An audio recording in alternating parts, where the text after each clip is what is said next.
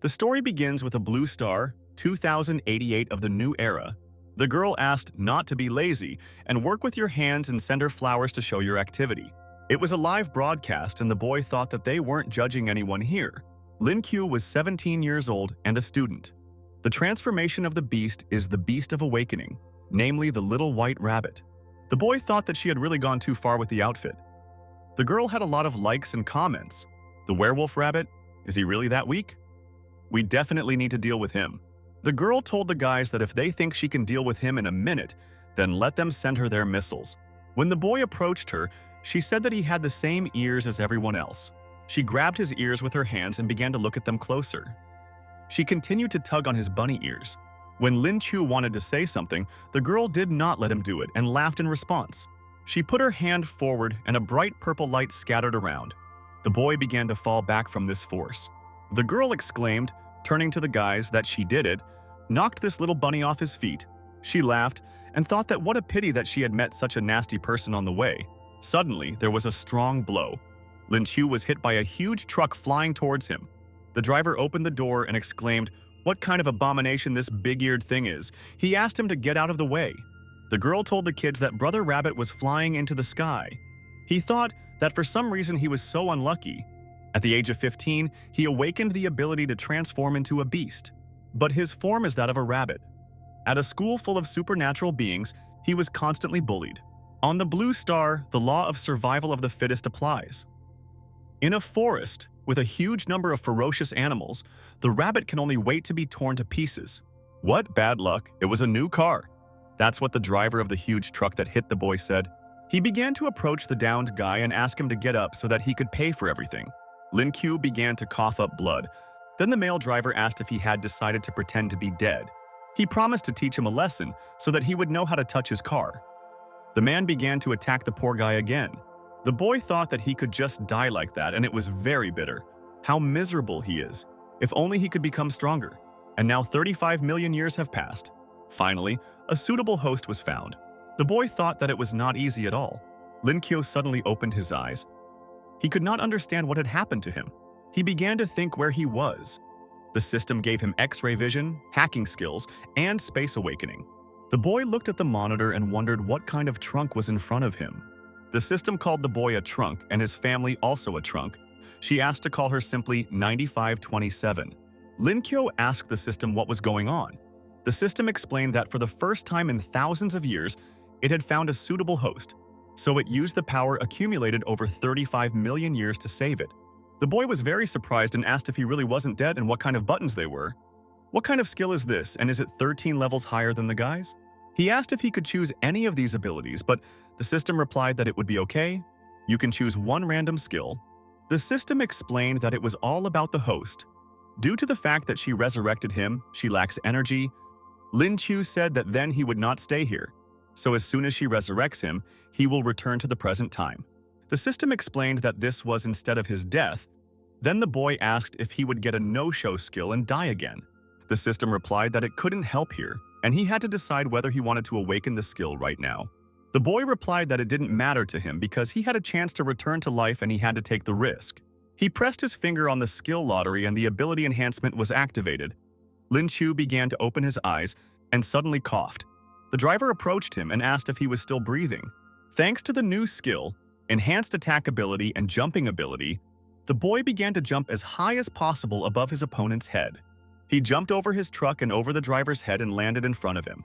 The driver again asked him how dare he treat his little car like that. He promised to bury it immediately, but the boy began to dodge the man's force and exclaimed that he was not going to die. Meanwhile, the girl watched everything with great surprise. She was scared by what happened. The girl was holding the phone in her hands and the boy asked her not to move. He approached her faster and closer. The rabbit fist skill has activated. Arm strength and attack speed have been increased. The boy reached out with his hands to the girl and began to tear her clothes. Lin Qiu said that his head was spinning and it was better to cover it with something, otherwise it would confuse the townspeople. Someone asked the stupid rabbit to take his dirty hands off her. He read the correspondence on the phone and many comments. The boy exclaimed that he would not repeat it twice and asked to listen carefully. He exclaimed that Daddy Rabbit was here. Meanwhile, yesterday's news was discussed in class. The girl was talking about the accident, about their classmate with rabbit ears. A classmate said that the guy suddenly appeared in the middle of an online broadcast. He seems to be in their class. Before they could finish speaking, the boy had already entered the classroom. One of the girls asked if it was really him, and today he is irresistible, very cute. Another classmate turned to him and said that she also watched yesterday's broadcast. The guy and girl bent down in front of him and said that they would not do this again. The girl also told Brother Rabbit that she promised not to do that again. The boy realized that they were talking about yesterday's situation. The girl exclaimed that he had enormous strength in such a frail body. Here he is a real man of their century. The boy decided that this was all thanks to the skills that the system gave him. And by the way, he hasn't learned a new skill yet. He immediately called the system and it automatically launched the lottery. The skill lottery is activated and the system congratulates the host on acquiring the world seeding skill. This was the greatest E-rank skill. The boy asked what kind of skill this was. There were several girls around him, classmates hugging him. Lin Chu laughed and decided that this way he could have a lot of fun. But when he pressed his finger, for some reason it didn't work.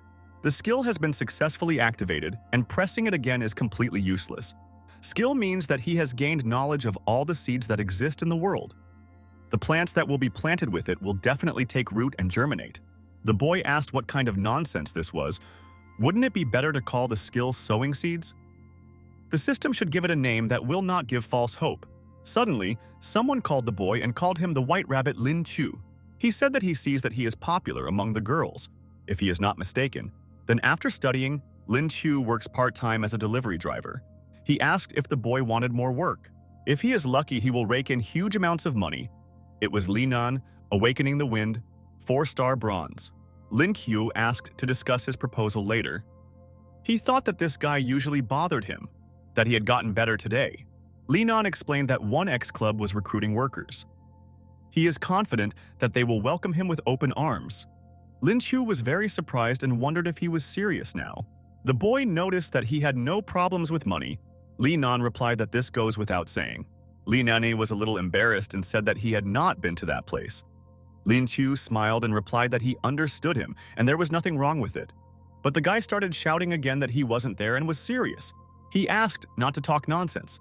Suddenly, a guy with glasses appeared and asked if they wanted to be punished for a clash on the territory of the educational institution. It was their teacher and he asked the children to sit down, since he had 2 important announcements for them. There will be a test next week and he hopes they get good scores. In addition, students who have awakened their abilities will additionally take a special exam. Senior management will also be present and the best will have the opportunity to enter Linwu University. Lin Chu immediately thought about it. After the aura reappeared, the blue star created Linwu University. This university specializes in training qualified awakeners. Due to limited educational resources, the main way to assess students' abilities is through a special examination. Lin Qiu thought about the fact that he not only received the lame rabbit transformation skill, but also the mediocre qualification of 2 bronze stars. But now he has a system and this is his chance? The boy raised his hand and told the teacher that he wanted to participate. The teacher asked Lin Qiu not to attempt the special exam. His qualifications are too low and it will only disgrace their school if he goes there. The teacher explained to the boy that he was not suitable. Lin Qiu became nervous and asked why. The boy told the teacher that he still wanted to participate and he was confident in his words. The teacher said that he had mediocre abilities and would be laughed at there. How will he defend the honor of the school? Lin Qiu thought that these dogs looked down on people like him. They will see how he speaks when he has 13 skills. The teacher said that if he could get into the top 10 on the upcoming test, then he would give him that chance. The boy looked him in the eyes and exclaimed that in this case they agreed. The teacher added that then let the results resolve their dispute. Lin Qiu decided that he needed to fight. No matter what, he must enter this university. And now school gate number 18 stretched out in front of us. Lin Qiu decided that in addition to testing, he needed to think about money for training. His salary is not enough, and he has very little savings. Suddenly, a car stopped right in front of him. This car almost knocked him down.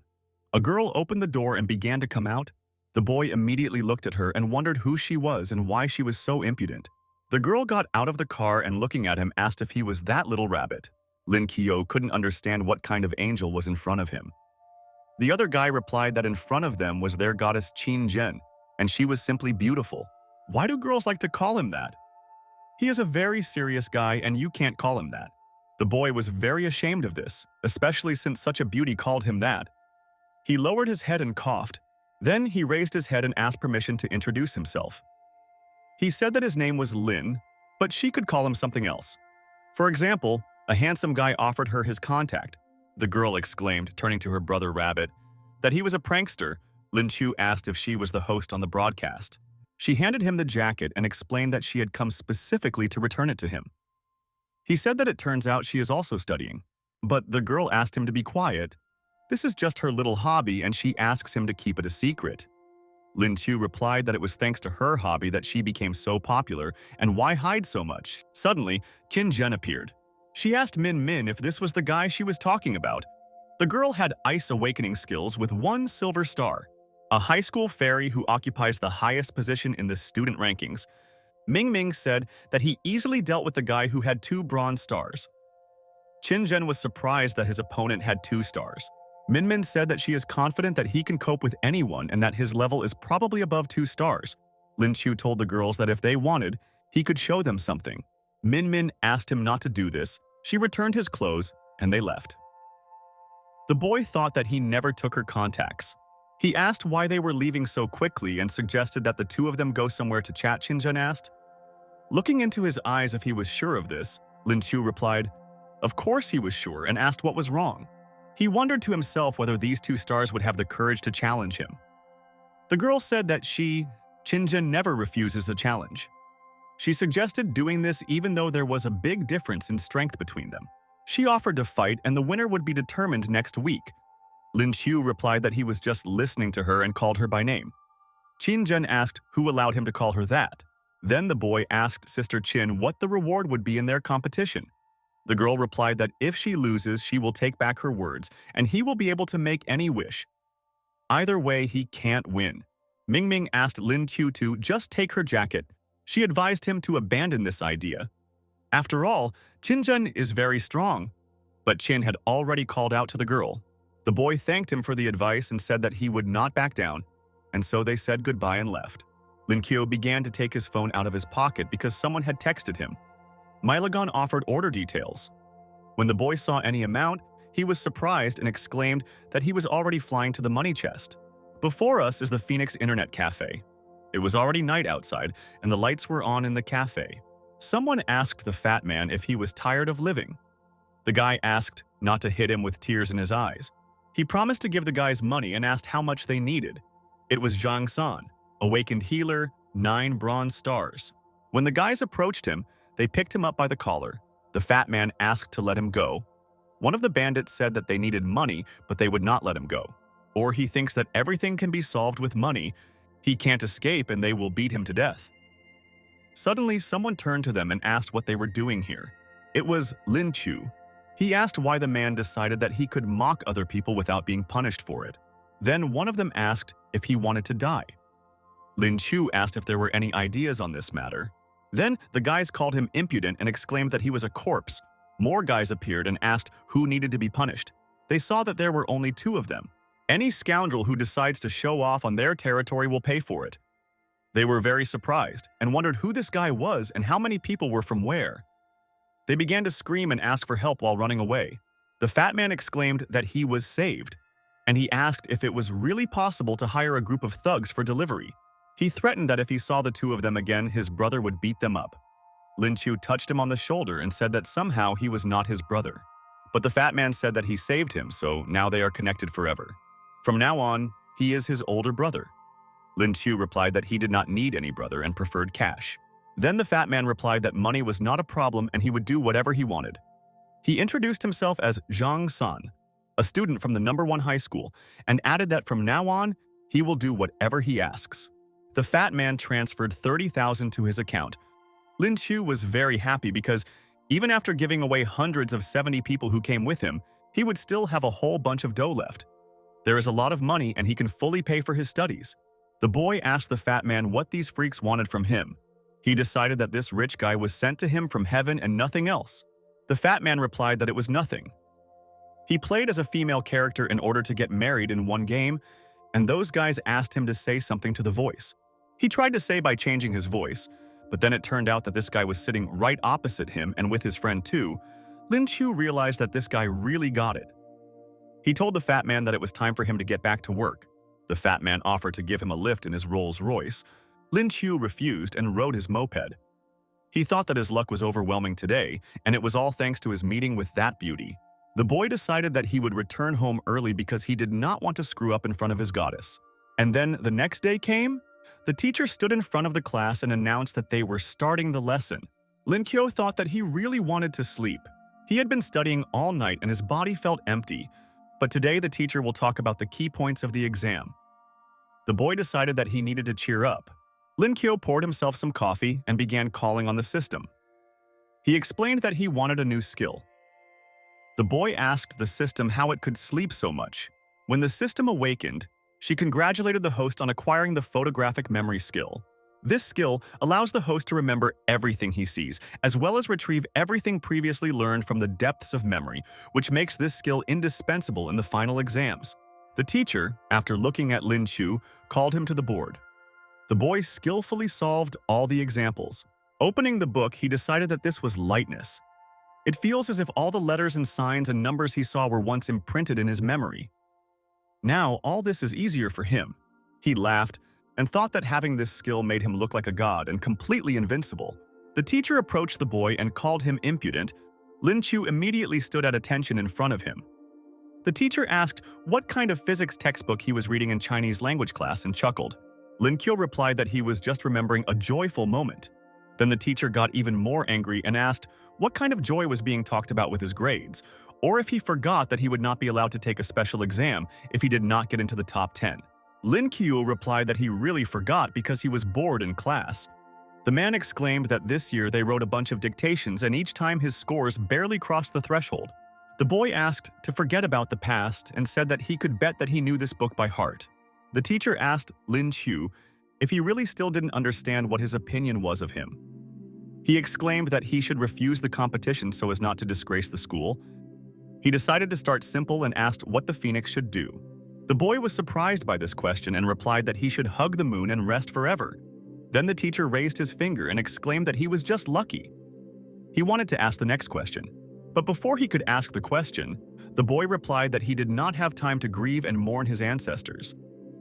Of all the ancient texts that they studied, only this sentence began with the character Qin. The teacher could not understand how this was possible and how he accurately reproduced the second part of the sentence. Lin Chu replied that this was quite logical.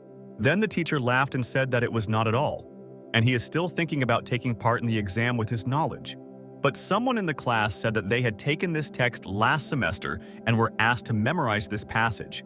Lin Q told his comrades as he headed towards the door that they would see each other at the exam. Classmates began to ask the teacher what happened to him. Meanwhile, the guys were talking about how they kidnapped Qin Zhen and forced her to become their student. And who is in first place? Is it really the weakest awakened one in their school? The guys were all surprised. Lin Chu said that the world is a fickle thing. Sometimes even a small fish makes a big head start. With the help of photographic memory, he will pass the exam with ease. Lin Kyo said that this was very good and it was time to show the enemy what kind of stuff he was made of. The guys calmed Li Nan down as he was furious and thought it was some kind of mistake. And now, 10 days have passed. A wide competitive arena stretches before us. The ability competition is about to begin. The coach asked if the guys were ready. They asked to greet the delegate from the 30th district, one that is among the top 100 students in the country, the student who took 18th place in the overall ranking, the one that entered the top 3 at the previous stage. The guys thought that something must have happened to this girl today. One asked the other whether he didn't know that she had never before taken a place lower than first. Today, she dropped to second place. Lin Kyo called the goddess, after which he called her Qin Zhen and called her to him. The girl admitted that he won and asked him to say what he wanted. The boy said that he felt like he had offended their Miss Qin, and their bet was a joke and he asks not to take everything so personally or invite him to dinner. Then the girl turned to the boy and apologized for calling him a weakling. Then, Lin Q took a closer look at her and decided that she was very cute. A man with a microphone approached them and asked what the first and second place were doing here together. Lin Chu replied that it was not like that at all. But the guy continued to say that he had heard that his awakened form was a white rabbit and asked if this was true. It was quite brave of him to take part in this test. The boy replied that he came here for first place. The guys laughed and exclaimed that the little rabbit had taken a shot at winning and called him an idiot. Let him not think that he will cope with the exams and will be lucky in the ring. They threatened him to stay away from the goddess. Lin Chu replied to the guy with the microphone that he had nothing to say to all of them. He took the microphone and exclaimed that he was number one. The boy was confident and very cocky. He asked to pray for his favorites and he hopes that he will get them. The boy continued to talk into the microphone about how he was number one, and he continued to advise them to pray for their favorites. The man grabbed the microphone from him and asked him to stop talking. The guys in the crowd called him a pathetic animal. If he has the courage, let him come down here and they will fight him, another asked, not to advise him to get caught in the ring. The man with the microphone asked the others to be quiet and listen to the rules. It's a one-on-one battle, and the winner advances and the loser is eliminated. A total of 257 students will take part in the competition, and the numbers will be sent to the participants' mobile phones. All the guys had phones in their hands and watched what was happening. It was a really interesting fight. The host said that since the number of participants is odd, one of them will be randomly selected to skip the round. I asked participants to be chosen randomly in each round. One of them asked the Lord to help him maintain his strength and hold out until the end. They began to scroll through different numbers and stopped when they reached player number 66. Lin Q had been yawning before, but when this number was called, he realized that it was him. The guy started talking about how this stupid rabbit was really lucky. They couldn't understand why him. And then they announced that the game was about to begin and asked all participants to get into the ring. Lin Kyo thought that he was lucky, but a game is a game. He crossed his arms over his chest and smiled brazenly. A table with games and various rings appeared in front of him. The boy noticed that Zhen Zhen was participating in the first game. Lin Qiu prepared to watch the start of the battle. He was looking forward to this girl, and then Qin Zhen appeared in front of him. She was all in a blue bright light. The host announced that the winner of the first game was high school student Qin Zhen. The guys exclaimed that this was exactly what was expected. Because she is a real star, Lin Chu thought that she was truly a silver-level ice awakener. She is a real goddess and it's incredible. Lin Qiu decided that he could not lose. He needs to quickly learn more techniques and become a player worthy of his Qin Zhen. And then 10 minutes passed. A bright crimson glow burned all around. Many rays spread throughout the entire territory. The ring was illuminated with bright, hot rays. Lin Chu realized that these stupid techniques were making him sleepy. He immediately called the system and asked to chat with him. He was faced with a choice of skills. The boy said, addressing the system, that he noticed that lately she had become lazy and stopped chatting with him. The system appeared and replied that it was not lazy, and the choice had already been completed. She congratulated host on achieving S rank, which is the strengthening of the entire body. Lin Qiu decided that finally, because in recent days she had been giving him all sorts of garbage, he thought that the problem was in the system itself, but it turned out he was wrong. The system advised the host to watch his words and thoughts, otherwise he would not receive any skills next time. She asked if she should activate the skill right now. Then the boy replied that right now he couldn't wait. When the skill began to activate, his body began to strengthen and his clothes tore. The boy has muscles. Instead of thin arms, he had beautiful masculine biceps. And then the system reported that the strengthening was completed. Lin Chu was very happy and thought that the enhancement was so powerful. Now he's a real man. When the guys saw Brother Rabbit, they were very surprised at how huge he was. Then the boy asked Min Min if she had never met such handsome men as him. The girl replied that that was not the case. His pants were just torn. Meanwhile, it was reported that the second round had come to an end, and 101 participants remained. They are all ready to move on, but who is the next lucky one? The next participant is number 66, namely Lin Chu. The second day has arrived. The guy approached Lin Chu and said that luck smiled on him. The third day has arrived. The girl said that she was already tired of this. Number 66 moves into the top 35. The man with the microphone said that he wanted to ask member Lin Chu to say a few words to them. The boy replied that, to be honest, he himself did not want it to happen like this. He is bored and also wants to exercise. One of the men exclaimed that the scoundrel was lucky. I can't believe he missed the last round too. God forbid he meets him in the ring. They fight so hard in the ring, but this scoundrel keeps getting lucky. One of them took the microphone and exclaimed that they had already gone through several rounds, and this loser was still sitting on the bench, and was it unfair? He said that he did not agree with this and that fair treatment was required for all of them. The presenter exclaimed that this was simply incredible. Due to competitor Li Nan withdrawing from the competition, number 66 Lin Chu will participate in the next stage. The guy said to Lin Chu that his luck had run out, but the boy thought that he could finally play. It's time to check your level after the last performance upgrade. He decided to see who would be his first opponent. It was a boy named Lei Dian, number 88. The guy was the motivator of Thunder, 8 bronze stars. Lin Kyo approached the guy and thought that this seemed to be his opponent. He began to stretch his back while looking at the guy. The enemy showed a movement with his hand, making it clear that he was now finished. Lin Chu gave him a disdainful look. He closed his eyes and, holding his head with his hand, thought that he shouldn't be so aggressive towards him. And then the host announced that the first game was about to begin.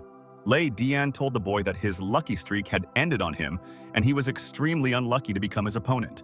He doesn't like to show off before the game and threatened to smear him on the ground. Lin Chu looked at him calmly and wanted to ask something. But the guy exclaimed that he had changed his mind and would torture him slowly. After the fight, he would not be able to come to his senses for a long time. Lei Dian said that he had nothing more to add and shouted, "Die!" and thrust his fist forward. The boy dodged his first blow without even blinking an eye. A huge explosion occurred at the place where the enemy shell fell. Everything was lit up with a bright hot flame. Lin Kyo said that the reload time is too long and most likely all his opponents are unharmed. He thinks that he would not be able to defeat them with this technique. The enemy was very angry and could not understand how this was possible. He asked how he was able to dodge his attack. The guy began to use the thunder technique and directed all his capabilities against him. Lin Kyo seemed upset and began to approach his opponent faster and faster. Lei Dian asked him not to think that he could avoid answering so easily. Now he definitely forced him. Lin Kyo thought that the damage was very high, much more than the previous attack. He had been hit by lightning bolts like this a couple of times in the past. If it gets hit, the consequences will be catastrophic. He clenched his fist and began to move towards the enemy. The boy decided that he needed to get rid of him quickly so that he would not have time to strike him. He began to approach faster and faster. The enemy was very surprised by his incredible speed. And he has such a simple awakening. But his strength does not match him, and he must withstand his powerful attack. Lin Kyo decided that he, in turn, would not tolerate this, and made a move to his opponent. The guy with the microphone exclaimed that this was incredible, and number 66 killed the enemy with one single blow. He raised the boy's hand and declared Lin Chu the winner. The boy thought that after enhancing his characteristics, his strength had increased greatly. The guys in the crowd couldn't understand whether he was really that strong. Lin Chu killed his opponent with one blow. Zhang Wen, the vice president of the Martial Arts University, asked the vice president of the university if he was satisfied. After all, it was he who allowed him to participate in competitions. Lu Zhen said that this was nothing and asked if he was really so confident in him. Having awakened the physical strength of the beast, the 8 bronze stars looked at Lin Chu. Zhang Wen said that he watched the round closely and he did not use spiritual power. Lu Zhen replied that this was simply impossible. The force put into this blow was too great. If he really didn't use spiritual power, his physical strength must be incredible. Zhang Wen called this newcomer very curious. And then the second day came. Number 66 versus number 12, Sheng Gui. The match begins. Sheng Gui, who awakened the physical strength of the beast, 8 bronze stars. His animal form is a wolf. Lin Q began to examine his opponent and noticed that he had a very creepy aura. Maybe you should improve your characteristics a little more. The boy clenched his fist in preparation for an attack. But suddenly his opponent fell to his knees and exclaimed that he was surrendering. Lin Chu couldn't understand why, and he won again. And then came the next match. His rival was a girl, and she too knelt in front of him and said that she was giving up. The boy replied that he had not done anything yet and he had won again. The next match arrived. The guy who approached him said that he was also giving up and asked for his autograph. Lin Chu could not understand why it was so difficult to find an opponent, and he won again. The boy was congratulated for entering the top 8, and his hand was raised. He ended up in the top 8, and that was very good. Qin Zhen approached him. Lin Kyo lay down in the clearing and rested his head on his hands. He thought that being invincible was very boring. He thought it would be fun, but it was all a waste of his time. But the system asked the host to speak more quietly. The boy said that she was just in time. After all, today he had not yet chosen a skill. Artificial possession of any weapon, be it a spear, gun, bow, or something else, and increased accuracy. The system congratulated the host on achieving the rank of marksmanship skill. Lin Chu asked who would need a spear and bow in the era of modern technology. While he was thinking and talking to the system, Qin Zhen approached him. She called him by name, addressing him. The boy immediately stood up and greeted the girl. He asked if she had come to see him. Qin Zhen replied that she came to tell him something. Lin Chu was happy to see the goddess in front of him. He asked the girl to speak and said that he would be glad even to hear a few words from her lips. The girl began to explain that she was going to assemble a team in order to explore the bronze spirit market during the summer holidays. She wanted to know if he was interested in this. Lin Chu couldn't understand what she was talking about. The girl began to explain that after the revival of spiritual energy, countless spiritual markets were naturally revived, which were filled with all kinds of spiritual beasts and rare treasures. It's not just their skin that is valuable about these animals. They are capable of producing special spiritual spheres that are useful for cultivation. Qin Xian explained that she decided to invite him and asked what he thought about it. Lin Chu decided that rare treasures in her company were definitely a date. The girl took him by the arm and said that they were very scared, but the boy calmed her down. He told Qin Zhen that everything was fine and she could rely on him. The boy turned red with excitement. The girl explained that there would be 6 more people besides him, so he didn't have to worry about safety. Lin Qiu decided that his plans to be alone with her were crying. He said that he accepted the invitation and asked who the other guys were, but the girl did not explain anything to him and said that she would contact him later. He asked why she was already leaving and said that they could go to a cafe and chat. Qin Zhen gave him an interesting look and asked him to prepare for the game so that he would not be ashamed when they collide in the ring. And then, the last day of the competition arrived. The presenter announced that they had finally waited for the finale and asked the audience to get ready for the beginning. The guys asked the goddess to make this rabbit. Everyone wished good luck to the girl. The guy with the microphone put his hand forward and addressed his opponents. Today, Qin Xian is fighting against Lin Qiu to be the winner. The guys stood opposite each other with interest, looking into each other's eyes without even blinking, and so the competition continued. The opponents were Qin Zhen versus Lin Qiu. The girl pointed her finger towards the boy and said that this time she would not allow the first place to slip out of her hands. She thought that even though he was now part of her team, she would not give him first place. The boy replied that it doesn't matter who will be in first place. She already became the best in the exams, and why does she care so much? If it weren't for the gesture that he showed during the interview, he himself would have happily given up. But he advises her to admit defeat. Lin Qiu explained to the girl that he would not be gentle with her. The presenter said that it seems the players are already ready so that the game begins. The girl told the boy, looking him straight in the eyes, that her level was not only higher than his. Several years ago, she received her black belt in Taekwondo. Lin Qiu clenched his fist and asked her to be even more careful in this case. He clenched his fist and pointed it towards his opponent. The girl skillfully parried his strong blow. She decided to attack again and ended up on the other side of Lin Qiu. He did not have time to notice her attack. The girl hit the boy as hard as she could on the back with her foot. He didn't expect this blow. Lin Qiu fell to one knee and placed his hand on the ground. It was a very strong blow. The boy thought that the goddess really deserved to be called that, and the blow was just right. If it weren't for strengthening his body, which improved his physical condition, he definitely would not have survived it. Lin Qiu decided that the battle had just begun, and he still had everything ahead. He clenched his fists and began to approach his opponent. Qin Zhen began to parry Lin Qiu's powerful blows. She very deftly dodged them. The boy was also agile and quickly dodged his opponent's blows. The girl exclaimed that it was spinning too slowly, and she tried to stab him again. Suddenly, the boy listened. He seemed to notice something out of the corner of his eye.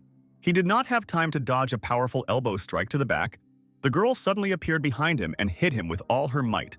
Lin Qiu missed this blow and fell face down onto the hard ground. It was a crushing blow. Qin Zhen asked the boy to give up and said that even though his physical form was good, his skills left much to be desired.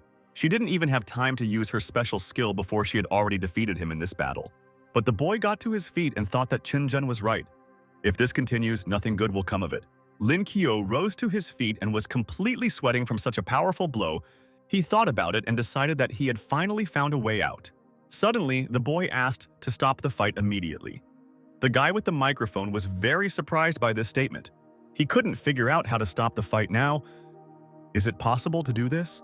While the man hesitated, Lin Qiu took some kind of wooden baton and looked towards the guy with the microphone. Lin Qiu began to smile and asked if he could use this wooden club. The guy replied that in all his time he had never met such impudent people as him. Qin Zhen said that everything is fine and let him use this weapon. She wondered what was wrong with this guy and what he thought about himself. After everything, he shouldn't even dare to blame her for cruelty. Qin Zhen was serious and not the least bit afraid.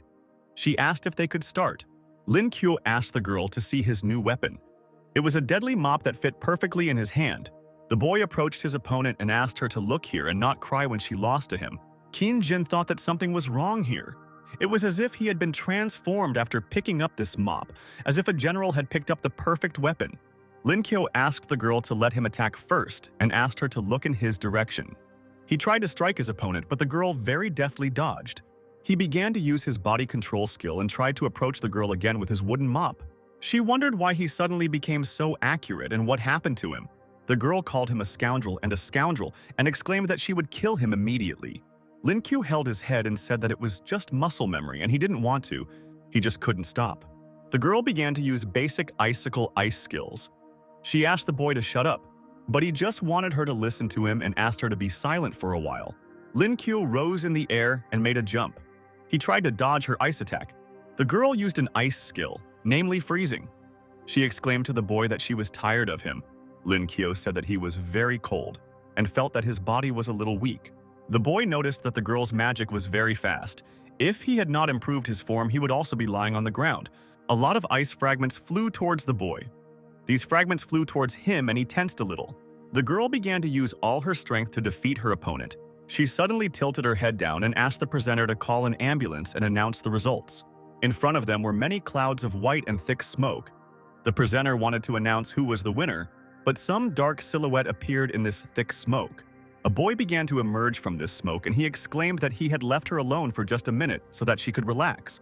Lin Qiu raised the mop as high as possible in front of him and exclaimed that her brother Rabbit was already here. The girl did not expect such powerful speed as his. She didn't know how to dodge this blow. But when the boy approached her, she placed a block in front of her, placing her crossed arms in front of her. The girl noticed that Lin Qiu's strength was so great that it could break through her ice armor. Her hand was almost numb. Does he really want to move her to second place? She decided that she would not accept this under any circumstances. Qin Zhen did not stop holding the block with her arms crossed in front of her. She didn't want to give up and accept it. The girl began to use a breakthrough, namely second-rank silver. Many ice shards scattered from her in different directions. Lin Qiu thought, while watching this breakthrough, that if he stumbled somewhere, he was afraid everything would go to hell. He turned towards the referee and asked for a timeout. The boy exclaimed that they were playing foul here. The presenter said that this was not cheating, but a breakthrough, and called him a scoundrel. Lin Qiu asked him if breaking through during a fight is not considered cheating. Then the presenter asked what was dishonest here in his opinion and asked to stop chatting. Qin Zhen decided that he did not attack her because of her breakthrough. She didn't expect this boy to be so cute and smiled sarcastically. The girl asked the boy to stop with his tricks. She called him to her place to fight with her. Then the boy agreed and said that he agreed to fight with her right now.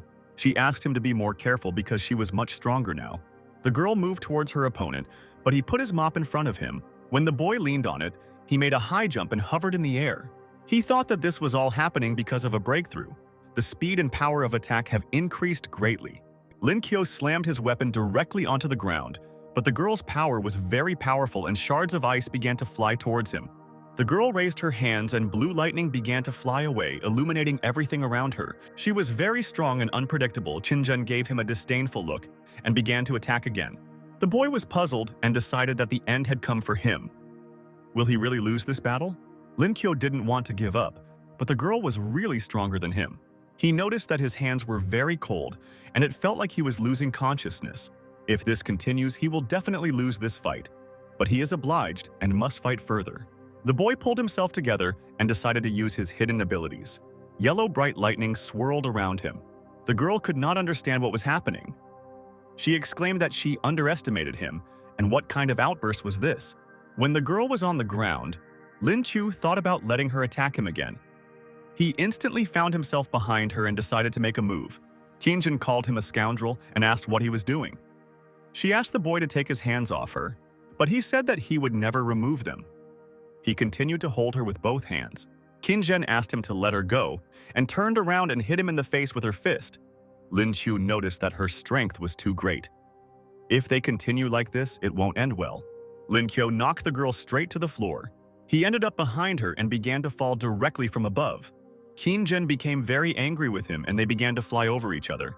He asked her to be careful. The girl said, looking at the boy, that he was bleeding and asked him to immediately remove his hands. Even now she tries to protect him. Lin Qiu said that he would not let her go until he admitted defeat. The girl asked not to force her. The boy again said that he would let her go if she admitted defeat. He asked not to force him. He has an ace up his sleeve and it's a rabbit bite. If he doesn't admit defeat, he'll really bite her. Qinzhen replied that they were taking an exam, and he decided to bite. Lin Qiu said that it doesn't matter whether he passes the exam, he wants to win. The girl sighed heavily and caught her breath. She was really already exhausted. She could no longer stand it, and raised her hand. She wanted to say that she was giving up. Lin Qiu thought that he had relaxed and lost his consciousness. Qinzhen did not expect this and began to call the boy. He lost consciousness and fell to the floor. She approached him and asked what happened to him. Lin Qiu fell straight down on his face. The girl did not stop calling him. He couldn't understand who was calling him. Qinzhen said that he had gone too far. Is it really necessary to treat yourself this way? It couldn't understand why she was the one. A huge rabbit began to approach her. The girl hugged herself with her arms and, placing a block, asked not to approach her. The boy turned into a huge rabbit with large, sharp claws. He could not understand what had happened to him. It was as if he was in a dream and suddenly woke up. The system asked the host if he woke up. The boy realized that it was all a dream. The system congratulated the owner on receiving the skill improvement. The optimal skill for improvement was chosen, namely, brutality. The white rabbit has been successfully transformed into a stray rabbit. Lin Qiu exclaimed that this was all some stupid mistake. It's just that yesterday he was in a coma and couldn't choose a skill on his own. The boy thought that maybe everything wasn't so bad. Anyway, lately all kinds of garbage of the same rank have been falling out. But since he woke up, he spins one more time. The system congratulated the owner on receiving the skill of awakening the space system. Lin Qiu was very surprised and thought about how lucky he was today. It is discovered that the host already has some skills and the skill fusion process begins. Lin Qiu asked what kind of fusion it was and what it was doing. He asked the system to explain everything to him. The system explained that the merger was successful and congratulated the host on his successful evolution and transformation into a level B beast. The boy was very surprised and scared. The system explained that the skill of the cosmic synthesis system of the tramp rabbit had been acquired. It endowed the host with a number of advantages of the cosmic system that would help the host make his dreams come true. The boy asked, "What is the use of this thing?" The system explained that this was a storage space, a special place in the space system. It's empty now, but you can put anything there. Lin Qiu realized that this was some kind of storage room and it was cool. The system continued to explain that in addition to space, the host had awakened a new skill, any door. The host opens a door that allows the host to teleport to any point within 5 meters. The boy realized that he could teleport to any point within a radius of 5 meters and decided to try. The system asked the host to open the door and imagine a destination 5 meters away that could be reached. Lin Qiu began to think about where he wanted to go and exclaimed that he was on the floor below, just to try the skill. He began to move and fell on his back with a roar. Bright yellow sparks flew from under it. The boy grabbed his head and exclaimed that he was in great pain. He found himself in a room next to some girl. The girl took out a knife and pointed it towards the boy. She asked Lin Qiu how he ended up here. It was Li Shui. She was 20 years old and the daughter of a landlord. The boy exclaimed that he didn't know that the homeowner's family lived below. He asked Sister Shui to calm down and let him explain everything. The girl asked what there was to explain and called him a pervert. Lin Qiu said that it was just a misunderstanding and asked not to beat him because he was a sick person. The second day arrived, Lin Qiu found himself in a cafe. He thought that he was lucky that she had released him alive at all. Otherwise, he would not have been able to go on a date with the goddess. Today, she suddenly sent him a message. When the boy entered the cafe, Qinzhen called him to come over. Lin Qiu saw some other guys next to her. He realized that there were other people there. The girl said that he seemed to feel even worse after the rest. The boy replied that something just happened. Qinzhen asked if everything was okay and they were leaving soon. He should take good care of himself. She invited them here so that the researchers could get to know each other in advance. She asked if they knew each other. In front of him was the 8-star patroness of sound. She said that the bell looked very pathetic. And the 9-star healer, he asked if his brother was okay. The girl introduced him to the real storm of their Zhangcheng team. Zhangcheng is a bronze 9-star fire lord. He greeted the guy and said that he had seen his fights and he was very cool. Qingjin said that there are 2 more, but they are busy with admissions now, so they cannot attend. She asked if he also received a bunch of offers from universities. The boy thought for a moment and replied that they actually sent him a couple this morning.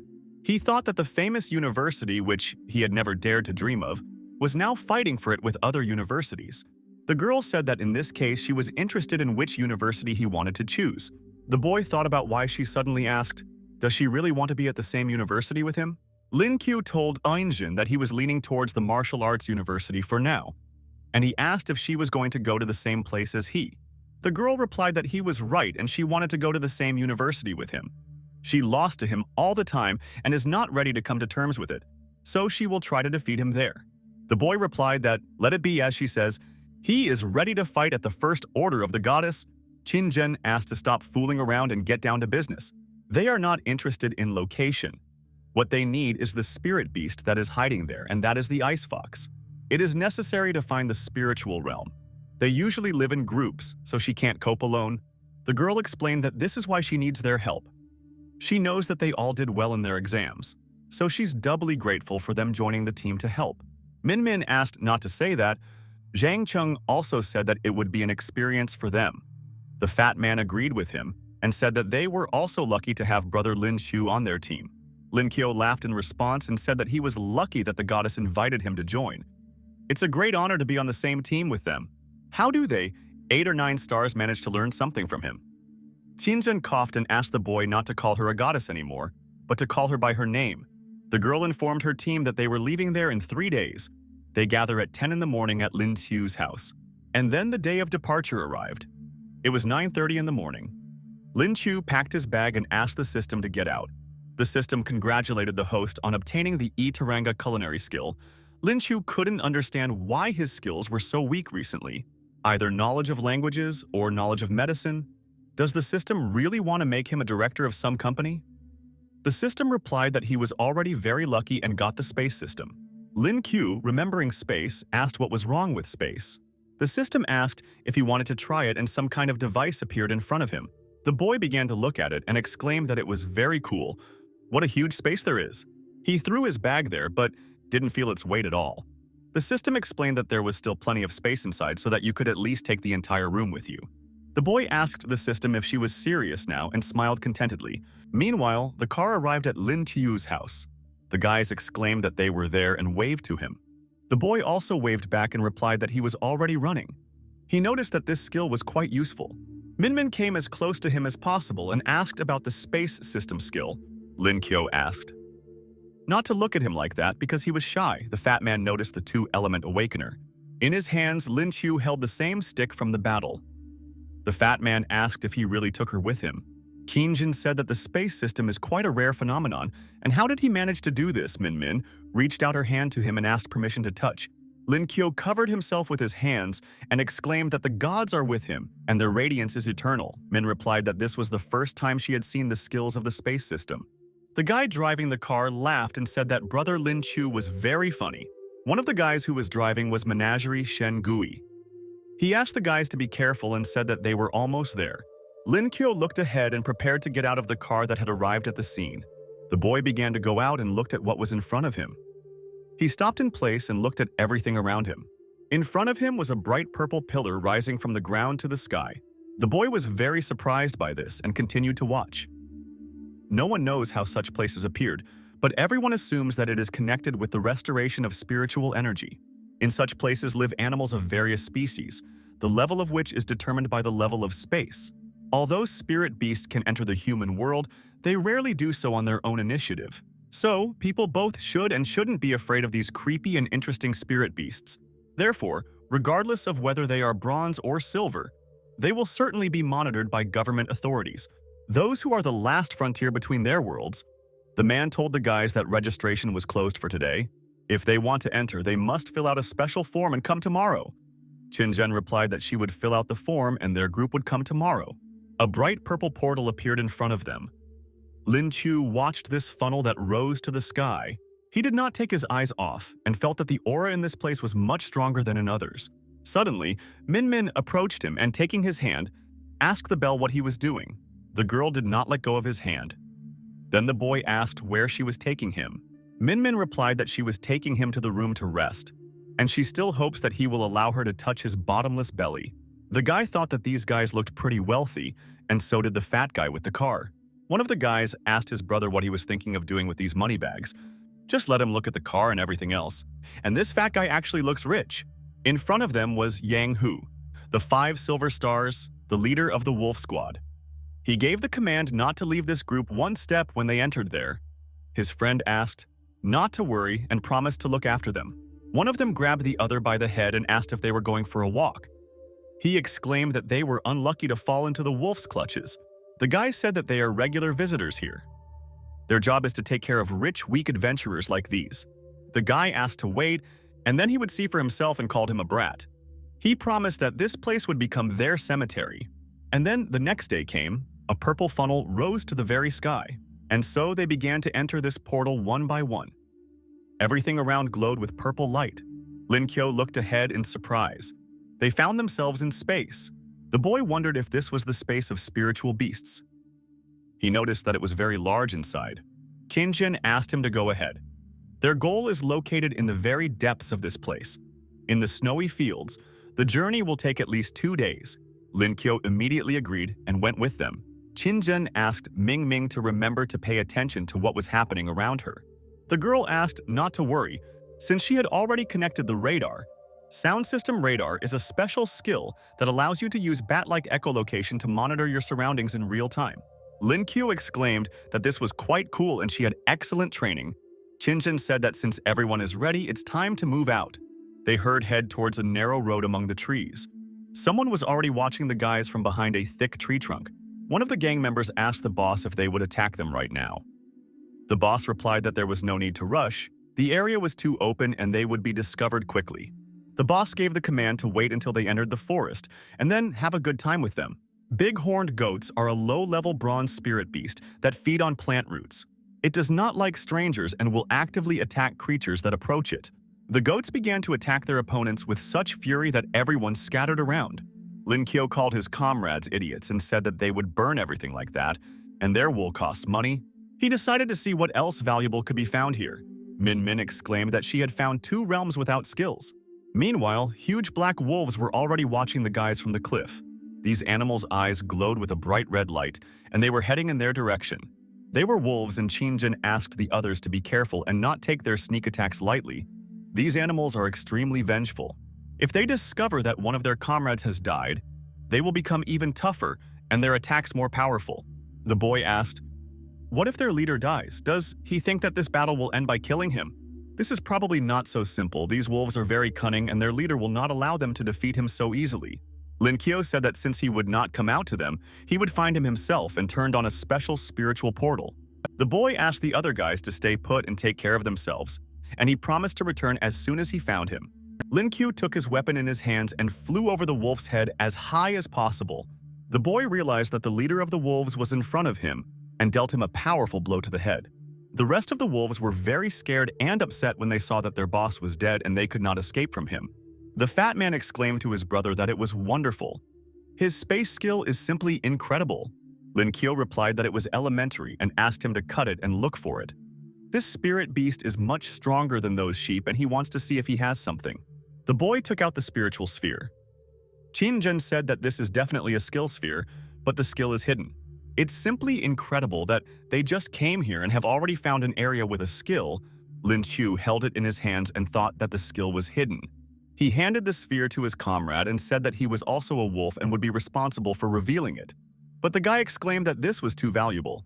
He will accept this sphere, but even though it is only bronze, it is nevertheless extremely useful. Its market value is approximately 2 million. He said that he would transfer him the money as soon as they showed up at home.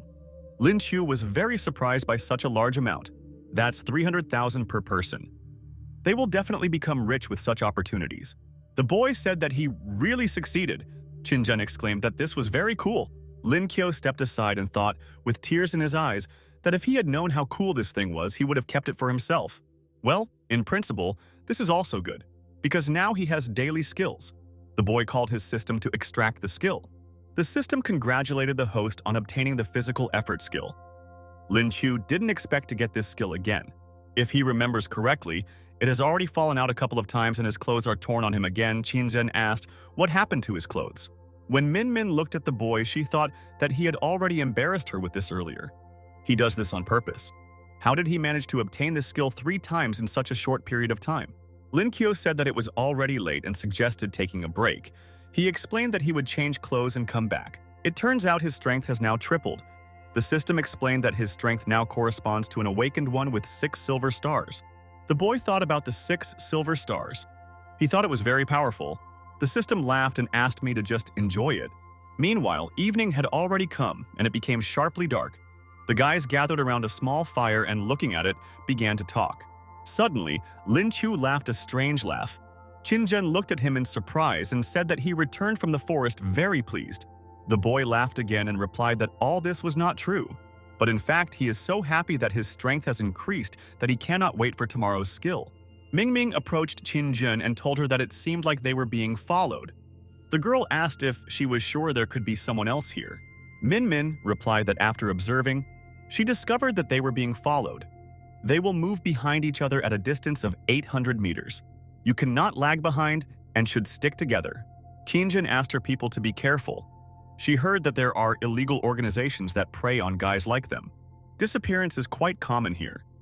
It is difficult to track them down because they do not leave any traces after murders, destroying the corpses of their victims. If it was them, then they have been watching them since they first entered the forest. Previously, they would have been too easy to spot.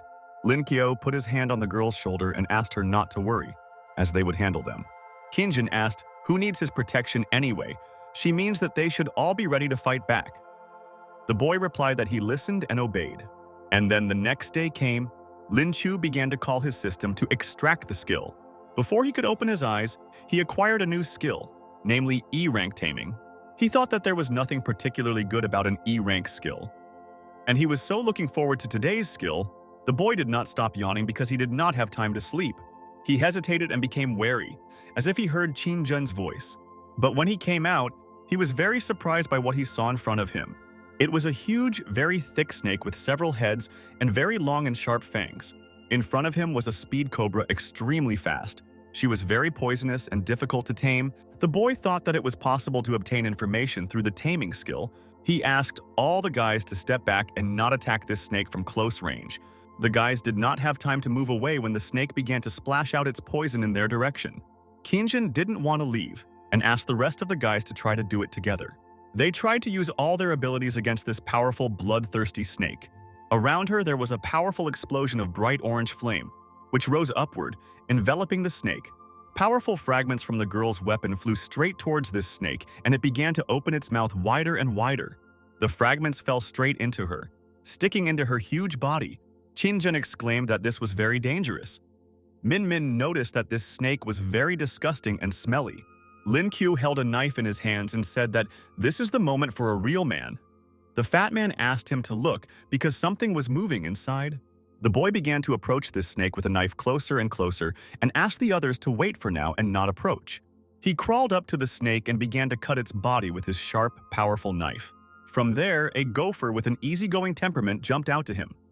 The system showed that he had good knowledge of the soil and was not good at digging.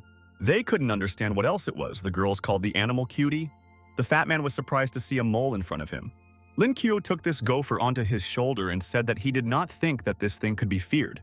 But suddenly the mole jumped away from the boy and approached Qinzhen.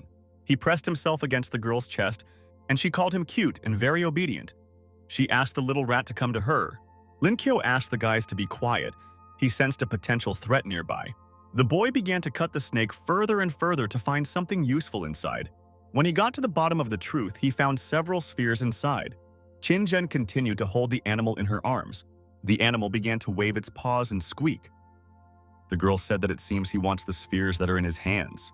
But the boy did not want to give them to him and exclaimed that he would not give them back, even if the animal did not even think about it. But he came closer and began to squeak stronger and stronger and wave his paws. Then the boy asked if he wanted to exchange them for something and exclaimed that he did not believe him. The guys were surprised that he understood him, and the animal stole the spheres from Lin Qiu and began to run away into the forest. The boy tried to use force against the animal, but it should have caught a cold. The fat man asked the boy not to be sad, since these were just a couple of spheres, Lin Qiu cried, and thought that they were so big and probably cost a lot of money. Qinzhen became wary and told the others that she thought she heard someone's voice. Not far from them, some powerful explosion occurred and everything lit up with a bright yellow flame. The girl pointed in the direction where the sound and crackling of a bright fire came from. Min Min said that she felt as if they were surrounded by a group of spirit beasts, and there were a lot of them. Not far from them, a new explosion occurred and stones scattered in different directions.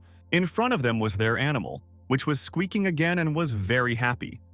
Next to him were several other animals. The guys began to take a closer look at what was happening in front of them. They all opened their mouths in surprise and shock. Their animal was at the head, and behind it there were a lot of the same small animals. They ran and brought many bright, colorful spheres to one place. Lin Qiu asked him if this was all, since the animal handed him the sphere and said that it was to him as a sign of gratitude for the 2 Earth-type spheres that he had given him. Min Min calculated that they have a total of 213 spiritual spheres, and among them, there are also magical ones. The fat man noticed that they were bronze level, but there were a lot of them. Lin Qiu thought that there were no rare and earthy ones. They must have been devoured by those gophers. Lin Qiu told Shen Gai that it was better to give the fire sphere to him. The guy thanked Lin Qiu and said that he really wanted the fire skill Big Fireball. Lin Qiu approached the boy and asked him to take the rest of the spheres for himself. He was very surprised that she really wanted to give him all the spheres. The girl said that that was all, since they easily dealt with that monster only thanks to him. The fat man also supported the girl and said that it was all thanks to his brother. Min Min asked if those animals wanted something in exchange for these spheres. Lin Qiu replied that it seems like not. All these spheres are useless for the animals of the earthly element, so they gave them to them. The boy laughed and said that since they offered it themselves, he would not be modest and began to take the spheres for himself. Qinzhen asked the boy if he would like to try to absorb them. Lin Qiu thought about it, and closing his eyes, decided to really try to do it, and took the sphere in his hands. He began to meditate and thought that he had never done anything like this before, and he didn't know what exactly to do. When the boy touched the sphere, he felt something. He received 3 copper stars and broke through.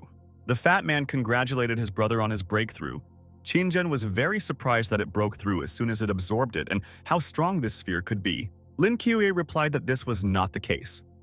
He trained hard for a month, so that a breakthrough was just around the corner. The girl said that in any case, she congratulates him. Now the combat effectiveness of their team has increased a little more. She thanked her animal friend for this and said that they needed to move on, so the animals could go home too. Lin Qiu took the animal and asked him to wait, since he had a business with this guy.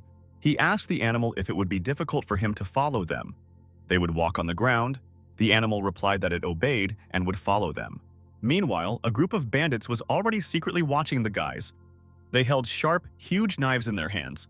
The guy told his boss that they went out into the forest and asked why not attack now.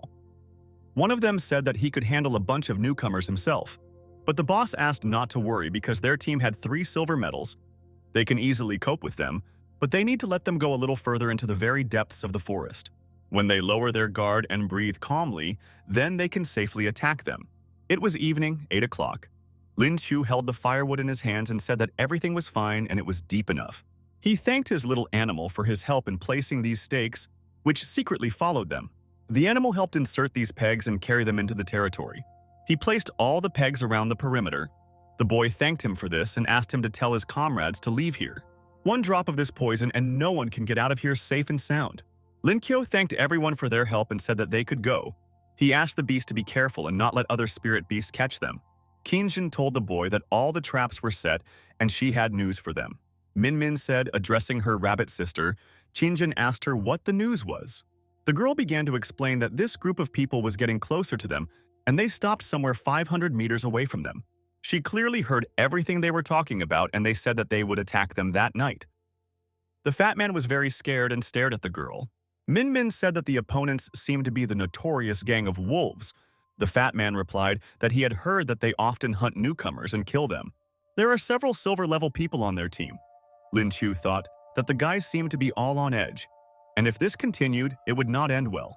The boy approached the guys and exclaimed that they were all not behaving as they should. He hopes they will remain calm.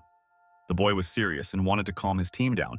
He explained that no matter who they encounter, they must be prepared for anything. These guys don't know anything about mercy, so any carelessness can cost them their lives. Lin Qiu said that she would protect the couple.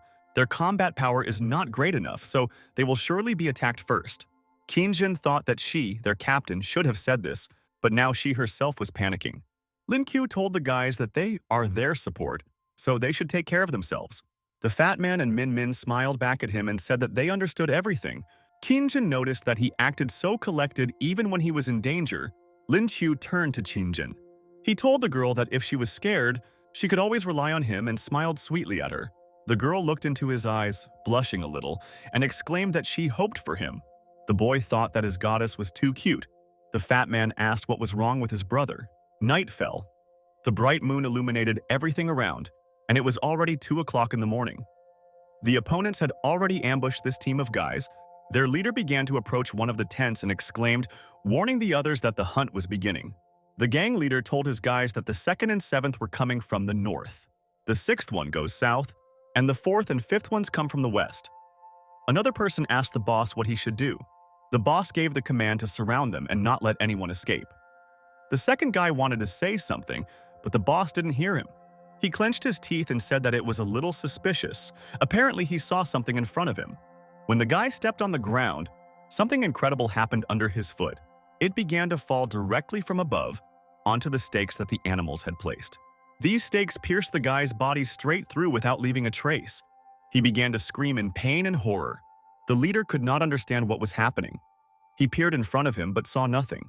When they began to look around, they realized that there were traps everywhere.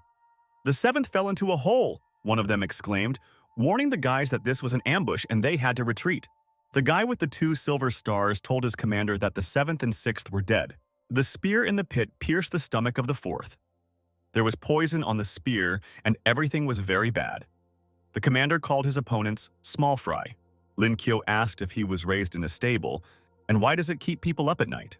The commander laughed and said that he had been hunting for them all day, and in the end, he himself became prey. It doesn't matter what level they are, but inevitable death awaits them. The commander was serious and was very angry that many of his men had died. Lin Qiu raised his hand and said that they will see who will die today. When he raised his hand up, he squeezed his 3 fingers and there was some kind of bright yellow flash. The guys began to look up and were very scared. The commander clenched his fist and prepared to attack. Lin Qiu gave the command to the rest of his men to immediately launch an attack against their opponents. There was a huge explosion and a lot of bright purple lightning rose to the sky. The guys stayed to use the spiritual skill of giant firepower, and also the spiritual skill Sea of Thunder. The commander of the enemy detachment realized that this was definitely an ambush, and a lot of bad things awaited them ahead. They immediately began to run away. The commander gave the command to his men to set off in scattered flight. Lin Qiu called out to Qin Jin.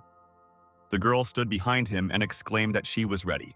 She stood with one knee on the ground and looked forward. The girl began to use the spiritual skill Ice Brand. Many pieces of ice flew towards the opponents. Ice shards stuck into the ground and enveloped their feet.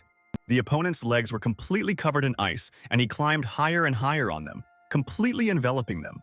After which there was a powerful explosion and a fiery flame rose up to the sky. One of the enemy guys told his boss that their 4th one had also died. Then the commander became very angry and clenched his fists and exclaimed that this was great and everything was wonderful. Now they will show them what real poison is. Silver-level fighters and entry-level silver fighters appeared in front of them. Qin Jin looked at them and exclaimed that their aura was very strong. All of them are at the silver level. Lin Qiu said that in order not to become like the villains, it is important to remember that they were simply defending themselves. Qin Jin asked the boy not to say anything stupid as he needed to be careful. She said that these guys are much stronger than them. The girl exclaimed that she would deal with their leader. The rest need to stick together and deal with the others. The boy asked the girl if she had really decided to show off and reached out to her with his hand. When she looked at him strangely, he asked her not to be afraid. He said that he was here for a reason. Qingjun immediately blushed, and beads of sweat ran down her face. She told the boy that she was not afraid. The girl said that she would go first and wished everyone good luck. Lin Chu asked the guys to get ready. He thought that it would not be easy for her to fight against the leader, so he would finish quickly and help her. His comrades turned to him and told him that they would listen to his orders. Lin Chu commanded Zhang San to find a safe place, and the boy asked the rest to protect him. They were all very surprised by this. One of the opposing guys asked how he, the bronze chicken, decided to die first. Then the boy looked them in the eyes with contempt and replied that he was just young, and why bother? The guy clenched his fists and began to approach his opponent. He asked him to prepare to die. Lin Qiu asked the guys to be extremely careful. The enemy began to use the tornado's spiritual skill. The guys asked Lin Qiu to be more careful, as he was almost sucked into this funnel. The boy began to dodge this column of fire and thought that they were using their power too slowly. The enemies were very surprised by this. They thought that it didn't work with this guy. Then Lin Qiu began to use his abilities, scattering everyone with powerful volleys of fire. He stepped on one of his opponent's face and asked how he could have fallen. He didn't even apply 10% of his strength. The fat man exclaimed to the boy that he was very cool. Lin Qiu replied that not at all. He just gave him an excellent stick. Qingjun cast a contemptuous glance at the enemy squad leader and began to approach him with an attack. The commander exclaimed to her that now she had nowhere to run and would die. Lin Qiu saw that the girl was in a difficult situation and began to approach them with lightning speed. The commander was already close to Qingjun and wanted to deal a fatal blow to her, but the boy was behind him and tried to knock his opponent down with his fiery blow. The commander turned around and was shocked that the second and third were also killed. Lin Qiu asked if Qingjun was okay. The commander of the enemy detachment could not understand why all this happened because they were very strong and cruel. How could such a simple, low-level rabbit do this? How he was able to defeat them, he must have used some kind of trick. Lin Qiu asked him what kind of slander. Is it really so embarrassing to admit that someone's skills may be better than his? But since they were talking about tricks, he invited him to try his blow. The commander asked him to be careful because he was not looking where he was hitting. He did not warn about such tricks. The boy really hit him between the legs as hard as he could with his huge bat. Lin Qiu began to use many techniques against his opponent. The commander exclaimed that he had made him very angry. He began to approach Lin Qiu faster and faster and decided to use his abilities. The guy exclaimed that he would kill this rabbit and mince it. When he tried to strike, Lin Qiu immediately put out his wooden bat to push back the volley of his power. Lin Qiu was completely sweating from such a strong opponent's strength. Fiery lightning flew towards him. These lightning enveloped the boy and began to knock him down. The enemy was really strong. Powerful blows knocked Lin Qiu off her feet. He held the ground with one hand so as not to fall and stood on his knee. The boy realized that he had a very strong skill. You can't just fight like that. You need to come up with something. The commander began to shout at him and asked him not to dare be distracted. He was very angry and aggressive. Lin Qiu clenched his teeth and tried to dodge his opponent's powerful attacks. The commander realized that this scoundrel was quite fast and he needed to deal with him as quickly as possible, because his tiger rage would not last long. The commander understood that his enemy was also very angry and strong. He asked him to be a good boy. He began to approach and offer his enemy to try this very powerful tiger whip. He put out this whip in the form of a tail, which burned with a bright yellow flame, illuminating everything around. Lin Qiu was very surprised and asked what he was going to attack him with now. He did not like this enemy technique and was preparing for an unknown blow from his side. The boy realized that this whip was a pretty good thing and began to swing it away with his thick bat. Lin Qiu said that it seems that silver-level abilities should not be underestimated. Apparently, we'll have to come up with a more sophisticated way to defeat them. Lin Qiu clenched his fists and mentally began to call his opponent to him. The boy said, looking into his eyes with a contemptuous look, that his days had come to an end. The commander looked around and could not understand where everyone had gone. Meanwhile, the guys had long since passed into the round, fiery portal. Lin Qiu disappeared into his portal and found himself behind him. The commander could not understand how he did it. He became even more angry and decided, since the boy behaved like this, to carry out a few more tricks against him. He decided to show the guy something new, and now he will see how he copes with it. Lin Qiu gave his guys the command to immediately rush to the attack. Bright fiery lightning flashed around him. Qingjun began to use the spiritual skill of freezing. She got down on one knee and began to scatter her ice shards around. Their comrade began to use the spiritual skill giant fireball and directed all his power against the enemies. Another guy began to use the spiritual skill lightning strike, and many lightning bolts scattered around approaching his opponents. The commander could not understand how this was possible and where this scoundrel had disappeared. He disappeared into the portal again, and everything worked out for him. The commander was surprised by the skills of this sucker. Lin Qiu called his opponent an unfortunate brute and said goodbye to him. There was a powerful explosion, and Lin Qiu exclaimed that everything was well done. The commander of the enemy detachment was thrown to the ground. He fell back onto the stones and began to sigh heavily. The fat man came as close to him as possible and exclaimed, turning to his brother, that he was still alive. Qingjin glanced in his direction and thought about something. Streams of port ran down my face. The girl looked down and blushed, thinking about something. She brought her hand to her face and closed her eyes. Qingjin sighed heavily and fell to one knee in front of her opponent and fell silent. Lin Qiu asked if she was okay. The boy thought, looking at his comrades, that it seemed that the last attack had an impact on everyone. He said that he knows that for all these murders, it is a new experience, but in this space it is very difficult. If they don't kill them, they will kill them, and they are forced to defend themselves. Moreover, he does not regret that he killed these scoundrels whose hands were up to their elbows in blood. They are here to stop crime and prevent more murders. Lin Qiu suggested to his comrades to relax and rest. They don't want to sleep next to a bunch of dead people. The fat man replied that in a dangerous situation he relied entirely on his brother. Lin Qiu called his comrades to follow him. Qingjin looked forward with an interesting gaze and thought about something. She was very beautiful at that moment. Lin Qiu told the guys that they could rest, and he and Zhang San sat down around the fire. The boy told the fat guy that everything was cool and he was fine. Zhang San replied that this is a trivial skill and he has a long way to go. Lin Qiu said that he was underestimating himself or was just sucking up. The fat man replied that he could call him whatever he wanted. Suddenly, Qin Zhen called out to him. The fat man asked the girl why she was here. The girl asked him to go and rest, and she and Lin Qiu would guard them. The fat man wanted to refuse her, but the girl explained that she needed to talk to him. Zhang San held his head and exclaimed that he understood everything, and in this case he would leave them. He wished the guys good night. Lin Qiu couldn't understand what was happening. What came over his goddess? What does she want to talk to him about? The boy was very interested and he blushed in surprise. He asked the girl not to look at him just because he was handsome. He was a little shy and couldn't understand why she was looking at him like that. Qingjin called the boy shameless and braggart, and he thought that you really get embarrassed when a person you like looks at you. Qingjin said that it doesn't matter. In fact, she actually finds him a little attractive. Unexpectedly, the boy asked the girl who she was and what she had done with his Qingjin. The girl said that she was telling the truth, and today he calmed everyone down. When they started to panic and also helped them deal with that gang. Qingjin exclaimed that this is what makes him attractive. The boy became even more embarrassed.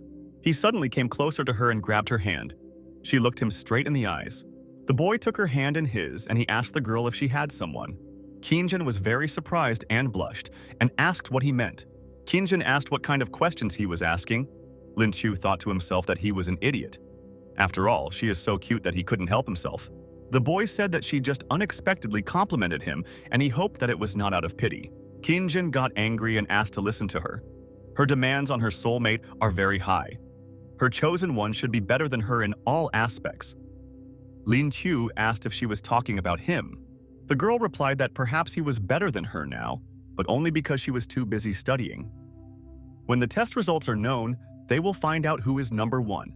The boy asked what would happen if his result was higher. He thought to himself that he had received an invitation, but he was not going to take the exam. But now we need to take this more seriously. He asked Qin Zhen if he won again if she would be his girlfriend. When she heard this, she asked him to roll his lip. Their friend called out to the boy and asked him to change. He immediately said that he would come now and said goodbye to Qin Zhen.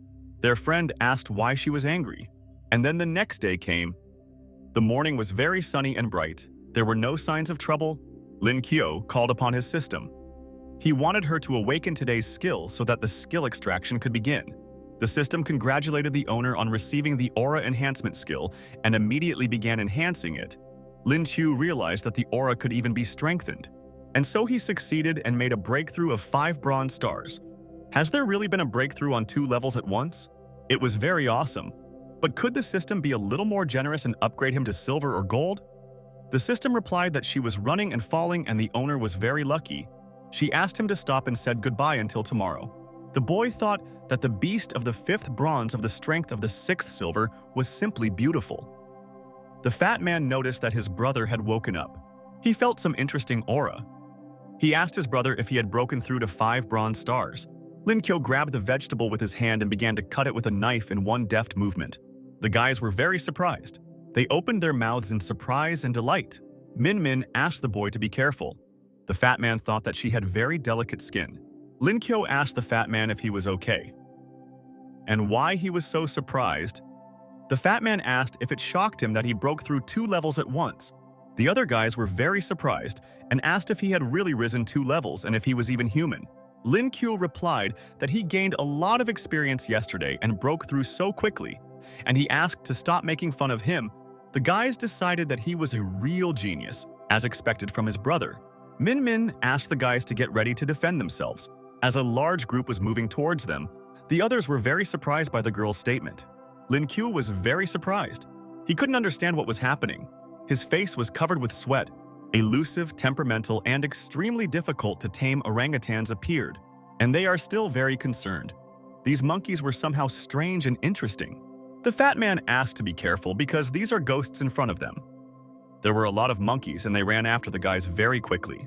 Lin Kyo gave the command to protect the girls because they are by nature prone to promiscuous sexual acts and they should not fall into their hands. The fat man was very frightened and exclaimed that he could not run so fast.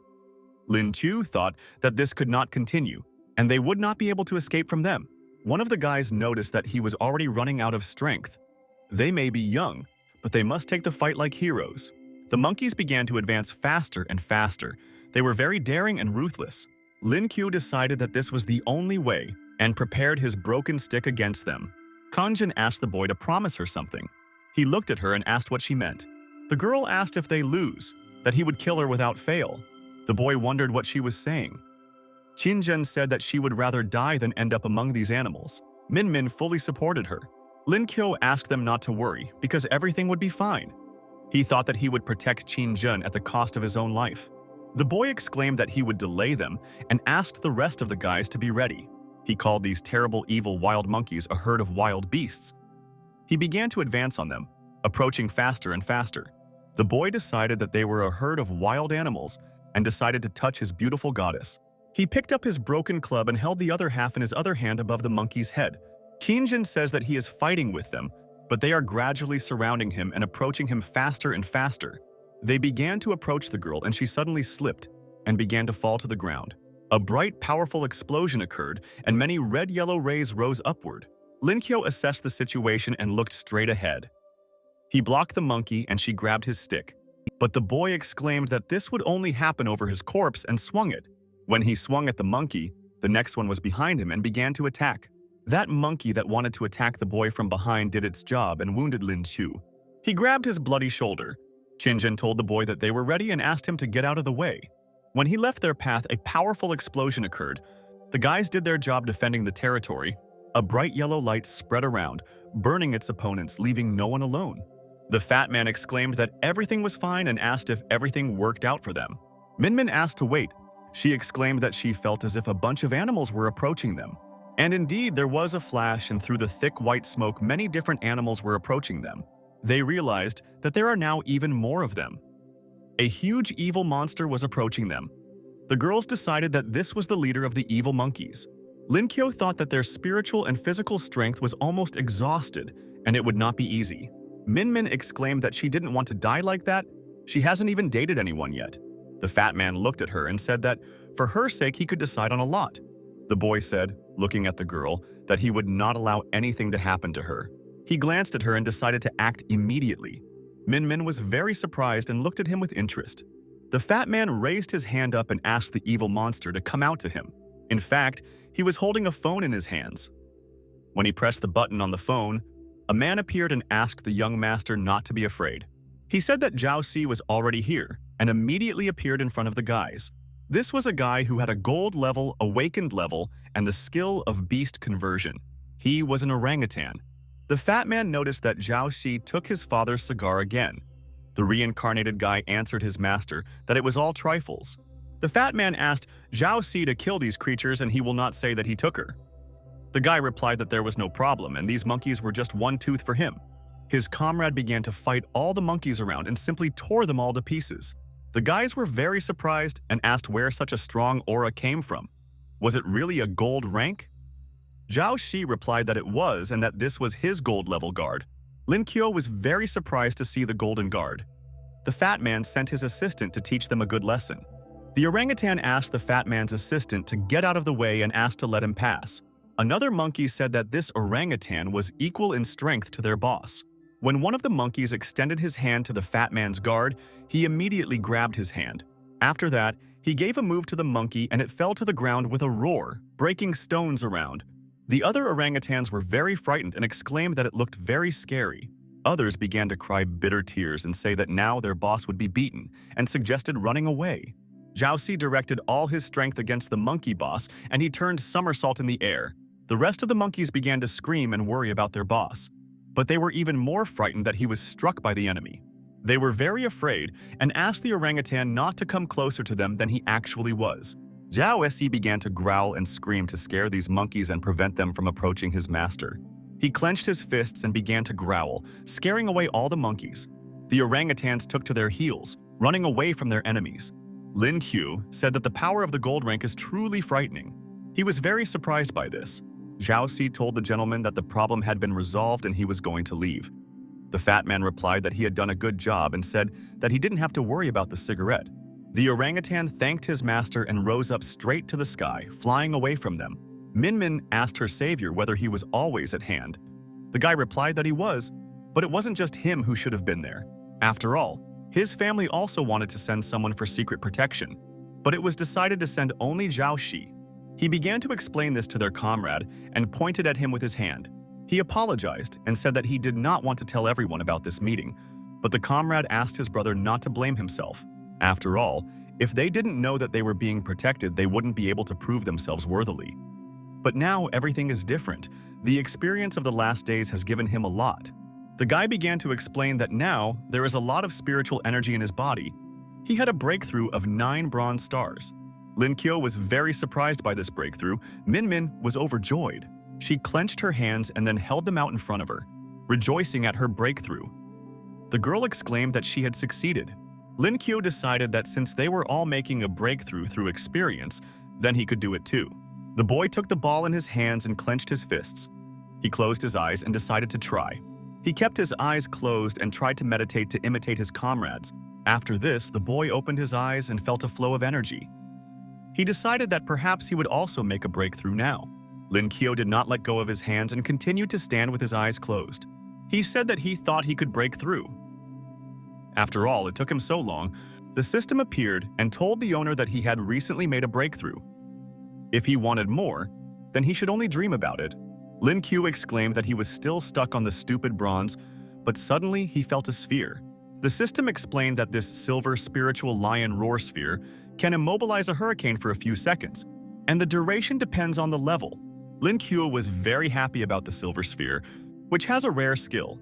He saw Zhang San in front of him. The boy asked what happened. Lin Qiu explained to his friend that he had just found this sphere, and it seemed to him that he needed it more. Zhang San was very surprised and said that this is a very rare sphere. He asked if he really wanted to give it to him. Lin Qiu said that he felt like he was breathing unevenly towards Ming Ming, so why not use this sphere? The guy replied that he was really observant and he really liked her. The fat man said that this girl is very gentle and kind and she cooks well. She will be a great wife for him. Lin Qiu decided that he was going to start a family. Zhang San told his brother that when they returned, he would transfer him 2 million. Lin Qiu replied that this is very good, and that way he will become a millionaire. Zhang San said that he was very happy and wanted Min Min to be with him.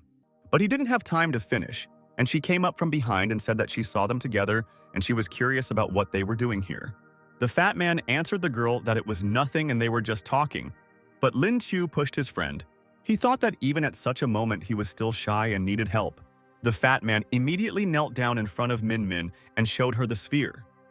He asked the girl if she would accept it. As if he was about to propose, when the girl saw the silver sound system skill sphere, she was very surprised and asked if he bought it for her. The guy blushed and, without getting up from his knees, exclaimed that he really bought it for her and that it was very rare. The girl suddenly ran up to him and hugged him and thanked the guy. Zhang San answered the girl that it was nothing special. The rest, meanwhile, watched what was happening and rejoiced at the approach of a new family. Qinzhen asked everyone to calm down and pack their things as it was time to move out.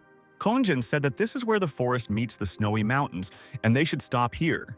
And so they began to gather as quickly as possible. Everyone agreed with this proposal. Qinzhen hugged herself with her own arms and thought about something. Lin Qiu began to watch her and handed the girl his jacket. He noticed that she was shivering from the cold. The boy asked if she was cold and handed her his jacket. The girl immediately thanked him for his concern and put on his warm clothes with a smile on her lips. Suddenly, there was some kind of snowy bright explosion. Many snowballs and rays flew up, illuminating everything around. It was an angry white bear. And then the next day came. The fat man was cooking something on the fire and said that breakfast was ready. He called everyone else to eat immediately. Lin Qiu called his system to get to work. He commanded her to prepare to extract the skill. The guy received the shooting accuracy skill of E rank. The system congratulated the boy on acquiring the skill of marksmanship.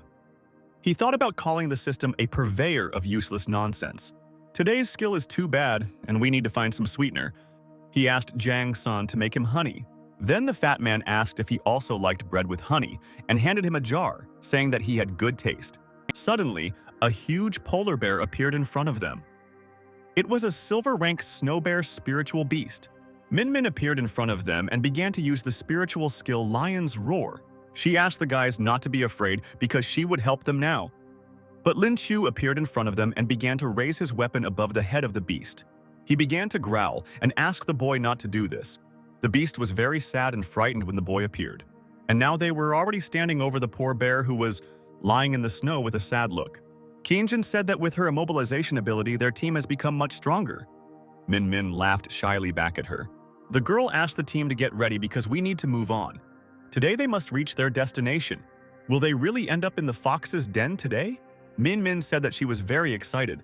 Qinzhen asked everyone else to get ready quickly. Lin Qiu replied that he was almost finished and said that this spirit beast was full of treasures and would throw it into space. Qinzhen didn't expect this, but he said that everything was fine and it wasn't hard for him.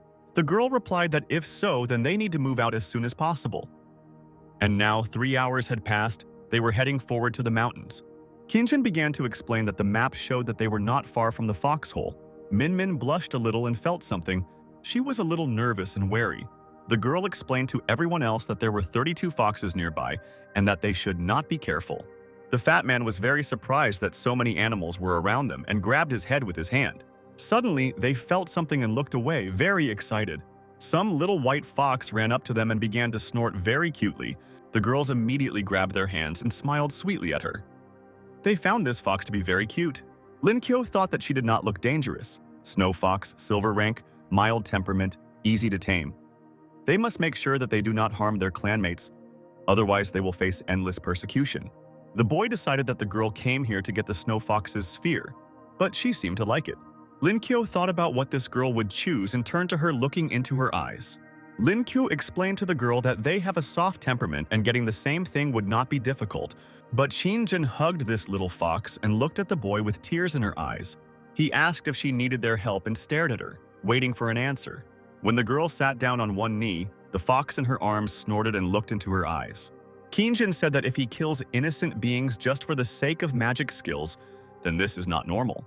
How then is he different from the guys who were chasing them earlier?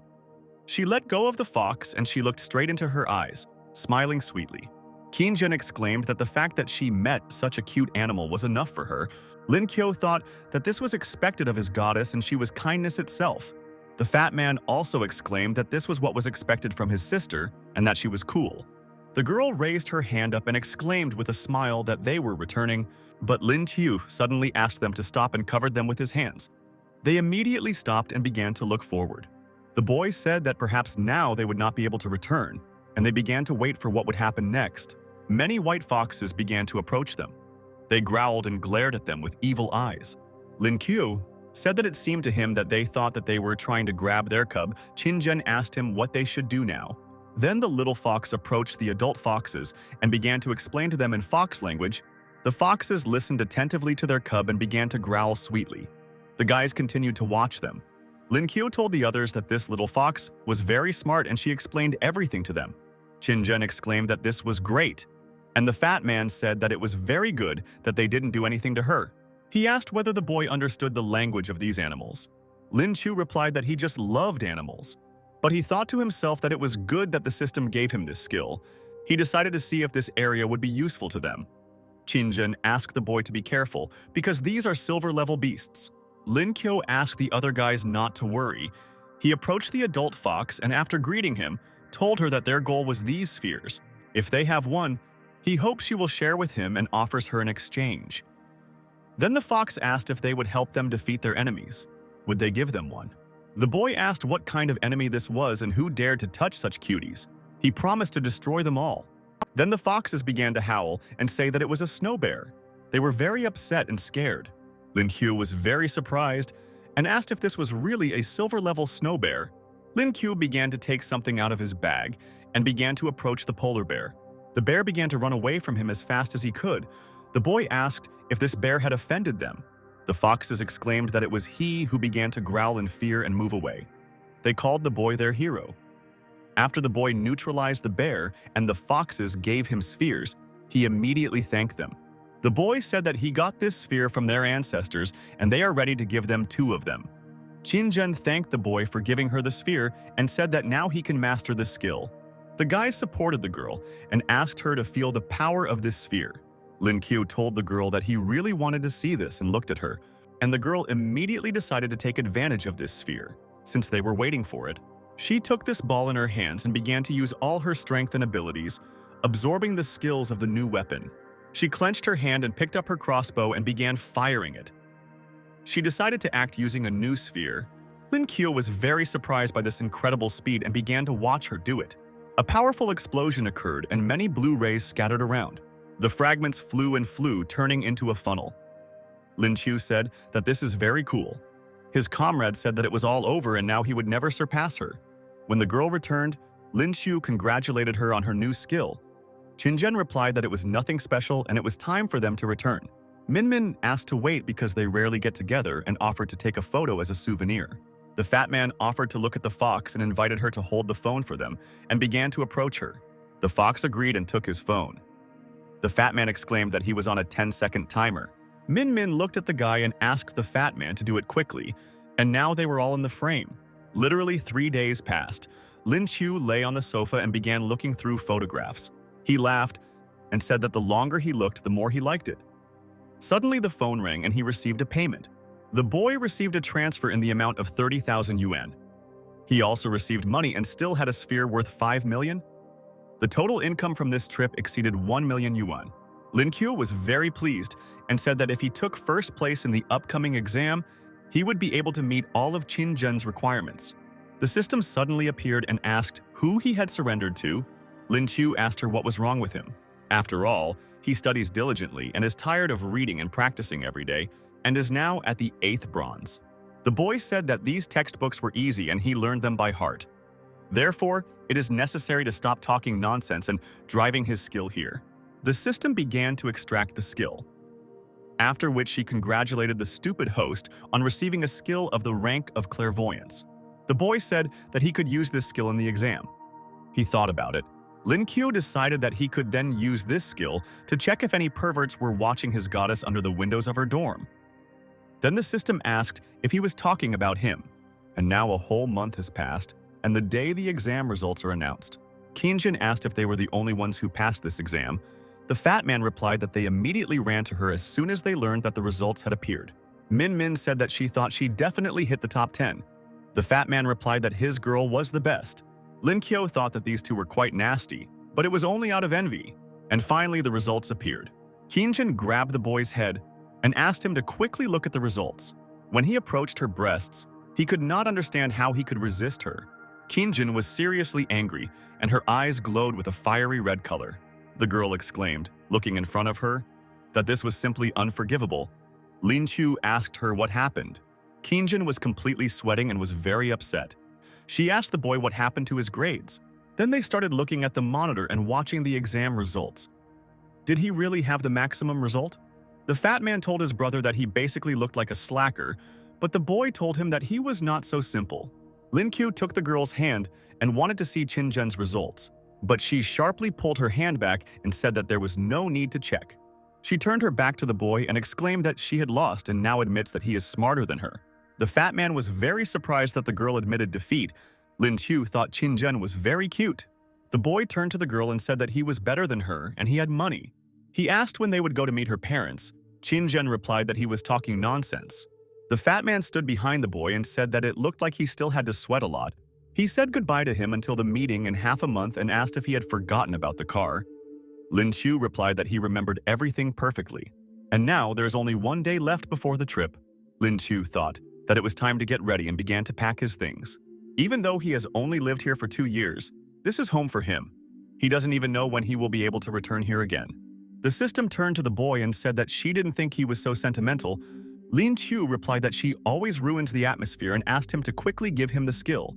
The boy clenched his fists and was very worried while extracting the skill and was looking forward to it.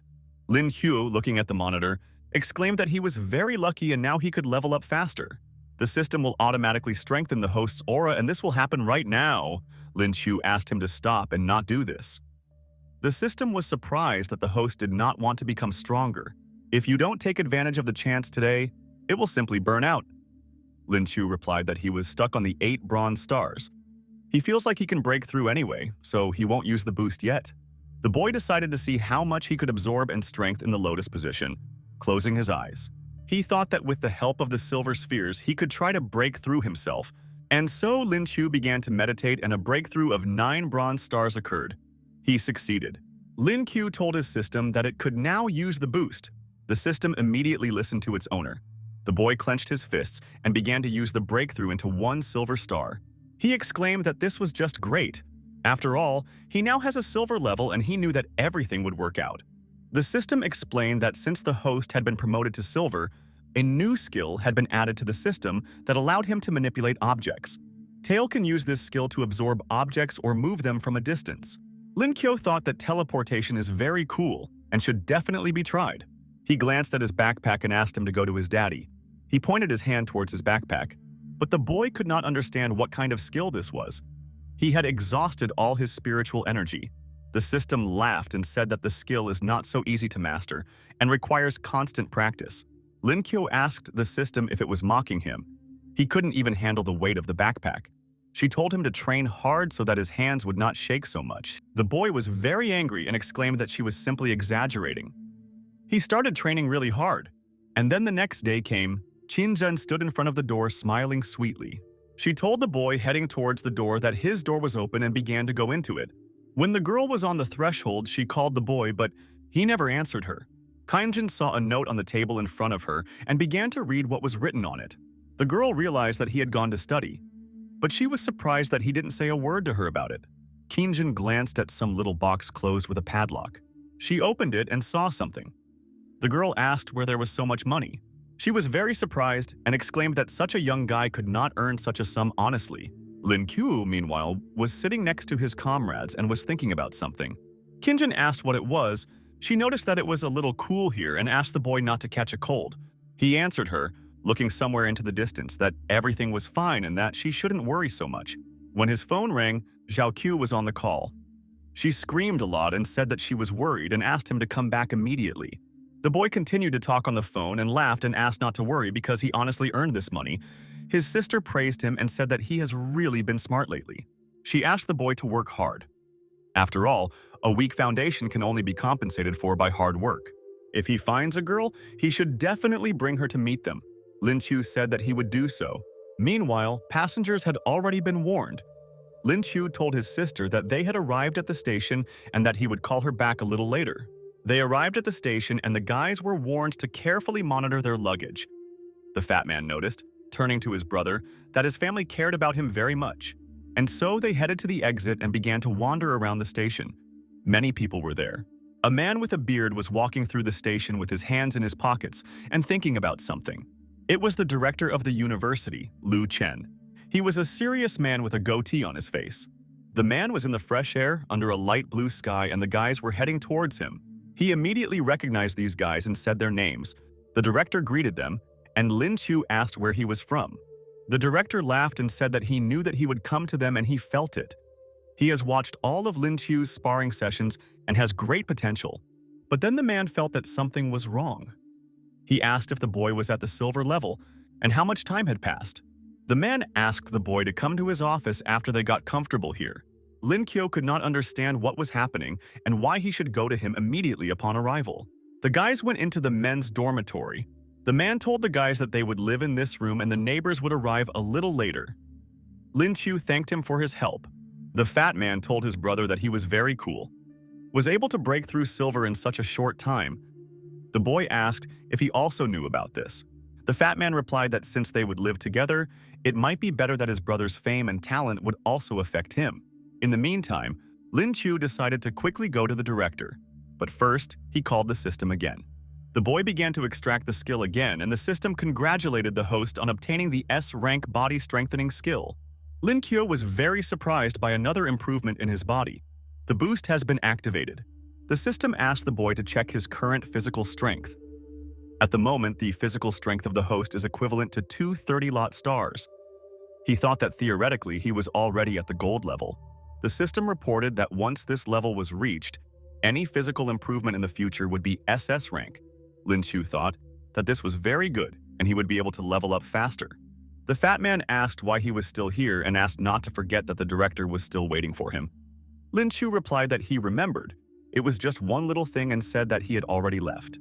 Lin Kyo walked to the deputy director's office. He asked him to come in. When the director saw Lin Chu, he asked the boy to sit down. Then he asked why the director called him. The man explained that he wanted to ask him a few questions. He probably knows the class division. The 7 levels are bronze, silver, gold, platinum, diamond, myth, or legend. If he remembers correctly, he is a beast man. Lin Kyo replied that it was and that he was a white rabbit. The director asked if he had any strange encounters. The boy smiled and replied that he did not understand what he was getting at, but he himself could not understand what kind of questions he had, and maybe he knew about the system. But is this possible? Did he really end up in a magic cave or drink some kind of magic elixir? The director asked how he could have grown so quickly otherwise, and since when did he have silver? Lin Kyo immediately exhaled and thought that he was a little nervous. He thought that his system had been exposed and he needed to come up with something. Lin Kyo replied to the director that it was all thanks to the spiritual realms. Then the director exclaimed that it was still too fast and asked how many skills he had. The boy looked him in the eyes and answered that it was 7. The director seemed not to believe this and exclaimed that this was impossible, and he was saying this as a well-known professional in the country. He's met a lot of rabbits, but doesn't he have too many skills compared to them? He's definitely not the white rabbit. Lin Kyo smiled and said that in fact, his awakening has undergone evolution, and that is why he can use the skills of the space system. The director was even more surprised and opened his mouth in amazement and shock. He asked what he meant about the space system. Is this really the evolution of awakening? Lin Chu replied that it was hard to believe, but it was true.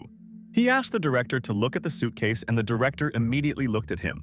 He decided that it really looked like a space skill and said that he didn't know much about this system.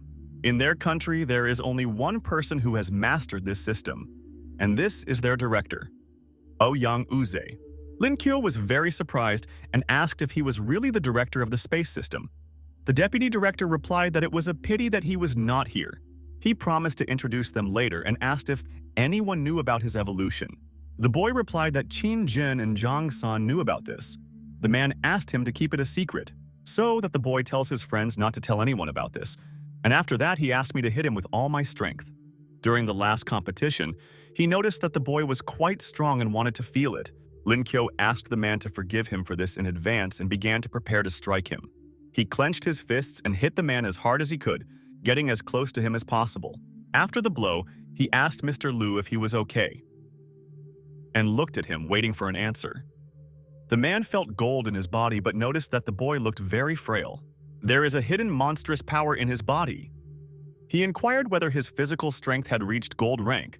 Lin Chu admitted that this was the case and whether he wanted to continue.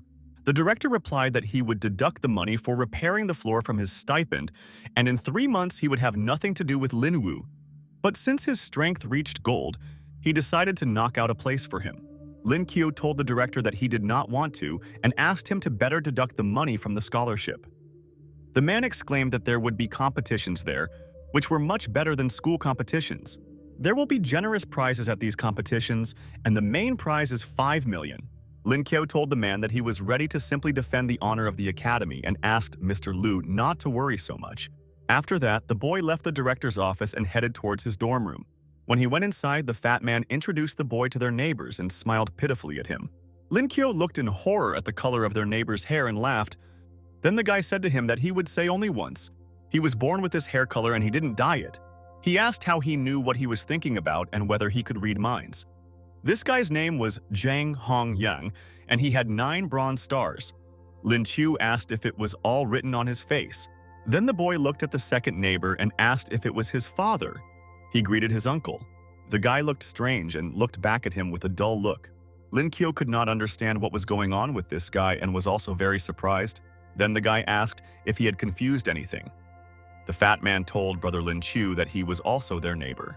Then the boy told him that he was 17 years old and 6 months younger than him, but he asked why the guy looked like that. Then the neighbor replied that he was not going to answer this question.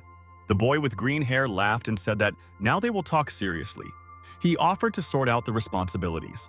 The fat man agreed and asked to take out his ID cards. They immediately extended their hands and decided to take a look. Lin Kyo put his hands on his hips and laughed and exclaimed that he was now the eldest here. The guy with green hair exclaimed that he thought it would be him. Lin Chu asked what he should call him now. The man with green hair replied that he could call him whatever he wanted. And then the boy said that so be it, they will figure it out. Suddenly the door opened and a guy called the guys to a meeting.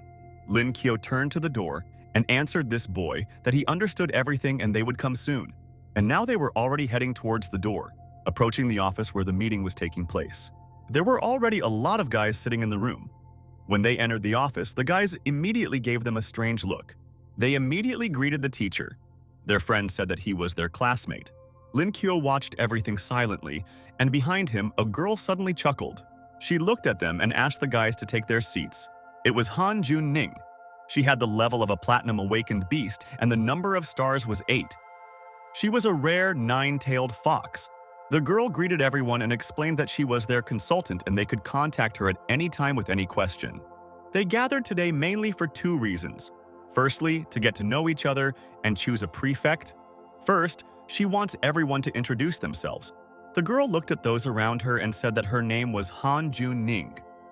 She is a platinum 8-star beast, a 9-tailed fox, and loves to exercise. She then reached out to her students and asked them to introduce themselves one by one. She glanced at the fat man and said that they would start with him. The fat man stood up from his seat and said that his name was Zhang San. He is a silver-level healer and he likes his classmate Min Min.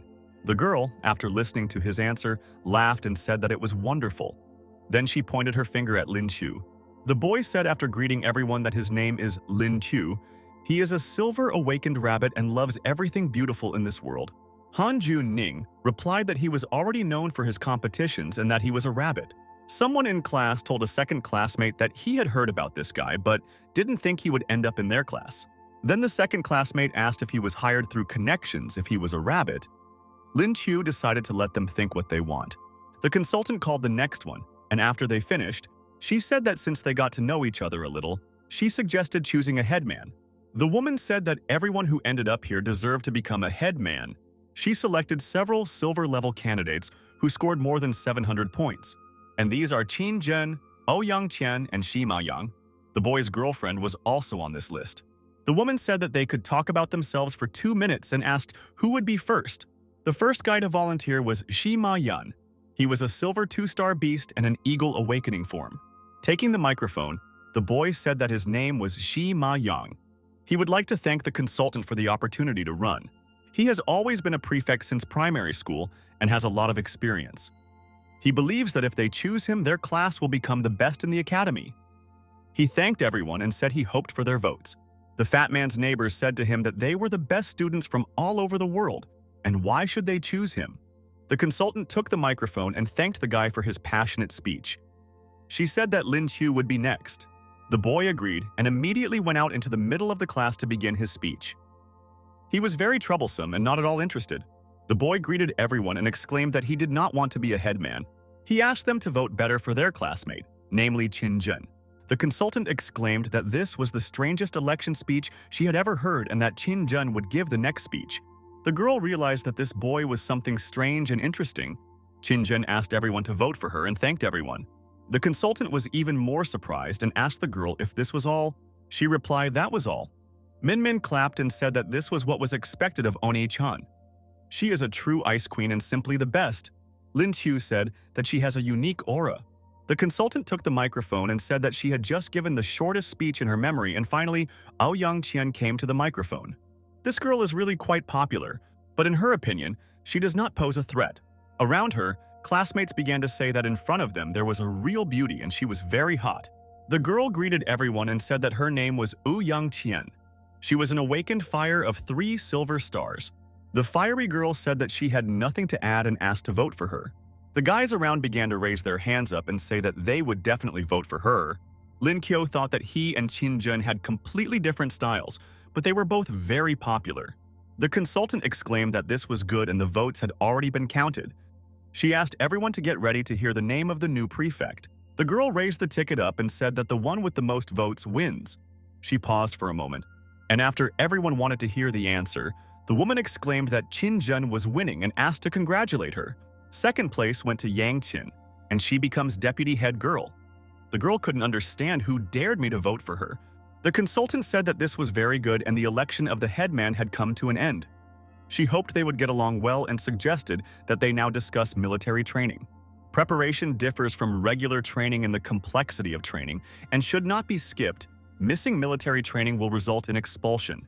Their trainers are real experienced special forces soldiers. They will train them like real soldiers.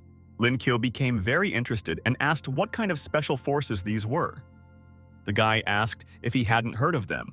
Ouyang Qian explained that they were the best team in their country and their levels were far beyond their understanding. Lin Qiu thought that the guy was okay and he should start a conversation with him. The girl continued to say that they have several similar units and asked if he could hear her. The boy decided that they probably had cool spirit beasts.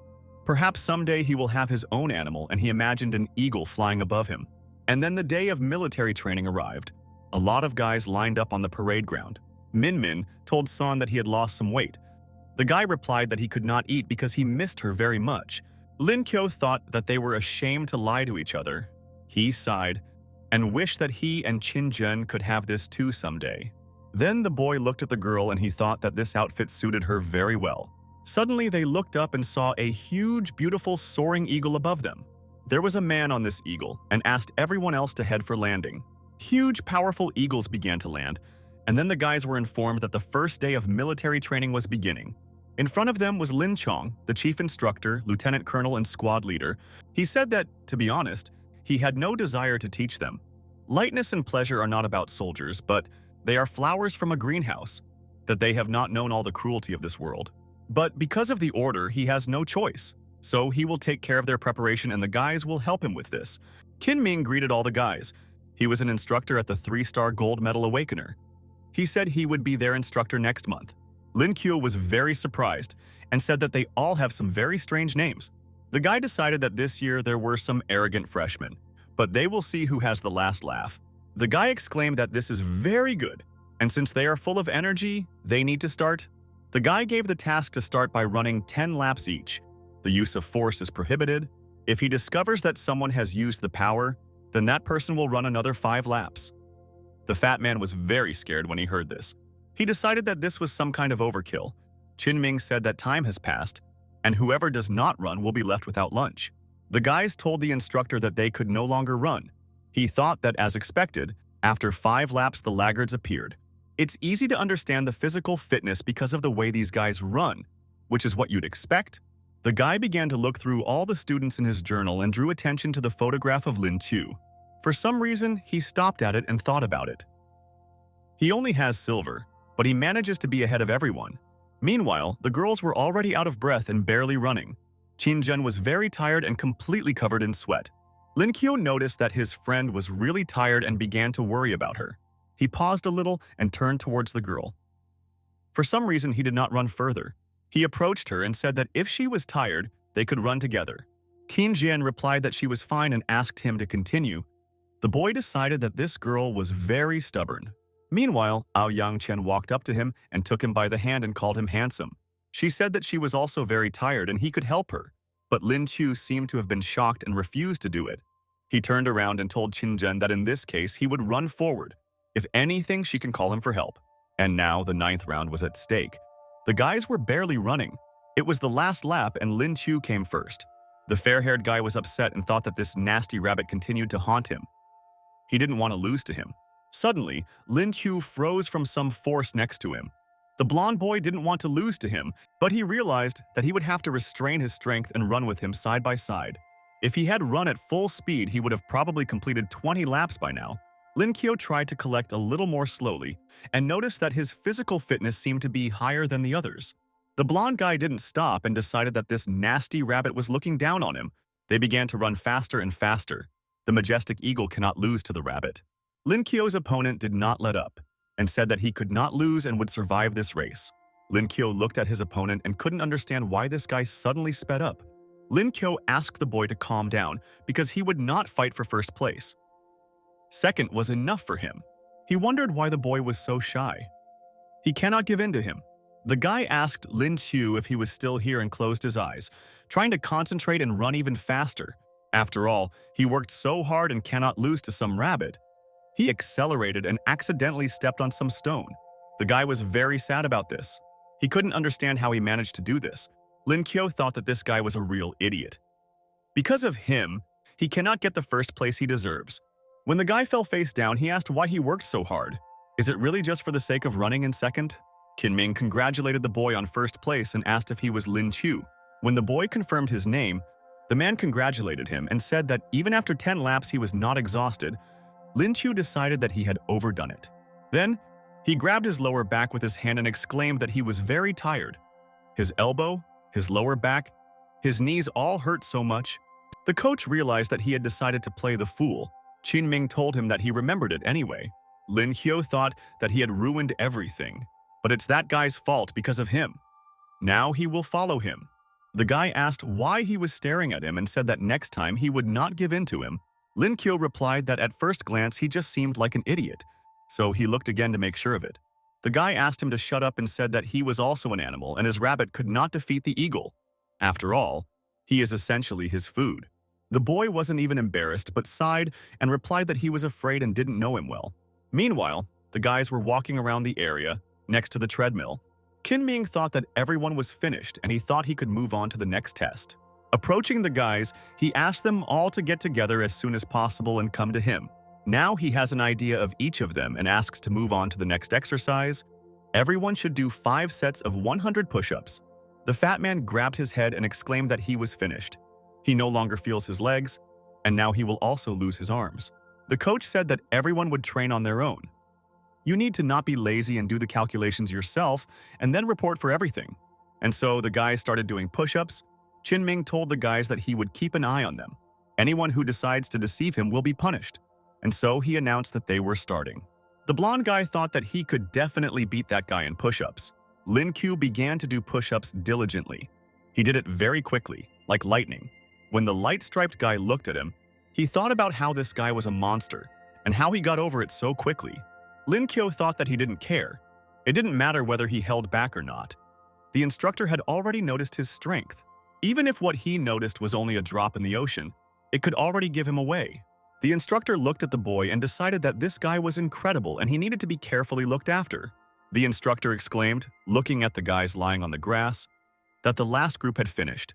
The blonde guy noticed that this instructor was just a devil. Yang Qian replied that she was damn tired and couldn't take it anymore. The instructor said that it was very good and the morning training was over. They will continue after a 2-hour break. The blonde guy asked if there would be another training session today. Qin replied that he seemed unimpressed, but would give him another chance. In the afternoon, he can challenge him. He will suppress his level so that they are equal. If he wins, he will be exempt from military training for a month. He puts it in the magazine and asks if there are anyone interested. The blonde asked the instructor if he was sure that he could lower his level to theirs. The instructor replied that of course he could, because he had his 3rd gold, but he could easily drop to silver. The blonde guy said that he accepted his offer. Lin Kuo was surprised that he challenged the instructor and asked him if he could use the weapon. Qin Ming replied that it was possible and asked what kind of weapon he had. The boy, putting his hands on his hips, replied that he had a gun. Then the instructor asked if he wanted to use a pistol. Even though he has gold, he is powerless against bullets. But the boy told the instructor that he was talking about a spear. Qin Ming closed his magazines and told the guys that they would see each other after lunch. The fat man asked Lin Chu if he was going to challenge him too, and said that he would root for him. One of the instructors told the second that this guy was much stronger than the others and asked if that was why he was paying so much attention to him. The man replied that he was his favorite among the freshmen, and he fully deserves it. Then the guy said that if it was his choice, he would accept it. The man explained that he personally selected several people and asked him to have a good workout with them. The master answered the teacher that everything would be done. Then the man asked the guy to drop his criticism. He told Shaolin that this wound had been disfiguring his face for several years. He asked why the guy didn't heal her. Shaolin explained that he vows not to touch her until the culprit is brought to justice. He left it to remind himself of the pain he experienced. Then the teacher said that so many years had passed, but he still hadn't let go. He can only wish him to find him quickly. Shaolin said that he already has a couple of ideas in this regard, and he believes that this day is just around the corner. And then lunch came. It was 1 o'clock in the afternoon. Lin Chu saw something in front of him. The fat man approached him and asked his brother what he was doing because the test was about to begin. The boy explained that he was looking for a suitable weapon and took the mop in his hands. He asked if his previous weapon had broken. The fat man answered the boy that it was so, and now the competition was approaching. The guy was holding some kind of sharp golden weapon in his hands. He was approaching the guys. The fat man suggested that his brother take this spear made of a very rare alloy. Lin Chu asked if it was for him, and picked up the spear. He said that it really looks like a deadly shape and is very beautiful. He called Zhang San very caring. The guy was a little embarrassed and blushing, grabbed his head. He exclaimed that he was glad that he liked it. It looked like they were all ready and the coach asked who would be first. Lin Chu already realized that apparently they had started and the blonde guy would be the first. The guy clenched his fists and looking into the eyes of the instructor, exclaimed that he would defeat him. He explained that he had a second silver and asked the instructor for forgiveness in advance. The instructor thought that he had already fought with beast people, among whom there were also strong birds. He saw in front of him a huge eagle flying towards him. He smiled sweetly when he saw this bird. The instructor advised the guy not to forget to take off his shirt before wearing it, and so the fair-haired guy began to turn into a huge bird with large, beautiful wings. He rose into the air like lightning and soared to the heavens. Many purple sparks were flying around. The boy in the form of a bird was spinning in the blue, multicolored bright rays. The guys looked at him, glancing upward. Lin Kuo said that this was the first time he had seen such a transformation. Quite inexpensive, and the movements are very elegant. The blonde guy in the form of a powerful, huge bird began to approach his opponent. The instructor made a block trying to defend himself, and the guy didn't know how to attack him now. The instructor was completely shrouded in protection. Lin Chu thought that he actually had a rare metal awakening. It's no wonder he accepted this challenge so easily. Will anyone be able to cope and break through his metal armor? The fair-haired man was very surprised and could not understand how he could defeat his opponent. Then the instructor asked if he had enough spiritual strength and asked whether he would give up on his own or whether he was a masochist. The guy was very angry and, gritting his teeth, told the instructor that he was giving up. Then the instructor looked at the guys and asked the next participant to join him in battle. Bright red shoes appeared in front of them. It was Yang Qian, third silver and fire element. The girl looked at the instructor and asked to teach her. The coach raised his hand up and exclaimed that this was very good and they were starting. Meanwhile, the girl had already begun to use her abilities and extended her hand forward. The trainer thought that this fireball did not cause much damage and was not difficult to dodge. But since she challenged him, she probably has more than just this ability. But in general, it doesn't matter and you need to attack. The girl was already ready for his attack and asked the instructor to take care of himself. She began to use all her abilities and directed the energy against her opponent. I did not expect this from a participant in the competition, and his proposal, completely covered in sweat, and wondered what was going on. The instructor covered himself with both hands, making a block in front of her force. Various lightning bolts began to fly around. The participant said that she would be merciful and called her instructor. She wanted to attack him again and use all her abilities. The instructor thought that this freshman was simply incredible. A lot of flames began to rise up to the sky in the form of lightning and a funnel. The girl began to use the steel barrier skill. Even the stones began to melt from this powerful, incredible force. The instructor thought that even the temperature of this flame was about 1,500 degrees. It was very difficult for him to hold on. Oh Young-chen continued to fight his trainer and use all his abilities against him. She closed one of her eyes and began to direct all her strength against the man. The girl was very serious and was starting to get a little tired. The girl exclaimed that she couldn't do this anymore and decided to give up. She ran out of spiritual energy. The instructor looked at the girl and exclaimed that she had a lot of strength and was good. Kinjin, meanwhile, watched what was happening and thought about something of her own. She volunteered to fight too and introduced herself to the master. She said that she has 4 stars and an ice element. The coach thought that she had 4 stars in her freshman year, who was cool. Kinjin asked the coach if he would take a rest. She doesn't want to win just because he's not feeling well. But the coach replied that his spiritual strength was more than enough. Kinjin asked him to be careful. Then the instructor took his hands and clenched his fists. He exclaimed that now they will begin. The competition participant began to use an ice arrow and put her hands forward. The instructor also began to use all his strength. He was very careful and thought that her power was really powerful. The instructor was very surprised and thought that these guys had amazing strength.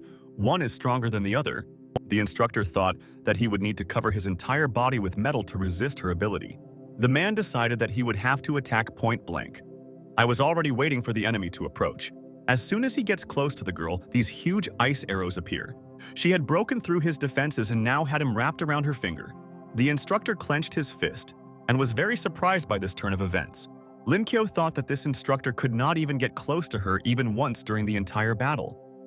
He decided that his girlfriend was simply amazing. Tinjin raised her hand and said that she was giving up because her spiritual power had dried up. The instructor was very tired but still managed to hold out until the end. He asked if there were anyone interested. Lin Kyo volunteered to fight and raised his hand up. He explained that he was the awakener of the silver 1-star beast. The coach immediately looked at him with a very surprised look. He thought about how this guy had finally decided to take part. It is his strength that interests him most. Lin Kyo asked the instructor if he needed a break. He suffered quite a lot during the battle, but the instructor replied that everything was fine and he was recovering quickly. He thought that fighting someone of his level wouldn't take much effort. Another master appeared and asked to restore his strength and attack to the fullest, otherwise he would lose. Tin Ming was very surprised by the master's proposal and asked if he was seriously telling him to give it his all. One of the participants said that the instructor is a very strong person with 3 gold stars. They don't think that any of them can defeat them. The blonde guy wanted the instructor to beat this vile rabbit to death, but the coach decided to rest a little. The master approached Lin Chu and said that teacher Lu had already told him about him. Now he asks to tell about himself. Then the boy asked if he had told everything about him. The master replied that absolutely everything. Then the boy asked if he had told him about outer space. The master immediately became interested in his words. Then the boy wanted to turn on the fool and replied that he had heard it and said that he had an animal transformation. But the master told the boy that he had clearly heard what he had just told him. If he has it, then he should help him. He asks for help to teach Qin Ming a lesson. He explained this by saying that the instructor had confessed recently. Suddenly, the instructor asked if he was looking down on him. Then the master asked if he thought he would lose to silver. If he loses, he will do 500 push-ups. Lin Kyo completely sweated and thought that he did not want to become famous, but rather wanted to keep a low profile. He couldn't figure out how to restrain himself now, but the instructor was already on fire and asked the boy to transform into a beast. Lin Kyo told the instructor that his strength was not transformation. The man couldn't understand what he meant. He asked why the main power of the awakened beast was not transformation. He exclaimed that he would not tolerate his insolence. The instructor exclaimed to the boy that he would regret this and headed towards him with an attack. Lin Kyo thought that the instructor did not spend much time training, relying only on his own abilities. He only made a couple of awkward movements and dodges, but after that, you couldn't call him a professional. The blonde guy supported his instructor. Lin Chu thought that such an attack could be easily countered if one found a flaw in it. He studied all the abilities of his instructor and decided that now was his chance. The instructor pulled out a weapon and tried to defend himself. He couldn't understand what kind of power the boy was using. Lin Kyo held a mop in his hands, and many lightning bolts came out of it. He made a circle around himself and directed all his strength against the instructor. The guys around were simply shocked when the man fell down on his back. The master thought that the teacher was right, and this guy's physical strength was probably gold level. One of the participants asked from theirs, or he from the dorm. He exclaimed that from now on, he was now his comrade. The fat man replied that it was so, and that this was their invincible older brother. Chinjun thought that he had become even stronger. This weak rabbit is superior to her time after time and cannot be overtaken.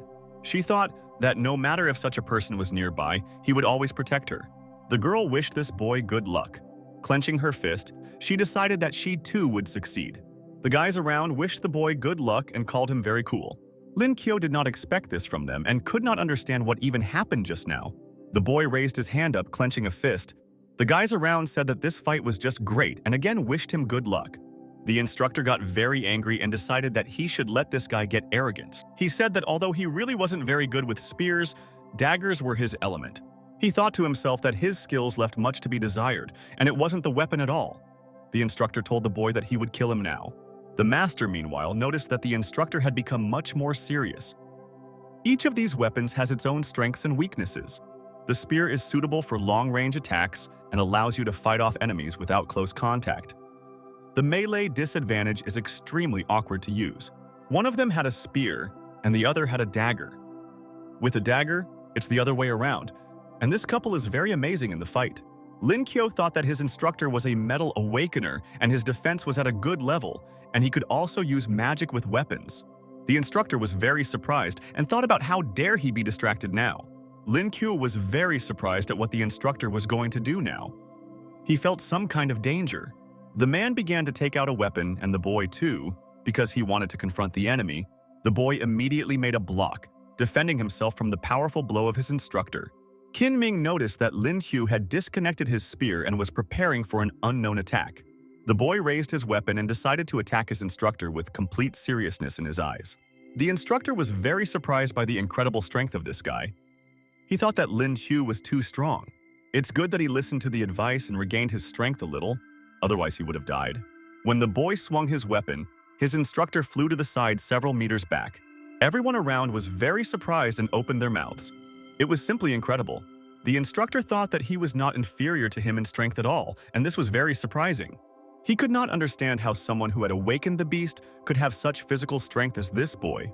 Lin Kyo thought that he was also tired and the instructor was really strong, but it all took too long. He stood opposite the instructor and thought about whether he wanted to continue or changed his mind. And the instructor in turn thought what would happen if he continued, and how it would all end. Lin Kyo decided to act more humanely and told the instructor that they were obviously equal in strength. He invited the man to end in a draw. Qin Ming shook his hand and agreed. He said that since he is still a student, he cannot yet use most of the techniques on it. The boy thanked him for his mercy and said that if they had continued, he was sure that the instructor would have won. Lin Kyo, in turn, thought that if he used the space system, he would definitely defeat him. Qin Ming said that he did not suppress his skills in the battle with him, even though he promised, so he still won. He allowed the boy not to participate in military training. Lin Kyo thanked the instructor and said that he would happily continue his lessons, but he had been feeling sick the last few days, so he obeyed his order. The fat man exclaimed, which was what was expected of his older brother. The blonde guy asked why he was so good because no one should be better than him. The coach asked why they all stood up. After all, they ran 10 laps in the morning. He promised that whoever does not run will be left without dinner. The fat man decided who couldn't stand it and exclaimed that he couldn't handle it without his older brother. The trainer began to pull the fat man onto the treadmill. Lin Kyo wished all the boys good luck. He felt the master's gaze on him and turned to him. The boy asked the chief instructor what he wanted from him. The instructor asked if he wouldn't mind taking a ride with him and put his hand on his shoulder. Lin Kyo asked if he wanted to ride just the two of them. The instructor replied that it was. Lin Kyo couldn't figure out what was wrong with this guy. He got himself something else and told the chief instructor, apologizing, that he had something to do. The instructor said that he would like to fly with him. The boy asked if he meant to fly on an eagle. Then the instructor asked how he knew that their animal was a thunder eagle or that he had studied spiritual beasts. Lin Kyo replied that before that, his elder brother had told him about various spiritual beasts, including the cargo eagle. The instructor asked what he meant, but a huge, powerful eagle had already appeared in front of them. When Eagle was already near them, The master asked what he thought about him. The boy replied that he would say everything and asked him to correct him if anything happened. He began to explain that if he understood correctly, eagles enter service as chicks. They are either brought from the ruins while they are still small or they hatch already in the barracks. The coach asked how he knew about this.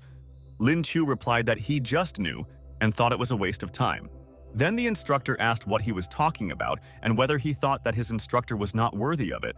The boy asked him to calm down and explained that this was not what he wanted to say. Something is wrong with the diet. Indeed, one of the eagles was artificially raised, and the second chick was raised in the wild. Lin Kyo asked the instructor if the eagles he raised were no smaller than wild ones in size. After all, he regularly goes on forays to collect chicks and eggs. Their average life expectancy is 100 years, and he barely lives to 50. The master thought that the research department had been puzzling over this for so many years, but this child just took it and understood everything. He asked the boy how he knew everything. Lin Kyo answered the master that he had already said that he had been told about this. Thanks to his resurrection skills, his skill as a beast master had risen to the level of an expert. The instructor asked if there was any solution. Lin Kyo replied that there was a solution. Then the master asked him to follow him, but the boy said that he needed to go to class. The master asked if they had not released him from military training and asked him not to worry, because he was taking him under his responsibility. He immediately called the teacher and said that he was asking permission to take that boy for a couple of days and promised to return him to his valuables in safety. Lin Kyo asked the master if he could not go. The master replied that it was impossible, and if he didn't go, he would be given a pass. He doesn't want to be expelled. Lin Kyo thought that all men are liars. Lin Kyo could not understand what he wanted from him and approached the huge, powerful eagle. And so they climbed onto this powerful eagle and began to fly high into the sky. And here in front of us is a huge secret base. Commander Lin Chong was in touch. The guys were flying on an eagle over this base, and now they stopped and began to get off the eagle. The boy thought that this place was very cool and began to peer ahead in front of him. In front of him were some tall columns and high-rise buildings that surrounded high mountains. Zhen Yuyun, chief of staff of the Beast Transformation Department, appeared on the horizon. He asked the commander why he returned so early and didn't he have any business planned for those days. The commander replied that he had brought a real treasure and pushed the boy forward. Lin Chu could not understand what kind of treasure this was and asked him to explain to him what was going on here. The master said that if he was wondering why he brought him, then he offered to go with them, and he would show him to the group leader. The man replied that there was no need and they could go. Then the master asked the boy to follow him. And so they headed across a very long bridge that ran from one rock to another across a huge abyss. These rocks were so high and creepy, but they were already in front of some kind of high wall. Lin Kyo couldn't understand. It seemed like he was going to take him to the leader, but in front of them there was just some kind of wall. Suddenly, a monkey appeared in front of them and began to say that she was the leader of the Shen group. The boy couldn't think whether the leader would jump out of this wall now. The guy pressed some button and some kind of secret entrance began to appear from the rock. Metal doors appeared in front of them, and the master pressed the button again. Lin Q exclaimed, turning to the instructor, that he scared him and this is simply incredible technology. The instructor told the boy that there was a lot of stuff here and asked him to follow him. He promised that Lin Chu would see something even more shocking. The boy thought that he had just really seen some new world. The guys in overalls and glasses with masks held various birds in their hands. They were eagles and falcons, and the people were completely dressed in overalls. He saw eagle owls, owls, and eagles. It was an incredible sight and very interesting. Lin Kyo said that there are a lot of spiritual beasts and explorers here, and they occupied the entire mountain. When the master asked the boy how he liked it and whether it impressed him, Lin Kyo raised his hand and, looking at the eagle, said that this is all a crime. They feed these birds pork and it harms them. And this griffin, but there's definitely nothing wrong with him. Then the instructor took the boy by the scruff of the neck and said that he had not yet finished listing all his mistakes. He thought that since the boy was not afraid of so many problems, it would be easy to solve them. When they found themselves in front of the next door, Lin Chu asked what it was. The instructor replied that they didn't even have time to introduce him. This crazy guy is probably up to his neck in research again. Lin Kyo coughed and asked the instructor why everything was so cruel. He tried to get an answer from him, but the instructor glanced at him and tried to explain. He told the boy that their main task was to awaken Shen Xin from deep thoughts. Then the boy asked about the leader they were talking about. The master explained that their leader is a girl and she has a gold-level demon awakener. Shen Xin is the head of the logistics department's research group. Awakening type is Demon Awakener and level 8 gold stars. Lin Qiu thought about this and couldn't understand what kind of demons they were talking about and whether such a thing really existed. The instructor replied that of course this exists, and this type of awakening is rare, just like his cosmic system. It also has its advantages and disadvantages. Lin Qiu asked if he knew that he was the carrier of the space system. Then the master asked if he was going to hide it from him. He asked not to talk about it now and said that he would wake her up and for now let him hide behind the wall. The boy asked why he needed to hide. Then the master explained that she goes into a demonic state when she is disturbed. Even he cannot be 100% sure that he can cope with her. The boy didn't understand what they wanted from him, but he thought that the worst thing that could happen to him was that he would be beaten. But he decided he was ready to fight for it. He reached out with his hand towards the unawakened commander. The master clenched his fists and prepared to attack the demon. Flames were already flying out of her hands. She directed all her forces against the commander. Lin Qiu thought that she was crazy. Did she really decide to kill them so quickly? Streams of sweat ran down his face. The boy realized that the commander was most likely out of ammunition. He looked ahead. The girl turned on demon mode and began to direct all her energy against her enemies. She lit up with a completely burning red flame and her gaze was like a demon. She began to fly up to her opponents faster and faster, approaching them to attack. The master also began to sweat and began to expect his opponent's attack. He prepared to attack, but then the guy began to use the stone wall skill and tried to protect himself from the girl's attack.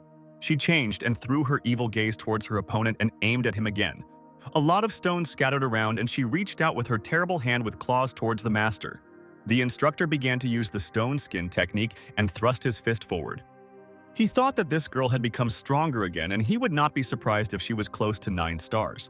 The master thought that they had removed a skill as hard as a rock. He was trying to use the Earth Blessing skill. Lin Qiu thought that her tactics were so powerful that the head instructor, even with 3 layers of protection, was inferior to her. The master said, turning to the boy, that he couldn't do it anymore and thought he needed his help. Lin Qiu looked at his master and replied that he understood and accepted everything. The boy immediately reacted and rushed towards the master with lightning speed to help him. He asked if these were the parameters for hatching a firebird and looked ahead. Lin Qiu realized that this parameter was set incorrectly, and so did he. Even if this bird hatches, it will definitely have some shortcomings. The master asked the boy why he got up. He asked to send someone to help, but the boy looked at him and smiled and turned to the chief instructor. He explained to the man that there was something wrong with the parameters for hatching the firebird egg. The boy exclaimed, turning to his commander, that he knew how to do everything right. Then the demon girl asked if he was telling the truth now. Lin Qiu realized that she had addressed him and thought a little about how he should proceed. The employee said that she has been doing this for a long time, but the egg still does not hatch. And where is the problem that she couldn't find?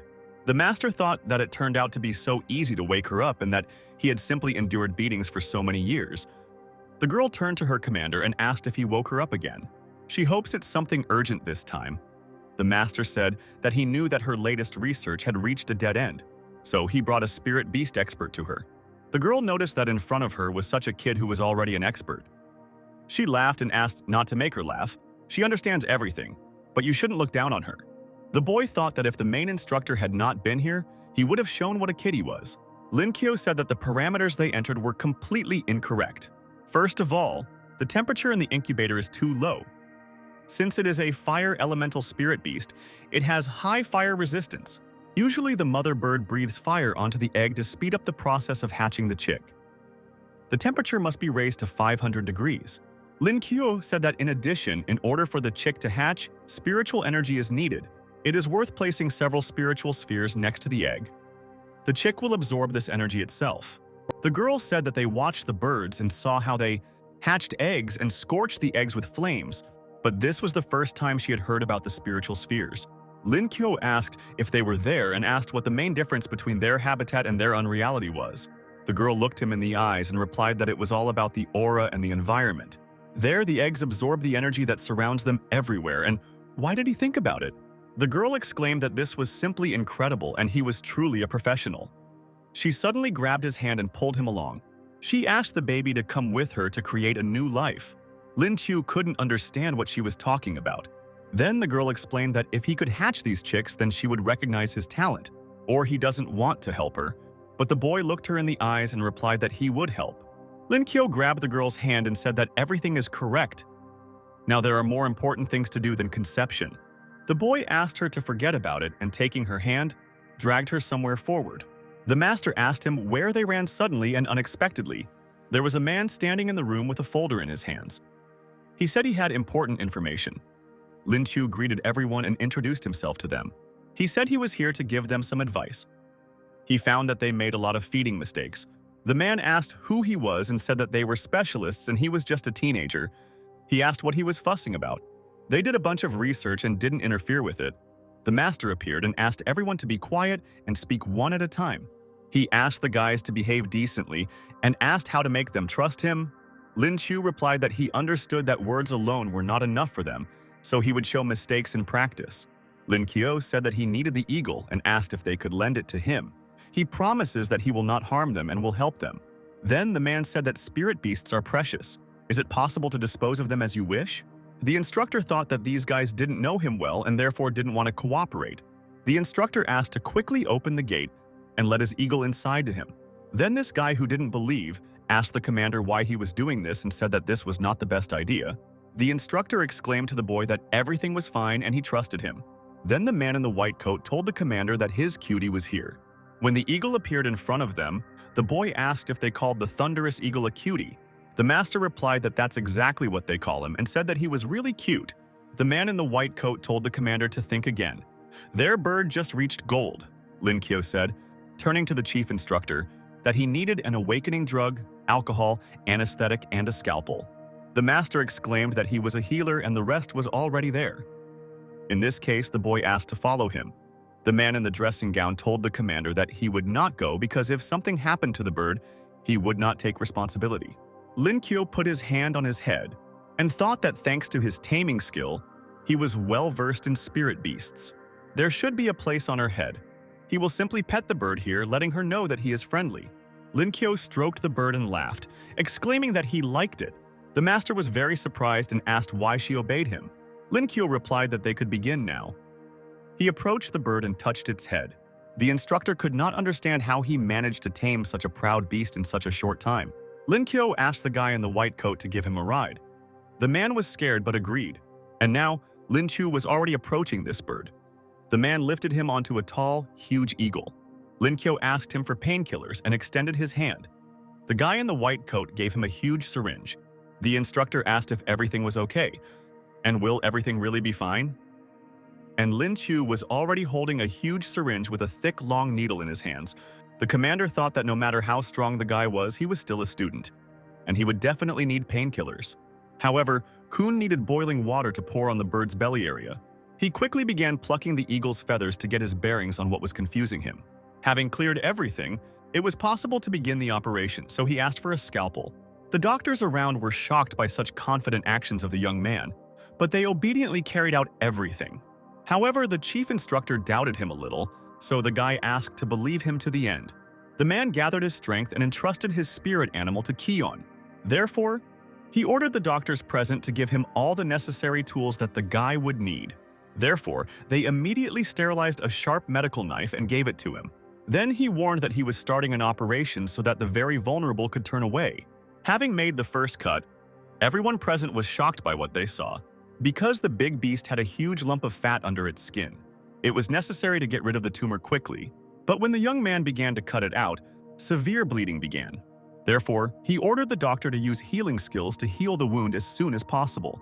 The chief instructor was upset that his beast was now without fat, but it had to be done, because the Thunder Eagle does not need so many subcutaneous reserves. And besides, if you remove it, the bird not only becomes stronger, but will also be able to give birth to a new life naturally. As it turned out, this amount of fat is due to poor nutrition, and now the bird must be fed with lamb and beef. The bird's owner thought about changes in his pet's diet, so he decided that he would watch him. Suddenly, the bird opened its eyes and, gaining strength, was able to make characteristic sounds. Eagle didn't understand where her little fat that she had accumulated so much had disappeared to. Those present in the room were only glad that the little one had finally come to her senses. But the mighty bird no longer associated itself with the small and cute animal. At that moment, the animal began the second phase of development, as its height increased to 15 meters. Thanks to her rebirth, she was able to reach platinum. Suddenly, the bird sat down on the floor and began to coo. But Kun understood animal language and translated to the chief instructor that she wanted to fly with him. After this, the man began to believe that the guy was a real expert on spirit animals, and the doctor apologized for his mistrust of him. The young man understood everything, but was not offended. But I wanted to point out the doctor's mistakes so that they could correct them, because then the strength of their team can go to another level. And then, he began to give advice regarding thunder eagles, which he himself knew thanks to his experience. Having finished the conversation, the chief instructor led the guy into a separate room where he could rest. Sitting down on the bed and without noticing it himself, he realized how tired he was from talking with the scientists. But finally night came, and he could calmly rest from such a difficult day. Suddenly, he felt a noise in the room, and soon someone touched his hand. It was a sweet blonde woman who came to the young man. He was scared because he didn't understand why the commander came to him in the middle of the night. So, jumping with fear, he asked her what she was doing in his room at such a time. But she, with a smile on her face, did not want to explain for a long time the reason for her appearance. Therefore, clinging to the guy's bed, she had something important that she wanted to show him. It was a folder with documents that testified to the rapid hatching of the bird and its parameters. But as it turned out, this was because of the commander, who conquered precious resources and used golden spiritual spheres. However, Kun still did not understand why they disturbed his sound sleep. But the woman had something that she had long wanted to discuss with him. This was regarding her desire to become Kun's disciple in order to deal with spirit beasts. The student was surprised by what he heard because he himself was still learning to get used to magic. But after thinking a little, he agreed to this proposal. The girl was very happy about this and immediately called him her teacher. And the only thing he was worried about was that if she started to give up, their title would be closed. And then Kun kicked her out the door and said that classes would start in the morning. All exhausted, the young man woke up the next day exhausted and with bruises under his eyes. He felt how much he wanted to sleep, and meanwhile the chief instructor was on flight with his cutie. But suddenly a new student ran up to him, who wanted to start studying as soon as possible. Although Kun did not know exactly how to train her, he decided to conduct a small survey. During this, the girl also began to have questions about what could be wrong with the bird's hatching. Kun explained that the problem is the temperature, because the incubator should not have above 0 temperatures. His student could not stop asking questions, which is why the student himself already had a headache. But finally, they reached the laboratory where teacher Lin had been waiting for a long time. The scientists needed marriage to perform surgery on the Thunder Eagle as quickly as possible. But the girl continued to ask questions, which infuriated Kun. Teacher Lin, who had been working hard for the past few days, wanted to sleep all the time. But suddenly, a loud message was heard through the public address system, which again prevented the young man from sleeping properly, and he woke up exhausted. The unexpected noise was caused by the fact that everyone needed to gather in the square. But the reason for this meeting was unknown to Kun. He ran out into the street and turned to the group leader to ask what had happened. But this was due to a return to the unit captain who had an urgent message. Chow Guy, who awakened the beast and had 8 diamond stars, explained that a few days ago, it was discovered that a transnational criminal group had appeared in their country. And after several days of surveillance, the unit commander found their lair. However, his team has other equally important things to do. Therefore, he decided to select the 10 best and assemble a group from them. Many willing men immediately appeared, but the commander was more interested in Lin Chu. The young man first wondered why he became interested in him and hesitated whether to show himself among the crowd. However, then he extended his hand and announced that his name was Lin Chu, not. The commander-in-chief was surprised to see a child in front of him, and it seemed to him that he had seen this young man before. The girl began to praise him and listed all his famous deeds. The man was satisfied with what he heard, so he was glad to see such a talented guy. However, something stopped him, stopping his fleeting joy. Namely, the question arose of how you can take such a person on a rather dangerous mission, because something can always go wrong. But Lin Chu explained that he volunteered because he takes responsibility for any consequences upon himself. The captain was still unsure of his choice, but the determined woman next to him said that she would protect Lin if anything happened. However, the man found it strange that the group leader had not behaved like this before. Therefore, he asked the student if he was really ready to lay down his life for this mission. And Lin Chu agreed, so the chief immediately provided him with information that he should study. the student picked up the papers and was glad that the mission was about to begin. He and the leader of the group flew to another place on a powerful bird and discussed the difficulties that might stand in their way. Because the leaders of the group are 8 platinum stars, incredibly dangerous and strong, they were a group of mercenaries who commit crimes by committing various types of atrocities. Team leader Lin explained to him that criminals are always in crowded places, so if they attack, it can lead to large losses. Besides, they have an explosives expert, so you have to be careful, and it would be good if Lin had a cosmic system awakener on his team. This provided insight for the student to be able to control the instructor. Suddenly, the manager received a notification that they would soon be there. Therefore, closer to night, they flew to the border town, where they were already waiting. The manager was interested in the question of how the instructor managed to find Wu Ke, and it was thanks to a walk with his cutie eagle, and since he had been wanted for quite a long time, it was easy to recognize him, and it took a long time to contact him because he was very careful and led the instructor by the nose for several days before arriving at the right place. But the mighty beast and its owner managed to see how the criminal returned to the lair of his group. Therefore, after following, they saw him go to the hotel. But it was necessary to continue to behave carefully since surveillance was most likely carried out on the street. The team went to the hotel to rest, as they needed strength before a rather difficult battle. After the morning surveillance, it turned out that the criminal was not doing anything special, and the chief instructor had been watching him for several days, so he was pretty tired. Lin Kyo came up with the idea to go out for a walk with the leader, and during this look at everything in reverse, he even had matching clothes that Jen Jen had left at his house last time. The girl was surprised how the student even got high-heeled shoes in his pocket, and the guy gave these clothes so that his colleague could quickly change and they went outside. Having changed clothes, all the men turned their attention to her beauty. The leader and the student walked holding hands tightly, which created a romantic atmosphere between them. After some time, they reached their destination, where the tracking was to begin. But unexpectedly, the beautiful woman became thirsty and became distracted. And Lin Chu did not stop to be careful and looked around. And it was not in vain, because next to them, there was a crowded building in which danger lurked. And there was a man hiding there, whose face was completely covered, and in his hands there was a weapon. He had a sniper scope, which Lin Chu sensed, and tried to protect himself and his partner. He ordered his colleague not to move because he knew the thief was nearby. The girl was bothered by the fact that she had worse eyesight, and it was difficult for her.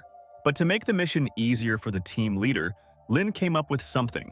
He hugged the girl to him and addressed her as if he were a mistress to whom he offered to rent a room. They came to the reception together and asked for a room, which should be on the 3rd floor. But as it turned out, there were no available rooms.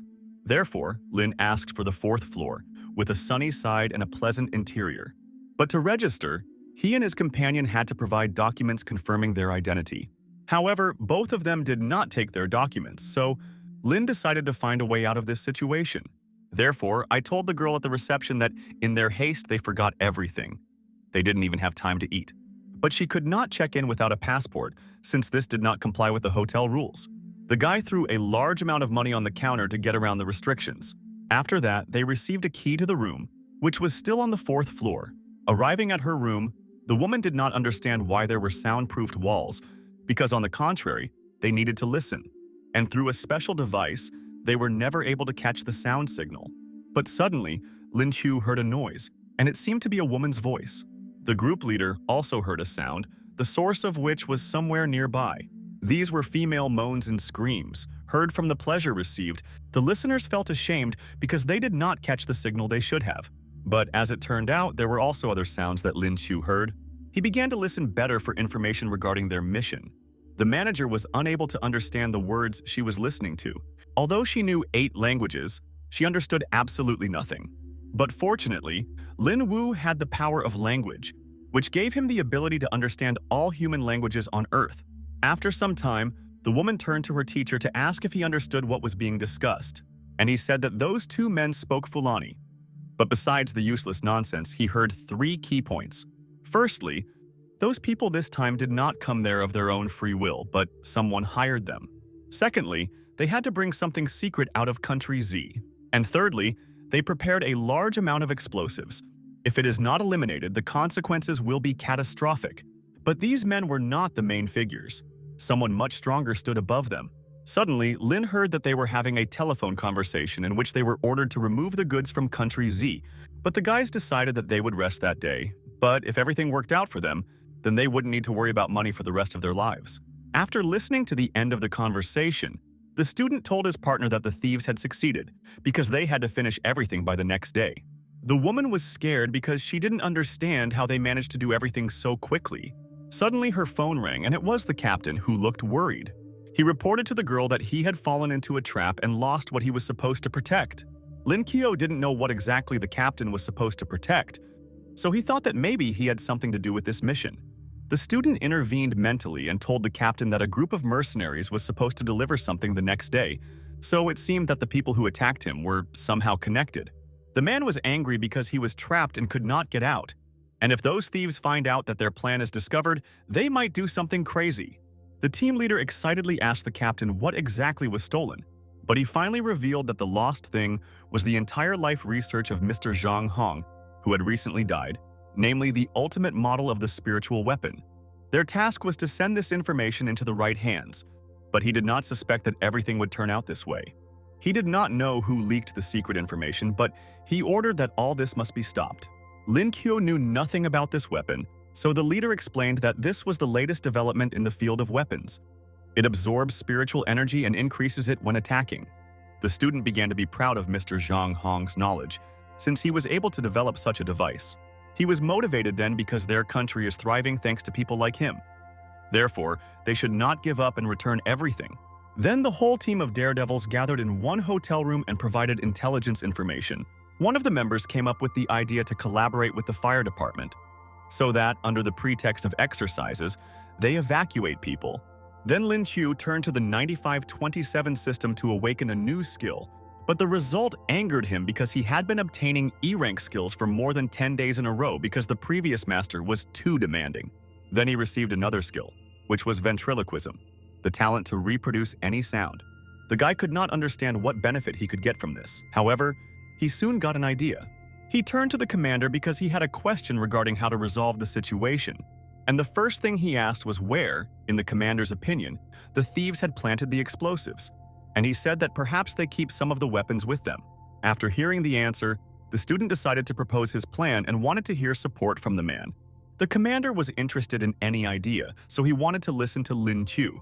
But after a pause, the young man voiced that it was necessary to remove the flame from the cauldron, and then he explained that his plan was to burn down the entire hotel. The leader of the group thought that the guy had gone crazy, but the commander himself was interested in his words. The student explained that after the hotel caught fire, the thieves would start to panic, and they would definitely not think about how to remove the explosives because it would attract too much attention. According to his plan, the commander would have to pretend to be a police officer arriving at the scene to help the foreign guests. Then next he had to take them to a place where there would be no crowds of people so that they could deal with them. To get all the information, they must take away the criminal's phone and memory card. Because over the phone, Lin can pretend to be one of the thieves and invite the other party to the place they need. And he had to do this with the help of his new skill of imitating his voice. And with the help of that phone, he can easily lure them into the team to get back the lost data. The girl began to admire her teacher, who can do everything, even ventriloquism. Then Lin CB promised the commander that he would give guarantees that the explosives would be removed before activation. The man thought about this plan, but their team had no other plan. The commander-in-chief ordered everyone to listen to him and begin the operation at 8 o'clock in the evening. Then, in the Amer Hotel in room 404, Lin Chu and the team leader continued to conduct hearings. However, there was nothing new, and there were several hours left before the operation, so the guy wanted to sleep. The girl turned to her teacher and asked what the noise was on the lower floors, and he explained that they play poker there all day. He looked pretty tired, but still continued to listen. After some time, the exhausted student closed his eyes for a while and fell asleep. He dreamed of his own partner, who was scared and asked the teacher to stop. The woman lay in tears and begged the guy for mercy, and he himself could not understand what happened and why she was so scared. Suddenly, he woke up on her legs screaming, but soon realized that it was just a dream, and the colleague was glad that Lin had a little rest so they could proceed with the operation. They were almost late, so they burst and asked why the girl didn't wake him up earlier, and she explained that she had not paid attention to the time and wanted him to sleep a few extra minutes. Lenya was surprised at how much she pitied him, like some kind of child. Meanwhile, there were 5 minutes left before the operation, so they had to find a radio and wait for the commander's order. Suddenly, flames appeared everywhere and a fire started, which was announced throughout the hotel. Meanwhile, on the third floor where the thieves were, everyone was told to cover their mouths and noses with a wet towel without panic, and began to go down the emergency stairs. One of the men approached a colleague named Wu and thought they had been exposed. However, he explained that a fire had started in the room, but the question remained as to what caused the disaster. And staying further there was dangerous because there was a lot of explosives in the building. They decided to leave the weapons in the room because if they took them with them, they would definitely be discovered. But suddenly one of them came up with a crazy idea. He picked up the explosive control panel and began changing the settings. Having set the timer in the explosive, he threw the remote control into the room and said that explosion is an art. Meanwhile, the security service was busy extinguishing the fire in the hotel. The thieves managed to leave the premises on their own, remaining unharmed. Lin Kyo watched their every move and reported that the men had left. His men put them in a car under the pretext of evacuation, so everything went according to plan. The commander was glad that everything was fine. However, it remained to deal with the explosives that were on the third floor. Lin and his partner, who had already run through the fire to number 301, were responsible for this problem. They managed to quickly get to Buck's room on the third floor. Having found explosives in the room, they reported this to the commander. Lin Kyo immediately sat down to deal with the weapon to eliminate it. However, not everything was so easy because the shells were rewound with special tape. Then he turned to Shen Xing, asking if she knew how to defuse explosives. But the girl dealt exclusively with spirit animals. Then the guy explained that the thieves had activated the timer, and everything in the hotel would blow up in 3 minutes. He ordered his student to come up with something, because there were a lot of people below. But Shen was more interested in the question of whether they would reach space. Then this became a good clue for Lin Chu, and he figured out what to do. He decided to use his skill of any door. Since the host has broken through to silver, the range of the ability will be increased by 50 meters.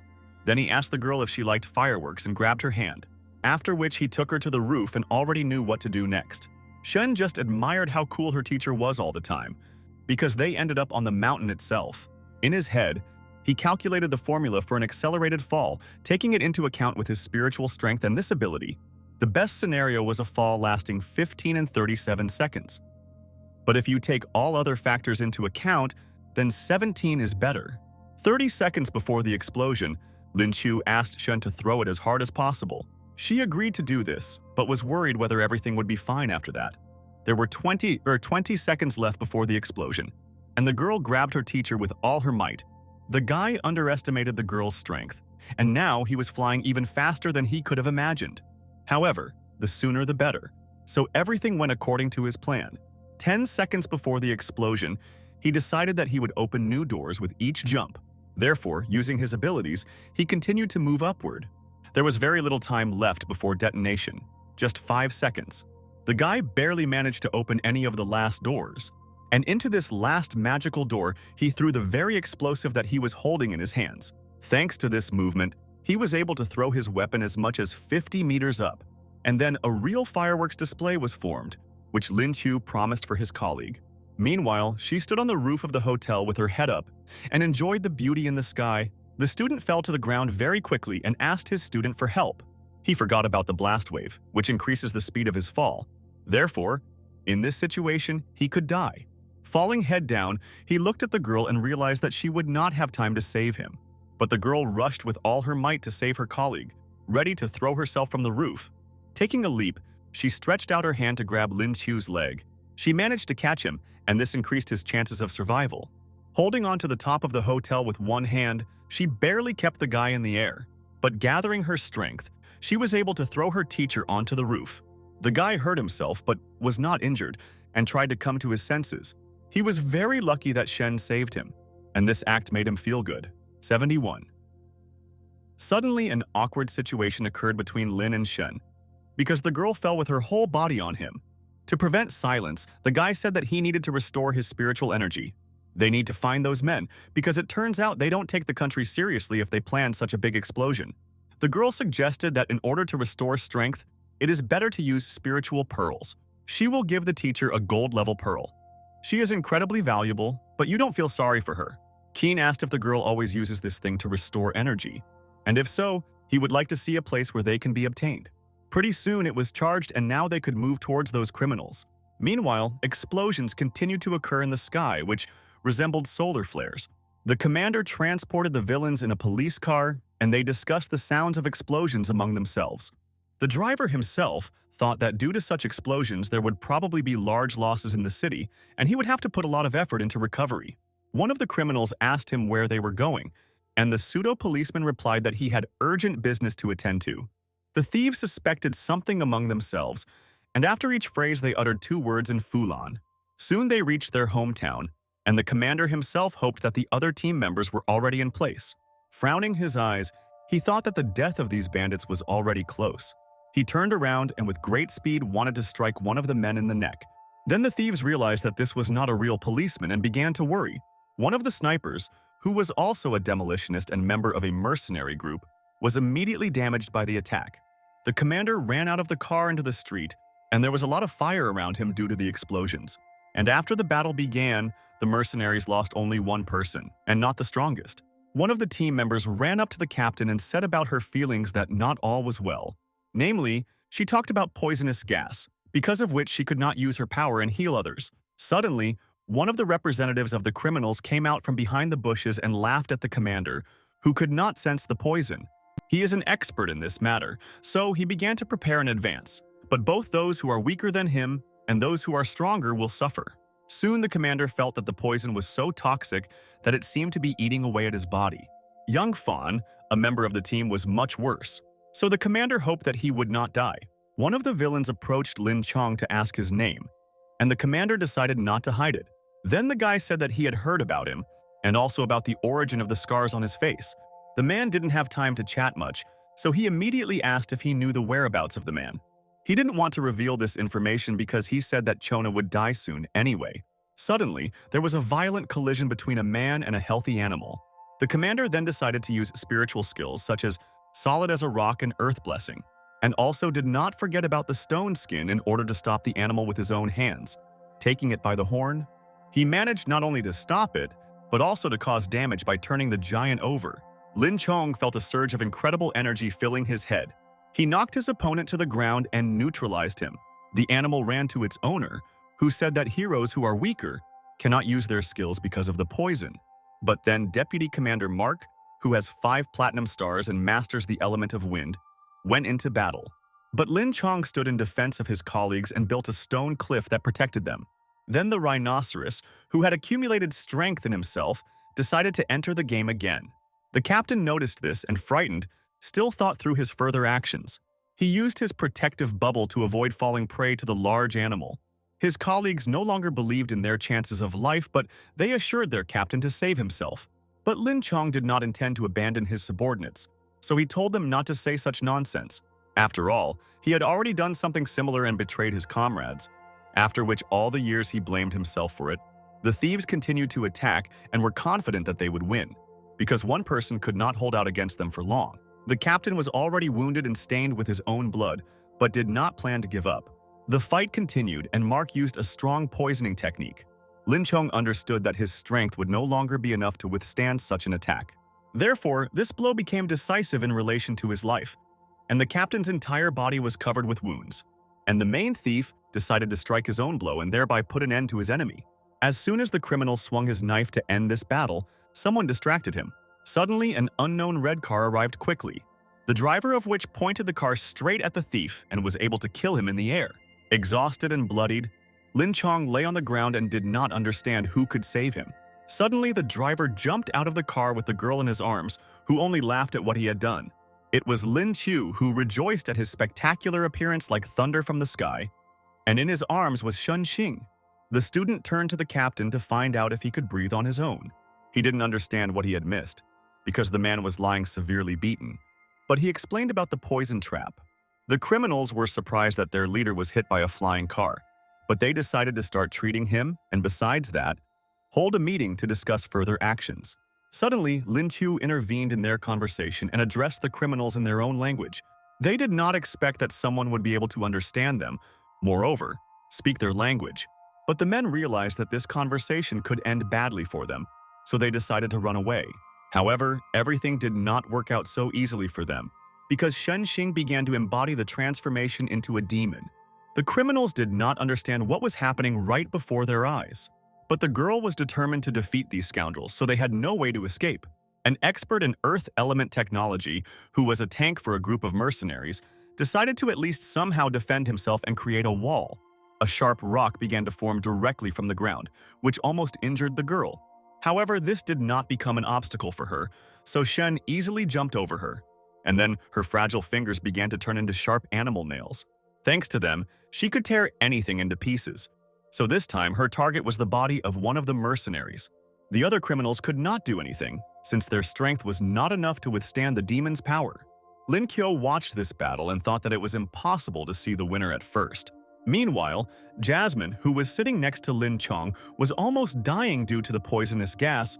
The girl turned to Lin Qiu with the words that they were very poisoned and would not be able to last long. Therefore, the only goal was to save the commander. The guy decided that he could independently cope with all the victims on his team. So he reached out to his colleague to help her come to her senses. He began to use new methods that he had not used before, because fortunately, he had received the art of medicine before and bought some medicines in advance.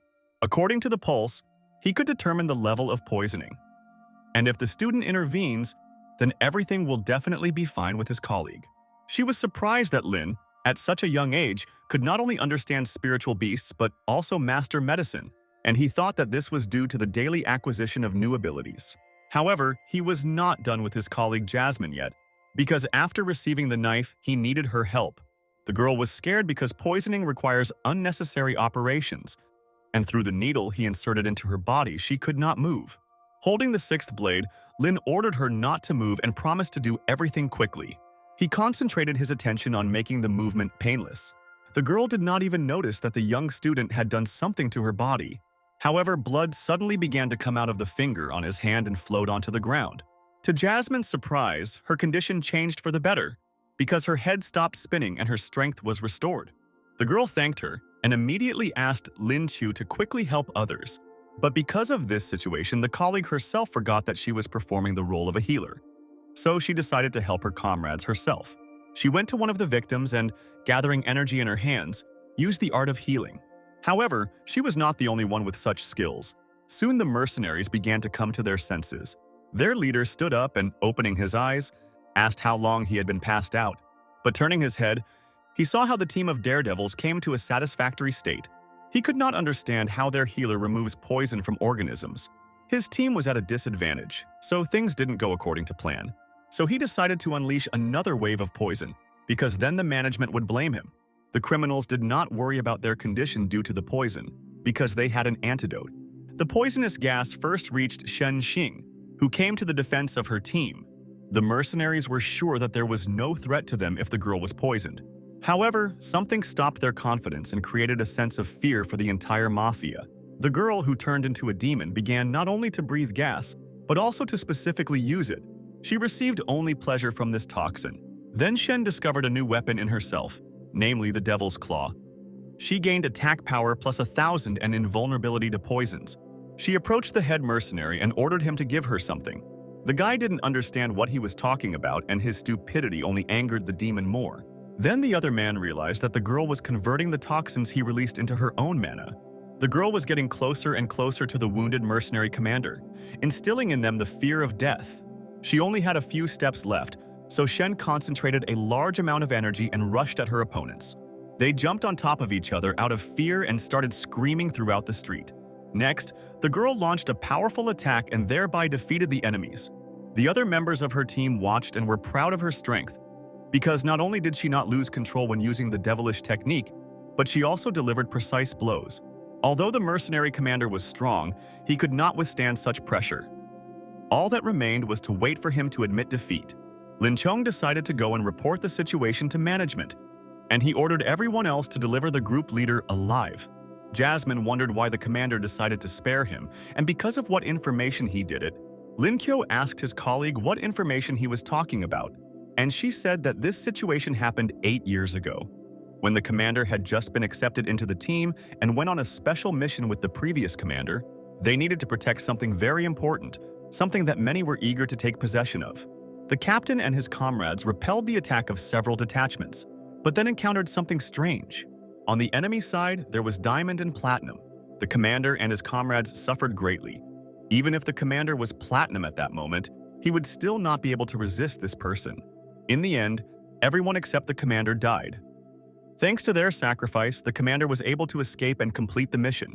Since then, there has been a scar on his face left by that person. He did not allow it to be healed, saying that for him it was a kind of reminder. He still considers himself a deserter and constantly talks about it. He also believes that it would be better if he died. However, all members of his team do not think so. For them, he is a real hero.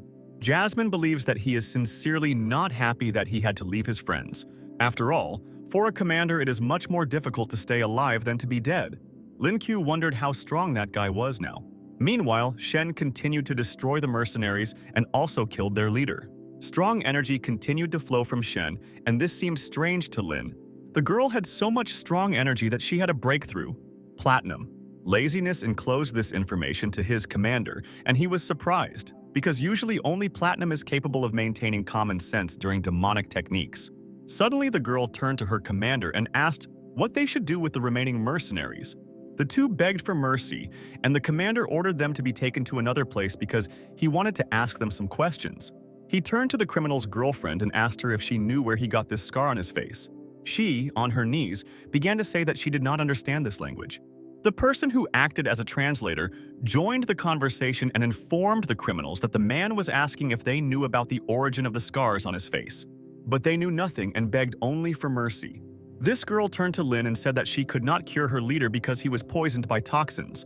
But Shen entered the conversation and asked if she could try to bring that criminal to his senses. The demon accumulated a lot of energy in her hand and touched it to the lifeless body. She managed to bring the leader of the mercenary group into the consciousness. As he immediately opened his eyes, the man was terribly frightened because he realized that he had been revived by the same devil. He looked at the girl and begged her not to eat him or kill him again. The commander ordered the girl to take other mercenaries away from this place. After which, the man approached Wu Ke and ordered him to tell him everything he knew. However, he then clarified that he wanted to hear details regarding his scar on his face. The intimidated guy said that he would be of no use. Then the masked man promised him that he would not kill anyone. The thief thought that he was being taken for a fool and considered stupid, because he understood that after such his own actions, they would not let him go anywhere. The commander decided not to react to this in any way, so he repeated his question again. The guy was ready to tell everything, but on his terms. The commander had to promise him that after hearing what he had heard, he would not kill him. Because he knew that Lin Chong took his vows responsibly, the commander agreed to such conditions and said that his team members would not take any action against the criminal after he told everything. The guy laughed at this because he didn't think that a man would take it so responsibly. But still, he really believed that the information he would say had no meaning. However, he later said that the person who left this mark on the man's face was called Capella. He is an American agent and a man with incredible abilities. And then he added that, I don't know how strong he is now, but at their last meeting he was at the peak of the diamond. And then he also added that I personally know one of his subordinates because they once drank together. What this guy said was true. All these years, Lin Chong also thought about exactly that person. Well, he never managed not to collect evidence. After which the commander released Wu Ke, and he laughed at him, because the thief was sure that this team would not be blamed for letting him go. However, these words angered the commander a little, and he ordered him to leave immediately, or he would have to take certain actions. Lin Kyo thought that they had already gathered complete information, so it was not necessary to let the thief go. Finally, Wu Ke asked if the guys were afraid that their team would be cursed for breaking the oath. The student said that perhaps others are afraid, but he himself has nothing to do with the team. This made the thief very angry, because now he realized that his life was under threat. The young man turned into a crawl and, jumping high, took a fighting position. He ordered the mercenary not to resist and struck him hard in the face. The guy didn't want to kill him, but he still wanted to inflict physical pain. The commander provided Lin Chu with the thief's phone number and then asked about the explosion that everyone had heard. The student explained that he detonated the explosives in a safe place. There were no casualties, and the criminals activated them before leaving the hotel. True, the hotel suffered a little damage. Because of this, the guy was sure that the administration would demand compensation. Lin Chong agreed with his words, and then after a pause bowed low and thanked him. He said that it was only thanks to the student that the operation was successful and all his comrades remained alive. The guy felt embarrassed that a person with such status and abilities thanked him so much. The man just laughed at this and said that the young man could no longer call him commander, but simply call him his brother. Lin Kyo appreciated this step towards their friendship and accepted the offer, after which he suggested returning to the interrogation of those mercenaries, and then resting. The next day, the student had a conversation with the bandit and told her that everything she said could be used in court against her. The girl said that her name is Mimiko, and she is from Japan. At first, she had a bad job, but after her abilities as a healer awakened, she was accepted into the team. However, during the conversation, she tried to use seduction techniques to make the interrogation easier. Sheen intervened in their conversation, who did not like this format of conversation. She ordered Mimiko to behave according to where she was now. Then Lin said that the interrogation would be serious, and if he realized that the girl was hiding something, he would punish her. She understood everything, so the first question was what the name of her employer was. Mimiko wasn't sure of her answer, but she remembered seeing her boss talking to an American. All she found out was that he was from the USA and had a very high status. This was logical because a common person would not have access to such confidential information. Then the girl said that the price for this contract was about 100 million in gold. Lin Kyo could not accept such a sum as truth, so his jaw seemed to drop when he heard it. And Mimiko said that the terms of payment were 30 million in advance, and the balance was to be transferred after the mission was completed. The student was afraid that not only Buck would know the password to the bank account, but his worries were in vain. After receiving the information, Lin Chu asked if there was a computer genius among those present. 10 minutes later, the guy Yang Fan came, who was a very cool hacker. His task was to get money from the mercenaries' accounts to the account of his team. Hearing this, Jasmine turned to the group leader and asked if she could count on a different percentage of the amount. Shensing agreed to this request and said that it would be a thank you for the help. Yang Fan quickly completed the task assigned to him. There were huge amounts of funds in the account, amounting to hundreds of thousands. However, he was outraged that he would receive only 1.5 million in gold. After all, if he had known about this amount of money earlier, he would have asked for a much larger payment for his services. But he decided to refuse Shen's offer to increase his pay. Lin said that 1.5 million would still be enough for him, but Shen originally wanted to pay him 10 million. From what he heard, the student almost lost consciousness, because 10 million in gold is almost 67 million yuan. It was painful for him to lose such a sum of money, but to calm down, he turned to the system so that it would show his new ability. His skill again matched the E rank, which shocked the young man. A new ability was to evaluate treasures, but this did not only apply to antiques.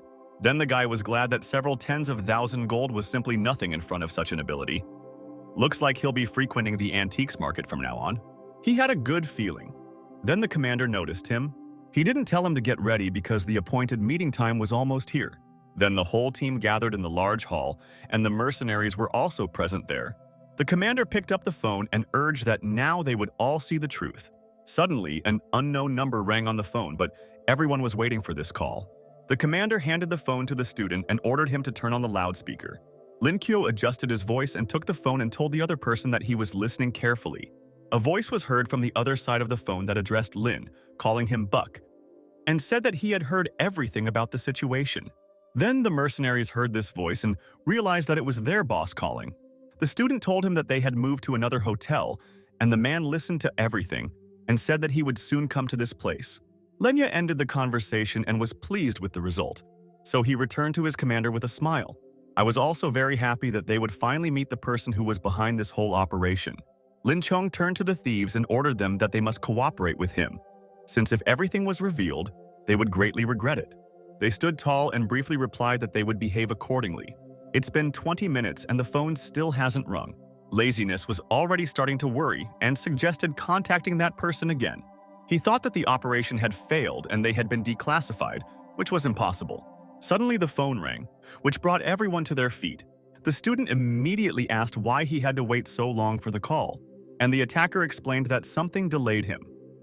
However, then he added that the required item was in the storage box numbered 035 in the supermarket. And at the end, he said that he could not convey it personally, because some things are better left secret. The team members began to think about their next steps and calculated whether they should go to that store themselves. However, this was a bad idea because they didn't know if someone was watching the save camera from the outside. And besides, they could have been declassified, and they would not have been able to find out about other plans. Then the commander asked what they should do. After all, they can't just ignore the contents of the cell. Lin smiled and said that they had the perfect candidate for the courier. His gaze fell on a curly-haired guy who was one of the mercenaries. It was his student who wanted to send him to pick up a package from the supermarket. 10 minutes later, the guy was already in the desired supermarket. Putting a cap on his head for camouflage, he entered the room. Approaching the wall where the storage lockers were located, he seemed to have found what he needed. He agreed to this only because Lin promised him that if he completed this task, he would be spared trouble. He found the cell, but did not know exactly how he should open it. While pondering this question, he felt someone push him in the back from behind. The guy was terribly scared because he was stressed about completing this task. Then, he sharply turned back and saw that there was no one there. Suddenly, his gaze fell on the floor and there he noticed something. There was some strange piece of paper lying right under his feet. The guy picked up his ground against nothing special written there. Then he managed to open the storage chamber and take out the package. He held the package in his hands and looking inside was surprised by what he saw.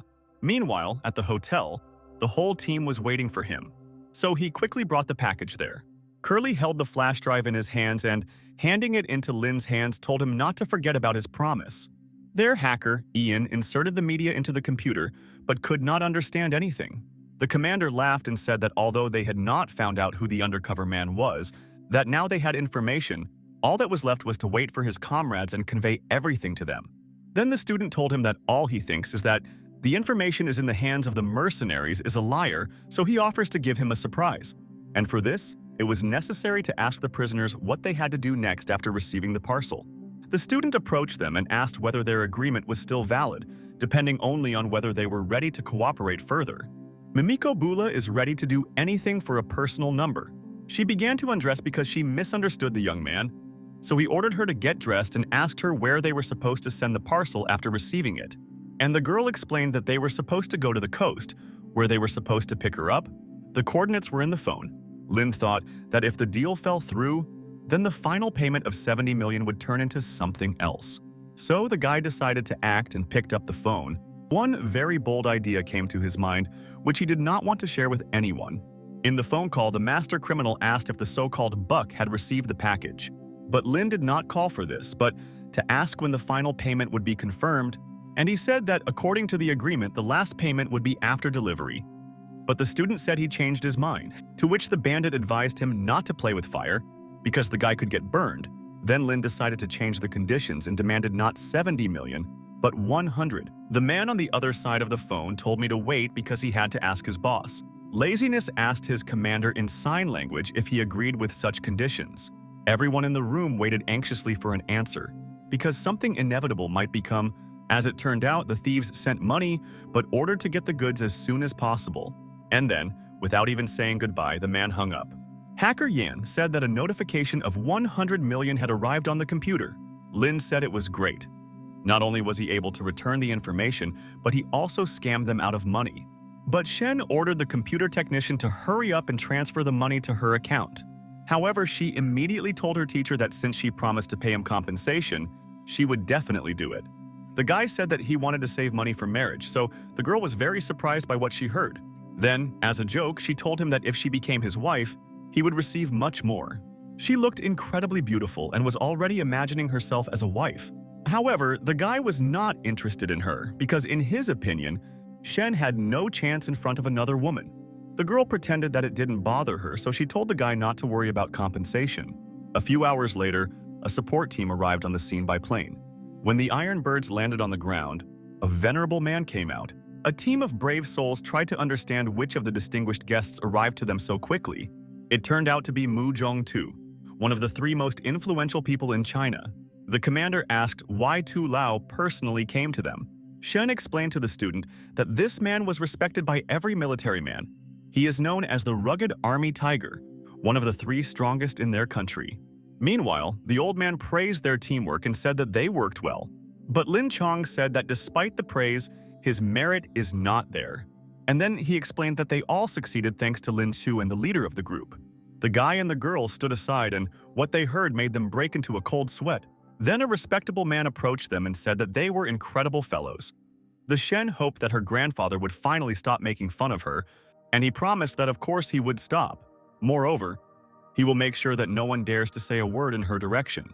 After which he asked who Lin Qiu was, because he had never heard of it before. The granddaughter decided to personally introduce her colleague to her grandfather, which resulted in a good opinion of him. And then she added that he was also her teacher. This of course surprised the grandfather, because he did not expect that a freshman could be a teacher. Then the respectable man decided to find out for himself why such a young man became her mentor. He looked at the young people and could not wrap his head around how two students could occupy different social roles. But after thinking a little, the old man said that Lin was like a brother-in-law for him. After hearing this, the guy decided to introduce himself to his uncle, thereby reminding him of him in his youth. Suddenly, they called Mu Zhongtu, and he immediately told the interlocutor that everything was fine with the girl Shen. Most likely, he was talking to her other grandfather then. He is also quite an influential person, because during one of his operations he eliminated the enemy in Zhuhai. The old man was informed by telephone that the enemy had been completely destroyed, and then he turned to the whole team and said that this time they managed to capture the enemy. After this, the team commander handed over a flash drive with information that they tried to steal. Then the old man remembered Lao Zhang, because once they were almost relatives, he was an amazingly talented man and one of the strongest in the country. Zhang Hong and the other three masters had known each other since childhood. But after reaching the gold level, Zhang Hong ended his practices. He decided to devote himself to the research of spiritual weapons. After this story, the old man told the deceased not to worry, because he would protect the results of his research. It was time for him to return. He said that he would do everything to ensure that research was aimed at strengthening the country. Sloth simply watched as a large number of planes and guards took to the sky. And besides, they took a couple of mercenaries with them to try to get some more information out of them. And the team did not waste time. They packed their luggage and also set off on the birds. Upon returning, the captain's behavior surprised the student. The commander-in-chief was sincerely proud of the guy for his contribution to the operation and offered to join his team. However, Lin didn't really want this. There are too many rules in the army that don't suit him. He felt that he was not very suitable for this, but he would not refuse some special reward. The man said something that he would appeal to higher authorities to try to get a first-class award for him, which is a great honor. Shen intervened and said that there was a much more suitable reward for this student. Namely, it was about the treasures of the team, and the commander-in-chief doubted whether they would be suitable for Lin. The girl said that there was no point in keeping the treasure with them. If they don't give it to him, he'll have to invest something like 30 million. However, this thing was worth more than any money because it was quite rare. The group leader told the student not to worry about this first-class treasure. The guy was surprised by the reward he saw because it looked like an egg. He didn't understand what was special about it because it looked like a simple egg with horns. But at this moment, the woman decided to use one of her last abilities and was able to discover that it was a dragon egg. The system told him that something similar could be expected in this world. It was a real flying dragon, just like in the myths. Not like ordinary overgrown lizards in the West, but real dragons. Then the guy asked the system that if there is an egg, it means it also has parents. Laziness was delighted with such a find because then he would be able to make it his mount.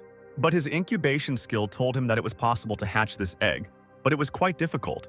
While he was thinking, the egg began to move on its own and to move to another place. The guy immediately took it in his hands and asked his colleague if she was afraid of accidentally breaking it. And she just laughed at it and said that she had already tried to break it many times, but even the wheels wouldn't take it. She studied him for 3 months, and when she couldn't achieve anything, out of anger she turned into a demon and beat him for an hour. From what he heard, the guy felt very sorry for the poor egg. Shen said that it was a long time ago and was not true.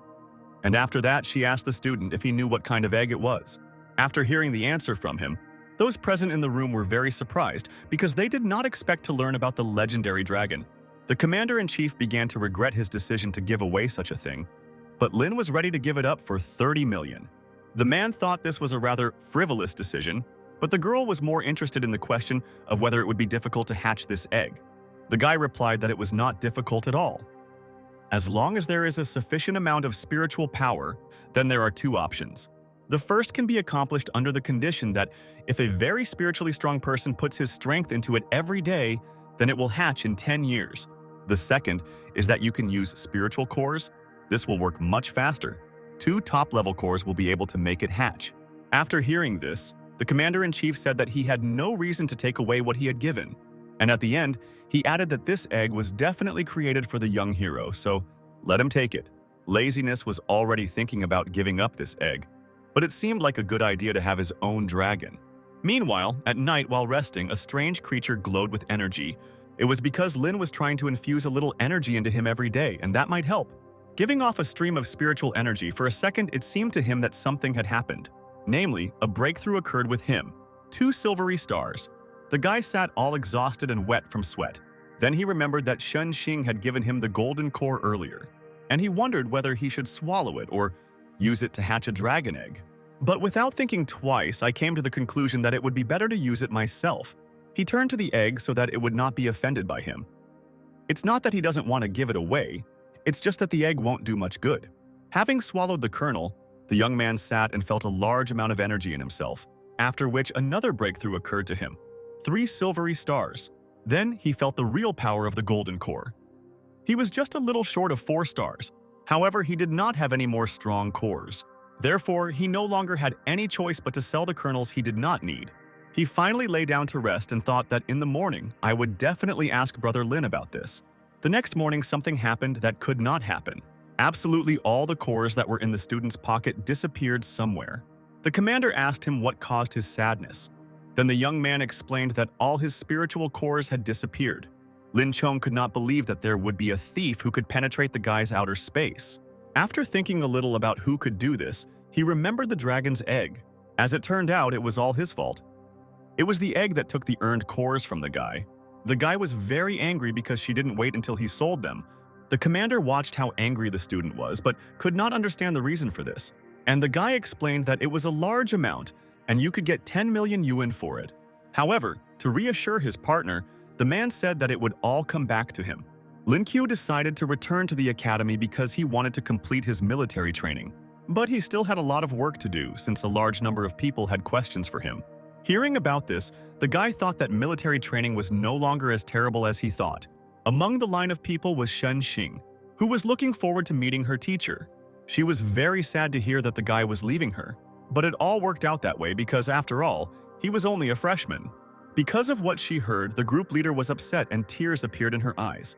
Lin Qiu was unusual to see this, so he didn't know how to react. The girl said that he couldn't just leave because then what would happen to their research on spirit beasts? He was still surprised by such a reaction to his words.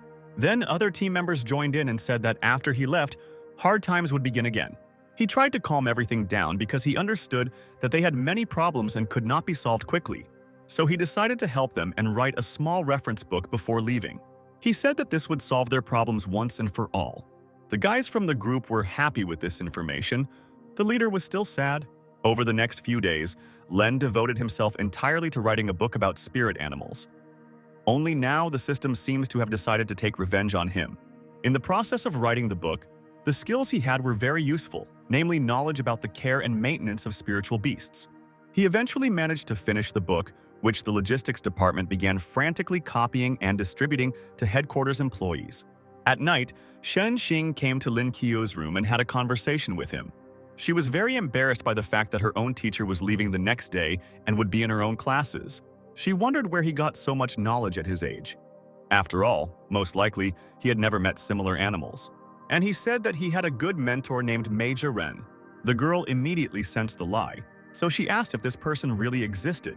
The guy began to worry that his student was thinking too much about it. But in fact, she came to thank her teacher. It was because he did too much for their team.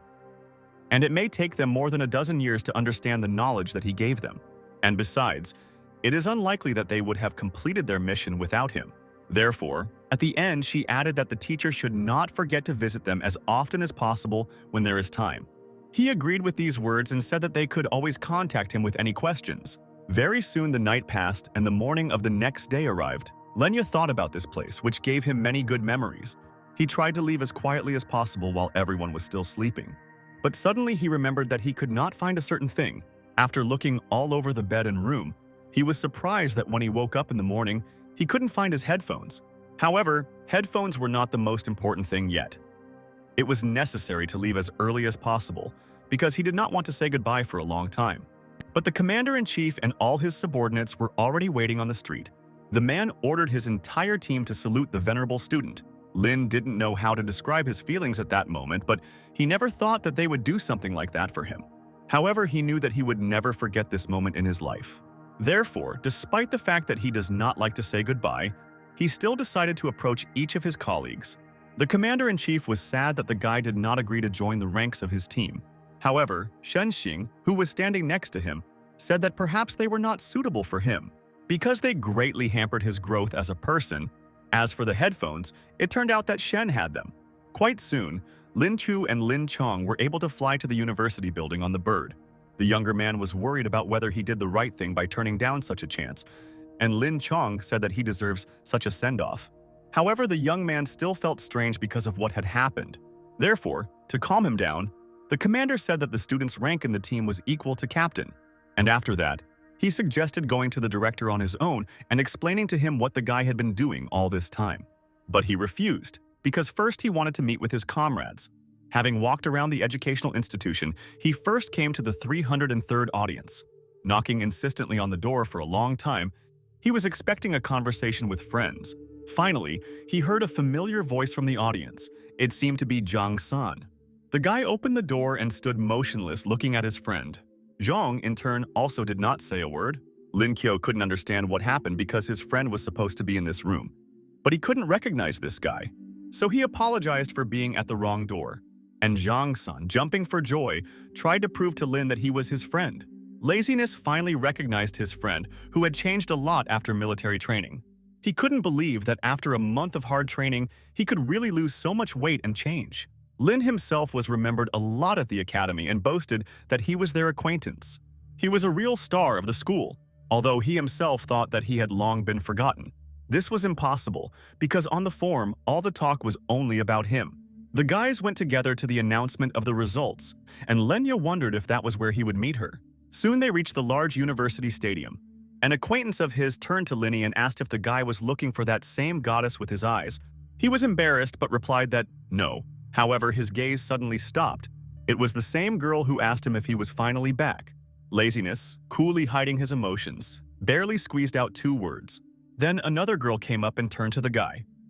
He was surprised that all the goddesses were in full force. She approached the student and immediately began hugging him, rejoicing at his return. Almost kissing him on the face, she said that she had missed him very much all this time. However, he was interested in Zhen's reaction.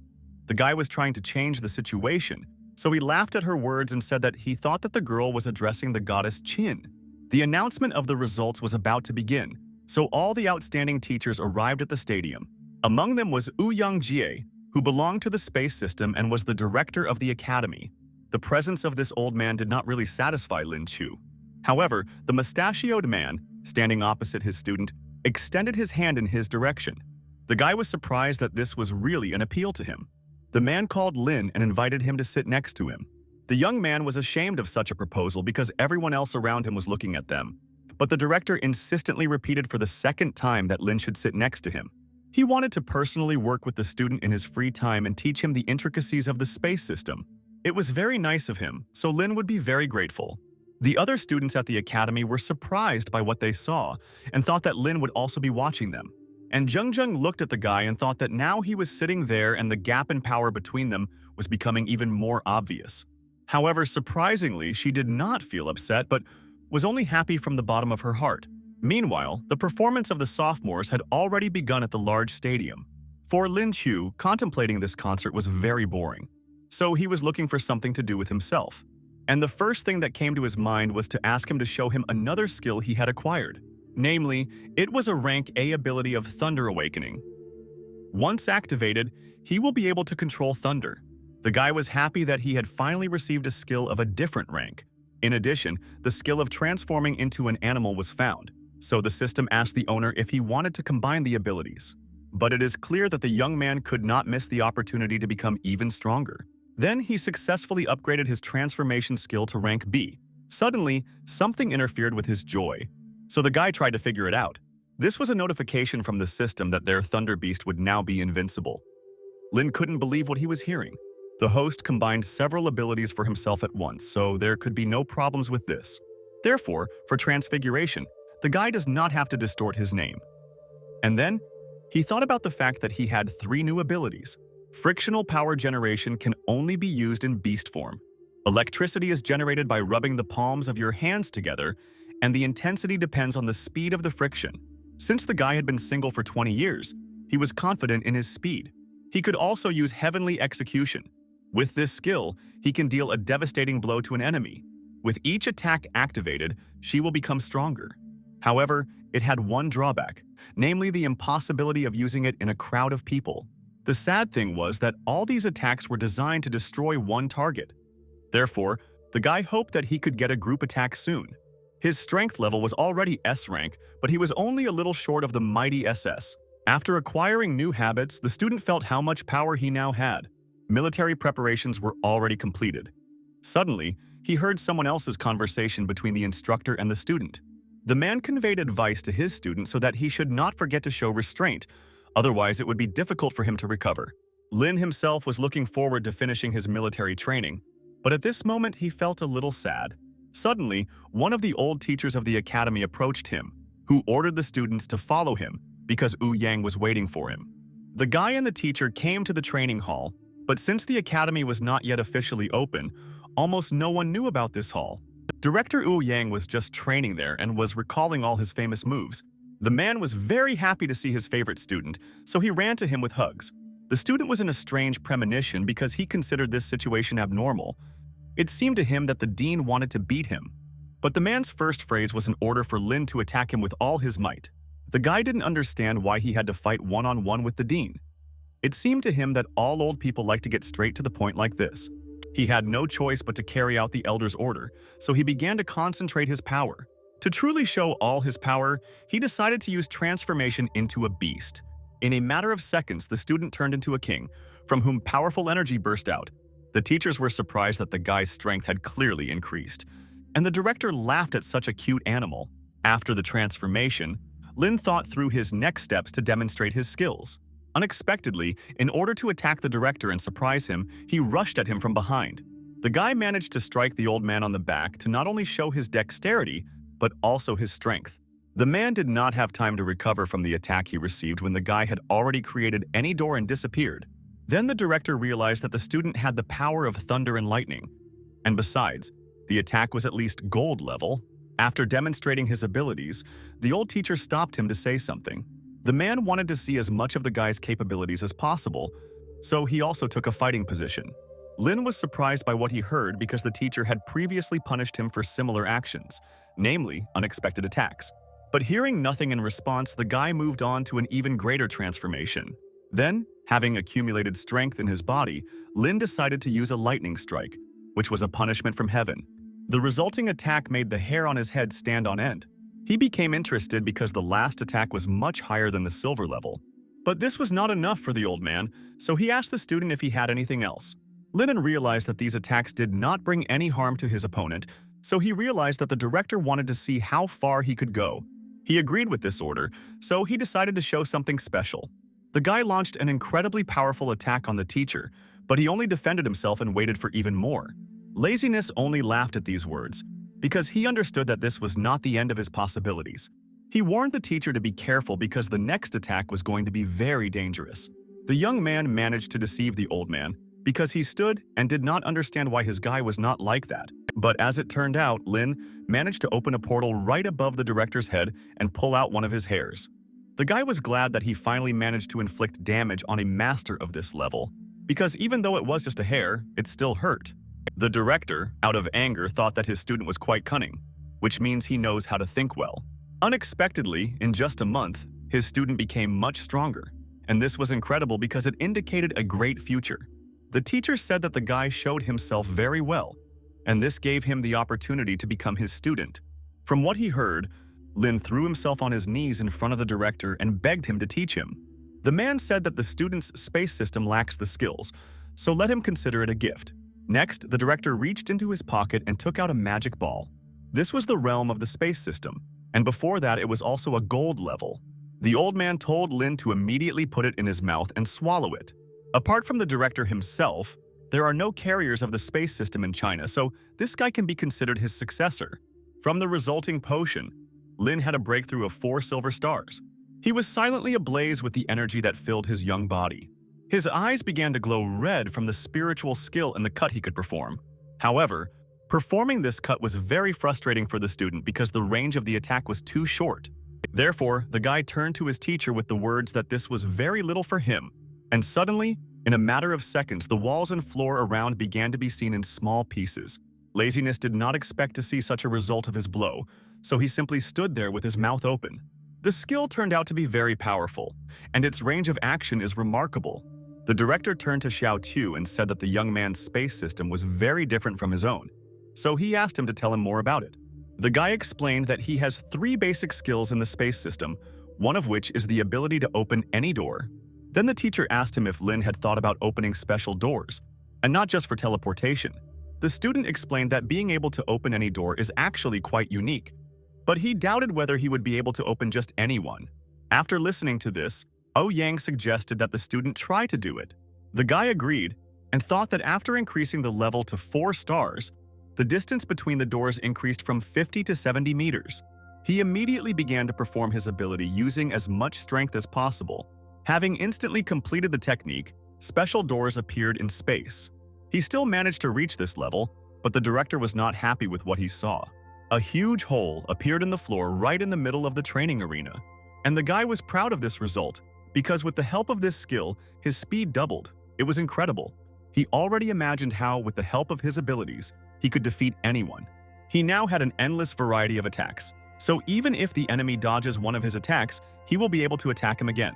The guy imagined what would happen if he opened the door right under his opponent's feet. But his thoughts were interrupted by a woman's voice. This was Lin's classmate, who was also the granddaughter of his director. She very much doubted the guy's abilities, so she was surprised that her grandfather believed in him. And in the end, to offend the student, she called him an ordinary rabbit. The man turned to his granddaughter Qian-ir because he perceived it as an insult towards him. Such a stern grandfather scared the girl a little, so she apologized for her words and said that she would no longer interfere. After finishing her conversation with him, she turned her attention to Lin Chu and greeted him. The guy just said that his attitude towards the girl would not change, when the director ordered that now he would be his granddaughter's teacher. Qian-ir was very dissatisfied with what she heard, so she no longer had the desire to continue this conversation. Then Yang himself was forced to leave, so he told the student that they would see each other when classes at the academy officially began. They parted on such a pleasant note, but Lin Chu was not sad for long, because an acquaintance came to him. But the student was surprised that his friend had been persistently looking for the guy all day. And he did this because the weekend had come and Jean-san wanted to have fun. The guys went to a huge shopping center, which was located right in the center of the city. There was a company there, occupying a third of the space in their apartment. But their contemplation was interrupted by another guy who was supposed to join them later. It was the dissatisfied Zhang-er, the second son of Ding Sheng Group. Moreover, he is Jean-san's brother, which made their names seem funny to Lin Chu. But when they met, the second one was surprised at how much his blood relative had changed. He remembered him completely differently, but no one would have believed that he managed to lose so much weight in just a month. Therefore, to check that this was his real brother, Zhang-er asked the name of their eldest, and he heard the correct answer. Watching this, Lin Chu thought that the real one was their parents, only the third child in the family. Soon Zhang Xian decided to introduce his friend, who helped him adapt to the academy. Zhang-er had heard a lot about the young man, so he shook his hand and suggested calling each other brothers. The second brother's business spirit was clearly genetic because he immediately offered to come into the room and talk. The building of the city's largest company had many floors that it was necessary to move around it only thanks to the elevator. As befits people with high status, even their elevator was luxurious. It took me a long time to get to the right office. The guys finally came to a month of negotiations. Zhang-san began to boast that his brother was not only involved in the family business, there were a large number of ancient treasures in the room, which made Lin Chu's eyes widen. Then Zhang-er asked his new comrade what he thought about what he saw. Looking at each thing, Lin felt an inexplicable energy from them. Having special skills in analyzing antiques, he realized that the entire room was filled with fakes. Therefore, without holding back his thoughts, he said that the things, as if they were fake, looked pretty good. This angered Zhang-er because he had spent a large amount of money on this collection and even had it assessed by a specialist. But Lin did not want his acquaintance to take these words as a lie, so he was ready to prove it. He, of course, doubted that Q would understand better than the experts, but agreed. Pulling on his mittens, Zhang chose one of the bowls as a specimen. This was the cup of the Yuan dynasty. The vessel has a wide neck, a deep base, and a high stem. On the leg, there are three-dimensional patterns using the bamboo knot technique. Lin analyzed and said that the blue and white colors are quite rich and the lines are smooth. This thing can be called a real treasure of the dynasty. If this is a fake, then according to the most conservative estimates, it could cost at least 20 million. And this turned out to be true because Zhang spent almost 25 million on her. But as it turns out, this technique appeared during the Yuan dynasty. The layers had characteristic features, but although this product was made with high quality, it was definitely not the original. Zhang was shocked because he had spent that kind of money on a fake that could cost 100,000. Lin Qiu shared his comrade's sadness but invited him to continue. Pointing to each item, he named its real price, which was much less than the one at which Zhang bought it. The poor guy could no longer stand such sad words for him, so he shouted for Lin to shut up. The student understood the reason for such aggression, so he even apologized for his persistence. To distract himself, Zhang suggested that the guy go together to the auction the next day. In the morning, Lin Qiu woke up quite early compared to his friend Zhang-san. Therefore, out of boredom, the guy turned to the system so that it would awaken his new ability. And this time, the skill was a long-time dream of rank B, namely X-ray. Lenya wanted to test her as soon as possible, so he quickly began to get ready. Now he could see the essence of things around him. However, it was strange that this skill was only rank B. Looking around him, Lin was able to see through the vase and even the insides of his fish. Suddenly, someone knocked on his room and immediately entered. It was Zhang-san. Laziness forgot to turn off his new ability, so now everything looked strange to him. It was as if he had turned into a walking X-ray machine, because he saw his friend as if through a medical photograph. This was very different from his wild fantasies about using this skill. Zhang-san watched his brother and could not understand what was happening to him. Laziness decided to pretend that everything was fine with him, so he did not talk about his ability to see through him. Only when he got out of bed did he ask his friend why he had come to him so early. And the guy reminded him that they were all going to go to his brother's auction together. The guys quickly came to the Tanbao Pavilion, where the money event was supposed to take place. There were many guards at the entrance to the premises to ensure that the antiques were protected. Second brother Zhang, who most wanted to attend this event, was already walking with his friends. Lin Qiu turned his attention to the guards because he sensed familiar spiritual magic from them. After passing security checks at the entrance, the comrades finally entered the premises. The presenter himself was looking forward to Mr. Zhang, so he allocated special seats for him. There weren't many people at the auction as the event was closed and difficult to get into. Only the wealthiest people in the city could come there, so the Zhang family was invited there. But Lin Qiu's attention instantly shifted when he saw his incredible goddess, Zheng. The beautiful girl, in turn, did not expect to see the student there, so she was surprised at such a meeting. On this day, she looked especially magnificent in the eyes of the loving Lin. Suddenly, the woman who was with Zhen asked her if she knew this young man. The beauty explained to her mother that she had known Lin Qiu for quite some time. Zhen's mother's name was Wen Shihan, who looked quite young and looked more like a sister. Lin Qiu was surprised when he saw his future mother-in-law with his own eyes. But the woman had a bad opinion of him, calling the guy the one who had beaten her precious daughter many times. Zhang addressed Lady Wen Han as an aunt, who was surprised by his friendship with Lin, and the guy explained that he is the best friend of his brother Zhang San.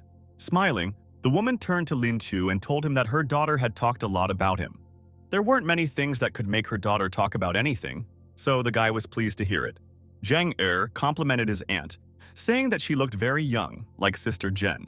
The woman was pleased to hear this, but she would not fall for someone who only knows how to talk. Meanwhile, the young girl stood next to Lin Qiu, and the guy was already imagining their wedding. Her mother was pleased with how the couple looked together. Bo Zhen was happy next to the student. Suddenly, it was announced that the auction was about to begin, but the owner of the pavilion wanted to remind those present of something. This person was Li Zhenyu, who reminded that all items come with a certificate of authenticity, but mistakes can happen, so everyone should familiarize themselves with the rules. Lin Qiu laughed at his words because he understood what he meant. If someone gets a fake, then he himself has nothing to do with it. Without further ado, Li Zhen announced the official start of the auction and wanted to present the first lot. It was a glazed bowl with plum blossoms depicted on it from the Song Dynasty. Its starting price was 2 million, and the minimum step to raise the amount was 100,000. Then the betting began. Immediately after these words, Zhang Er turned to Lin to find out if this thing was fake. The guy found such impatience strange, but he immediately began analysis. After finishing, Lin said that this is a real original, but it is not worth more than 5 million. After hearing this, Jen stood up sharply and named the amount of 5 million. The owner of the pavilion asked those present if anyone wanted to make a big bet. All the guests were silent, and some even fell asleep out of boredom. Therefore, Zhang had no competitors. The presenter congratulated the new owner of the cup on the purchase of the very first lot of the auction. Laziness was more interested in whether there was gambling somewhere on the premises, so he asked his friend about it. The young man didn't exactly like excitement, but he was interested in trying out his new luck. Suddenly, Zhen and her mother were approached by an unknown man who was also present there. It was Sun Ge, the heir of the Huiteng company, who was very happy to see the beautiful girl. Suddenly, someone touched the young lady's hand to pull her along. However, it was not Sun Ge's new guest because from what he saw, his face changed in an instant. This person was Lin Chu, who came as close to Zhen as possible, saying that he had been looking for her for a long time. Then he continued to watch the progress of the auction, and the new thing, at the announced price of 300,000, turned out to be a fake. The landscape painting, which had a starting price of 400,000, was found to be an original through Lin's analysis. The next picture was of a girl against the background of the sea, which cost 50,000 and turned out to be a good fake. Next, the presenter said a phrase, the meaning of which is that one sword leads to wealth, and the other to poverty. One sword leads to heaven, and the second to hell. Therefore, in his opinion, it was time for his favorite part of the event. This time, the guests were given the opportunity to see a treasure whose price was no less than 100 million. To see this item, those wishing to see it had to follow the owner of the pavilion to another room. Meanwhile, Zhen, holding Lin Chu's hand, realized that the guy had helped her by his action. The young man was very glad that his goddess appreciated the way he acted. But Sun Ge was angry with him because he didn't expect that some guy would dare to get under his feet. Lin, holding the hand of his beloved girl, walked behind the auction host, and they looked like a real couple. Meanwhile, the famous heir turned to his uncle Wang for help. He wanted to find out as much information as possible about this guy who stood in his way to Zhen's heart. Lost in the crowd, the couple was finally able to get as far away from the man as possible. After looking around, Lin was glad that he managed to take the girl to a safe place. Therefore, being confident of her safety, he immediately let go of her hand. Zhen voiced her dissatisfaction, although Lin did not understand what he did wrong because he was trying to protect her. She understood the guy's motive but could not really express her opinion regarding this situation. Therefore, after thanking her, she asked the young man to warn him next time before doing this. Lin thought her behavior was cute, so he seemed to fall in love with her even more. And then a small quarrel rose between them. Seeing this, the girl's mother asked the young people to calm down, and instead of quarreling, she invited the students to follow her. Moving to another room, they found themselves surrounded by colored stones. Taking a glance at each of them, Lin Chu immediately realized that this was real trash. It was a room dedicated to the stone business. The mines in which they were mined were called quarries. The quarried stones are called material or goods. From the outside, few people were able to assess their authenticity and value. This is how the gambling business associated with stones was born. These stones are full participants in the game. The game itself is tied to risks associated with their quality and price. Looking at the green stone, Lin thought that this was exactly the one the organizer was talking about. With the correct assessment, you can expect to receive a stone whose price can even reach up to 1 billion. But it seems that the organizers are specialists who realized this a long time ago, which is why it was put up for sale. And if someone decides to buy it, then there will be only one thing left. Suddenly, the young man was approached by Sun Ge, who threateningly told him to stay away from Zhen because he was not worth it. The guy decided to play with the words he heard, so he asked the man if he himself was worth something. The heir was confident that he was the ideal match for Zhen. These thoughts turned out to be trash for Lin Chu, so he advised the man to throw them away, which made Sun Ge very angry. And the guy continued to play with fire, continuing to humiliate the man. He could no longer restrain his aggression, but the beautiful Zhen and her mother were nearby, so he did not show his rage. However, instead of fighting, he invited the guy to play. The one defeated in it will leave the city and leave Zhen alone. The terms of such a deal seemed unpleasant for the girl, since she seemed to be playing the role of a prize for the winner. Lin Qiu expressed his opinion on this matter, since Zhen is not a commodity, so she cannot be treated like that. Sun Ge decided that he was hiding behind the girl. Therefore, he ordered him to go out and accept the bet. And changing the conditions, he said that the loser would give the winner 100 million. Linus replied that he did not agree to such conditions, and Sun Tim Chasum called him a beggar, penniless. But as it turned out, the guy did not agree because the bet was too small. Therefore, he proposed his conditions under which the winner would receive 500 million. This amount meant nothing to Sun Ji, but if he lost, no one in the family would praise him for such a thing. He had no choice, because if he backed down, he would lose face. So he asked his opponent if he had that kind of money. Lenya did not want to discuss this for a long time, so he asked again if the man agreed to this. Sun decided to consult with his uncle, who had extensive experience in this matter, and the old man ordered him to agree. The man agreed, but for the sake of mocking Lin, he told the guy not to cry when he lost. Meanwhile, Zhen's mother asked her daughter if she was interested in the young man. The girl didn't want to talk about it now and said that she had no time for it. This answer upset the woman because she liked Lin Qiu, so she wanted happiness for her child. Zhen took her words as jokes, so she got angry and asked her not to say that. The woman said that she would not interfere in her daughter's affairs because the main thing for her was Zhen's comfort. The bet between the men was seen by the presenter, who wanted to witness such a miracle. He further said that all the presented specimens are divided into 6 categories, depending on their price, from 3 to 10,000, from 10 to 100,000, from 100 to 1 million, from a million to 10 million, and more than 10 million. All the stones were beautiful to look at and had rich colors, which really attracted people's attention. The kids had to look at the stones and choose one for themselves that would become part of their game. Sunja chose first. It was a small blue stone, but despite its size, it was still quite beautiful. Next, Lin Qiu had to voice his choice, and for quite a long time he could not decide to choose. However, pretty soon his choice fell on a stone that was even smaller than his opponent. The spectators saw with the naked eye that the stone that the uncle chose was much better. Then the presenter turned to Lin Qiu and asked if the guy was confident in his actions, because relying only on luck is stupid. But the young man remained unconvinced. Then all that remains is to choose who will be evaluated first. Lin Qiu asked that they start with his stone and quickly announce its price. A loud crash of iron plates was heard throughout the room, signaling the start of the game. The spectators were shocked because the stone turned out to be ice jade, which was incredibly valuable. Experts evaluated it and said that the quality is really excellent, which can be said about its color and condition. According to the expert, the item could be valued at 10 million cent. Those present in the hall threw everything down to Lin Qiu's luck, saying that he accidentally came across such a precious stone. Next, it was Uncle Sun's turn, so the contestant was asked which way he preferred to cut the stone. My husband told me to make a straight cut in the middle so that there would be no chips, because this is the optimal type of cut for a qualitative assessment of the stone.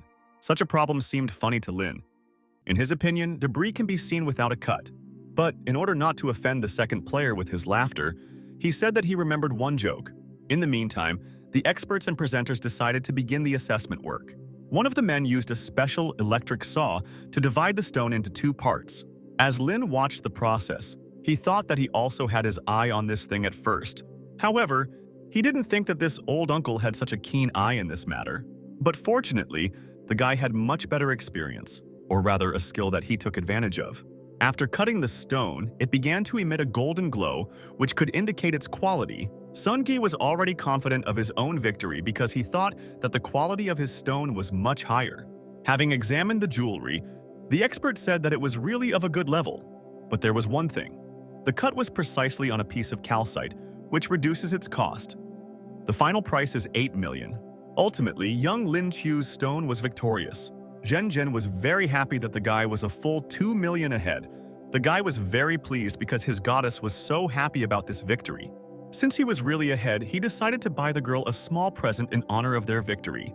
The girl became shy and said that men's quarrels had nothing to do with her, so she did not need gifts. And since she refused, the guy decided to choose the next stone for victory. The second batch of stones eventually simply fell apart. In the results of the third game, Wang Bo had 1 million and Lin Qiu had 900. Wang Bo is winning for now. All that remained was to play the last game to find out who the winner would be. Sun Gu and his uncle discussed how the guy was only nearly 2 million ahead of them.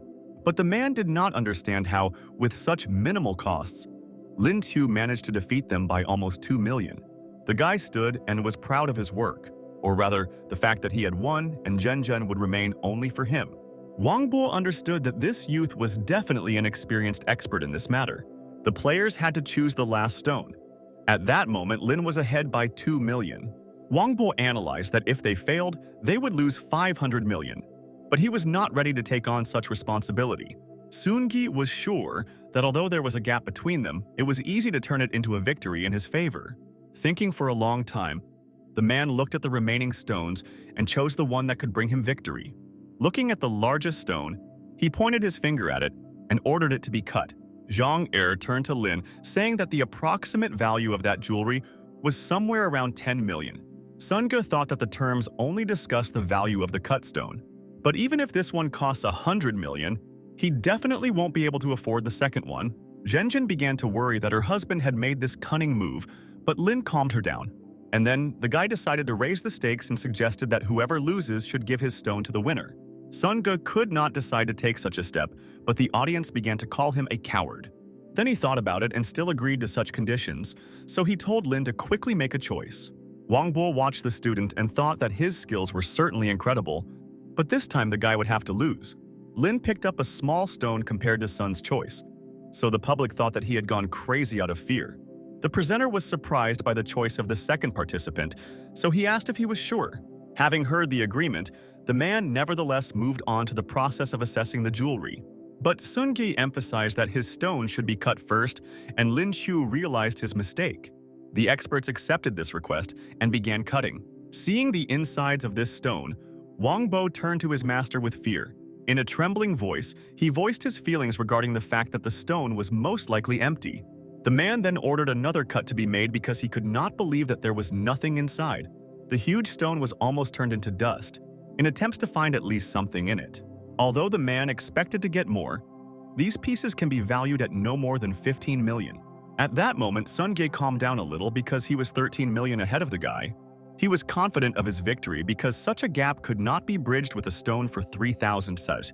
At the last moment, Lin Chu changed his mind about cutting his stone, so the public thought that he was scared. However, this was not the case. The guy asked that the jewelry simply be polished. The presenter said that the likelihood that this stone would turn out to be valuable is almost zero. But Lin Chu did not change his mind, so the experts moved on to polishing. Having finished the work, all the guests were shocked by what they saw under the layer of dirt. The most ordinary stone turned out to be a precious imperial emerald. Someone from the audience shouted that such a thing would cost at least 50 million, which was a huge gap. The Zhang brothers were incredibly proud of their comrade, who managed to find a real treasure for only 3,000 yuan. Lin Qiu looked down on his opponent and asked if he would finally admit defeat. Sun Ge fell to his knees and realized that he did not have that amount of money to pay according to the terms. Then the owner of the pavilion approached the winner with a proposal that the guy sell him this stone for 60 million. Suddenly, cries of people wanting to buy this jewel for a large sum began to be heard from the hall. In the end, the person in charge of the auction offered the highest amount of 100 million. This was the best price Lin Chu could get for this item. And besides, the man offered to buy back all the other stones that the young man received during the game. This would save him from unnecessary trouble, so he immediately agreed to such conditions. There was only one single stone left in the room, which interested the young man. He decided to keep it and not sell it, which was strange. Lin Qiu, with the rest of his loot, came to the magnificent Zhen Zhen, who was watching the entire game. Noticing the stone, the girl thought that the young man wanted to give it to her, and then she began to come up with incredible stories about love. The thought occurred to her that the guy right in this room wanted to make her an offer for which she was not yet ready. But as it turned out, Lin was not walking towards her, and to her mother, who stood nearby, he turned to his aunt and apologized that he did not yet know her preferences. Therefore, he hopes that she will like such a gift. The woman appreciated the guy's act, but seemed straightforward to him. Mother Jen liked Lin very much, so she hoped that he would not disappoint her expectations. Meanwhile, the guards would not let Sun-ge go until he paid according to the terms of the game. He had to ask for help from his father, who was very unhappy with his stupid son. With tears in his eyes, the man returned to Lin and said that he would still receive revenge from him. And after that, he sent a large sum of money to the winner's account. Joyful Lin wished a good journey to his rivals, who were walking very sadly. The guy continued to be proud of himself because he managed to earn 600 million in just one day.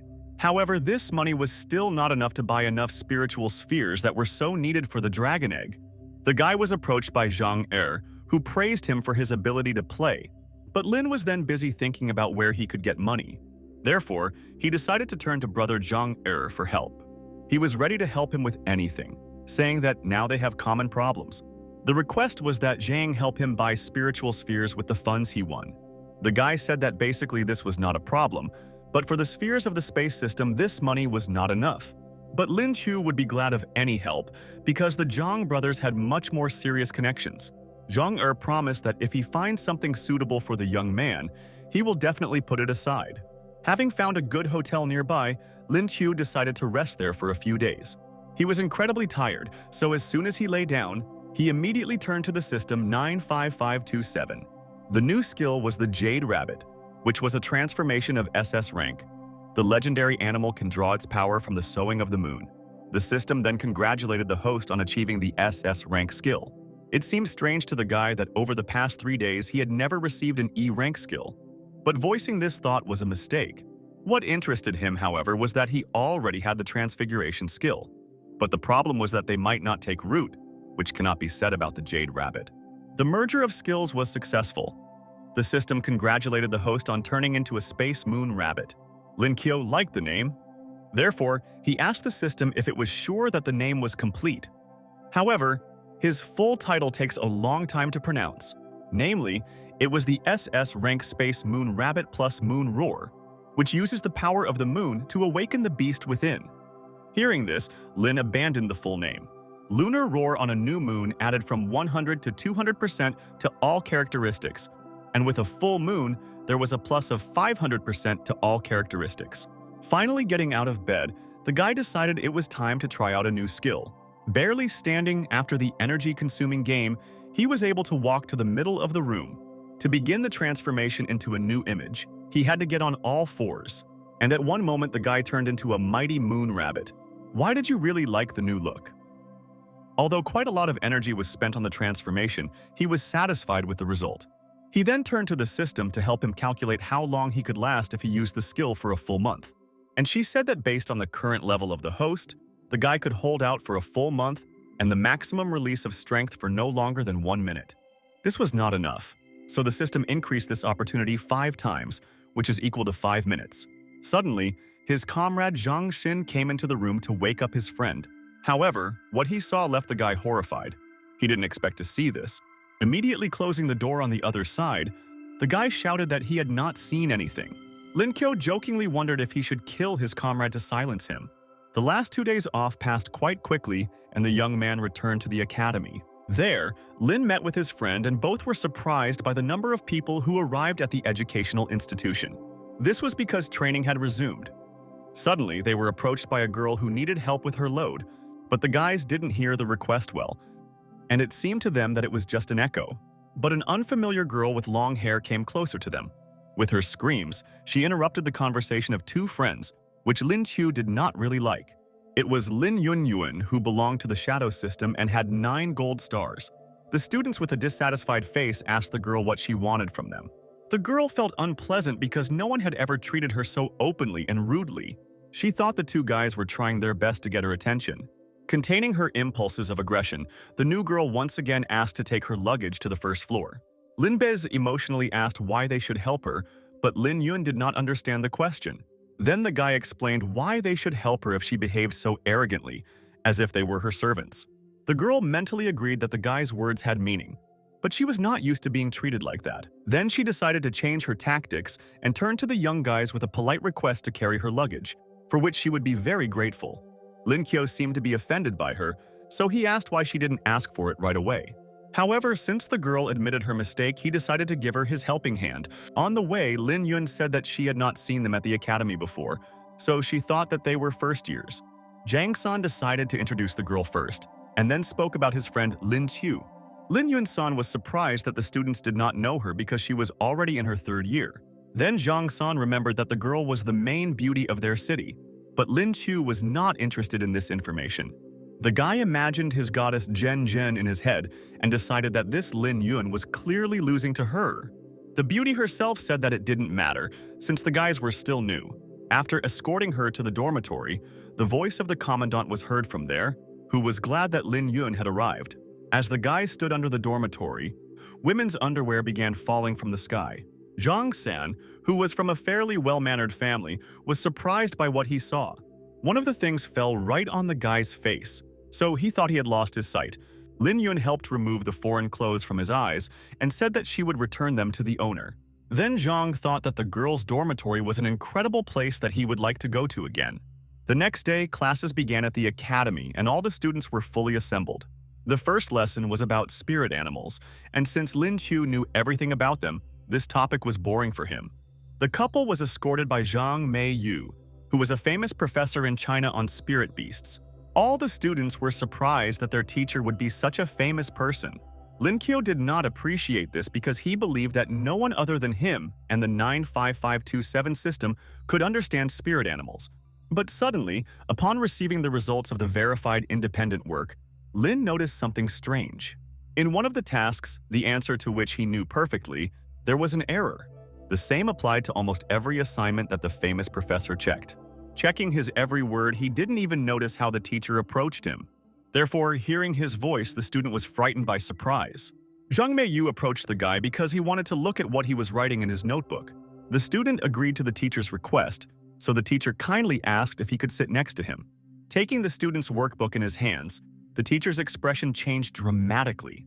He needed to find out some details, so he wanted to get to know the student better. Sitting down opposite him, the professor asked the guy's name, and Lin Chu immediately introduced himself. Then the teacher moved on to the main questions. The first concerned why the student was so sure that the civet was a nocturnal creature.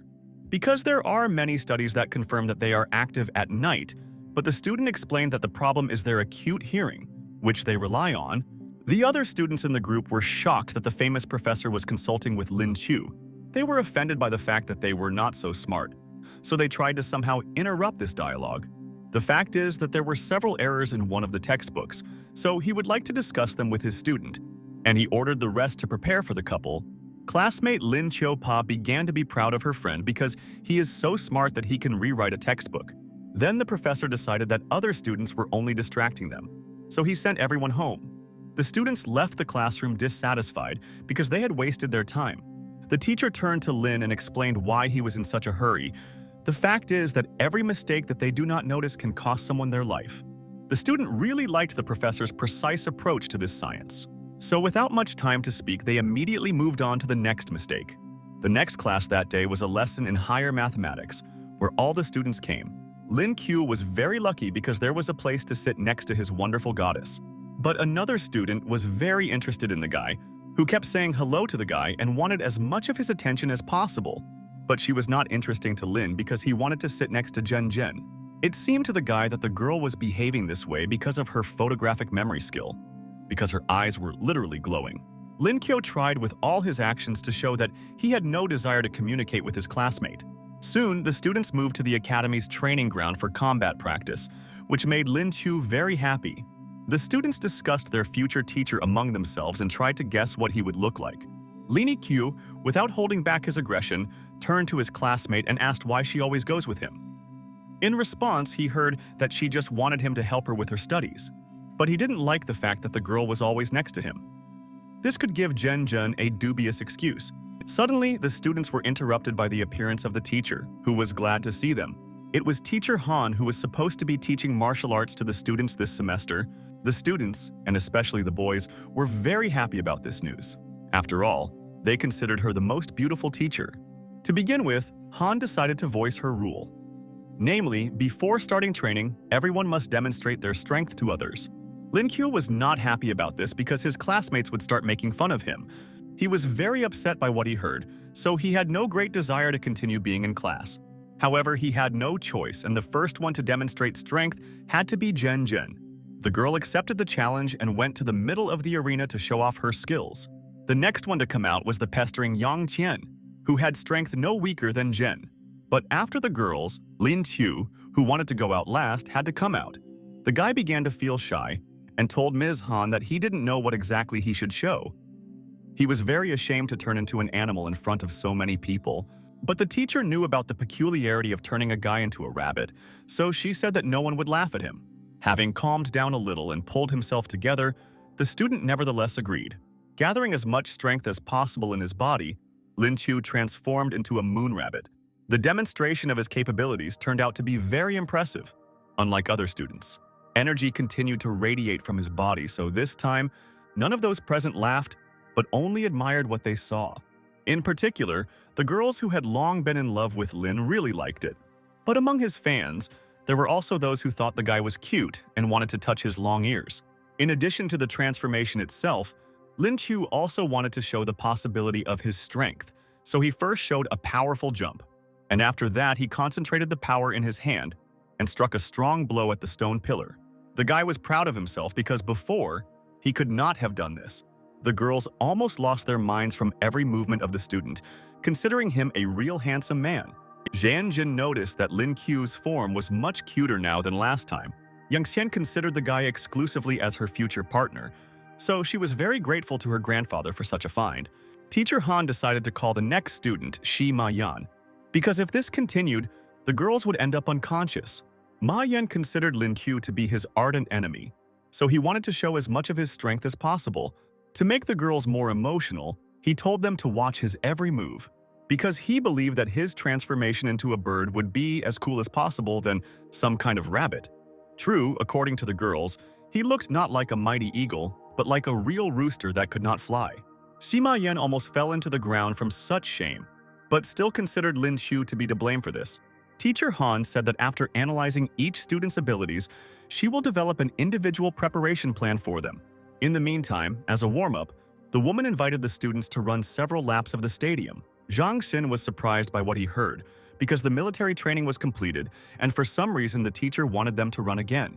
The guy asked Mrs. Han how many laps they needed to run, and in response she showed one finger. The girls were happy because they took this as meaning that they only had to run one lap. But as it turned out, the teacher had much more serious plans for this academic semester. Therefore, she said that students must run through an infinite number of calls. They ordered the children to run. She added that when their level of physical fitness reaches the gold level, they will no longer have to run. Then, the students perceived this as concern for themselves and obediently went to carry out the order. However, Lin Qiu stood in one place and had no intention of running. Xi's classmate Ma Yan was outraged because everyone whose physical fitness level was below gold had to run. But Lin believed that according to these conditions, he should not flee. However, the teacher wanted to see this for herself. Lin Qiu was ready to take such a step, so he had to extend his hand to the teacher. This was so that Madame Han could read his strength level with just a touch. The woman's hand seemed soft, gentle, and almost weightless to the guy. But the student tried not to be distracted, so as not to disrupt the flow of his energy with thoughts. They held on like this for a few seconds, and incredible energy had already formed around their hands. In the process, the teacher asked the guy when his energy managed to increase so much. Then she let go of his hand because she had drawn certain conclusions for herself. And then, following their promise, they announced that having a gold level, the guy doesn't have to run with everyone. Sima Yan wanted to make Lin Qiu look like a weakling and a liar, but everything turned out to be completely the opposite. Therefore, the guy had to escape with others. Meanwhile, Han spoke to Lin Qiu and asked if he knew about the competition that was supposed to take place in 2 months. The main prize was 5 million. And besides the generous reward, there was also talk about special areas. Teacher Han wanted to send a student there, but she had no idea that the deputy director had done this much earlier. However, there was something else she had to say. There was one more person in the students' group who was supposed to take part in the competition. Lin Qiu was surprised that among his classmates, there could be rivals for him, and this person was a good friend of the guy, Zhang San. His ability to increase everything by 10% makes him a great supporting player. Lenya didn't think that team competitions awaited him. Therefore, I wanted to hear more details about the competition. The woman was surprised that they held a seat for the guy, but he doesn't even know anything about the rules. So she started telling that each team would have 6 people. There will be 6 individual fights and 1 team fight. The winners will be awarded points, and each team has the right to bring several substitute players. Therefore, a student can take Zhang San with him. And it does not matter that his level is lower than Lin Qiu himself. Zhang San's abilities will last for about 2 minutes. In such a fight, 2 minutes can be decisive. Lin Qiu was afraid to imagine who his opponent would be, But teacher Han hoped to get at least second place. The guy was surprised that such a strong woman gave up so quickly. Is the other side really that strong? Han explained that she was talking about Jiang Hu, the Awakening of Destruction, which was quite a rare occurrence. Its level is 3 platinum stars. Lin Qiu tried to control his emotions after hearing the level of his opponent, and the teacher added that this person is called a real genius. He was the main contender for victory. Han understood what was driving old Lu. Rather, he wants Lin not to compete, but to gain experience.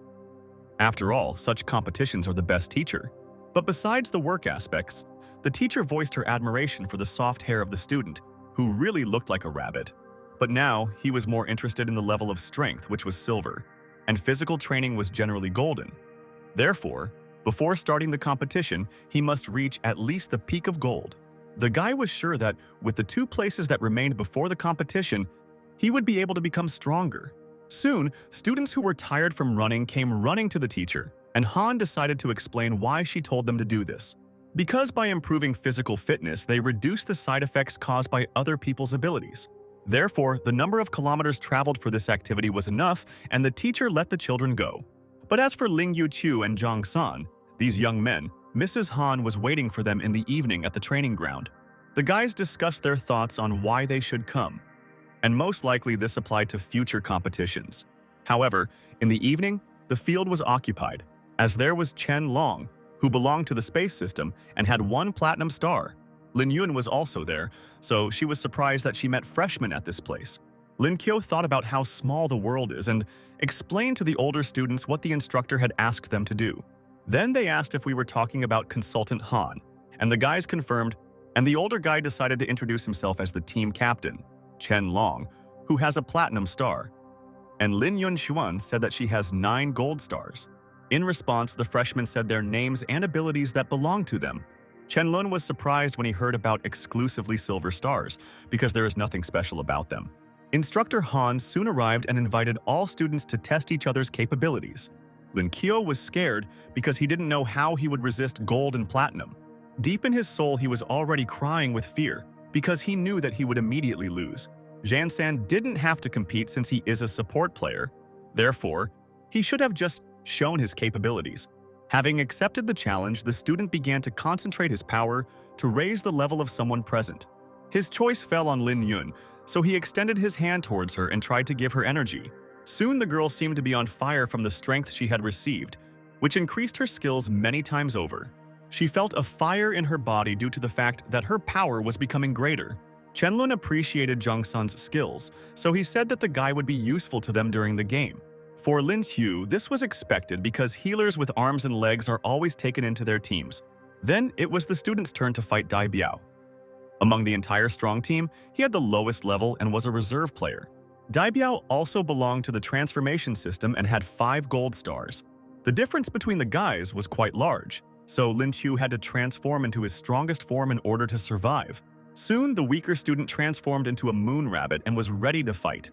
Kicking off the ground for a strong attack, he jumped high. The guy tried to give his all so that he would not be considered a weakling.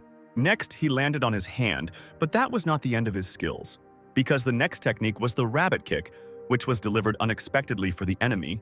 After such an attack, the frightened Dai Biao began to doubt whether Lin Qiu was really at the silver level. But even at this stage, Lin did not plan to stop, so he moved on to the next blow. Namely, it was performing an attack with the hand. With one movement, the guy knocked down a stronger opponent and won. From such a strong fall, it was as if there was an explosion in the middle of the stadium.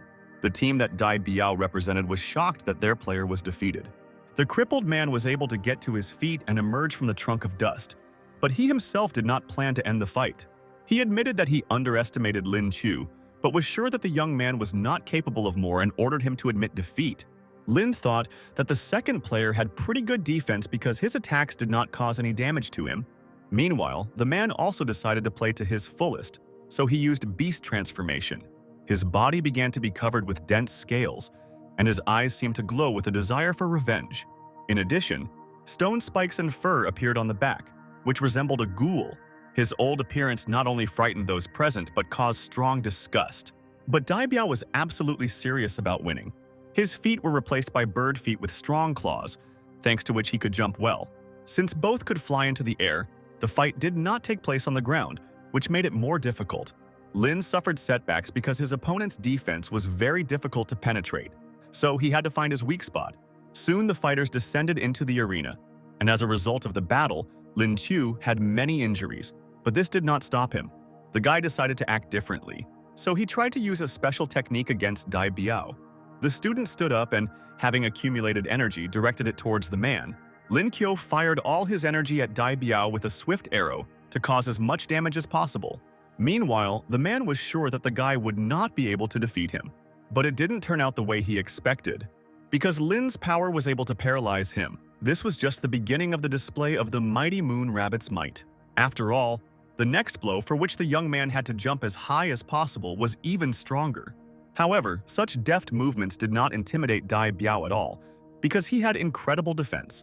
Then the man simply pushed his opponent away without using a counterattack. Lin Qiu was still trying to concentrate his power to prevent the second player from moving.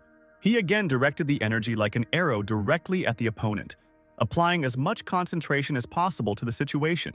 His strength was running out, but he did not give up and decided to make a jumping kick.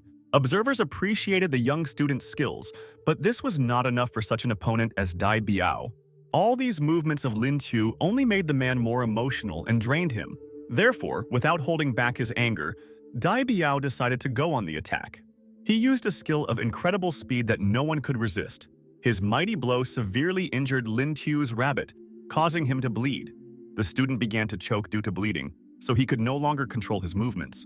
From exhaustion, he simply fell to the floor and tried to recover to continue the battle. Lin Qiu's injury was noticed by Wang Hui, who had 7 gold stars and was a healer. The girl decided to use her abilities to quickly restore the rabbit's condition. But she was interrupted by Instructor Han, who said that everything was fine with the guy and he could recover on his own. Lin Qiu knew that he had relaxed too much and believed in himself, so he was confident that he would be able to dodge the attack. And as soon as he was able to collect his thoughts, he heard something bad happening behind him. It was Dai Biao, who still couldn't calm down and wanted to continue the battle.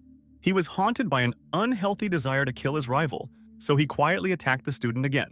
Despite such meanness and surprise, Lin Qiu managed to dodge the blow, and besides, he looked at the sky where there was a young moon and remembered his ability as a moon rabbit. Then the guy used a special connection with the satellite to increase his strength. But for the first time, he managed to obtain the form of a lunar lion, when his physical parameters become much greater. And according to the words of his system, all indicators were increased by 120%. Watching her student's actions, Mrs. Han realized how good he was. The guy understood that the difference in his own did not increase much after his transformation. However, 120% was enough. Therefore, after gaining strength, Lin Qiu decided to demonstrate his abilities to his opponent. Using his trademark rabbit jump, he quickly found himself in the air above Dai Biao. At this moment, he delivered his decisive blow, which took a lot of energy. From the attack received, Dai Biao's body was thrown all the way to the wall because he could not withstand such a blow. Blood flowed from his mouth, indicating the man's complete exhaustion. Dai soon returned to his usual self and couldn't believe that he had actually lost. What upset him was that he lost to a guy who had 4 silver stars. But Lin Qiu did not hold a grudge against his opponent because he perceived all this as training. So he immediately extended a helping hand to Dai Biao. The man smiled at such kindness and thought that the young man was a real demon. After shaking hands, the man was able to get to his feet and had something important to say. Namely, after such a fight, he accepted his defeat and officially announced it. After the fight, Dai Biao told Lin Qiu that the guy's strength and speed were incredible, so they were worth more than silver. Suddenly, Wang Hui intervened in their conversation, who was very worried about the guy's physical condition. The girl wanted to help the student get rid of his wounds as soon as possible, and then help Dai Biao, whose wounds were much more serious. She took the young man by the hand and told him to be patient a little, because healing magic would be used. After such a show, Instructor Han announced to everyone so that those present were confident in Lin Qiu's strength. Seeing this, Chang Lun shook the newcomer's hand and said that silver will beat gold, and the guy is really worth joining their team. But in fact, Lin was tormented by the thought that it was not easy to cope with gold. So then what awaits him when he encounters platinum? Suddenly, his thoughts were interrupted by Teacher Han, who had a reward for the guy in the form of spheres. She also added that if a guy wants to become even stronger, then let him come to her at any time, and the woman will conduct a special training for him. The next day, Lin Chu sat in his room and realized that the effect of these beads he received was too weak. He wouldn't even notice how he absorbed them, so I decided to give it to the dragon egg. Very soon, the animal was supposed to hatch from the shell, so the guy wanted to see it as soon as possible. Suddenly, the young man's phone rang, and it was quite unexpected because it interrupted his fantasies. It was Zhang San who enclosed the information that his brother had bought too many gold beads, so he asked the guy to come get them when he had time. After all, he himself could not come due to the fact that he was busy spending time with a wonderful girl. But he told his friend that he had an important conversation, because of which he could not go to the meeting. The refusal made Lin very angry, supposedly because Zhang exchanged him for a girl. However, in reality, it was because he also wanted to be with Zhen Zhen, who would pay attention to him. The guy tried not to think about it because the inaccessibility of his goddess, the student, was very frustrating. Therefore, he decided that his career came first.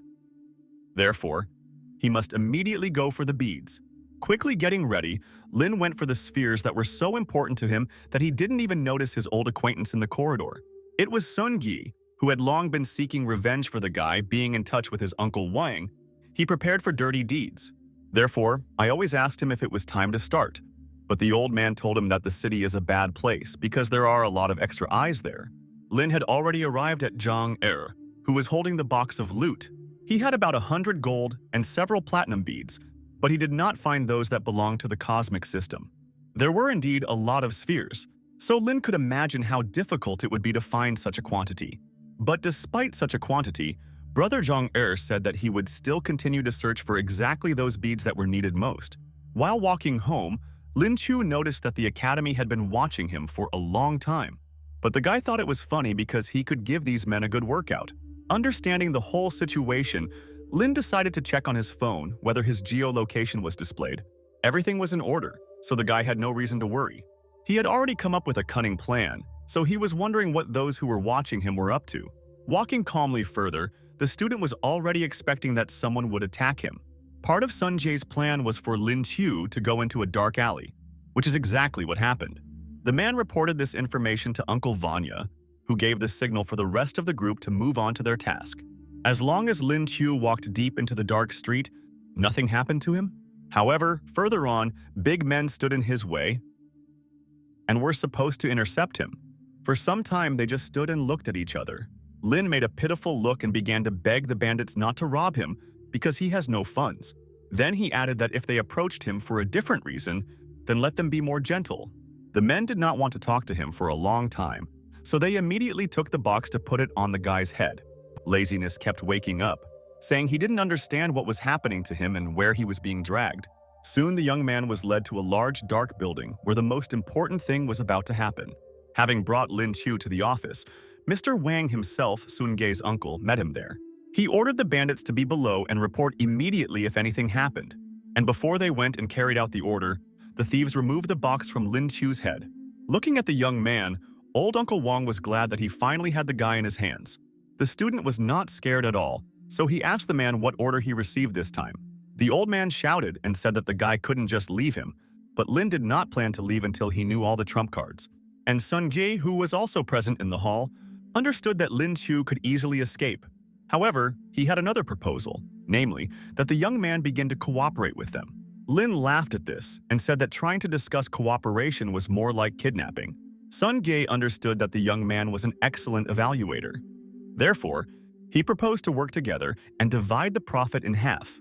Laziness said that he didn't need it, since he will do the main work and receive only half. Then Sun Ge said that the guy was at a disadvantage, so he had better make a choice as soon as possible. He did not intend to have a long discussion with the young man, so he believed that he was giving him a chance. Lin Qiu didn't pay attention to it before, but it seems that Uncle Wang has a platinum electricity system. And then Sun added that for the money the guy won from him, his father shook the whole soul out of him.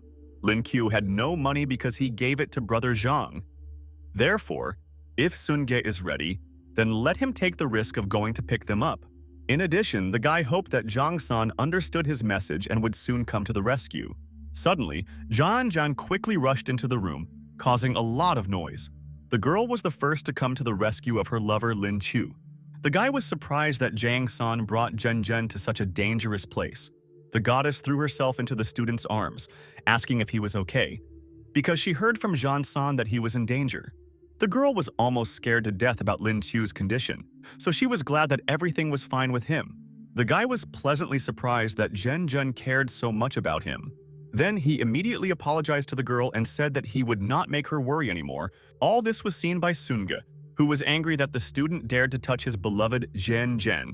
So he ordered his uncle to kill him.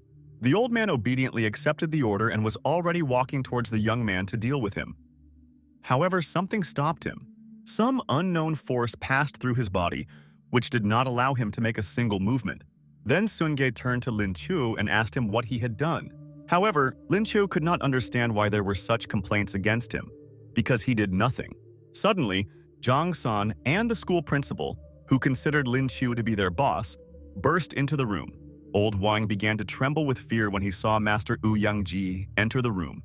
The venerable man could not understand why he was invited here. He didn't understand what was happening there because he thought that something urgent had happened. But there was some little thing there.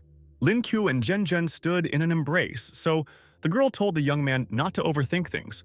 Therefore, not missing this opportunity, Lin Qiu told his goddess that he had been in love with her for a long time and asked her to become his girlfriend. An awkward situation occurred between them, which was accompanied by silence.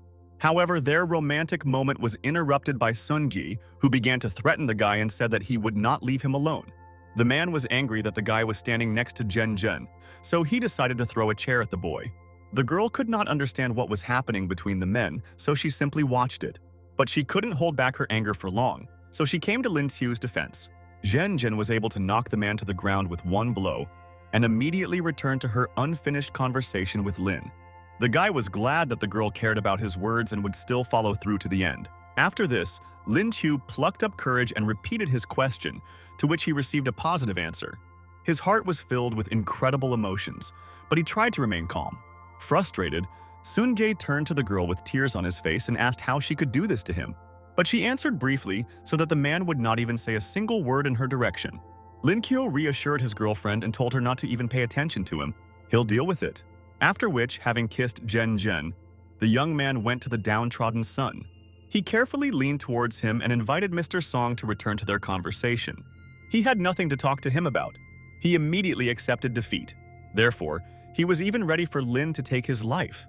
But his life was not interesting for a student because he craved something slightly different. He was most interested in money, so he picked up the phone and started calling someone. Poor Sun Ge didn't know what to expect, so death seemed like the best option for him. Suddenly, Sun's father shouted from the phone, ordering him not to call for any trifle. Hearing his father's angry voice, Sun Ji almost lost consciousness. But this only played into Lin Qiu's favor, so he started talking. The guy said that Sun is being held hostage, so in order for him to remain alive, his father must transfer 1 billion to the account that will come to him. There was deafening silence in response to the ransom demand, making everyone feel uneasy. Zhen was the first to come to her senses, so she approached the guy and asked why he needed so much money. The young man smiled gently at the lady and said that he was preparing to give a worthy wedding gift. The girl was slightly embarrassed and reminded the chosen one that she had agreed to be his girlfriend and not his bride. By this time, Songji's father finally spoke up and said that he would not pay more than 1 million. It turned out that Mr. Song did not particularly value his son and preferred to have a new child rather than pay a fortune for the old one. However, Lin Qiu did not want to believe it and suggested agreeing on a price of 900 million. The man on the other end of the line did not back down and said that he would definitely not pay more than 2. At this moment, Ouyang Jie decided to intervene and took away his student's cell phone. Song Jian looked at the device in his hands in disbelief and asked if he was really talking to Yang Ji himself. The old man hardened his voice when he said that Gay had stolen his student, and although Chu was not harmed, his honor was hurt. Mr. Song did not want to quarrel with an influential person, so he agreed to transfer 2 billion and teach his son a lesson. Ouyang agreed to accept compensation, but also warned that if this happens again, he will liquidate Hui Teng.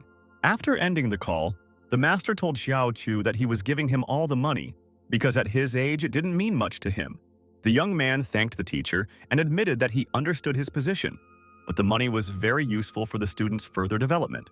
Soon the guy received a notification about the successful transfer of funds, and Sun Jae could not hold back his tears. Mr. Lin looked at his recent rival and noticed how he was lamenting that his father would never forgive this. Xiao could not restrain himself and threw one gold coin at the feet of the upset brown-haired man. The young man chuckled and, enjoying his own superiority, declared that Sun looked like a beggar. Uncle Wang helped young Gay up and promised the rabbit that they would meet again if he did not die prematurely. Mr. Lin was not eager to see these people again and was not ashamed to admit out loud that he hoped that they would disappear as soon as possible. This angered the man, but Xiao Qiu reminded him that he was in no condition to fight. Ao Yanji did not interfere and watched as the dejected young master Song left the building. The young man also watched the backs of the irritated kidnappers, but he did not feel sorry for them at all. The master decided that since matters were settled, it was time to return to the university grounds, so he offered to give Xiao Qiu a ride. However, the rabbit was in no hurry to leave and asked the teacher to wait while he checked something. Mr. Lin took out a package from his inner jacket pocket, causing Wu Yang to be surprised. The guy had to explain to the master that he could not put the spiritual spheres in the storage room because of the dragon egg. Mr. Tsi frowned at the mention of the rare thing and seriously thought about what was said. In the end, he asked why the young man was not trying to speed up the hatching process, but was carrying the beads with him. Xiao Qiu hastened in to say that the spiritual spheres present would not be enough, and besides, the dragon needed better materials. Everyone knew that top-level spirit beasts were not so easy to kill, and the young man admitted that it was not logical to spend them on a pet. Ao Yang agreed with this, but he still wanted to know if there was another way. Mr. Lin admitted that it is fashionable to imbue an egg with your own energy, but this method takes too much time. The master nodded understandingly and decided to ask if it was possible to use another type of energy. Kyo froze in place and suddenly realized that he had not thought about such a possibility at all. The rabbit thought that raising a dragon would be much easier if he needed more than just its energy. Mr. Lin removed the egg and decided that he could try using the powers of wind and electricity. Ouyangji watched his student and guessed that he wanted to try to implement his idea. The master remembered that the student could control lightning and suggested trying the skill on an egg. The guy put the pet on the floor and prepared to use the power of lightning. Electrical discharges began to emerge from the young man's hand and rushed towards the dragon's egg. The egg absorbed the lightning, and the student and teacher were glad that their theory was correct. Another idea came to Xiao Qiu, and he shared his new idea with the master. In order to bring it to life, Wu Yangjie had to place a space barrier around the egg. Mr. Lin reached into his own outer space. Xiao Qiu managed to retrieve the explosives from the previous mission, and he felt that it was his turn to use them. A small window with numbers informed the young man that from the moment of launch, he would have exactly a minute before the mechanism would operate. Therefore, the rabbit became convinced that his teacher was ready to create a magical barrier. The student snapped his fingers and placed the explosive device next to the dragon egg. No one present was sure that it would work, but if there was a mistake, no one would be harmed. Ouyang created several space barriers around the egg, and they froze, waiting for an explosion. Finally, 4 zeros flashed on the timer at once, and it was time for the bomb to go off. There was a deafening noise, but all the consequences of the explosion were sealed by the barrier. In addition, when the smoke cleared, it became clear that the dragon egg coped with the task and absorbed the energy. Despite the danger of the experiment, everything ended well, and the shell remained intact. The rabbit looked at his future pet with enthusiasm, realizing that he could absorb any energy. A brilliant idea crept into Xiao Qiu's head that it was worth placing the egg under the strongest explosion. He began to slowly approach the future pet, anticipating how soon it would hatch after absorbing the energy of the nuclear bomb. However, the master asked Mr. Lin not to rush, because if he failed, a real disaster would happen. The student hid the dragon egg into outer space and convinced Wu Yang that he had everything under control. The old man just laughed at this and admitted that every day he became more and more convinced that Q was worthy of being his student. The man took a fighting stance and called on the young man to also prepare for their fight. Mr. Lin did not argue with the master and prepared to fight his teacher. Ouyang and Xiao Qiu released their aura and rushed at each other to face off. Their fists met each other halfway, and at first it seemed that their strength was equal. But soon, Mr. Lin's energy dissipated and his body was thrown back.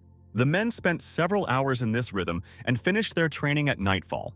Yang Jai allowed the disciple to go home so that he could absorb the spirit realms and rest well. The rabbit listened to the mentor and, absorbing the spheres, thought that he did not expect such intense training. While the young man was busy cultivating himself, Zhen suddenly came to him. The girl came to remind Lin Chu that it was time for them to go to dinner. The rabbit immediately dropped all his business. wondering why the goddess herself came to his room. The student hurried to approach Ms. Chin and admitted that she could have just called. Suddenly, the girl was surrounded by a gust of wind, which caused her short skirt to fly up. Zhenjin was very embarrassed, so Xiaoqiu quickly turned away and assured her that he had not seen anything. After that, the rabbit snuggled up to the goddess and with a sweet smile convinced her that she was charming in any case. The student grabbed the embarrassed girl by the hand and dragged her along, trying to take the lady to dinner. The couple walked along a busy street holding hands, which attracted a lot of attention. Zhenjin felt uncomfortable because of this and asked Xiaoqiu to let her go. But the young man reminded Lady Qin that they had recently become a couple, and the goddess retreated. The street was softly illuminated, and beautiful reflections were visible on the mirrored facades of the houses. Mr. Lan was completely absorbed in his girlfriend when suddenly Oh Yen called to him from ahead. The brown-haired girl quickly noticed that Xiaoqiu was not himself and felt a pang of jealousy. The couple soon came across the girl, and the student greeted his classmate. The girls were not particularly happy to meet, but the rabbit did not seem to notice this and even asked Oh Yan to call her friend Auntie. The brown-haired girl could hardly contain her dissatisfaction, because everyone knew that Zhen was her main competitor. The goddess, in turn, smiled contentedly and thought that she liked this attitude towards herself. However, she reminded them that they were all classmates and suggested they go out to dinner together.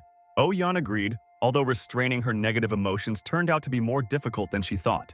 The dinner together turned out to be quite tense, and after it, the couple was left alone again.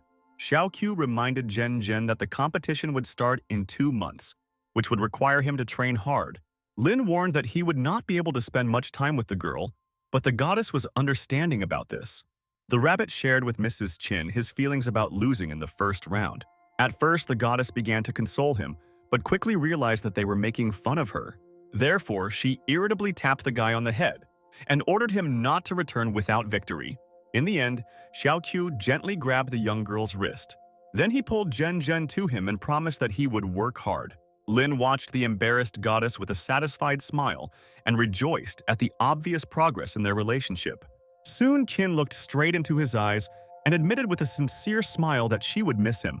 The rabbit was amazed by his girlfriend's honesty and at first couldn't even find the right words. And to show Zhen his feelings, the young man put his palm on his partner's waist and pulled her towards him. The couple enjoyed intimacy with each other when Xiaoqiu promised that he would hold the goddess for the rest of his life. After this, they separated, and Lin spent 2 months diligently preparing for the tournament. Zhang San met with his boss on the day he left for the capital and asked if he was very nervous. Rabbit reached the peak of silver, but could not break through to gold but still remained calm, because they were reserve players. Moreover, thanks to his serious physical training, Lin was no worse than the owner of 3 gold stars. And recently, thanks to the system, he has become quite good in fights. Because his assistant had constantly been giving him skills related to martial arts over the past months, in addition, Xiaoqiu mastered swords and felt that he was ready to use some types of Chinese wushu school. 9,527 was clearly preparing him for a fight, but the rabbit was not against it. The young man was too immersed in these thoughts and did not even notice 2 familiar girls ahead. Zhang San nudged his friend on the shoulder and informed him that they had come to see them off. The guy looked up and saw that Zhen had come to the airport to say goodbye to him. They came closer and the young man saw that the goddess looked embarrassed, so he guessed that she was already bored. In addition, this explained the fact that the girl came and smiled softly at him, although she did not like crowds of people. Suddenly, Qin leaned forward and pulled her partner towards her by the collar of his shirt. Zhen gave the rabbit a soft goodbye kiss, showing through him how much Lin meant to her. The couple pulled away from each other, and for several long seconds only they existed in the world. Overcoming her embarrassment, the goddess wished the student good luck and asked him to return victorious. The rabbit felt overwhelmed with emotion, but he was glad that Zhen was nearby. However, the girl had to turn around and leave, because she was not ready to watch the young man fly away. At this time, Xiaoqiu pressed his palm to his lips and, remembering the kiss, promised himself to win the competition. Soon the guys met up with the rest of the team, and there was quite a bit of noise around them. Han Junning encouraged the students and reminded them that they must give their all in the competition.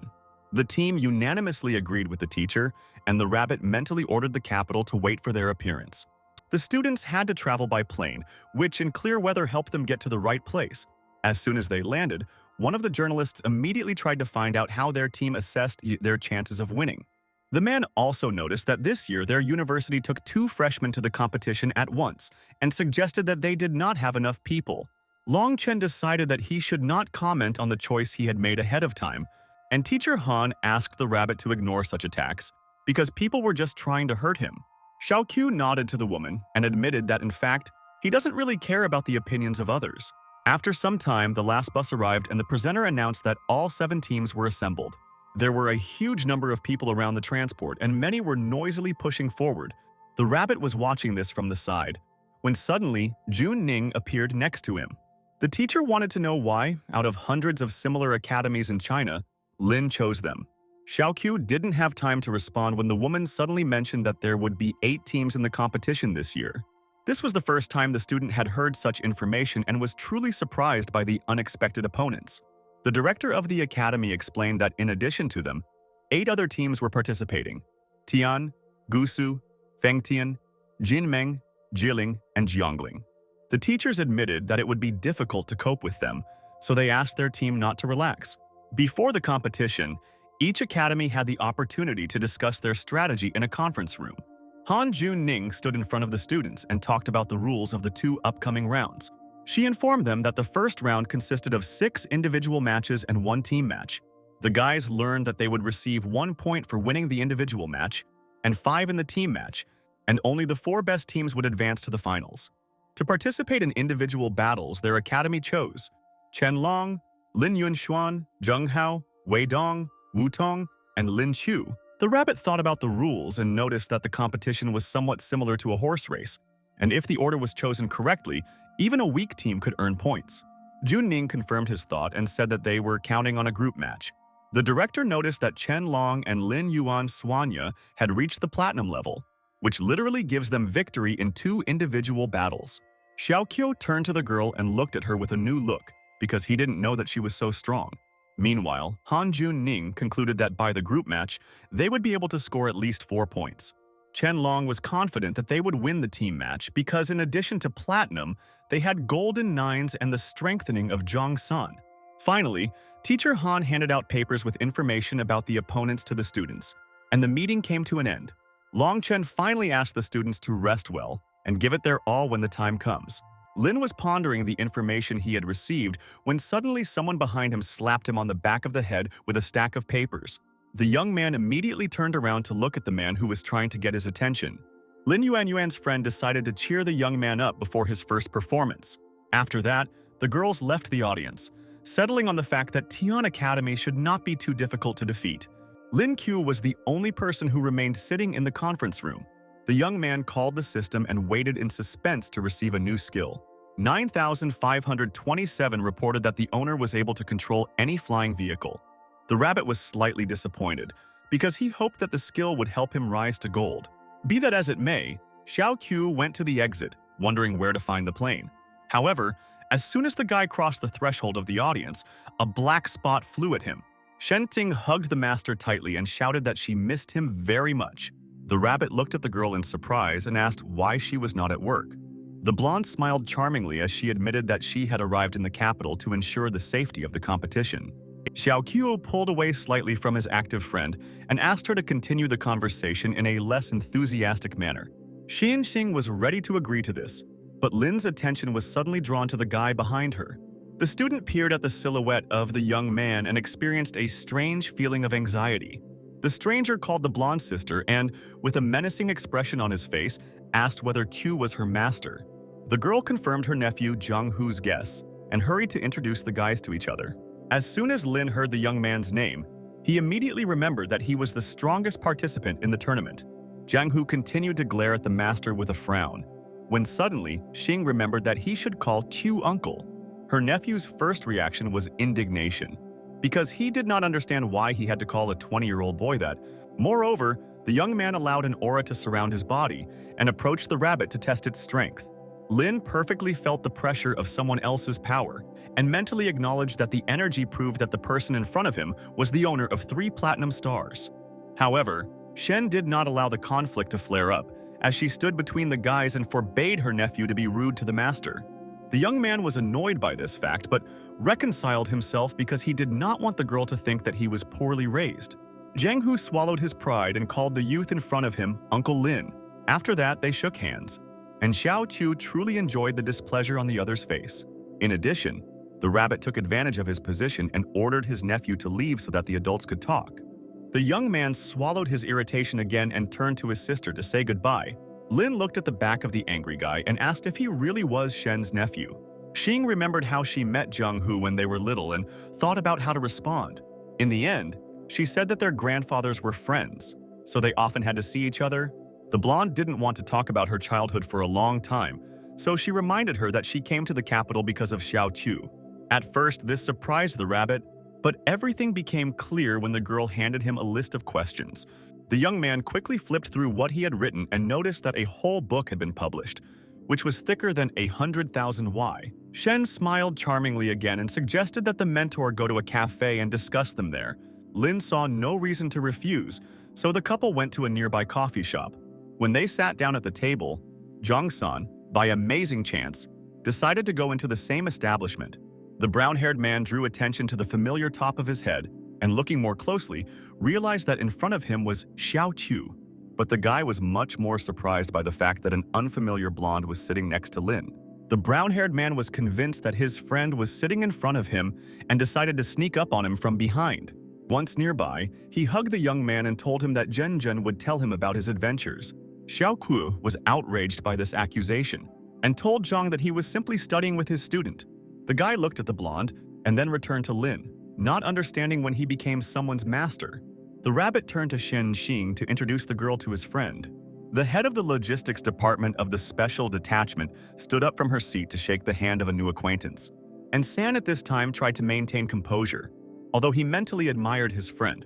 Xiao Qiu decided that it was time to end their meeting, because tomorrow he had an important day. Shen accepted this and, as promised, came to the competition to personally cheer for the master. And while the start of the tournament was announced, Chen Long stood in front of his team, cheering them on before the tournament. The guys from the academy were eager to get first place and were ready to give it their all. They were watched by a team from the capital, led by Shen Xing's nephew. A smug smile played on his lips as he reminded the team captain that they had been losing for the past 2 years.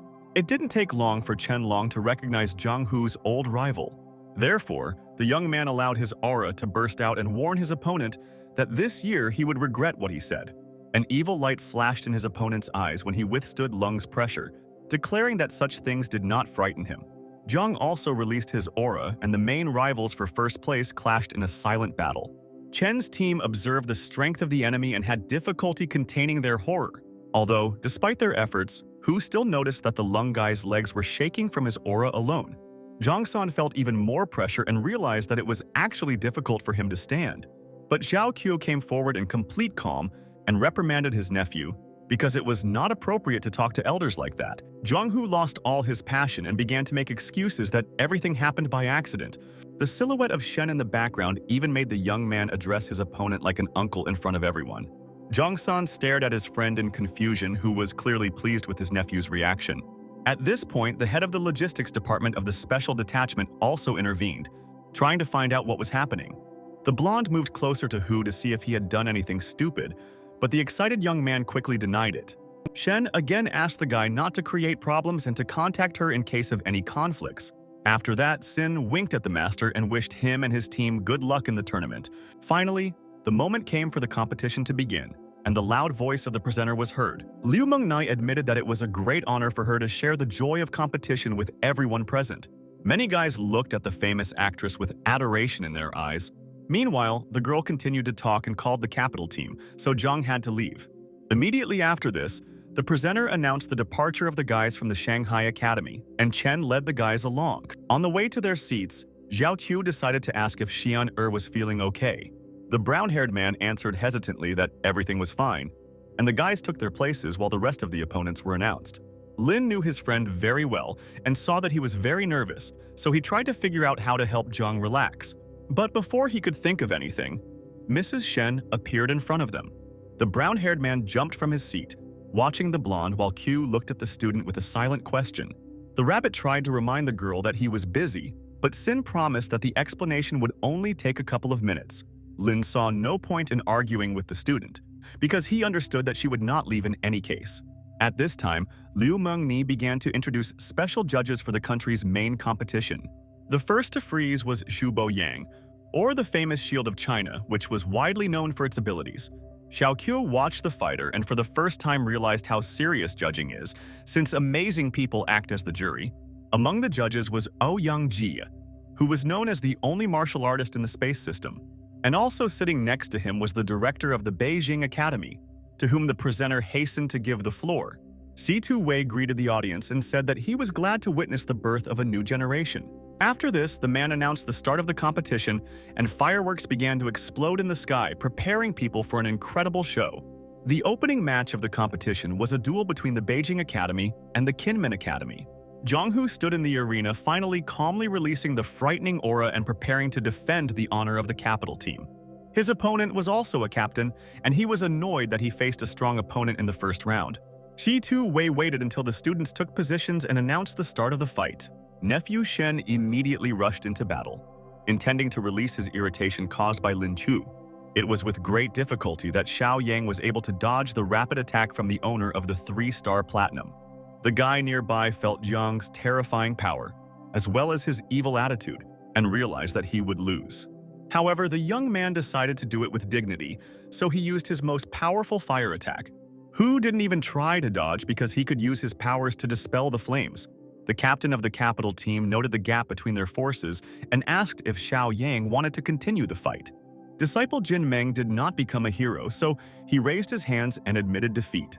Jiang was pleased with himself and tried to find Sister Xin to make sure she saw him play. However, when the nephew found the woman, he saw that she was completely infatuated with Xiao Qiu. The blonde didn't even look at the arena the entire time, and it seemed like she didn't even know who was fighting there. Watching this, Jiang became even more furious and mentally promised that he would not forgive the rabbit. At this time, Lin felt hostile energy condensing around him, but did not understand what caused it. The master continued to answer Shen's questions when Zhang San suddenly caught his attention. The guy was pointing to the arena just as the girl from the Beijing Academy won the second round.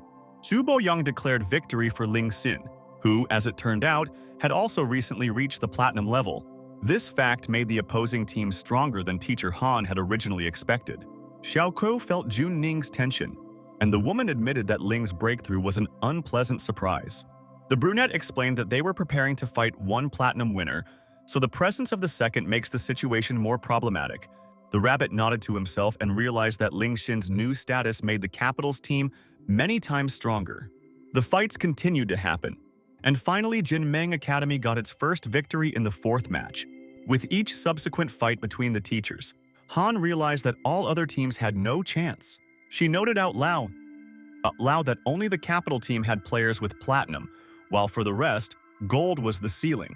The presenter attracted the attention of the audience when she introduced the new participants in the tournament. The spectators were preparing to see a spectacular fight when they saw that both participants were already standing in the arena. But one of them suddenly raised his hands and said that he would not fight because he felt that he would lose. Liu Mengni, like everyone else, did not expect such a turn of events and did not even immediately understand what had happened.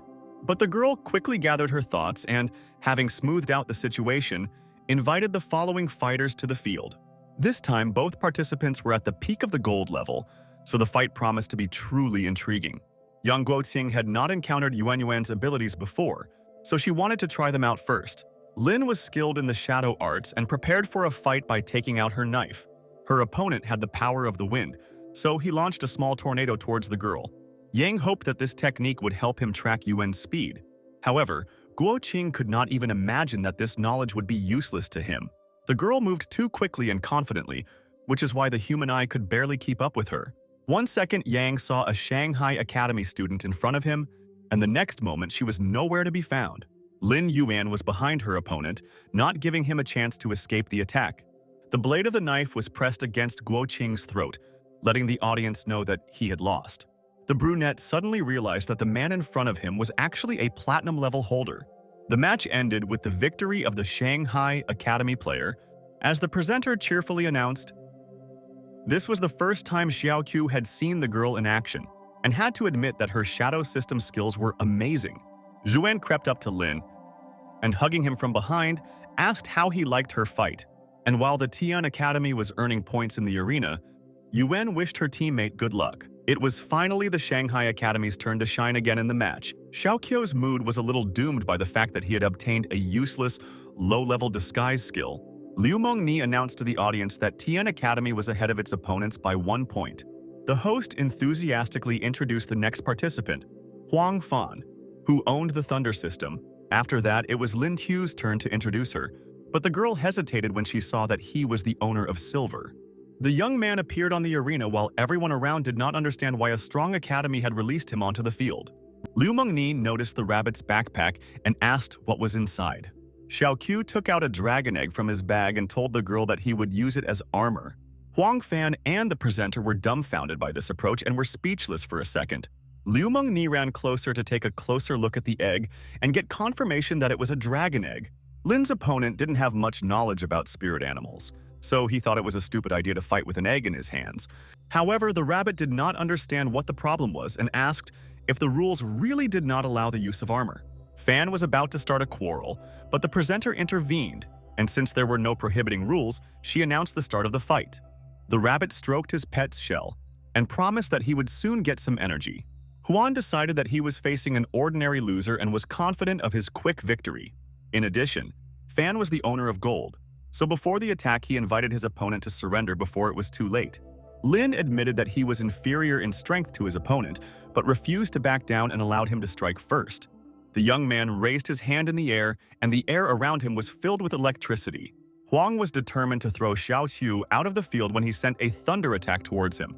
The egg in Lin's hands vibrated and itself was pulled towards the lightning, leaving the owner unharmed. Fan turned his back to his opponent because he knew that even the gold players could not withstand his attack. However, the young man was embarrassed by the fact that it was too quiet around and no one congratulated him on his victory. At some point, Huan even began to worry that he had accidentally overdone it and killed his opponent. He turned around to see what was happening and found Lin still standing. Moreover, the dragon egg coped well with the role of armor and did not even hurt the young man. This fact angered the Tian Academy student, and he decided that he would bring all his anger down on the rabbit. A wave of thunder attacks hit Xiaoqiu, but the dragon egg easily absorbed them.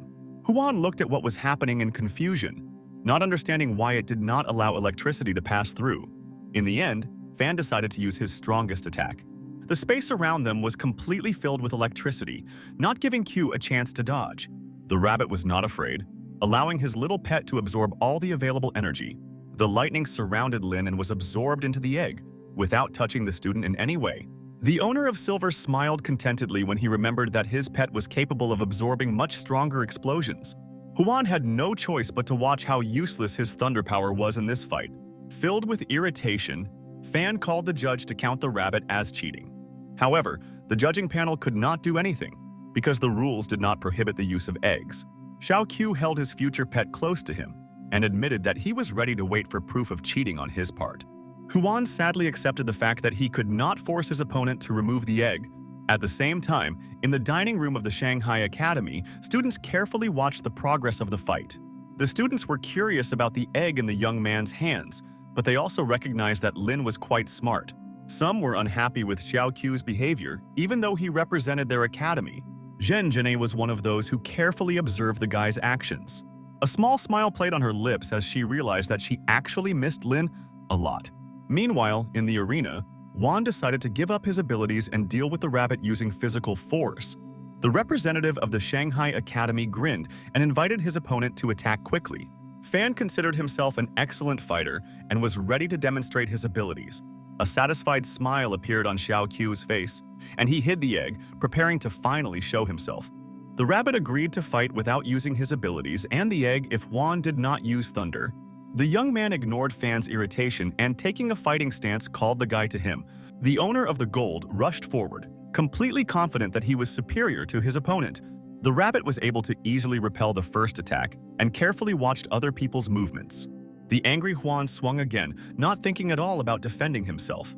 Xiaoqiu immediately saw this and knew that he had to take his chance and win. Lin intercepted the blow of the gold owner and pulled the young man forward by the wrist. Huan lost his balance and realized he was being pushed from behind when he was almost on the floor. The rabbit's hand shot up to deliver a critical hit to his opponent. The Tian Academy representative closed his eyes and screamed, expecting his defeat. Everyone around him held their breath as they watched Xiao Qiu's palm rapidly approaching Huang's neck. However, the brown-haired man suddenly realized that he did not feel any pain, but only a touch. It turned out that the rabbit did not hit him and simply put his hand on the opponent's back. However, the audience actively supported Ling Chu, appreciating his skill. The presenter was no less impressed than the others, announcing that the young man had won without using any skills. Fans sat confused in the middle of the arena, trying to realize that he had been defeated by a silver-level guy. However, Huang admitted defeat, and Shanghai Academy equalized the score. Liu Mengnai was full of excitement as she began to announce the next fight, but a technical worker approached her and quietly informed her about important changes. After which the girl happily told the audience that Tian Academy admitted defeat in the team match. Thus, Shanghai Academy won its first victory, and Teacher Han promised to raise Q's final grade by a couple of points. It was Gu Academy's turn to fight against Jin Academy, and the first member appeared in the arena. Jun Ning advised the students, and especially Lin Chu, to pay attention to another platinum level holder. Academy Captain Gu had awakened her powers as an angel of light, which in itself made her a difficult opponent. Hanfu Yimeng looked charming, and it was difficult to imagine that the girl had enormous power. But Xiao Qiu knew from one glance at the blonde that it would not be easy to fight her. The Gu Academy team was all girls, and only their captain was platinum level. The rabbit appreciated this fact and watched as Hanfu Yimeng headed towards the arena. A fight broke out and Xiao Qiu thought that he didn't quite understand why the team released a healer for an individual match. Meanwhile, the girl actively used her power as an angel of light to attack. However, her opponent was also a platinum holder and used his transformation powers to evade. Zhou Mo had already suffered several abrasions, but he was still confident that he could easily deal with the blonde. Academy Captain Jin concentrated his aura around his hand and sent it towards his opponent. The girl was unable to dodge and could hardly withstand the pressure of someone else's force. Zhou Mo was about to finish off Hanfu and jumped straight at her, forcing Captain Gu to retreat, and Meng stopped at the other end of the ring and concentrated a light aura in her palm, after which she raised a ball of energy upward and demonstrated her healing power. Team Captain Jin rubbed his bruises irritably, but had no intention of stopping the fight.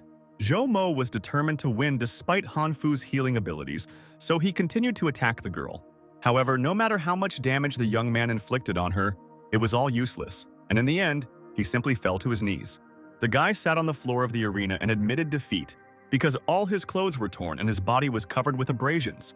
While Yi Meng sparkled in the middle of the ring and was completely healthy and full of strength, the spectators were amazed by the strength of Gu's team, and thanks to their captain's technique, they easily won the team battle. At this point, the first day of the competition was over, and the capital's academy took first place, and second place was shared by the academies of Shanghai and Gu. Teacher Han told the students that after a busy day, they had new topics to discuss. That is why, before letting the guys go to rest, Zhang Ning scheduled a meeting for 7 o'clock. The rabbit yawned tiredly and felt like his brain was about to explode, which is why he needed a break. However, this clearly was not destined to happen, because the rabbit noticed the approach of the student. Shen Shang ran into the master with a hug and beamed with delight, looking at Xiao Qiu in anticipation. The girl again took out the folder with questions, and Zhang San hurried away so as not to interfere with their studies. Lin already knew that it was useless to try to get away from Xing, so he allowed her to sit next to him. The head of the logistics department of the special detachment did not waste time and moved on to questions. The rabbit listened carefully to the student until he felt strange. Xiao Qiu clutched his chest, but did not understand whether his poor health was due to the fact that he was worried.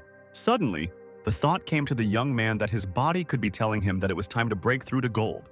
Lin reached into his bag and pulled out a spirit sphere to quickly fill himself with additional energy. The rabbit began to absorb it, realizing that although all his efforts before had been useless, today he would finally make a breakthrough. The aura around Xiao Qiu fluctuated erratically as he screamed, and his level increased by 2 gold stars at once. As soon as everything calmed down, the young man realized that his spiritual strength had increased and new skills had appeared. From this point on, the rabbit could use the energy of the cosmic system to form an invisible shield around its body. Lin was focused on the rest of the sensations, wondering if he had awakened the power of thunder. Of course, Zhang San said that the system was quite rare, but the brown-haired man had been looking for someone with such abilities for a long time. Distracted from his thoughts, Xiao Qiu finally noticed the Shanghai Academy team behind him. The guy watched his comrades until he decided to ask why they were all looking at him like that. Teacher Han reminded the student that they had a meeting scheduled for 7 o'clock in the evening. Rabbit immediately admitted his mistake and apologized, saying that the breakthrough had completely distracted him. However, Jiang Ning was not angry with the young man at all, which Xiao Qiu considered a very unusual occurrence. However, it turned out that the teacher and the captain understand how important it is to take advantage of the chance for a breakthrough. Zhang San was the only one who was saddened by the news of Lin's promotion, because this is how he became the only silver on the team. On this note, Teacher Han brought the participants' attention back to her to discuss the opponent's capabilities. The students noted the strength of the Gu Academy, but Jiang Ning said that if they continue like this, they will not become a danger to them. Qianlong did not understand what the teacher was talking about and noticed that on the first day, Team Gu did not exert much effort. Xiao Qiu remembered all of Han Fu Yimeng's battles, pondering the fact that they were spectacular. However, after thinking for a while, he guessed that Teacher Han was referring to the small number of platinum players on Team Gu. Jiang Ning praised the rabbit for guessing correctly and told the others that their weakness lay in their strength. The woman was sure that they would not be able to use only platinum, which means that it would not be difficult to deal with them outside the game. The students were delighted with the teacher's observational skills, which smoothly led them to discuss further strategies. Han identified Jin Meng Academy as the main rival and asked the guys to win at least one battle. Jiang Ning assured that this would be enough to enter the top 4 and asked to take the game as a training session. On this note, the discussion of the competition came to an end, and the teacher allowed the students to go to rest. Xiao Qiu was left alone and decided that it was the right time to call Zhen Zhen. The goddess picked up the phone quite quickly, but a rumble was heard at the other end of the line. At that moment, the girl was in the bathroom and, due to her carelessness, let go of the phone from her hands. Lin looked at the mobile screen in silent surprise and did not understand what was happening. The young man was impressed by what he saw on the video link, although the goddess forbade him to watch. The girl didn't understand how Xiao Qiu managed to call it such an unfortunate moment. However, the rabbit rushed to tell her about the wonderful news because he had made a breakthrough to gold. Lin admitted that he was not sure whether he succeeded because he stopped worrying or whether the experience from the matches helped. Zhen Zhen replied that she was very happy for the guy, after which she asked him to try hard at tomorrow's game and folded. Xiao Qiu didn't have time to say everything he had planned, but even a short conversation with the girl gave him more strength. The next day arrived and slight changes could be seen in the arena. Liu Mengnai greeted the audience and drew their attention to the new weapon stand. The presenter said that from this day on, participants are prohibited from using weapons without permission, but they can take them from the stand. After this news was announced, all the students stared at Xiao Qiu with displeasure. The main battle of the second day was the confrontation between Shanghai Academy and Kinmen. The young man decided to gain the skill, and the system happily gave the rabbit improvements in his aura level. Lin was not happy with what he got after the breakthrough, and 9,527 had to be reminded that skills are given out randomly. In any case, the guy used the improvement and rose to the 3rd gold star right in the stadium. The students around him noticed this happen and some were surprised by the sudden growth spurt. Teacher Han also did not miss the moment of breakthrough and thought that the new student was unique. It was time for the first round, in which Lin Qiu would face Chen Ji Shuo. Before the start of the fight, the rabbit clarified with the host that he could not use his armor.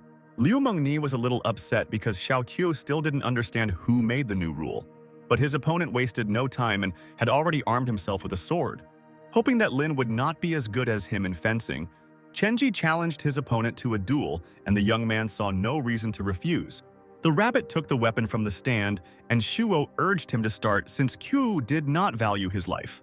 However, Lin knew that his skills would not fail him, because thanks to the system, he had learned a lot. The owner of 9 gold stars was furious at his opponent's overconfidence. Spiritual energy began to be released around Chen Ji, and he made his first lunge. A flurry of attacks fell on Xiao Qiu, but the guy easily repelled them and even managed to note the rudeness of his opponent. Shuo was angry that his opponent wasn't even exerting himself, so he put in even more effort. But this was also useless, since Lin easily repelled all attacks, no matter how hard the Jinmeng Academy student tried. Soon the rabbit decided it was time to finish and caught another blow. Xiao Qiu praised Chen Ji's technique, but with one easy movement he knocked the sword out of his opponent's hands. The weapon flew into the air, leaving a confused student on the ground who found himself in an extremely disadvantageous position. Lin lunged, pointing the blade of his sword at Shuo and noting that the guy was much inferior to him in skills. The owner of 9 gold stars quickly moved back, barely avoiding the blow. After this, Chenji lowered his head in humility, and from the outside it seemed that he was admitting defeat. But instead, the guy began to warm up and encourage Lin to start a real battle. Xiaoqiu couldn't believe his eyes and didn't quite understand what was going on. Shuo was clearly preparing to fight, not paying attention to the fact that according to the rules of fencing, the rabbit had already won. The young man watched his opponent, noticing how the aura around his body thickened significantly. A moment later, the owner of 9 gold stars completed the transformation, and the power of a raccoon appeared before the audience. Chenji was proud of his ability and happily listened to compliments on his appearance. After this, the Jinnameng Academy student again took a fighting stance and began to call his opponent to him. Xiaoqiu couldn't help but laugh because the cute animal was trying to appear menacing, which angered Shuo even more. And although Lin was well aware that his opponent was just a child compared to him, he decided not to give in. The young man used his own transformation and a moon rabbit appeared in the arena. All the girls instantly fell in love with the wonderful guy and could not take their eyes off him. From the stands, one could hear women's cries of adoration, and some even wanted a little rabbit from Lin Qiu. Now, the support of the audience was on Xiaoqiu's side, and he could openly call his opponent a non-entity. The owner of 9 gold stars could hardly control his own irritation. Therefore, Chen Ji, without thinking twice, used his special skill called a 7-attack combo. Lin threw a watermelon to his opponent, and the guy cut it into 2 parts with 1 blow. Xiaoqiu himself, meanwhile, continued to gracefully dodge the enemy's quick attacks, not forgetting to make fun of the raccoon. Shuo tried not to be distracted by other people's words, but his fist still could not hit the target. Chenji didn't understand why he couldn't hit the rabbit if it was moving quite slowly. The next blow ended with Lin tightly grabbing his opponent's arm. The raccoon began to panic when he realized that he could not escape, but the rabbit did not detain him for long. Xiaoqiu's arm had accumulated enough spiritual energy around itself to end the fight in 1 blow.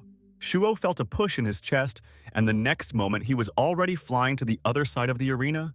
The raccoon landed on the ground, and the scene below him shattered into small pieces. Moon Rabbit stopped using his transformation, deciding that this should be the end of the fight. Liu Mengni looked at Xiaoqiu in fascination, and was completely captivated by his crushing strength and brilliant fighting skills. The silence began to drag on, and the presenter realized that she was too carried away by the guy and forgot to announce his victory. The girl hastened to correct her mistake, and Lin Qiu left the stage as a winner. Liu Mengni noticed that the participant had left his backpack on the edge of the arena and was leaving without it. Therefore, the girl grabbed her bag and began to catch up with Xiaoqiu, reminding the guy about his egg.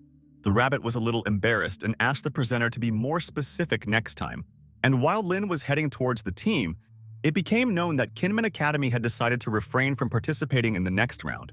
Thus, thanks to Q's skills, Shanghai Academy won their confrontation. The young man was thinking about how the battle went when suddenly many girls appeared in front of him. Fans surrounded the guy and tried to find out if such a cute bunny had a girlfriend. Lin found himself backed into a corner, but at the same time he did not quite understand what was happening. Xiaoqiu politely apologized to the fans and said that he already has a girlfriend. However, the attention from the opposite sex made Lin feel attractive. Zhu Boyang asked the other judges to get their opinions on the contestants after 2 rounds. Situ Wei admitted that he managed to take a close look at Lin Yuanshuan, Zhou, and Ling Xin. Ouyang-ji, in turn, advised his colleagues to take a closer look at Lin Qiu, and the director of the Beijing Academy expressed doubts. Then the old man told the men that the young man had gone from silver to gold in just 3 months. Yu Boyang assessed the rabbit's aura and found that it had already reached 3 gold stars. Ouyang winked at his colleagues and promised that Xiaoqiu would soon surprise them more than they thought. Eventually, Lin was able to get to his room, although the task was not easy. The rabbit had to run to get away from the rabbit lovers, and now he could rest in his bed. Moreover, Q did not have to participate in tomorrow's match, so he could afford to relax. Suddenly, there was a knock on the door, and Ouyang Jie appeared on the student's doorstep, wanting to talk to him. The young man was surprised by the teacher's unexpected visit at such a late time, but did not argue. The old man sat down at the table and asked if the student knew anything about world competitions. Rabbit admitted that he had only heard about them, that they take place every 4 years and are not broadcast live. The man put down his cup of tea and said that academic competitions are very different from world ones. Ouyang Ji remembered one of the tournaments and said that the rules of the tournament change from time to time. The teacher's voice became darker when he admitted that the fights were not shown because sometimes they were too bloody. Lin was very surprised when he learned that the survival rate at the World Championship was only 20%. Then, the old man explained that this issue was often raised, but it was decided that such competition should exist. Xiao Qiu thought about Ouyang's words and realized that through competition, benefits are distributed, which prevents wars for resources. The teacher distracted the young man from his gloomy thoughts, reminding him that he was still too young to have anything to do with them. But immediately after this, the man admitted that he hoped that the guy would take part in them in the future. Lin did not expect to hear anything like this, so he pointed to himself in surprise. Trying to comprehend what he had heard, Ouyangji admitted that the guy's impressive skills made him think about such a possibility. There was still 6 months left before the World Championship, but the old man could not help but notice the speed of the young man's progress. The man understood the danger of participation, so he assured the young man that he would not force him to join the team. Lin Qiu realized irritably that with his current strength, he was unlikely to be able to return alive. However, the rabbit grew up in a shelter and was ready to give back to the country if it needed it. The guy felt responsible and decisively declared that he could not refuse. Ouyangji was very happy about this and once again recognized Lin as a worthy student, promising to train him after the competition. The old man admired Xiao Qiu's abilities and hoped that he would perform well in the student league. The teacher asked the rabbit to give his all in tomorrow's match so that he could prove to the judges that he was right. The young man gently reminded Ouyang that their academy would not fight tomorrow, but the date did not really affect anything. Before leaving, Jia promised to talk to Qiu's curator and advised the guy to come watch the fight anyway. The next day, the stadium was again filled with spectators who were looking forward to new fights. Liu Mengni introduced the opposing teams and said that today's judge would be Mr. Ouyangji. Zhang Sun observed the girls from Gu Academy and admitted to Lin that he thought they were beautiful. The rabbit turned to his friend with a nasty grin and asked if he should tell Zhang's girlfriend about this. Just at that moment, their teammate appeared nearby and, pressing the guys to her chest, noticed that they just wanted to discuss the girls. The young people blushed with embarrassment, but tried to shift the topic to the strength of the teams presented. Zhang Sun admitted that he was more for the capital team, and Xiao Qiu noted that the girls from Gu Academy should not be underestimated. Finally, Hanfu Yimeng appeared in the arena, illuminating everything around her with a golden aura. The students seemed to be floating around the arena and creating the image of a real angel. Academy Captain Gu supported her comrades and told them that they must win. Zhang Hu pointed to Yimeng hovering in the air and ordered the team to quickly deal with them. Ling Xin used her ice system and rushed into battle first to slow down her opponents. The fight began, and everyone except the captains actively participated in the fight, trying their best. Nephew Shen watched Hanfu, waiting for his chance to grind her into powder, but the girl was in no hurry to do anything, and Meng towered over the battlefield, carefully watching how her team fought. Soon the blonde decided that it was time for her to join the game, so she called the vice-captain. Sushi raised her head and heard Hanfu ordering their team to move away. The girls gathered together without any questions and retreated to the edge of the arena. The capital team watched their actions in confusion, and no one understood what was happening. Yimeng raised her hands above her head and summoned her skill, showing the audience a cross in the center of the Seal of Light. Zhang Hu sensed the danger, and it became clear to everyone that Gu Academy had no intention of giving up. The seal above Hanfu's head quickly changed into a huge flying sword, and the girl's aura was already tearing the arena to pieces. Lin and Sun stood up from their seats in alarm, trying to figure out what kind of powerful technique Yimeng was using. Suddenly, the brown-haired man saw something above, and the rabbit thought that the Gu Academy captain's skill was offensively strong. The golden lost sword of the great god froze in the air right above the capital team. The next moment, he landed on the arena, but Hanfu's opponents managed to avoid being caught in the epicenter of the explosion. The entire stadium was filled with smoke, making it difficult for Lin Qiu to see what had happened. However, it soon became clear that Yimeng's Hanfu technique destroyed almost the entire arena. The rabbit looked puzzled at the consequences and thought that he could not intercept the sword because he was literally blown away from his place. Meanwhile, Ouyangji smiled contentedly and announced that this year's favorite lost to Gu Academy by 1 point. After the fight, Xiao Qiu went outside and called Zhen Zhen, talking about the amazing technique of Yimeng. It turned out that the girl had seen her live and agreed that the strength of the Gu Academy team was amazing. The goddess admitted that she would like to see the abilities of the talented guys live. The young man remembered how he had recently agreed to participate in the World Championship, and he wanted to know something important. Lin wasn't sure if he should tell Jen about his plans over the phone, but he was really worried about whether the girl would look for a new boyfriend if he died. Keen was scared when she heard such a strange question and began to worry that Q was terminally ill. The rabbit hastened to reassure the goddess and assured her that he was absolutely healthy and feeling great. The girl was silent for a while, but then irritably announced that she would look for someone else. Jen didn't know what to answer when Lin asked if she could really survive his death. By the silence of the goddess, Xiao Qiu understood everything and promised that he would live a long life for her and their unborn child. Because of the young man's words, a clear picture appeared before the girl's eyes, where they looked like a real family. She felt too embarrassed, so she lied that she couldn't talk anymore and hung up. The rabbit guessed that the goddess simply felt awkward when he suddenly heard the voice of Teacher Han. The woman praised Xiao Qiu's results and said that she had signed him up for the next competition. Lin realized that the master had fulfilled his promise and promised Zhang Ning that he could be relied upon. The teacher tried to hide her smile and asked the new star to be careful in battle. The rabbit laughed awkwardly and was proud of himself, although he knew that Teacher Han was simply flattering him. The next day, it was Shanghai Academy's turn to enter the game again. When Xiao Qiu appeared in the arena, the audience began to actively support him. The rabbit was preparing for a serious fight and was completely focused on his opponent. His enemy's aura was frighteningly strong, and sharp claws flashed on his hands. Lin was a little confused because he was immediately put out to fight against Platinum. They attacked Xiao Qiu, and for the first time, he managed to dodge, although he was almost too late. His opponent mentally admitted that the rabbit was quite good, but noted that he was too slow. The Platinum holder was physically stronger and had the speed to still hit the rabbit. Lin hastened to increase the distance between them, realizing that his enemy had the advantage in close combat. Xiao Qiu knew very well that he couldn't continue like this if he didn't want to lose. The guy opposite him radiated a predatory aura and suggested that the young man turn into a beast in order to at least try to win. The rabbit straightened up and told his opponent that he would not turn this round, but he would not lose. The Platinum owner stared at Lin in shock and couldn't believe that he was so stupid. An unkind glint appeared in Xiao Qiu's eyes, and lightning sparkled in his hand as he promised that everything interesting was just beginning. Lin allowed his aura to surround his body, and it began to take the form of lightning. The enemy watched this manifestation in surprise, not understanding why the young man did not use his transformation system. Xiao Qiu concentrated electricity in his hand and shouted to his opponent to prepare to accept heavenly punishment. Lightning immediately rushed down, quickly approaching the place where the shocked student stood. However, the young man managed to react and jumped back, avoiding the blow. Lin continued to smile as he opened the portal with a few movements. A window appeared on the ground, allowing several lightning bolts to enter.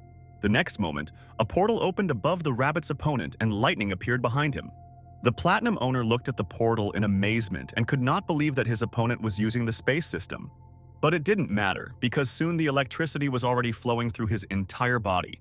The director of the Beijing Academy and Shu Bo Yang looked at the arena in amazement, realizing that the rabbit owned the space system.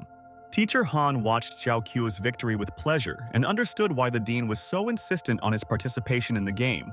Xuan admitted that she didn't understand how Lin managed to change the direction of the lightning. So Zhang told them about the space system. The teammates were shocked by this news and wanted to know more, but the brown-haired man remained silent, although he guessed that the rabbit was no longer hiding his skills. Qianlong seriously thought that he might not be able to defeat Lin Qiu if they had to fight.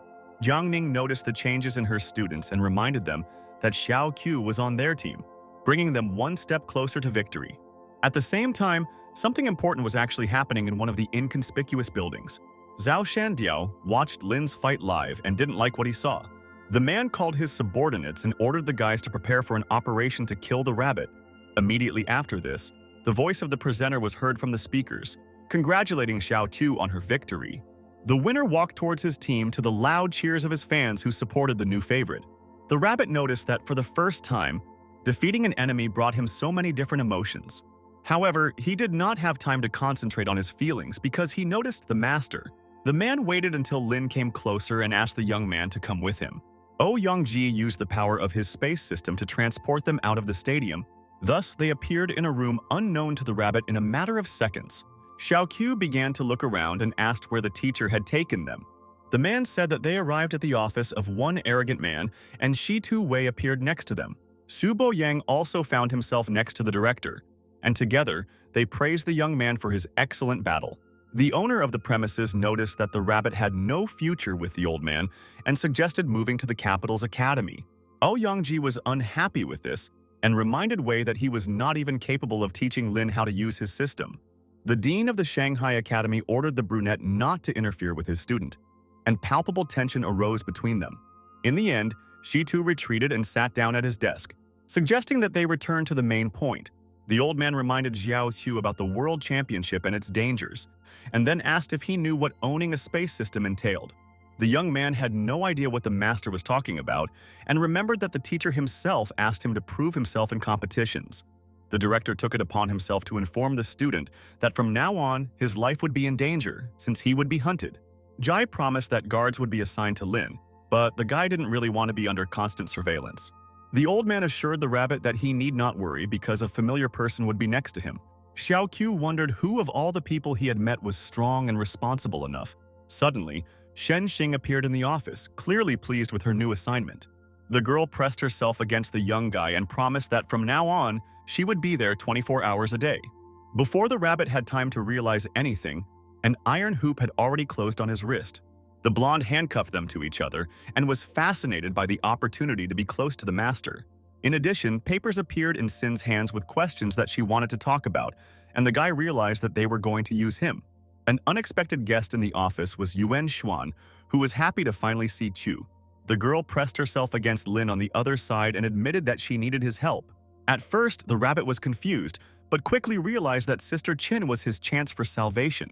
The young man turned to the student and agreed to go with her, without even asking what exactly she wanted from him. However, before leaving with her, Yao Qiu showed Yuan the shackles and asked him to help him free himself. A key appeared in Xuan's hands, with which she could easily uncuff the rabbit. Thus, they ran away from Shen, who promised to prepare more questions for the next meeting with the master. The couple quickly ran away from the clingy blonde, trying to save Xiao Qiu. Yuan didn't really understand why they were running, so the young man had to tell her that Xing could catch up with them. The girl smiled brightly at this and noticed that Lin had become very popular and was surrounded by many beauties. Teacher Han appeared in the office and saw that the whole team was assembled, which meant the meeting could begin. Zhang Ning admitted that their opponent is very difficult, so they will have to work hard to get to the finals. The woman began by naming those who would take part in the singles matches, and then listed the main composition of the team. The rabbit understood that their academy was represented by the strongest students, but their opponent still remained a level higher. Teacher Han was well aware that the students needed support, so she said that they could do anything. Jiang Ning called Lin Qiu their trump card, but reminded them that the old men must also show what they are capable of. Chen Long was inspired when he heard his mentor's speech, and was ready to lead his comrades as a captain. The young man stood up from his seat and urged the rest of the students to move forward confidently. The next day, Liu Mengni promised the audience that they would witness the fight of the century. She also recalled that at the moment the capital's academy was in first place with a margin of 2 points. The host introduced the participants in the first match and asked Jiang Hu and Chen Long to prepare for the fight. The captain of the Shanghai Academy understood that he was weaker than his opponent and would not win in a single battle. But despite this, the guy was not going to give up right away and wanted to show that his team was not afraid of the capital team.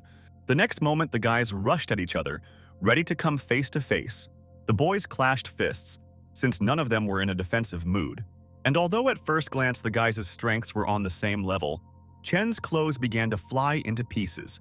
Teacher Han noticed this fact and sadly admitted that due to Zhang's aura, Long would not be able to benefit from his strength advantage. Hu's form of fighting was indeed primitive, but his aura showed itself to be murderous. Nephew. Shen began to use his system and strong energy raged around the guy. Chen was saddened to remember that the destruction system was capable of destroying an opponent's spiritual energy with just one touch, and much to Luna's horror, his opponent's ability had already begun to destroy Chen's body. Jiang was starting to gain strength, and the captain of the Shanghai Academy realized that if he did not want to suffer irreparable injuries, then it was time to end the match. Luna really didn't want to lose, but he had to use common sense. Chen loudly admitted defeat as his right arm was no longer functional. Hu left the arena with his head held high, congratulating his opponent on his wise decision. However, the captain of the Shanghai Academy reminded the opponent that victory in this competition depends on the team match. It was the turn of the next couple to show themselves, and Zhuan had to fight with the vice captain of the capital team. Liu Mengnai encourages the girls to enter the arena to demonstrate their strength to the audience. Both ladies were platinum-level players, and everyone was expecting some interesting action. Ling Xin mastered the ice and snow system, so she actively used frost techniques. One of the vice captain's ice attacks was able to immobilize Zhuan in the middle of the arena. The girl grinned smugly and prepared to hit Yuan with ice needles. Despite her disadvantage, Sister Lin did not look upset. The next moment, Zhuan appeared behind Xin, which took her opponent by surprise. The owner of the shadow system pressed herself against Lin, stopping the tip of the blade at the girl's neck. The vice captain couldn't understand how this could happen if Xin had everything under control. However, it turned out that for Zhuan's attack skill, bridging the distance between them was not a problem. Especially considering that the ice arrows left large shadows on the ground, Lin realized her mistake and hastened to admit defeat in order to move away from the girl. Thus, in the second round, the victory went to the Shanghai Academy. Zhang Sun and the rabbit were impressed by the sight of the two girls pressed close to each other. However, this did not last long, as it was Xiao Qiu's turn to prove himself in battle. Lin's opponent was Ji Han, who was already waiting for his opponent in the arena. The rabbit assessed the enemy with his eyes and came to the conclusion that he could easily deal with him. At the same time, Han was superior in level to Xiao Qiu and clearly did not intend to give the victory to the Shanghai Academy. The rabbit was not impressed by Ji's threats to kill him and rather found them funny. Lin was ready to begin the battle and created a portal next to him as the match began. Khan rushes forward, covers his hand with a vine, and promises that he will teach the impudent little guy a lesson. The next moment, a second portal appeared right behind Ji, and Xiao Qiu himself disappeared. Not even a second passed before the rabbit appeared behind the blonde, catching the young man by surprise. Without wasting a golden opportunity, Lin hits Han and he instantly flies forward. A representative of the capital team screamed loudly, periodically hitting the floor. It is unknown how long Ji would have flown forward if he had not encountered a stone wall. The host declared Lin Qiu the winner. Although she was surprised that the round ended so quickly, teammates helped a tearful Khan leave the arena, and the rabbit admitted he didn't mean to hit so hard. After the individual matches, Liu Mengni sums it up by saying that Shanghai Academy leads by 2 points. The host is eager to see the group round, so she asks the audience to greet the players. First of all, she presented the capital team, which consisted of 2 platinums and 3 golds. Zhang Hu planned to give it his all, because he did not expect the opponents to be able to take the lead in the individual matches. Liu Mengni went over to the Shanghai Academy side and discovered that there was a silver holder among the participants. The presenter was too confused by Lin Qiu's space system, but she assumed that the guy had gold. Hu mocked his opponents, believing that they could immediately admit defeat if they took silver for battle. Zhang San felt awkward, so to cheer him up, the rabbit defended his friend's honor. Chen turned to the seniors, reminding them to prepare to attack. Jiang sensed that the opposing team was up to something, so he ordered his teammates to be careful. The capital's players allowed their aura to manifest and took fighting stances. Meanwhile, the guys from the Shanghai Academy, as if nothing had happened, simply stood opposite. He was shocked and offended by what was happening and believed that his opponents were mocking them. Qianlong remained calm and reminded Zhang San that they could begin. The brown-haired man stepped back and used his blessing skill on the rest of the team. At the same moment, the students began to use their systems and rushed into battle. Jiang was the first to rush into action, ordering his team to deal with the others while he eliminated Zhang. The brown-haired man watched Hu's rapid approach and waited until the guy was at the end of the arena. As soon as the distance between them became dangerous, the silver holder, as if nothing had happened, jumped out of the ring. Sun waved goodbye to Zhang and confided that he had already completed his mission.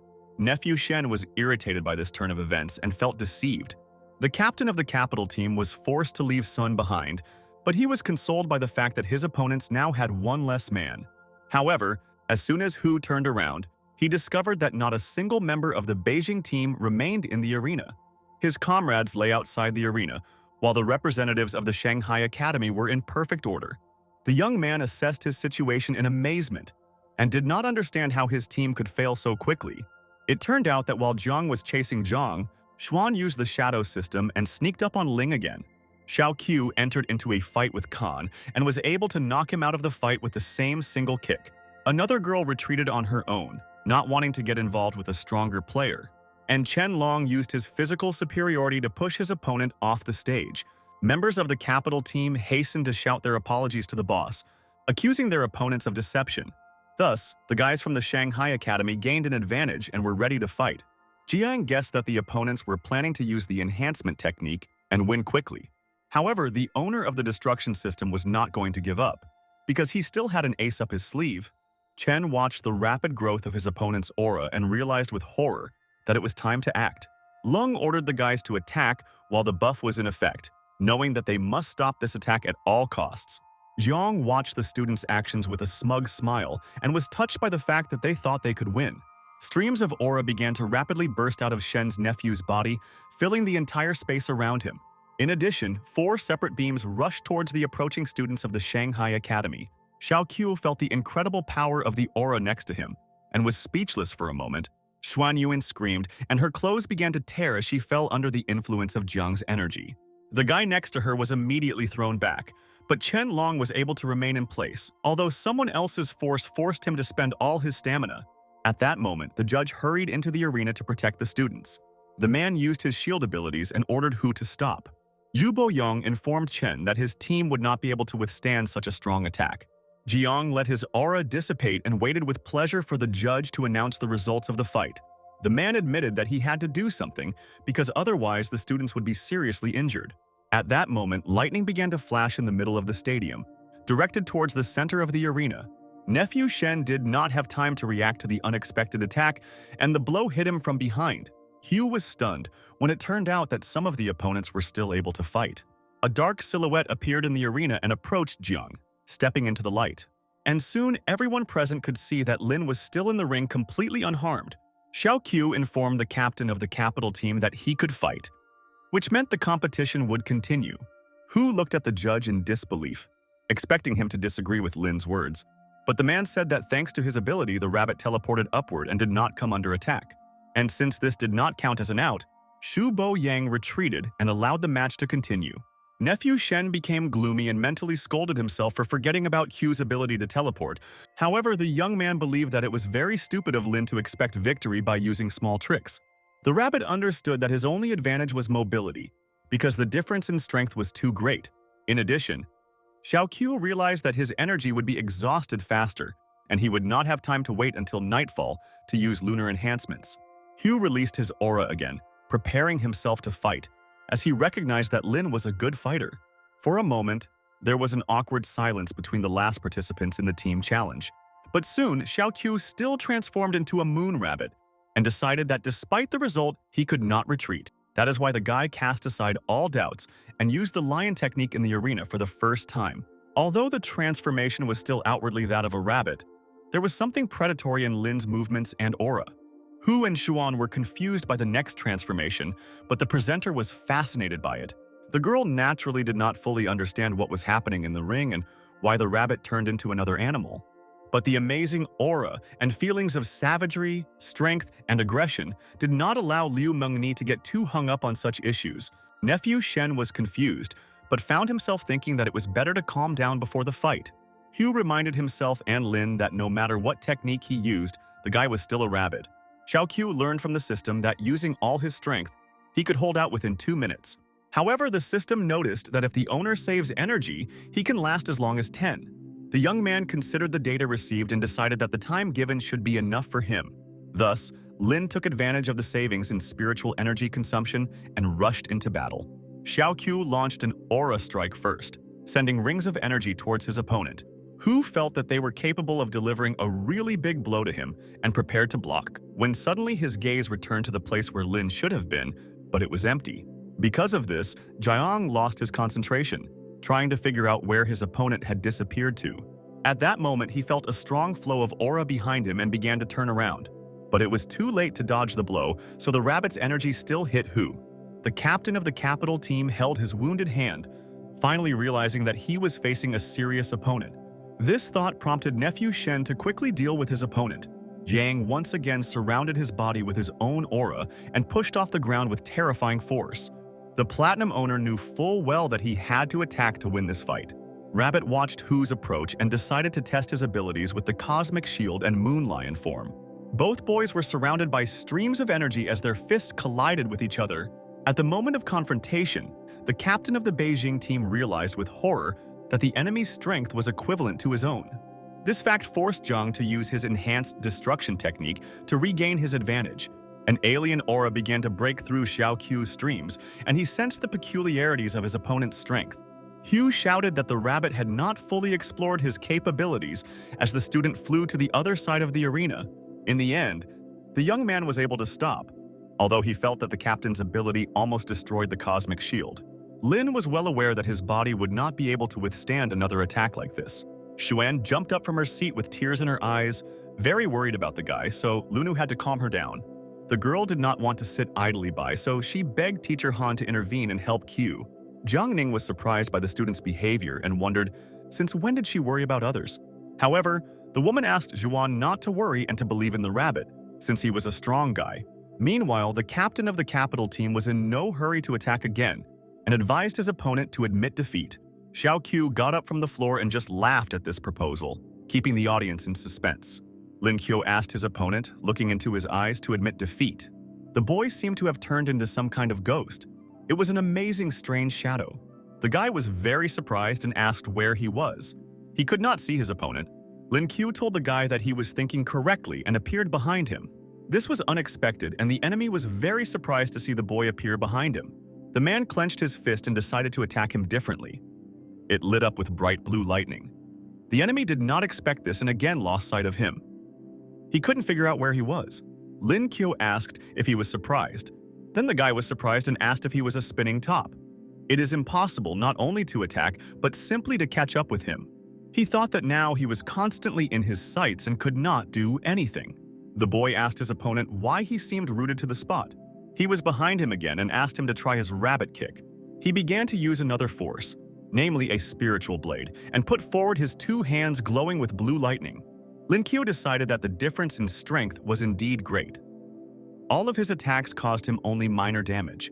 The boy closed one eye and thought that he had practically no strength left. The enemy grinned and told the boy that his spiritual energy was almost exhausted. He took all his strength into his hands and continued to glow with bright blue lightning. The guy exclaimed that his time had come, but when he began to approach him to strike, Lin Qiu immediately put his hand in front of him, stopping him. He also called his opponent a boy and said that he taught him a lot today and he hoped that he found something useful for himself. After this, the boy said goodbye to his opponent. Then the guy asked what he was talking about. They fought so much and he decided to just leave. The man exclaimed that he would not tolerate this any longer. He decided to use the spiritual skill of destruction. Lin Qiu decided to use his plan and raised his hands in the air. When the guy wanted to use his power, Lin Qiu turned to him and said that he was giving up. Then the enemy asked whether he would escape from him so easily. He decided that the boy could not do this and asked him to return. He asked the boy to just let him hit him, but Lin Qiu decided to drive him crazy. The enemy put his fist forward and then hit the floor with all his might. Many fragments scattered around. The enemy narrowed his eye and was very angry. Lin Qiu took a breath and turned his back to him and said that young people today are very nervous. The enemy turned to the boy again and said that he just needed to wait and they would see each other in the final. Lin Qiu replied that they would still see if he would reach the finals, because the girls from Gu were also aiming there. In this game, Beijing Academy won with a score of 7-4. The instructor looked at Lin Qiu and said that this was an excellent job. Another guy said that this match was needed for the sake of points, and in the next one they would definitely win. Then the boy looked in their direction and promised that next time he would definitely not give up. The girl approached him and grabbed his cheeks and asked if everything was okay with him. She asked permission to watch it. Lin Qiu suddenly changed his gaze and moving his eyebrows to his nose exclaimed, some force threw him back and he began to fall. He simply could not stay on his feet. Still, the boy fell with his back straight to the floor and sparks flew in different directions. The girl called him by name and began to approach, not understanding what had happened to him. And finally, Lin Qiu came to his senses and opened his eyes. What happened to this boy? The girl came as close to him as possible and leaned down to look into his eyes. Lin Qiu blushed and began to wonder what was going on. There were many girls around him. One of them asked why his nose was bleeding and asked him not to be afraid, since she and Zhang San would cure him. The girl leaned as close as possible to the boy and began to slowly heal him. The guys helped him come to his senses. She hugged the boy and said that he had finally woken up. Lin Qiu asked if he had lost consciousness. Then the instructor said that his spiritual energy was exhausted, so much so that he fainted without finishing his sentence. The girl also supported her, and the boy finally stood up and put his hand on his head. Suddenly, a girl with wings approached them and apologized to them and turned to Lin Qiu. She said, turning to the boy, that she wanted to talk to him alone. And here in front of us is a tall, beautiful building where the participants have been until now. The girl again told the boy that she wanted to ask him for a favor. She asked if he could admit defeat in an individual match between their academies. The boy was very surprised, and the instructor also could not understand what kind of proposal this was. The girl explained that his skills are capable of blocking her. In addition, they have 2 platinums on the team. She asked him to imagine the outcome of the competition. The girl explained that she did not want this to humiliate him. The instructor crossed her arms over her chest and exclaimed that she understood, and they would definitely consider this proposal. The girl was a little embarrassed and, blushing, said that she had one more small request. She's actually a fan of his, and can she take a photo with his transformation? Then the boy agreed without thinking twice and smiled, a little blushing. The girl was very happy and, clinging to the boy, began to take pictures. Many wanted to do the same. It should be noted that first-year student Lin Qiu is very popular. There was a boy on the phone screen with many girls around him. Qin Zhen held the phone in her hands and thought about the boy. She blushed in bewilderment. Meanwhile, the boy grabbed his head with his hand and said that if his girlfriend saw this, he would become a cake. Lin Qiu asked the system to activate today's skill. The skill was retrieved, and the system congratulated the host on receiving the SS rank skill. He will warn them about fluctuations in spiritual energy within a radius of 100 meters. This is just an amazing skill. Now, not one suspicious guy will be able to get close to him, and the boy decided to try. He feels that there are some strong fluctuations in spiritual energy in the captain's room. This is the breakthrough of 2 platinum stars. Zhang San is talking on the phone at this moment. The girl approached the boy and silently apologized to him, because she didn't do it on purpose. She came as close to him as possible and asked her master what he was doing. Lin Qiu told Xiong that she was just in time. He asked her to go and test a new skill. The girl looked at him in surprise, as if she couldn't understand what skill he was talking about. Shen walked next to the boy and told the master that her grandfather told her that a hunt might begin for him. Lin Qiu asked her if she was afraid. He explained that on the contrary, they were planning to use their power to lure the snake out of the hole. If they don't show up, how will they be able to take action? The girl asked if he wanted to lure them out. The boy felt with all his being the approach of someone else. He grabbed the girl by the shoulder and pulled her to him. Shen looked ahead and blushed a little. The boy whispered in her ear to be careful as they were being watched. He said that there were 2 girls behind them, and they had been watching them from the very beginning. Shen asked if he wanted to take action now. Lin Qiu replied that there were too many unnecessary eyes here, and it was necessary to find a quieter place. Lin Qiu walked along the road next to his friend, followed by 2 girls. The boy grabbed the back of his head with his hand and, reaching up, asked the 2 of them to come to him. Then one of the girls told the boy that they were his fans and asked if they could take a photo with him. The second one also confirmed that they just needed a photo. Lin Qiu looked at them and said that they had a strange cover. He asked who sent them here. Then one of the girls asked what he was talking about. They really think he's very cute? The boy raised 2 fingers up and exclaimed that their excuses were simply disgusting. Firstly, their smiles are too forced, and their face doesn't look like a mask at all. Secondly, they are walking mountains of disproportionate muscles, and their hands are covered in calluses. Only those who work with weapons look like this. He gave them a disdainful look again, and ended by saying that the most important thing is that their eyes are with X-ray skill. The dagger on her thigh is further proof of what he just said. One of the girls exclaimed that it was simply incredible. The second one was also surprised. Then the boy asked the girls to call him Mr. Holmes. Shen clenched her fists and called the boy a true master. One of the girls who was watching the boy said that he had revealed them. Chi Q was a platinum 5-star shadow cat. Ba Chi was a platinum 6-star snow leopard. She showed the weapon on her hip and told the boy that now he would die. Lin Qiu saw a poisoned dagger on her thigh. Chi Qiu immediately pulled out her weapon and took a stance in front of her opponent. She realized that the boy had opened them and now it didn't matter. He is the target of their hunt today. The girls began to approach their opponents. Shen asked the master to take care. They began to approach him faster and faster, turning into some kind of demons. Their hands became not hands, but paws from which sharp, long claws emerged. Then Shen put her hands forward and tried to use her strength against her opponents. When Lin Qiu saw this and said that his student was a real master of poisons, the girl could not understand how this happened. Ba Qi could not understand whether she really absorbed the poison and remained unharmed. Then the boy's student flew as high in the air as possible and began to approach her opponents. Ba Qi closed her eyes and seemed unable to breathe. There were bright purple rays around her. Qi Qiu also closed her eyes, as she could no longer breathe, and so they both fell face down right on the ground. Shen approached her master and asked him what they would do with them. Lin Qiu also thought about it and asked the girl to provide it to him. Suddenly, a man appeared behind them. When Lin Qiu saw him, he told the master that these two were mercenaries. The man replied that if the two of them had nothing else to do, then he asked them to return to the academy. Since his life is in danger, he should be more careful. Lin Qiu agreed with his master. The man took the two girls in his arms and carried them forward. The boy, meanwhile, leaned towards the dagger. When he picked up the weapon, he said that it seemed to him that this dagger was worth a lot of money and he would take it. And now it's time for them to return. The boy felt that spiritual energy was in full swing and asked what was happening to the girl. Unexpectedly, she had a breakthrough of 4 gold stars. Her hands glowed purple. Lin Qiu was very surprised and gave her a curious, worried look. He asked if she had made a breakthrough and asked what level she was at now. Shen replied that she had her 4th gold. Lin Qiu could not understand how one could increase the level by absorbing poison and said that this was too much. Xion explained that as someone with a demonic system, she was directly drawn to poison. She asked the master not to worry, since she was still far from him. And now they were already walking around the hostel. When Lin Qiu approached his door, he could not understand why it was open. He abruptly opened the door and began to enter his dorm room. Qinzhen was sitting in front of him. She was holding some kind of gift in her hands and was very sweet.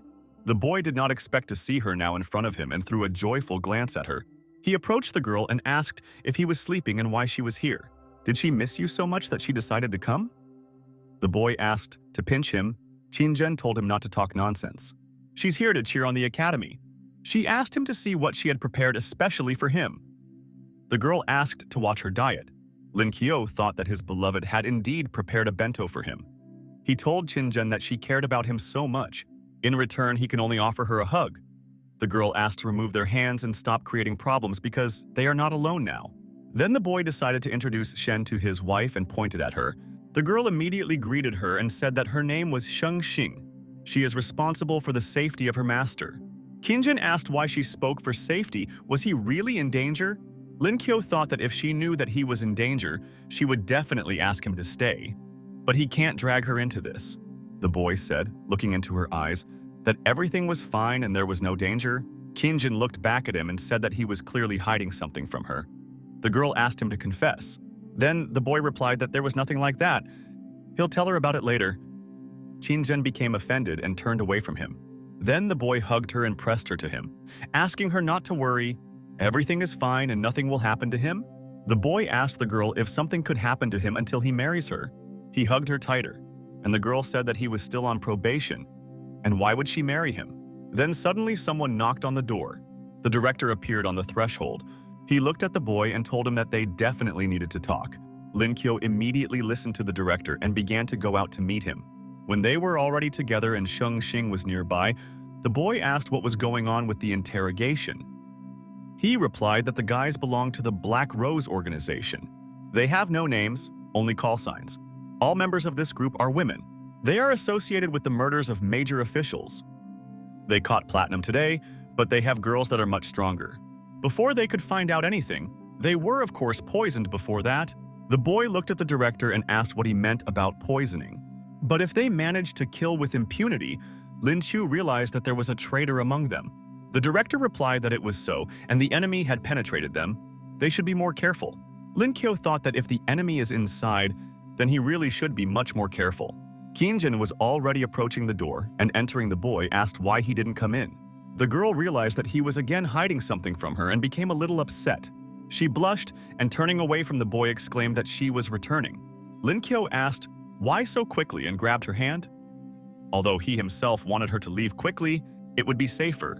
He approached the girl and asked if she wanted to sit a little longer. After all, they had not seen her for a very long time. The boy exclaimed, looking into her eyes, that it wasn't on purpose. He really just wanted to talk. Qinzhen looked into his eyes and smiled, thinking that this guy was still the same, She more calmly told the boy that tomorrow was the final, and he needed to rest as much as possible. The girl turned away and headed towards the door. In fact, she understood that something was wrong here. Lin Kyo, looking after her, thought that he didn't know if these killers had assistants, but there is only one way to protect Qin Jun. The girl, in turn, thought that even though he refused to tell her anything, she should find some way to support him. And the boy, moving his eyebrows to his nose, thought that he must certainly become stronger for her sake. And here in front of us is the competition hall. The presenter said that today in the final they could see the legendary battle of the strongest teams. The first will be Beijing Academy and Gu Academy. Today they will witness the battle between Beijing Academy and Gu Academy. And so the competition continued again. The two opponents began to rush towards each other to strike. Lin Kyo thought that if Gu Academy wins, they have a good chance of winning the finals. In addition, with a new skill of his acquired rank, this chance increases much more. Will the opponent be able to withstand this attack? The girl began to use the spiritual skill Judgment of Light and released a fiery yellow spear towards the enemy. The man clenched his fists and they glowed with a bright blue light. He decided to use the Dark Star spiritual skill against the girl. There was a powerful outbreak. The two forces of fire and Dark Star met in a single powerful blow. The guy who was watching what was happening exclaimed that he had become even stronger. The girl with wings did not expect such powerful force, but she did not give up. The enemy was behind her and tried to strike even harder than before. The girl with wings, having risen up, began to slowly fall down, and her golden wings were torn to pieces. There was a powerful blow and clouds of smoke scattered around, scattering fragments of stones. The presenter exclaimed that this battle was simply beautiful. She advised warm applause to congratulate the Beijing Academy on its well-deserved qualification to the finals. The instructor, looking at what was happening, said that it looked like they were still going to meet in the finals. He asked not to take on too much, but just act as usual. A girl came up to them and asked if it would be great to put this guy in his place. The boy moved his eyebrows to his nose and thought about something. He glanced at Lin Chu. Lin Kyo also thought about it and realized that they were still inferior in strength to the Beijing Academy. He apparently thought of something and raised his hand up. He asked Mrs. Han what date it was today. Khan replied that it was the 15th and asked what exactly was the matter. Then the boy again cast a contemptuous glance at those around him and replied that it was nothing. This is just a great number and the moon is almost full right now. Meanwhile, the presenter was broadcasting that Gu Academy was in third place. The long-awaited finale awaits them ahead. The girl said that the team captains would fight in the first match and looked at the guys. They stood opposite each other and were ready to fight. One of them exclaimed that the end was near and they needed to try. The guy began to use the spiritual explosion skill against his opponent. His opponent rushed towards him and asked what he was doing. He must know his place. And then the two forces met in a single powerful blow, so strong that sparks lit up all around. The ground began to crack under the opponent's feet, and many bright lightning bolts scattered around. After this blow, they pushed away from each other several meters back and prepared for the next battle. The guy said that this was very good, and in just a couple of days he made another breakthrough. As a sign of his gratitude, he wants his opponent to try his powerful blow. The guy began to use the spiritual skill, 9 tripods. The girl told Mrs. Han that they had no chance in this battle and it would be better to admit defeat. But Khan replied that no, and he himself made this decision. If this boy gives up, there is no way he will be able to ask for it. And so the crazy battle continued. Two powerful forces collided again. The guy approaching with a powerful blow decided that this guy's advantage was in his strength, so the battle would definitely not be easy. They collided in a powerful blow and began to cough from the incredible force. Streams of scarlet blood splashed around. The boy fell to one knee, and the enemy stayed on his feet but made a point, approaching the wall with his back. The guy decided that he had to defeat him before he used his trump card. The boy decided that he would use the 1000 Jun spiritual skill. He clenched his fist and began to approach his opponent with a powerful blow. He wanted to kill him as soon as possible. This blow was very powerful and the enemy flew back many meters. Clouds of thick smoke scattered around, and the guys fell to the ground after such a powerful battle. Lin Q became very angry and called the captain. The guys could not understand what happened. Because of the thick smoke, nothing was visible. The guy lying on the ground asked if it was worth it. After all, now he will not be able to continue participating in the competition. The second guy replied that maybe he shouldn't, but he didn't want to regret not trying. He called the guy a real warrior. The presenter turned to her friends and said that for the first time in the history of their competition, there was a draw. Then the girl tried to heal the guy and asked what she should do. It is impossible to completely remove the effect. She is afraid that their captain will not be able to take part in the team round. The man's opponent asked him to forgive him and explained that he was too impulsive.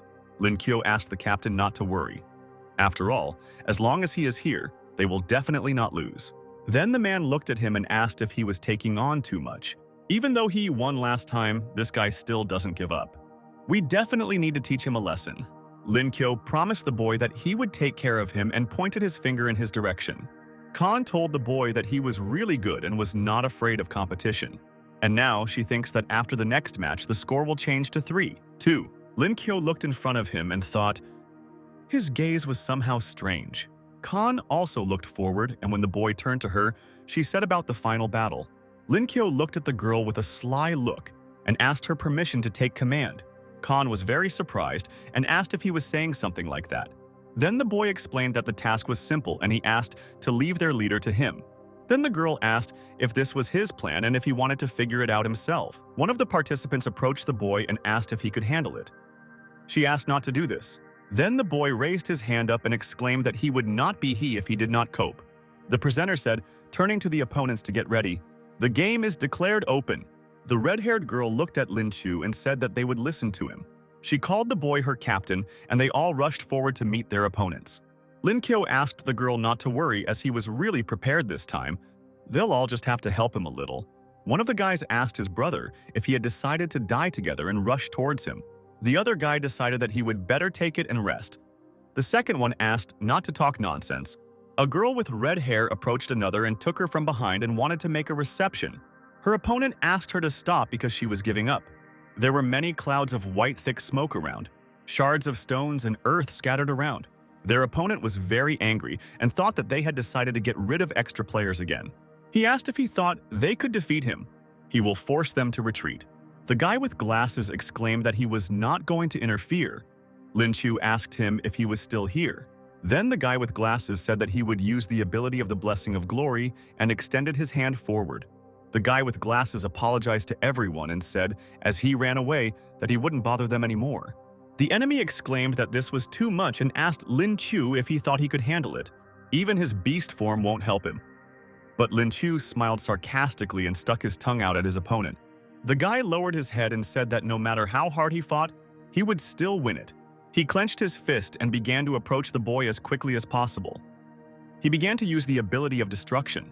The enemy began to approach his enemy, and many stones scattered in all directions. Lin Q began to use lightning strike against his opponent. He put his hand forward and tried to strike. The guy got angry and asked Lin Chu how he dared to fight him like that. Then the boy asked in response how he dared to use dirty tricks. Why should he be prohibited from using his advantage? Lin Kyo looked to the side and saw a huge full moon. There was black smoke around her, which began to envelop the moon. Lin Kyo prepared to use his new abilities and closed his eyes before attacking his opponent. He clenched his fist and got ready to approach him faster and faster. Bright blue lightning flashed around the boy. He thought that with all the attributes, he would get a 500% boost to all his abilities. Lin Kyo asked if he was ready to try his luck. He clenched his fist and looked menacingly into his eyes and said that he would give him such an opportunity, and he hopes that the enemy will not regret it. The guy thought that he needed to push a little. After all, his opponent himself asked for it. The guy noticed that Lin Chu dodged his powerful swift strike with lightning speed. Suddenly, he appeared from the other side and tried to kick him with all his strength. He asked if he had said that he would not use teleportation. Lin Chu replied that he did not use it. He explained to his opponent that he was too slow. He exclaimed that he was simply unable to keep up with him. He asked to prepare to learn Uncle Lin's lesson. He prepared to strike him and approached him. The enemy put his hand forward and tried to parry the powerful blow of his enemy. Bright purple lightning started flying out of his hands and headed towards Lin Chu. But the boy was much stronger and his opponent began to spit out blood. Scarlet streams of blood splashed around. There was a huge scarlet wound on his back. The enemy was seriously wounded. The masters noticed that he had wounded him so badly that he was bleeding. The second master said that Lin Chu is so fast and strong that even Platinum cannot cope with him. Was he really faking it all this time? Qin Zhen couldn't believe how strong this guy was. They couldn't understand how he managed to become stronger in just a few days. Lin Kyo approached his opponent and asked whether they would continue to show mercy to him. Lin Kyo waited for a response from his opponent and looked into his eyes, but his opponent was silent, and he decided to use another technique against him. The boy, screaming fuel consumption, hit him in the face with a powerful, strong fist. Fuel consumption was a gaming term. The blow came straight to the opponent's jaw, and streams of blood sprayed from his mouth. He couldn't understand what had happened. The boy again began to approach him to make a new blow. He rushed towards him like lightning. Lin Kyo wanted his opponent to feel his love in this blow.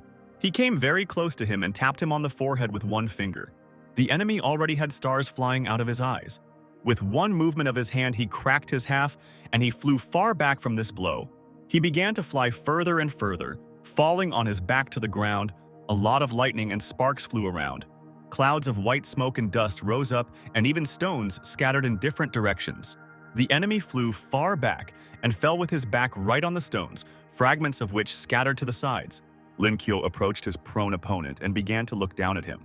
He looked at him and smiled sarcastically and exclaimed that he had won. Victory and joy were visible in his eyes. The presenter took the microphone in her hands and said that this was simply incredible, and the winner was Lin Chu. The guys were immediately happy for their boss and began clapping and shouting back to him. The guys said that they were champions and began to congratulate the boy on his victory. Lin Kyo was also happy that he did not give up and won against this treacherous, evil opponent. The director said that victory is good, but he regrets that the boy revealed his abilities so early. He is sure that now the hunt for him will be even more fierce. The second master said that the first 6 months will be the most important. The master agreed with him and said that he needed to apply for special protection for this guy. The presenter told her friends that their competition was over and it was necessary to congratulate their winners. One of the participants asked Lin Chu to go first, but the boy asked the captain if this was possible. The captain replied that everything was fine and he would not be able to take part in the competition next year, so he was handing over his authority to him. Lin Kyo looked at the captain proudly and told him that he agreed to this. But this victory belongs to them all. He held a huge golden cup in his hands. The guys unanimously took hold of the cup, each with their own hand, and they raised it up with a shout of hooray. The captain raised his hands and exclaimed that this had been his dream for many years. The boy asked the captain not to cry. He himself was no less happy than the guy. The presenters said that they would now move on to the promised winnings for their winners. The man exclaimed, turning to the guys, that it was a breathtaking sight. They began to bring out the winnings for the winners. The captain thanked them for the gifts and said that they were using these beads wisely. Lin Kyo exclaimed that this was just great and decided to see what kind of bead he had. When he opened the gift, he saw a huge amount of money under the coverlet. But he didn't see his bead there and asked where his gift was. Then the guy answered Lin Chu that they would find the right one for him and give it to him when the time comes. The boy agreed, but asked them not to forget about it. The presenter asked to wait and said that this year another award was added, namely the award for the best player. Then the boy became interested in her words and turned his head to the girl and asked what she meant. His eyes sparkled with curiosity. He froze, waiting for an answer, and glanced at the presenter. The girl said that she was completely busy and almost forgot about it. Lin Chu was recognized as the best player. She wants to invite their special guest, weapons expert Feng Peng. Feng Peng, a diamond-level weapon expert. He appeared in front of the guys. The boy thought that they had never met before, but why did he seem so familiar to him? He approached his brother and thanked him. The guy handed him the sphere and looked straight into his eyes.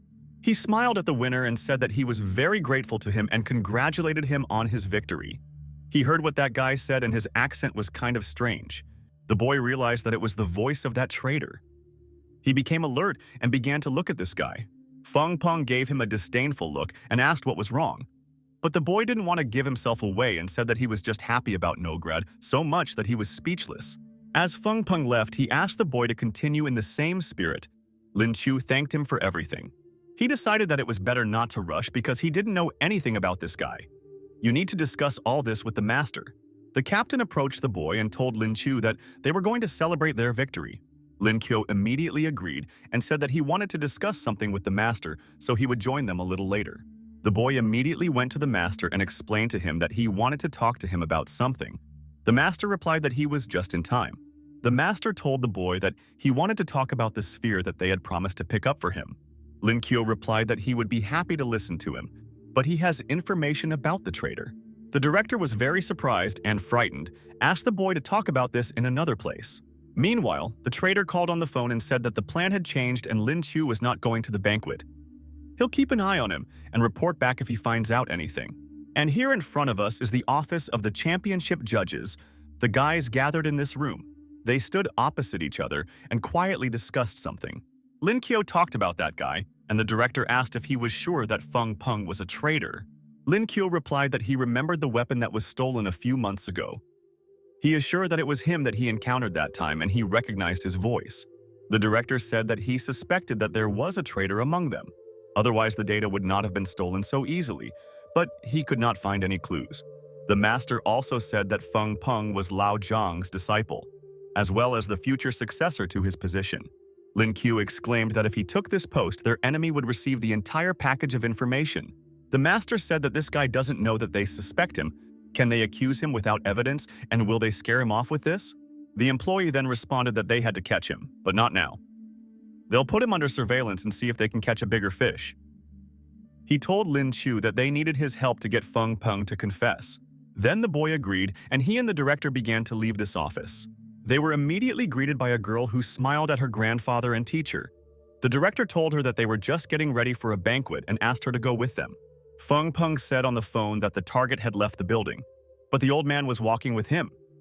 He asked not to make hasty decisions and not to expose yourself to danger.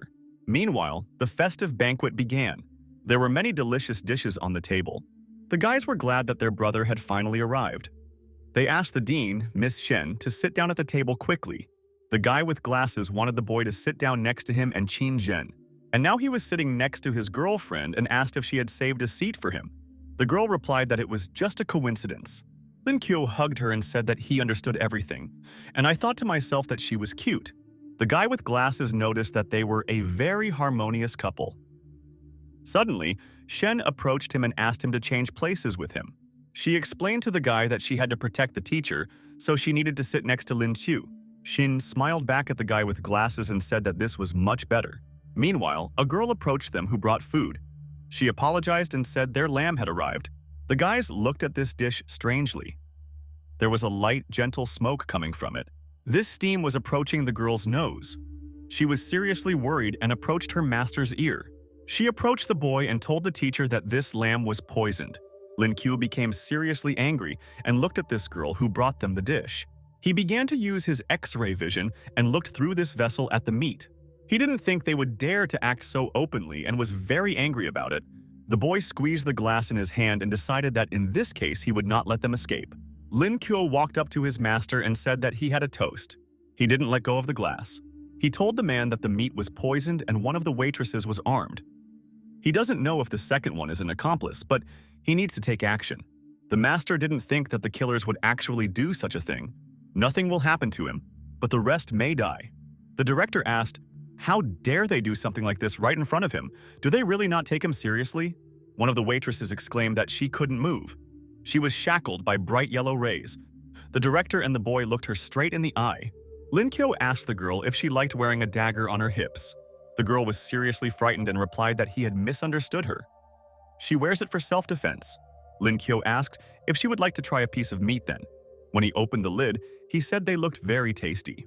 The girl was even more frightened, and her eyes became several times larger than usual. Suddenly, a trickle of blood began to flow from her mouth. Shen said that she bit through the poison capsule. When the boy began to approach the girl, he asked Shen to stop and not approach. The waitresses were as if shackled by bright yellow rays. The girl who bit through the capsule sat on the floor with her eyes closed. Lin Qiu realized that she had died and asked the master to send someone to pick up her body. The master raised his hand up and looked at the waitresses. He exclaimed that no one should be afraid and their people would sort everything out. He decided to let this girl go and she immediately, dripping with sweat, headed towards the exit. She began to leave faster and faster because she was afraid of the consequences. Lin Qiu told his master that he wanted to follow her. The master agreed and said that Shen would stay with the guys and he would go with Lin Qiu. Meanwhile, the waitress was already jumping off the roof, making an incredible jump. When the girl found a suitable place, she called some number and reported that the mission had failed and number 39 had bitten through the poison capsule. The girl added that she managed to escape and would soon report everything. She began to run as fast as she could, and after jumping from the roof of the building, she entered some gate. Meanwhile, the boy was watching her and looking ahead. The master was next to the boy, and together, they watched what would happen next. Lin Kyo asked the master if he should invite the others to help them. The man replied that this was not necessary and he could handle it himself. "Today he will show him what the space system is capable of," the boy exclaimed that he was looking forward to it. The master said that he would take care of everything and asked to follow him forward. Lin Kyo immediately agreed and followed the master. They raced across the rooftops towards the room. Lin Kyo thought that he was indeed a true master. He uses his skills very cleverly. Suddenly, a scream was heard and the master opened his eyes in bewilderment. There were several naked girls in front of him and, covering themselves, asked him to leave. They called the man an old pervert and he immediately flew out of the window. Lin Kyo asked the master if he had finished. He called it simply incredible. The master answered the boy that it was a mistake, and he did not think that at 4 in the morning so many people would be taking a shower. There was more than one girl there and they actually took a shower. Lin Kyo couldn't believe it. Then the master asked the boy to wait until they got dressed before acting. He is sure that this time everything will work out. And jumping to that window, he said that he will be back soon. The girls saw a man in front of them and said that this pervert was here again. One of them gave the command to shoot and immediately kill this pervert. The old man began to use freezing time and directed his hand towards the girls. Everything around immediately began to glow with bright yellow rays, enveloping the windows and doors in the room. Lin Kyo said that the master is very cool, and he surrounded everything with a temporary barrier. In front of the boy was his barrier with a bright red glow of fire. He began to approach the barrier and pass through it. He had a very curious look. Drops of sweat were running down the boy's face. He opened his mouth in surprise. Lin Kyo saw many beautiful, bright girls in front of him. He did not expect such a turn of events. The boy exclaimed that in front of him was a real wax museum. Lin Kyo approached his master and asked what he planned to do with them. The master replied that since they still have no evidence against the traitor, he is thinking of temporarily sending them to the capital. This is the largest harvest of black roses in recent years. He thinks that the place needs to be thoroughly searched before the troops arrive. The boy answered the master that, of course, he would do everything in the best possible way. He thought he might find something useful. Lin Kyo asked the man not to worry, as he would not let him down. The boy's gaze changed, and gentle blue lightning began to crawl out of his eyes. He began to use his X-ray vision and thought that there really was something here. The boy touched his hand to some part of the iron hatch and looked into it. There were steps under this hatch. He headed towards the entrance. The boy took a flashlight and shone it down. He did not feel any abnormal energy fluctuations. Then the boy began to slowly go down the steps, lighting the way with a flashlight. He went lower and lower down the steps and came to some open door. Lin Kyo continued to shine the flashlight and peer in front of him. He was shocked when he saw many chests and gold bars ahead. The boy told his master that there is money, gold, weapons, and spiritual spheres here, and this place can really be called a surprise. Lin Kyo bent down in front of the little piece of gold and exclaimed that he would take some for himself. He filled his pockets full of gold and walked up to some curtain.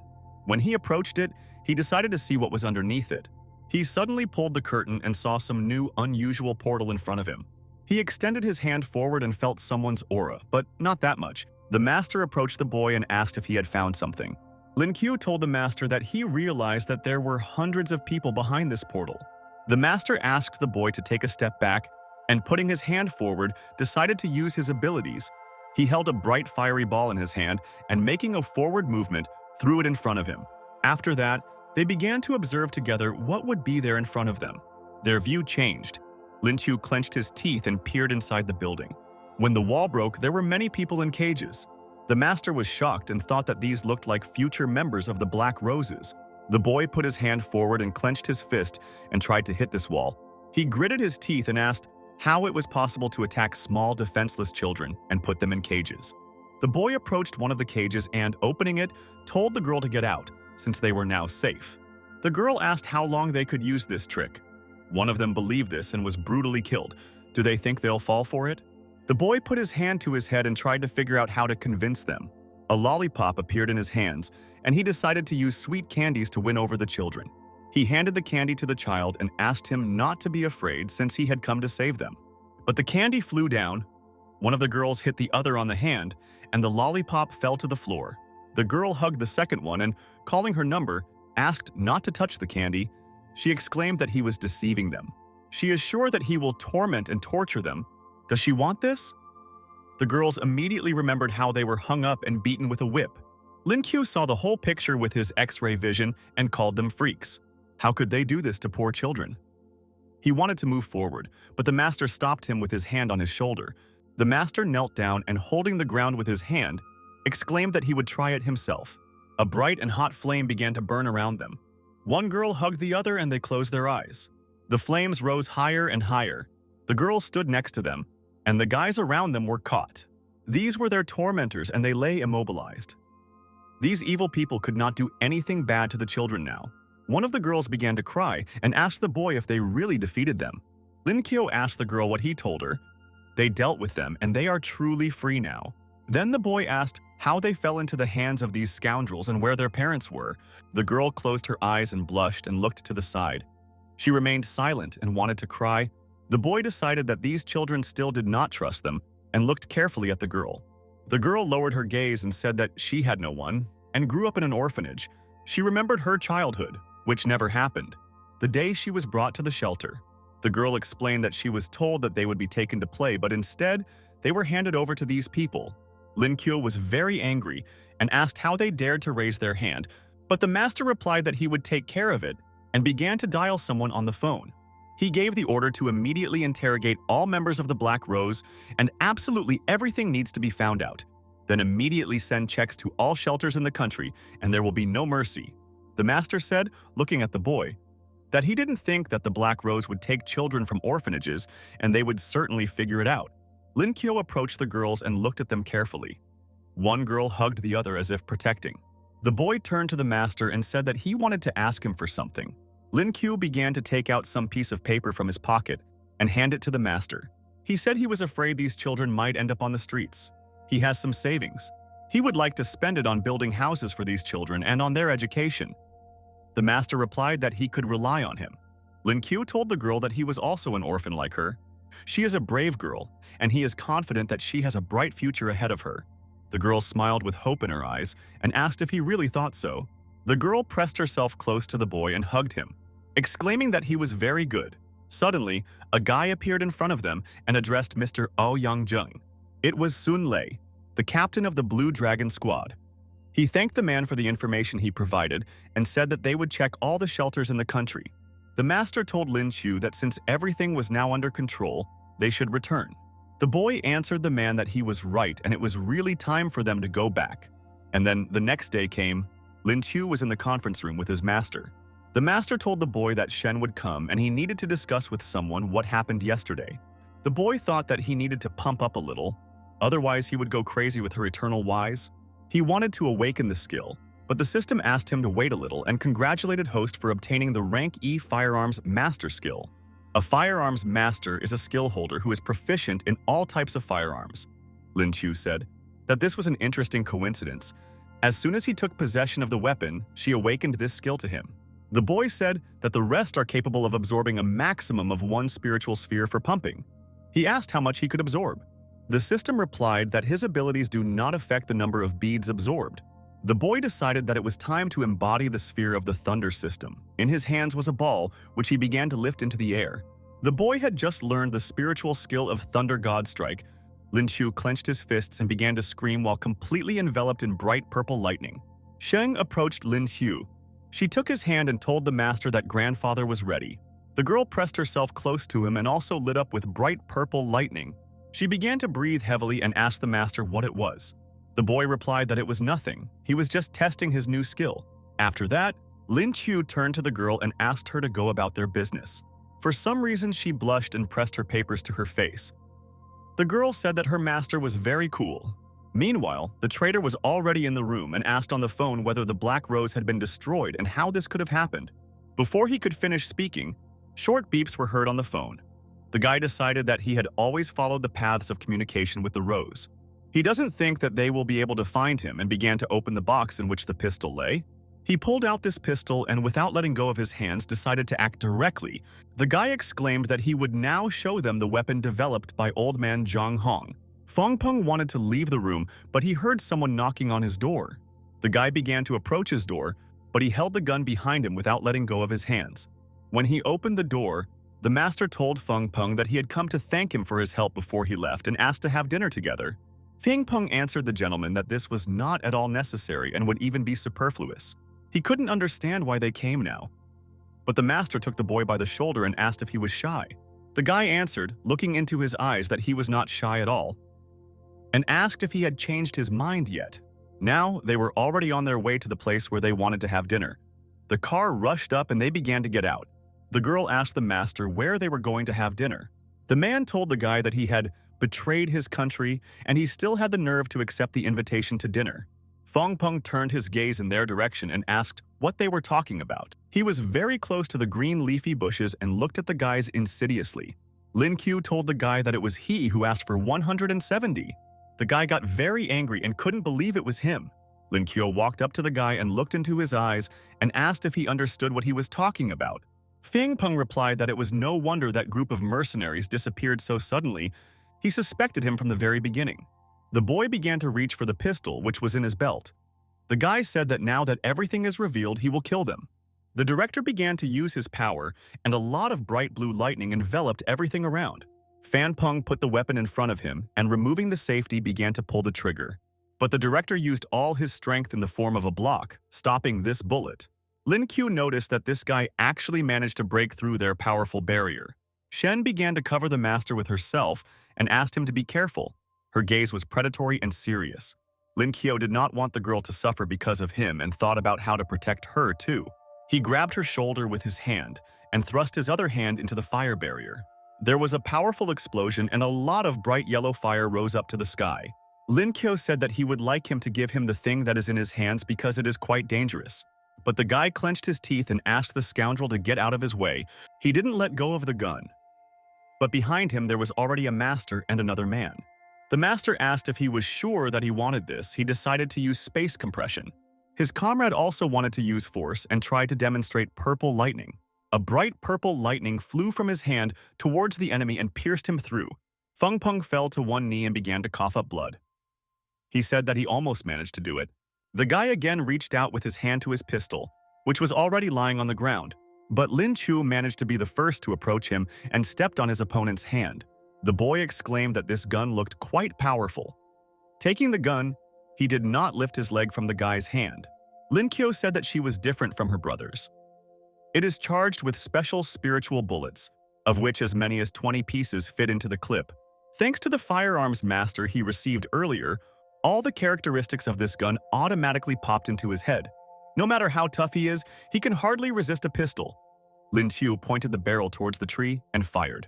He realized that bullets have great penetrating power, but the eternal reloads make it not so convenient to use.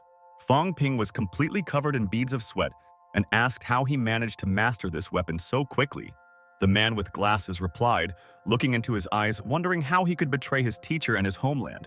The boy lowered his gaze and answered the man that he really treated him well, but so what? Some people treated him much better than he did. Feng Peng sat on the ground leaning on one knee. They gave him enough money so that he could live the life he always dreamed of. The master asked the guy if money was really that important to him. Lin Qiu crossed his arms and told the master that they were really important. When the master turned to him and said that whether he wants to believe it or not, he will now slap him on the head, Lin Qiu said that no matter how important money is, the homeland is much more important and cannot be betrayed. The master asked the boy if he had heard this and called him worse than a child. Feng Peng laughed and said that escaping from there is not as easy as it seems. The master answered the boy that he hoped he would cooperate with them, and then they would think about a lenient attitude. The man reached out to the guy and wanted to offer him cooperation. But suddenly something happened and everyone around became wary, looking ahead. Lin Qiu exclaimed that Feng Peng was trying to poison himself. They did not expect such a turn of events. But the guy was already lying on the ground with his eyes closed. He was already poisoned. Lin Qiu, looking at him, exclaimed that he should not be allowed to die under any circumstances. Then Shen took her face with her hands and began to approach the lying guy as quickly as possible. Her hand rose and sharp long claws came out of it. She extended this hand to the guy. A light purple smoke began to approach the boy and he began to move little by little. The girl stood over the guy. She kept her hands on his chest and a light smoke enveloped them both. Finally, the boy's eyes opened and he asked the girl if he was dead. Lin Qiu asked if he wanted to die and said that it was not that easy. His student absorbed all the poison from his body. The guy was very surprised by this, and droplets of sweat began to flow down his face. The girl said, looking at him, that she could do this endlessly. She asked if he wanted to check. Lin Kyo approached the guy and said that now he would immediately answer all their questions. Feng Peng, lowering his gaze, said that he would tell everything he knew and hoped that after that he would allow him to die. If he doesn't die, his wife and children will be in danger. The master, looking at the guy, promised him this. And so they waited for an explanation from the boy. Feng Peng began to say that he was told that 2 mercenaries were in their hands. He was ordered to poison these mercenaries. The master asked who ordered it and whether there were other accomplices. But they told him that he didn't need to know anything else and hung up. This man is good at hiding. He doesn't know who he is, let alone whether he has accomplices. The master, having listened to him carefully, began to ask the next question. He asked why they needed information about weapons. Feng Peng replied that this information is key in the development of new weapons on their part. Lin Kyo asked if it turns out that they want to arm themselves through their research. The guy replied that he had told everything and hoped that they would fulfill their promise. Feng Peng put something into his mouth and began to swallow. He clenched his teeth and closed his eyes. Streams of blood suddenly began flowing down his chin, and it was simply shocking. Shen couldn't understand what he was doing and exclaimed that it was poison. Lin Kyo asked not to touch this guy and let him leave here in peace. The boy asked the master for permission to deal with his body. When the girl approached the guy, she staggered a little. Lin Kyo asked what was happening to her. The girl began to be enveloped in many bright purple-red lightning, and she began to scream. The man with glasses said that these guys are real monsters and they break through so quickly. And then the next day came. There was a plane on the takeoff area at the airport. The master said that now that the issue had been settled, it was time for them to return. Lin Chu was thinking about whether Qin Zhen missed him. He thought that he had seen her recently, but most likely she already missed him. Suddenly, a man appeared on the plane and his partner was next to him. The guys pulled out pistols and asked no one to move. He gave the command to give them everything they have. Lin Kuo was already bored and thought that this was a real banality. The system reported to its owner that the host was in danger. There was a forced awakening of today's skills. A ranky skill in explosive disposal has been acquired. Lin Chu was surprised that the plane was bombed. Lin Kyo looked into the cabin and realized that there were a lot of innocent people on the plane. We need to find the explosives as soon as possible. He was about to use his skill. The boy turned on his X-ray vision and finally found her. Lin Kyo informed his master that the plane was mined, and he needed to get rid of such robbers immediately. The master asked the boy to give it to him and headed towards the opponents.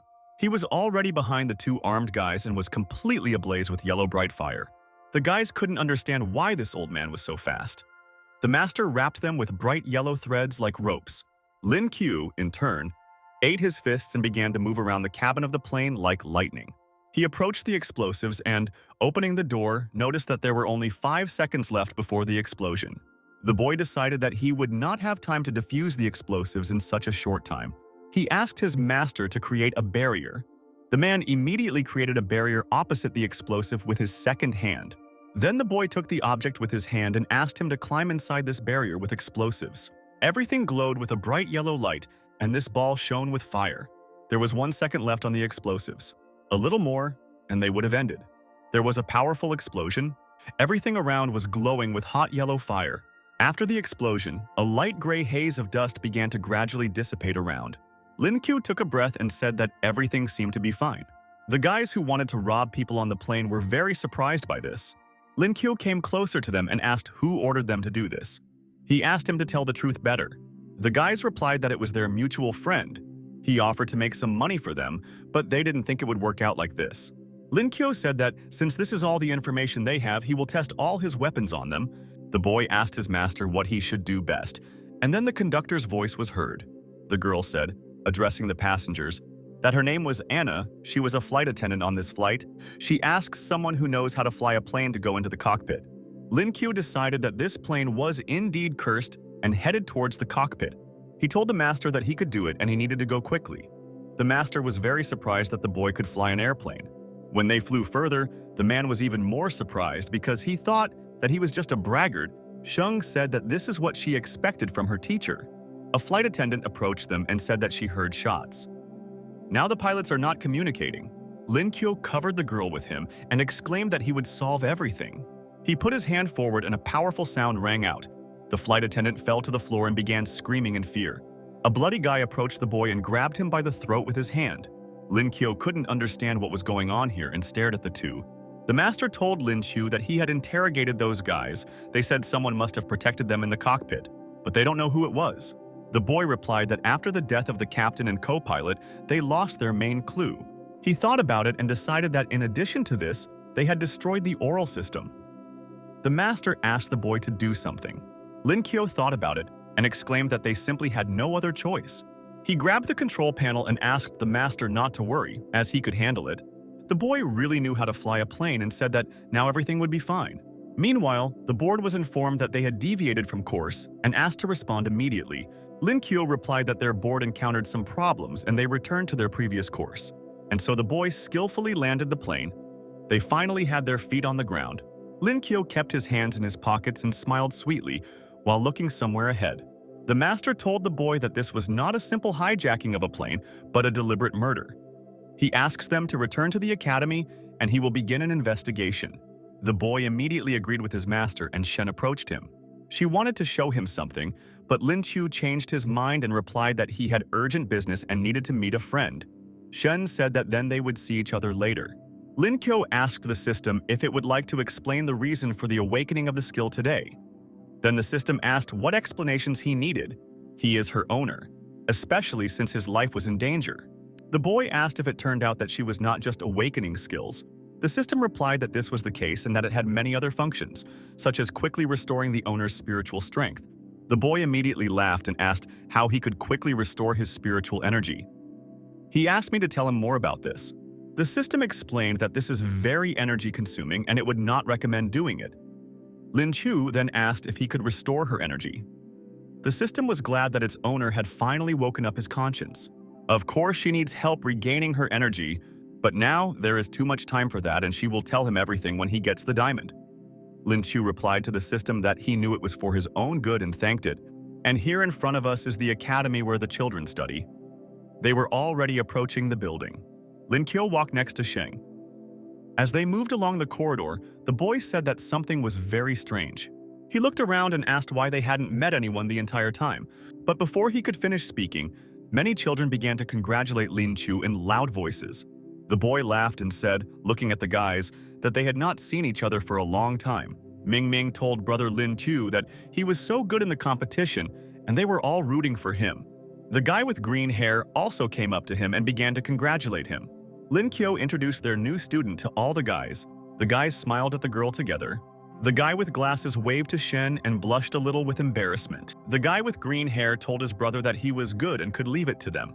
Lin Kyo replied that he had misunderstood everything. He glanced at his girlfriend and invited her to take a walk. Qin Zhen was a little embarrassed and looked into his eyes with a confused look. The guy with glasses told the green-haired one that he was lucky that he was busy with his sister and did not pay attention to his stupidity. Meanwhile, the boy was walking with Qin Zhen. They sat down on a bench in the park and he asked her for forgiveness. The girl asked why he was asking for forgiveness from her. She hopes he didn't do anything serious. Lin Q exclaimed that of course not, and he wanted to spend the money he earned on their wedding. Qin Zhen asked what he was talking about and asked him to tell him what happened to the money. Lin Q began to explain that all this happened after the competition. He told a story about a black rose. The boy asked if she was angry with him. The girl replied that he did this to help poor children and that it was very good. Lin Kyo looked at the girl and blushing a little, called her by name. He hugged her, pressing her to him and asked her not to worry. He promised to work hard to provide her and their children with a comfortable future. The girl blushed even more and asked what he was saying and what other children were like. Lin Kyo hugged the girl close to him and said that he had not seen her for several days. He asked if she got to the gold. Qin Zhen told the boy that he had broken through too quickly and that it was time for him to slow down a little. Several days passed in the hostel. Lin Chu sat on his bunk in the lotus position. Looks like he really overdid it. Qin Zhen barely hit him, but his body still hurts. He thinks he can fix the situation by absorbing the 3 spiritual realms. This significantly improved his physical shape and he became even more attractive than before. The system asked the boy to stop admiring himself and it was time to awaken the skill. He asked the system what it cared about, and so she congratulated Host on obtaining the skill of physical effort. Lin Q exclaimed that this was a great job. He decided to check its updated characteristics. The system reported that the skill was activated and the current physical strength corresponded to 3 platinum stars. Lin Qiu decided that this was just great, and now he could absorb the spheres that the master gave him. Lin Qiu picked up the sphere and closed his eyes, trying to concentrate on meditation. A bright yellow-blue light spread around him and rose to the very heavens. The boy realized that this is a skill of breaking space, and he can form 5x5 gaps that break space. This is just great and will increase as you level up. Lin Qiu felt that he was only a little away from reaching the 6th gold. It was just a wonderful day. The boy decided to recruit his master. He smiled and said he had good news, but the master responded by saying that he had bad news and they would see each other on the site. Lin Qiu brought the phone to his ear and continued talking to his master. There were stands in front of us. The director stood upstairs with another man, and downstairs there were many participants. The boy could not understand, approaching them, why the teacher suddenly called so many people and what could happen here. Qingjin noticed Lin Qiu and asked if he had come too. The director asked the students to be attentive. He turned to everyone and said that a riot had begun 100 miles from their city. The students immediately began to worry and opened their mouths. This was a serious statement. There were many bloodthirsty and terrible animals there. They were larger than usual. The master said that several nearby academies sent their teams to help. They will also take part, but since it is very dangerous there, registration is voluntary. Lin Qiu was also surprised by this statement. Those wishing to enroll must understand the potential for fatalities on missions. He had learned many new skills recently, so Lin Qiu was confident in himself. The master continued to say that all the spiritual spheres that they get there they can keep for themselves. Qingjin said that this area has always been controlled by the government. It looks like this riot is really special since they are allowed to keep the spheres. The boy immediately imagined how he had killed many animals and a lot of money fell on his head. He decided that he would make some money when he returned and raised his hand up. Lin Qiu exclaimed that he would do anything to ensure the safety of his group. Qingjin also raised her hand at the same time as him and said that she would go. The boy turned to her and warned her that there were gold-level beasts there, and he was afraid that she would be in danger. Qingjin answered the boy that she gives an adequate assessment of her abilities, and this is really important to her. She glanced at the boy and asked if he would protect her if something happened. Lin Qiu blushed a little while looking at the girl. He walked up to her and took her hands. The boy exclaimed that of course he would protect, but she must promise that she will not leave him a single step. The girl immediately promised this to her boyfriend, and so they agreed to go together. He asked the master to fill him with spiritual energy, and here there are 20 charges in this pistol. Lin Qiu explained to Qingjin that it would help her deal with gold and platinum level animals. He thinks that it is also possible to survive against the diamond beast. The boy began to take something else out of his bag. He handed the girl an egg and said that she should carry this egg with her always, must use it as a shield in case of danger.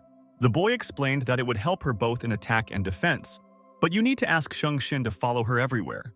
The girl approached her boyfriend and, placing her hand on his cheek, replied that she agreed with him. She asked him not to worry, as everything would be fine with her, and stroked her cheeks with her hands. Lin Qiu approached her and said that no matter what, he would definitely protect her. The girl told her boyfriend that she believed him. The master, in turn, watched them. He thought that he was lucky that this guy came to them. He also pulled his girlfriend towards him. The master decided that it seemed that this girl had awakened the ice system. He is not sure whether to let it into the ruins. And now, several days have passed. The sky was blue and the sun was shining all around. Cars were racing along the road. All platinum-level beasts are under control. After a detailed inspection of the area, it was confirmed that the danger is not as great as previously announced, so there is no need to worry too much. The guys began to get off the buses. Lin Qiu began to look at who was getting out of the other cars. The boy noticed that other academies were already here. He asked Brother Long why there were only girls here and where the boys were. Lung replied that these were girls from the girls' academy and there were literally no boys there at all. The boy was very surprised and said that he had heard something about them. Isn't it hard for girls to cope with everything without male support?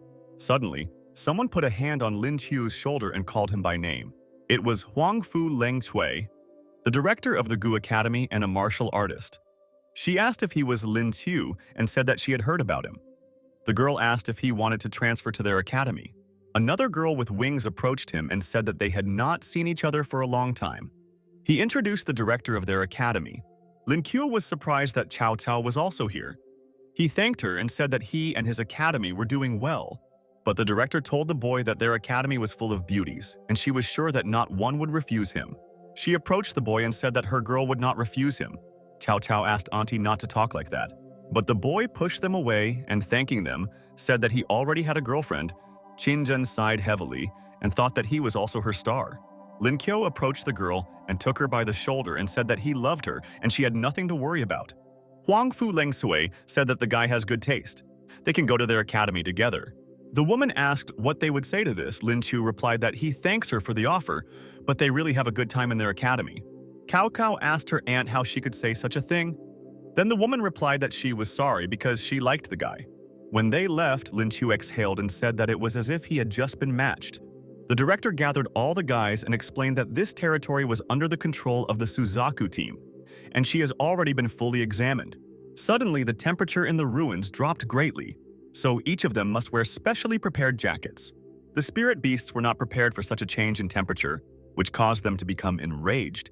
He asks us not to forget to help each other. All the guys put on warm jackets and shouted at once that they understood and accepted the director's command. And then a blue portal opened in front of them. The director and the guys looked straight ahead. Lin Qiu stood next to his girlfriend and they watched this bright portal. Qinzhen couldn't understand what kind of aura this was. Her gaze was full of misunderstanding. Then suddenly the boy grabbed her hand. Lin Qiu gently took her hand in his. He looked his girlfriend in the eyes and asked her to come with him. She smiled back at him. Qinzhen blushed a little and looked at him and went to where he led her. They approached the bright light portal closer and closer. The boy did not let go of her hand. Lin Qiu suddenly began to sneeze. It was very cold where they ended up. They began to move through the snow and icy mountains. It's good that they were given warm jackets. One of the guys clenched his teeth and exclaimed that it was much colder inside than outside. The second one asked if he was so afraid of the cold. The guy replied that fortunately there were no spirit beasts nearby, so they should be safe. But suddenly, Lin Qiu heard something and asked the guys to find cover and hide.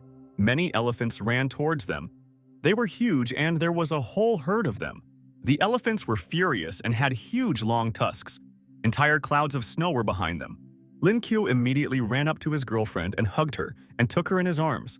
He began to run away as fast as he could from this place.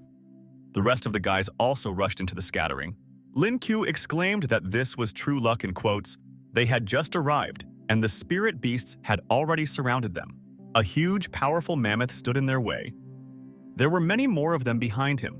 In time, the guys hid behind a huge rock and watched them. One of the guys asked what they should do. There are so many of them that they can hardly overcome them. Then the boys said that they would distract their attention in order to gain time for maneuver. Lin Qiu turned to Sheng and asked her to protect Qinzhen. The girl replied that she would do everything. And so the boy asked everyone to be attentive and quickly opened the field for him. The girl with golden wings began to rise into the air, and many bright yellow lightning scattered around. She put her hand forward and began to use healing. She wished the boy good luck. Lin Qiu and his comrades were approaching danger and preparing to attack. The boy rose into the air and clenched his fists. He was in an icy haze from which bright blue lightning scattered. The herd of elephants roared so loudly that it gave all the kids goosebumps. Lin Qiu said that thanks to this technique, their guys became much stronger and more resilient. He decided that this ability was quite interesting, and he needed to try out new skills. Lin Qiu clenched his fists and began to approach the elephants. He began to use awakening. When the boy approached one of the mammoths and he hit him with all his strength, the mammoth could not withstand such a powerful blow and immediately fell into the snow. Lin Qiu grabbed the tusks with his hand and began to lift the next mammoth up. He was so strong that it was not difficult for him to lift the mammoth up and throw it to the ground. This is how he has already dealt with several mammoths. Plumes of snow rose into the air. The boy threw them one after another, lifting them by their thick, sharp tusks. The guys watched him in great surprise. One of them asked whether it was too outrageous to treat such gigantic beasts like this. The second one asked if they needed to get involved in this at all. Lin Qiu asked the guys to stand back and not interfere unless necessary. The guys decided that this was very good and they could simply collect the fruits of his labors. Lin Qiu clenched his teeth and grimaced slightly. Apparently, he felt something next to him. Suddenly, a huge bird appeared behind him. It was a giant rooster. Lin Qiu roared with a strange roar. The guys who stood behind asked if it was the roar of the king of beasts. Somehow, it was not at all majestic. Lin Kyo thought that his image was destroyed. Is this really the roar of the king of beasts? But suddenly a thought came into his head. Group control skills will come in handy. The boy turned to the other guys and asked them to quickly activate their skills. They immediately agreed and directed all their abilities and power towards the huge elephants. Various bright lightning bolts flew towards the opponents and everything around lit up. The mammoths began to roar stronger and louder. When the main mammoth felt the full power of their attack, he gave the command to the others to flee as they were too strong. Lin Kyo looked after these mammoths. All that was heard was their stomping. The boy couldn't understand whether they would just run away and decided that he had overestimated them, or they underestimated themselves. This is what the leader of the mammoth said while running away from the strong guys. Suddenly, one of the participants asked to look to the side. They approached where the bright yellow light was shining. They approached and began to look at what was in front of them. There were many golden circles lying on the snow. They were very bright and beautiful. Lin Kyo exclaimed that these are spiritual realms. There are many of them scattered around. The boy asked why they were standing and asked to collect these spheres as soon as possible. Cao Cao replied to Lin Kyo that they did not deserve it. After all, he dealt with them himself and they asked him to take everything. But the boy asked what she was talking about. They have all contributed and therefore must share.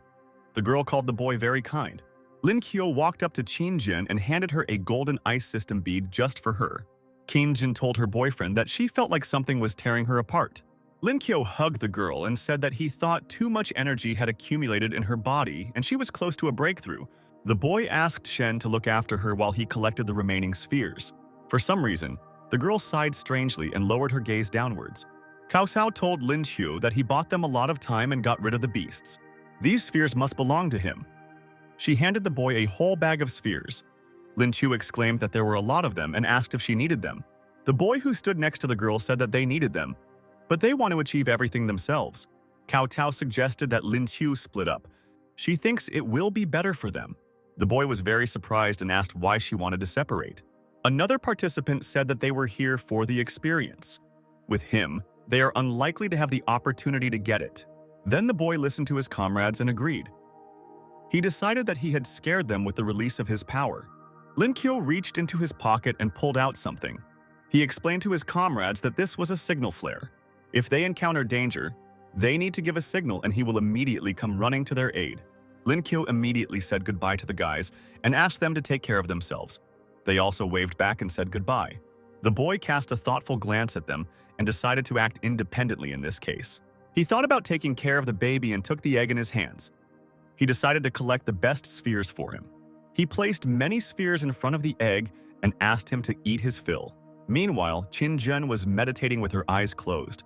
Lin Kyo looked at her and thought that she should wait until the girl made a breakthrough and continue on her way. He saw a purple glow in front of him. The boy decided that he had time to look at the ruins.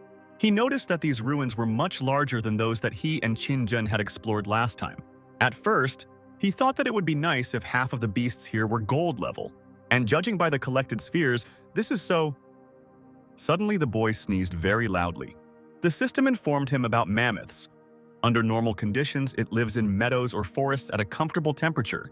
Lin Kyo thought about how cold it is here. This temperature is not suitable for most of the animals in these ruins. It is not surprising that they suddenly became furious and began to attack the guys. Lin Kyo realized that everything happened unexpectedly here. He glanced at Qin Jin. It completely glowed with a bright purple light and rose up. The boy asked the girl if she had made a breakthrough. Qin Jin replied that it was so, and she broke through to gold. The girl asked where everyone was and why only the three of them were here. She looked around and saw no one. Lin Kyo turned away from the girl and, wiping his face with a handkerchief, explained to her that he had been abandoned. He approached Qin Jin and said that they left because he was too strong and his heart was broken. Lin Kyo asked him to stop whining because she was sure that he was fine. Shen asked the boy where they would go now. Lin Kyo replied that they would focus on killing monsters and leveling up. Suddenly, Qin Jin suddenly had an epiphany. She glanced towards the thick green trees. She looked ahead carefully. She asked the guys if they should go there. The girl explained that she felt as if something was calling her in that direction. Then the boy replied that in this case they would go where she said, but he saw something in front of him.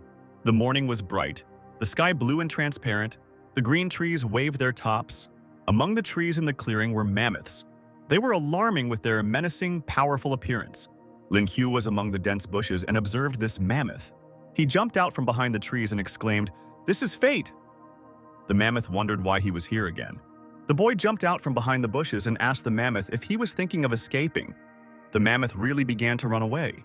Lin Qiu told the mammoth that since they met again, he would be his mount. When the boy caught the mammoth by the tail, his assistants immediately mounted him. Lin Qiu asked the mammoth not to worry, as he would not kill him if he behaved well.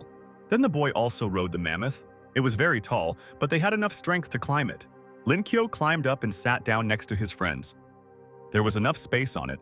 Shen didn't want to sit down right away, but rose above Qin Zhen's head. She began to look forward and rested her chest on the girl's head. Lin Qiu thought it was a gentle touch. He smiled sweetly at the girl. She looked into his eyes and called her master.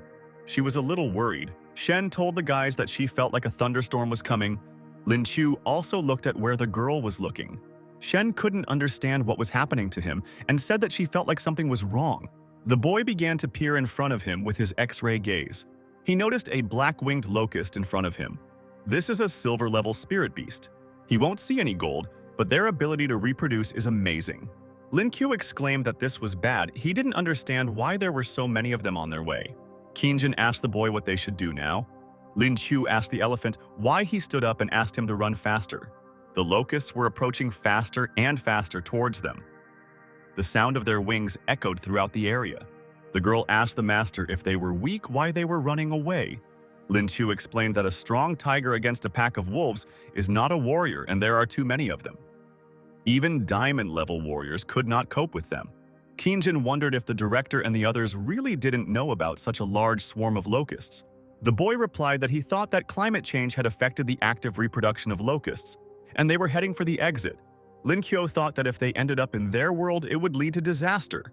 The boy began to jump off the mammoth and exclaimed that he definitely wouldn't do that. Qin Zhen was afraid for her boyfriend and called him. After all, he rushed towards danger. The boy asked the girls to go first, and he would try to stop these locusts. The locusts were already approaching the boy. He stood opposite her and tried to use his power. He asked the girl to act. Qin Zhen uses his abilities, namely freezing. She made a reception of thousands of miles of ice. Bright blue lightning was approaching the locusts. Ice lightning began to envelop these insects stronger and stronger. Lin Qiu was very surprised, and his eyes widened several times more. Qin Jin exclaimed that she could not let him fight alone. Shen also said that they would not leave him. Lin Qiu told his girlfriend that this is very good and she should be able to stand up for herself. Meanwhile, the insects were already approaching them faster and faster. Lin Qiu called these insects arrogant and clenched his fists and began to release many purple lightning bolts from them. The boy used a thunder blow and hit the ice with his fist as hard as he could. Everything around lit up with bright purple lightning, and this radiance was approaching the huge locusts flying towards them. The insects began to slowly weaken and fall down. Thin lightning enveloped them completely. Lin Qiu looked at the result and exclaimed that it was just a great effect. He extended his hand forward and began to use the god's punishment, namely the strike of the thunder god. Kanjin noticed that the temperature was 0. She began to use her abilities. The girl was jumping high and approaching the formidable, huge insects. They were already closer and were flying towards her. They buzzed very unpleasantly and angrily. One locust was already very close and tore the girl's blouse right on her chest. Lin Qiu was worried about her and asked if she was okay. Qin Zhen replied that everything was fine. She was just a little tired. Although they got rid of most of the insects, this cannot continue. There are too many of them, and it is too labor-intensive. He's afraid they'll break through, but he has to try. Lin Qiu raised his hand up and, completely shrouded in lightning, began to use the spiritual ability to rip apart space. The insects were enveloped in transparent blue lightning coming out of the boy's hands. Qin Zhen exclaimed that this was very cool. Lin Qiu replied that the effect is good, but unfortunately it is too energy-consuming. A couple of these attacks can destroy them completely. The boy began to call up his system and asked how he could quickly restore his spiritual strength. The system reminded that it cannot restore its own energy without the help of the host. It does not recommend using this function. Lin Qiu asked her to just do it because it was a matter of life and death. Then the system said that it understood everything, and this time it would help him. Lin Qiu clenched his fists and began to merge with this power. He asked the girls to be careful and told the locusts that he was coming and they were finished now. He made his way through bright purple lightning as he approached his opponents. The girls looked in surprise at what was happening. They were both very surprised at what their friend was doing. The boy had already passed through the portal. It was a bright circle of fire, in the middle of which there was an expanse of snow. The locusts were approaching him again faster and faster. There were a lot of them. Such a huge number was difficult to exterminate, but the boy did not give up. Bright lightning pierced these insects and they slowly began to weaken. The boy used thunderclap. He realized that his strength should have completely disappeared after such an attack. Lin Kyo asked the system to replenish his energy. The system reported that there was an instant restoration of spiritual energy. The boy pointed his hand forward and began to make a rupture in space. The locust weakened even more and was penetrated by the powerful force of the enemy. The girls watched from the sidelines and were very worried about him. Shen exclaimed that this was what she expected from the master. She looked at the boy and, blushing a little, thought that his resilience was simply mesmerizing. The boy raised his hand up and began to use all his strength and 100%. He laughed and said that endless spiritual power is simply wonderful. Lin Q destroyed all the insects and suddenly appeared in front of the girls. He reported that they had finished this fight. Lin Q walked up to his girlfriend and asked Qin Zhen if he was cool. The girl immediately ran up to him and threw herself on his neck. He asked what it was. Then she hugged him and, looking into his eyes, replied that he scared her to death. The boy approached the girl and, calling her stupid, said that he would not die until he married her. Shen looked at this couple with emotion and came closer to the master to tell him something. She pointed her finger at the sky and asked if its spiritual power was really that great. There are millions of these locusts here. Lin Ku was surprised and very happy. Millions sparkled in his eyes. He told his girlfriend to take a look. He and them will now become rich. Lin Ku extended his hands forward. His eyes sparkled at the sight of the many bright orbs. He extended his hands trying to grab these spheres, but something was wrong. His eyes widened and he grimaced with a wicked grin. He couldn't understand why there were no more spheres. There is no other sphere higher than silver. The boy grabbed his head with his hands. After that, he walked up to his egg and came to terms with it with tears in his eyes. He decided that in this case they would not take in quantity. These spheres will also be useful to them. He held an egg in his hands, and many spheres began to fly towards him. He thought that let his baby get the maximum benefit and hugged his egg. And so they again climbed onto a huge, healthy mammoth and began to head forward. Lin Kyo thought that he knew that he did not need her help to restore strength in emergency situations. But he thinks it's time to awaken today's skill. And so the learning of the skill began. The system congratulated you on obtaining the B rank skill in speaking the language of spirit beasts. He can communicate with any spirit beasts, the boy exclaimed, that this was not bad and a very excellent chance to communicate with this big-eared guy. Lin Kyo approached the mammoth's ear and called it big-nosed. Mammoth was very surprised and asked if he spoke his language. The boy asked if he really understood this only now. Then the mammoth asked how it happened that he understood him and what he knew about their race. Lin Kyo asked the mammoth if he could tell him something interesting about them. The animal replied that he preferred to hear about the column of blue light that appeared about a month ago in the dead of night. In a word, he explained that a rare treasure had appeared in that place. The boy immediately became interested and asked the mammoth if he could take him there. Mammoth explained that he had heard that many people wanted to get him.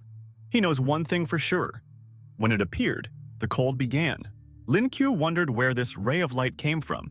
He decided to discuss this with Qin Zhen.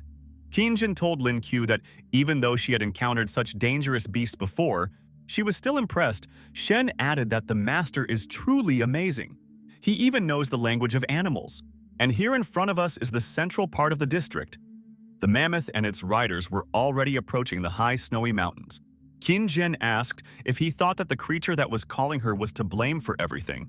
Lin Q replied to the girl that there was something he still hadn't figured out. The master said that everything was cleared out here. Why didn't anyone take this strange thing? Qin Zhen asked suddenly. They took her away, but something else was calling her. Lin Qiu replied that it was useless to talk about it and suggested that he just go and check. Then the girl changed her look and exclaimed that something was very strange. The boy glanced at her with alarm and asked what happened. Qin Zhen explained that she felt a strange call, and then suddenly everything disappeared as if nothing had happened. Lin Qiu thought that he wanted to use Qin Zhen's sense to find the treasure, but now he would have to look for another plan. The boy exclaimed that in this case they would have to separate. The girls immediately agreed with him. Lin Qiu cast his gaze somewhere to the side and decided that the chance of finding him was slim, but it was worth trying. He began to turn on his instincts and glanced in front of him, thinking about where it was better to look. Qin Zhen called the boy and said that she would look here, and he could look elsewhere. Lin Qiu answered the girl that he would do so, and turning away from her quickly walked in the other direction. And now they have already gathered near the fire. The mammoth slept next to them. Shen said that she had nothing. The boy asked the girls not to worry. It's just that the area is large and the search will take some time. He thinks they need to rest and continue their search tomorrow. The next day came. Their light had already burned out and the sun was above. Lin Qiu began to pull himself up and said that he was very pleased to finally get some sleep. But looking ahead, he wondered what happened. He told the girl that she had been very serious since the morning. Shen showed the boy with her hand to where the mammoth was sleeping and explained that he was missing. But the girl said that if he had run away, they would have noticed traces. There is only one option. Surely someone stole their mammoth. Lin Qiu replied that he thought their enemy was at least at a diamond level. Qin Zhen asked if they should go back. She doesn't want them to be in danger because of her. Lin Qiu thought that this beast was quite large, but it was taken away without making a sound. Did they really do this because she and Qin Zhen were here? Lin Qiu exclaimed that he needed to come up with a new plan. He handed the girl a backpack and explained that this backpack would protect her. The girls went forward and the boy walked behind them. Qin Zhen held her bag on her shoulder. Lin Qiu turned to the system again and asked if it knew anything. The system replied that it could not tell everything. She will only say that the solution to this issue is within his competence. Lin Qiu asked the system if it could give a couple more hints. Was it a man or an animal? The system responded that in order to become stronger, you need to learn to act independently. But it can help with awakening skills. And so the system congratulated the boy on receiving the A-rank omniscient skill. It increases hearing acuity by 100 times for a short period of time. Depending on the level of the owner, it can be active for up to half an hour. Lin Qiu decided that this skill could be useful, and he knew that the system loved him. Lin Qiu thought that the system said that he could solve the issue, which means the enemy is not as strong as he thought. Maybe he can get it back. Suddenly the boy stopped and realized something. He caught up with the girls and told them that now he knows who their opponent is. Qin Zhen and Sheng immediately turned in his direction and immediately asked the boy to speak. Lin Qiu replied that there was only one option in which the three of them could steal such a huge animal from under their noses.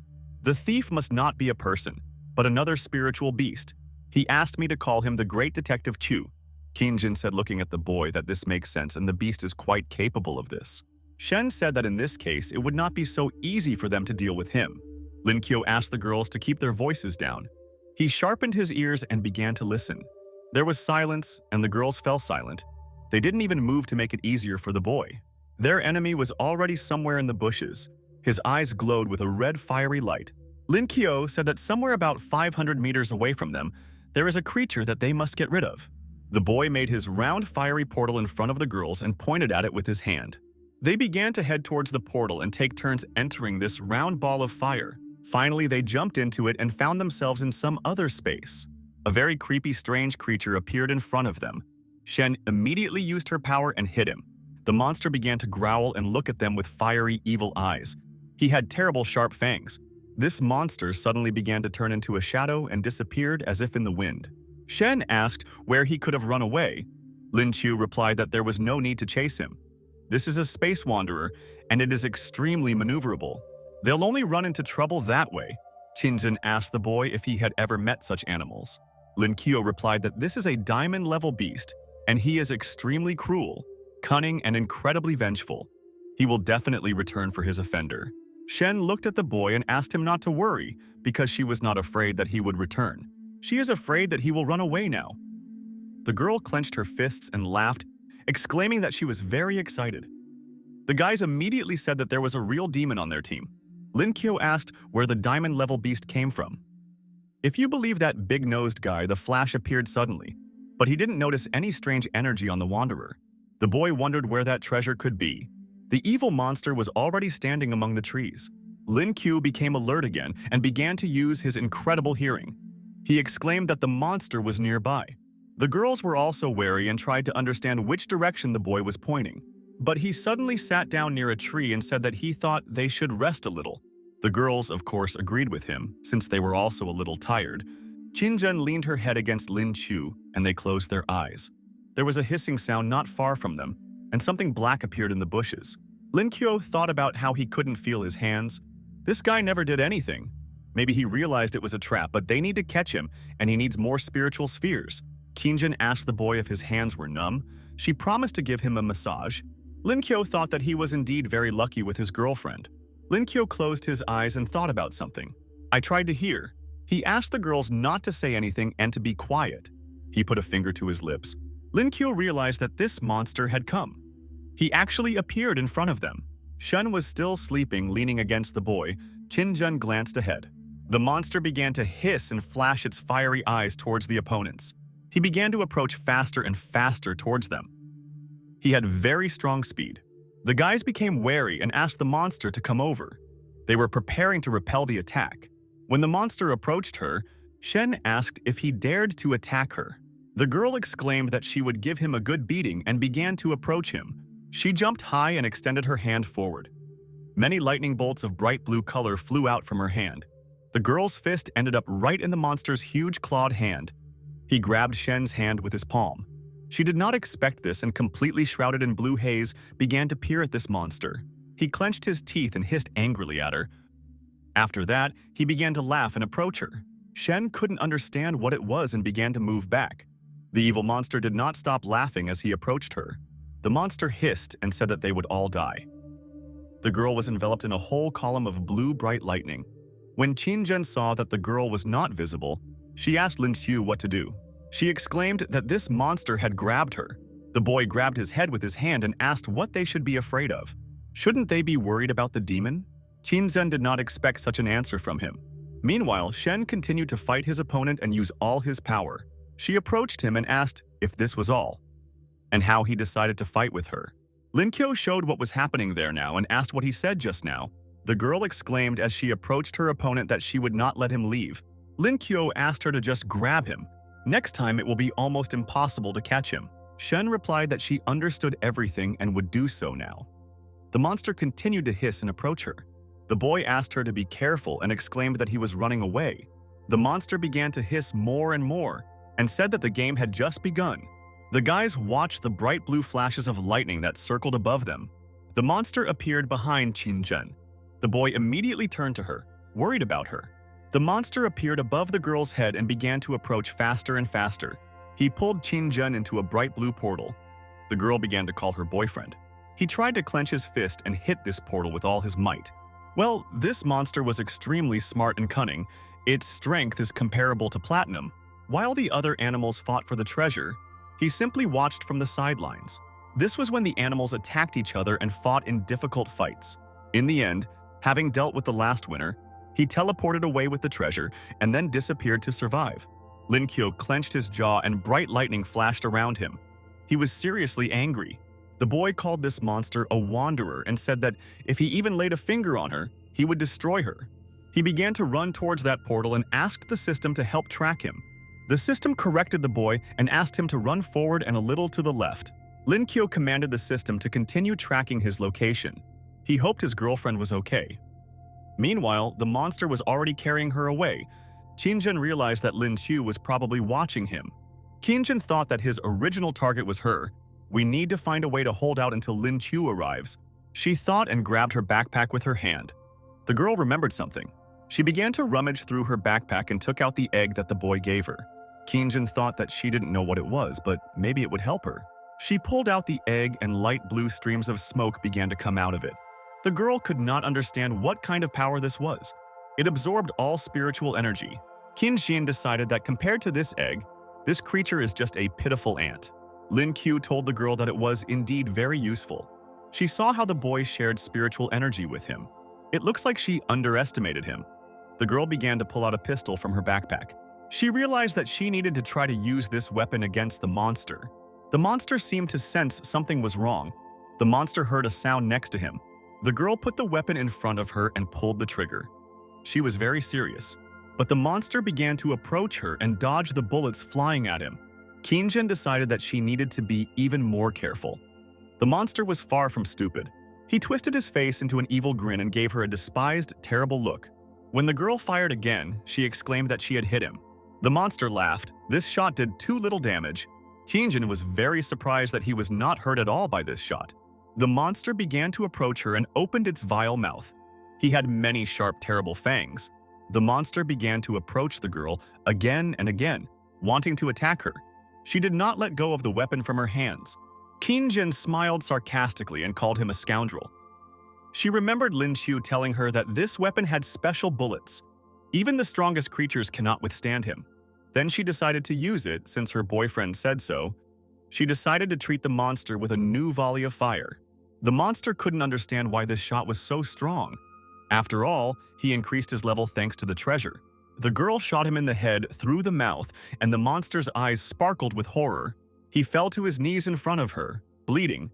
Qin finally lowered the gun. Meanwhile, Lin Qiu was already rushing to his girlfriend in every way to save her as quickly as possible. Shen also ran next to him as fast as she could. The boy saw a bright beam of yellow light in front of him. Xin exclaimed, looking forward, that this is the light from the spiritual weapon, and they are here. Lin Qiu began to peer through the green bushes ahead, wanting to at least see something. He broke through the thicket of the forest and began to call his girlfriend, very worried about her. Qin stood near a high cliff with a backpack in her hands. She glanced to the side. The girl saw her boy and told him that she had already figured everything out. Qin asked if this was cool. She asked if this was true, as Lin Qiu always did. Then the boy ran up to the girl and hugged her and said that she scared him to death.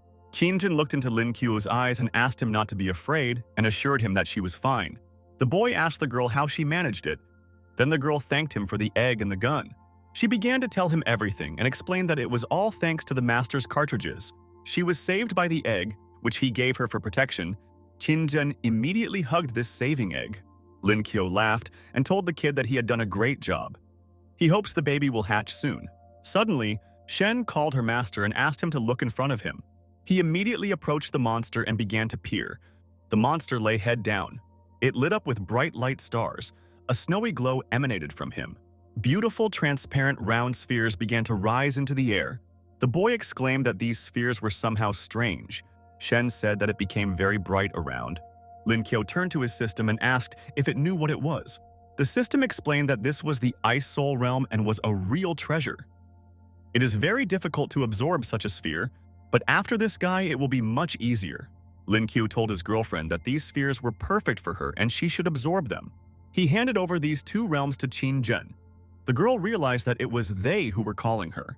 When she took them in her hands, she began to be enveloped in some kind of bright purple light. Qin immediately made a breakthrough. She rose up, shrouded in bright blue lightning. It was first the second gold, then the third gold, and everything came to the ninth gold. The guys looked at what was happening with wide-open eyes. Lin Qiu was shocked by so many breakthroughs in a row. Shen opened her big eyes and exclaimed that these spheres are indeed very powerful. Lin Qiu asked the system whether such an improvement would entail negative consequences. The system asked not to worry, since the spheres will also improve physical fitness, so there will be no consequences. Moreover, they will help accumulate more spiritual energy, which can be useful in the future. Lin Qiu clasped his hands together and exclaimed that he wanted it that way too. Then the system asked if it was not enough for him. Lin Qiu replied that it was more than that. Shen looked around and was surprised to tell the master that the snow had melted. Lin Qiu said that it seems that after absorbing the spheres, the climate began to return to normal. The guys were very surprised by this turn of events. Qin continued to transform. The boy said that the spheres were the source of all these changes. Qin was in some other space. When she finished, Lin Qiu asked how she was. The girl replied that she felt good and had never felt so good before. She awakened a skill, namely the ice area. Qin began to use her skill to test him. In this area, the use of any ice system skills is enhanced by 50%, as is the restoration of spiritual energy. The boy asked his beloved whether it would be wonderful to gain such an ability. The girl approached him and laughingly asked if he wanted her to cover him. The boy chuckled and embarrassedly said that his student was also here. Lin Qiu took the spheres in his hands and said that since Qin had made a breakthrough, they should cover it. He placed these spheres somewhere and it was like an explosion. Bright light rays rose straight to the sky. The boy closed his eyes and began to meditate. He sat in the lotus position trying to concentrate. Shun exclaimed, looking at the master, that he jumped through 2 levels at once and this is incredible. Qin replied that not all children of aristocrats have the strength to do such a thing. The boy answered without looking at the girls that he not only became stronger but also acquired a new skill. He turned to his girlfriend and asked where she would like to go. The girl didn't say anything to him, but he took her hand and pulled her towards him. She approached him and looked into his eyes and asked what he meant. Lin Qiu asked Qinzhen not to close her eyes. Then she began to worry a little and asked what he was up to. He pressed the girl to him and a bright golden haze began to spin around them. For some reason, Qinzhen clenched her fist and sighed heavily. In front of them was a portal. She asked if this was the skill of a space wanderer. Lin Qiu replied that it was, and he had the ability to transport the enemy to any place he chose. Lin Qiu explained that the range is more than 1,000 meters. Qinzhen asked if it was really that much. Xin called her master cool. The boy said that since the problem was solved here, then we need to return. In front of us is the exit from the cave. There was a bright blue sky outside. The boy suddenly changed his look and asked if they had been lied to. Why were they so unlucky? A huge evil mammoth with powerful long tusks suddenly appeared in front of them. The boy exclaimed that he was so close that a little more and he would simply trample them. The mammoth began to roar like a huge beast. The guy asked, looking at his trunk, what was on it? Lin Qiu came closer to the mammoth and asked him why they were running away. He asked if anyone had attacked them. The guys approached the mammoth and began to wait for an answer from him. The guy said that they were simply scared by their little friend. Lin Qiu saw him here. He exclaimed that this was good and they were told to return, so it was necessary to move forward. The exit from the cave was very long and gloomy. The director told the kids that he was glad they were okay. The master looked at the boy and the other guys and thought about something. He thought that in just a few days the girl managed to break through from silver to platinum. He approached Lin Qiu and asked the boy to tell him what happened there that she made such a breakthrough. And so the boy began to tell his master everything from the very beginning to the end. After a long story, the master said that he did not think that it would be so dangerous there. He was confident that they had cleared everything out, and he's glad they handled it so well. The man called them well done and asked what Lin Qiu thought, whether Qinzhen would now want to take part in international competitions.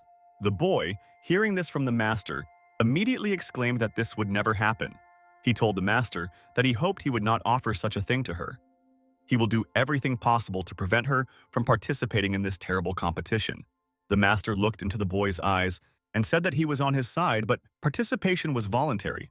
If she suddenly wants to participate, then what can he do? Lin Qiu replied that they would wait and see. He glanced at his girlfriend.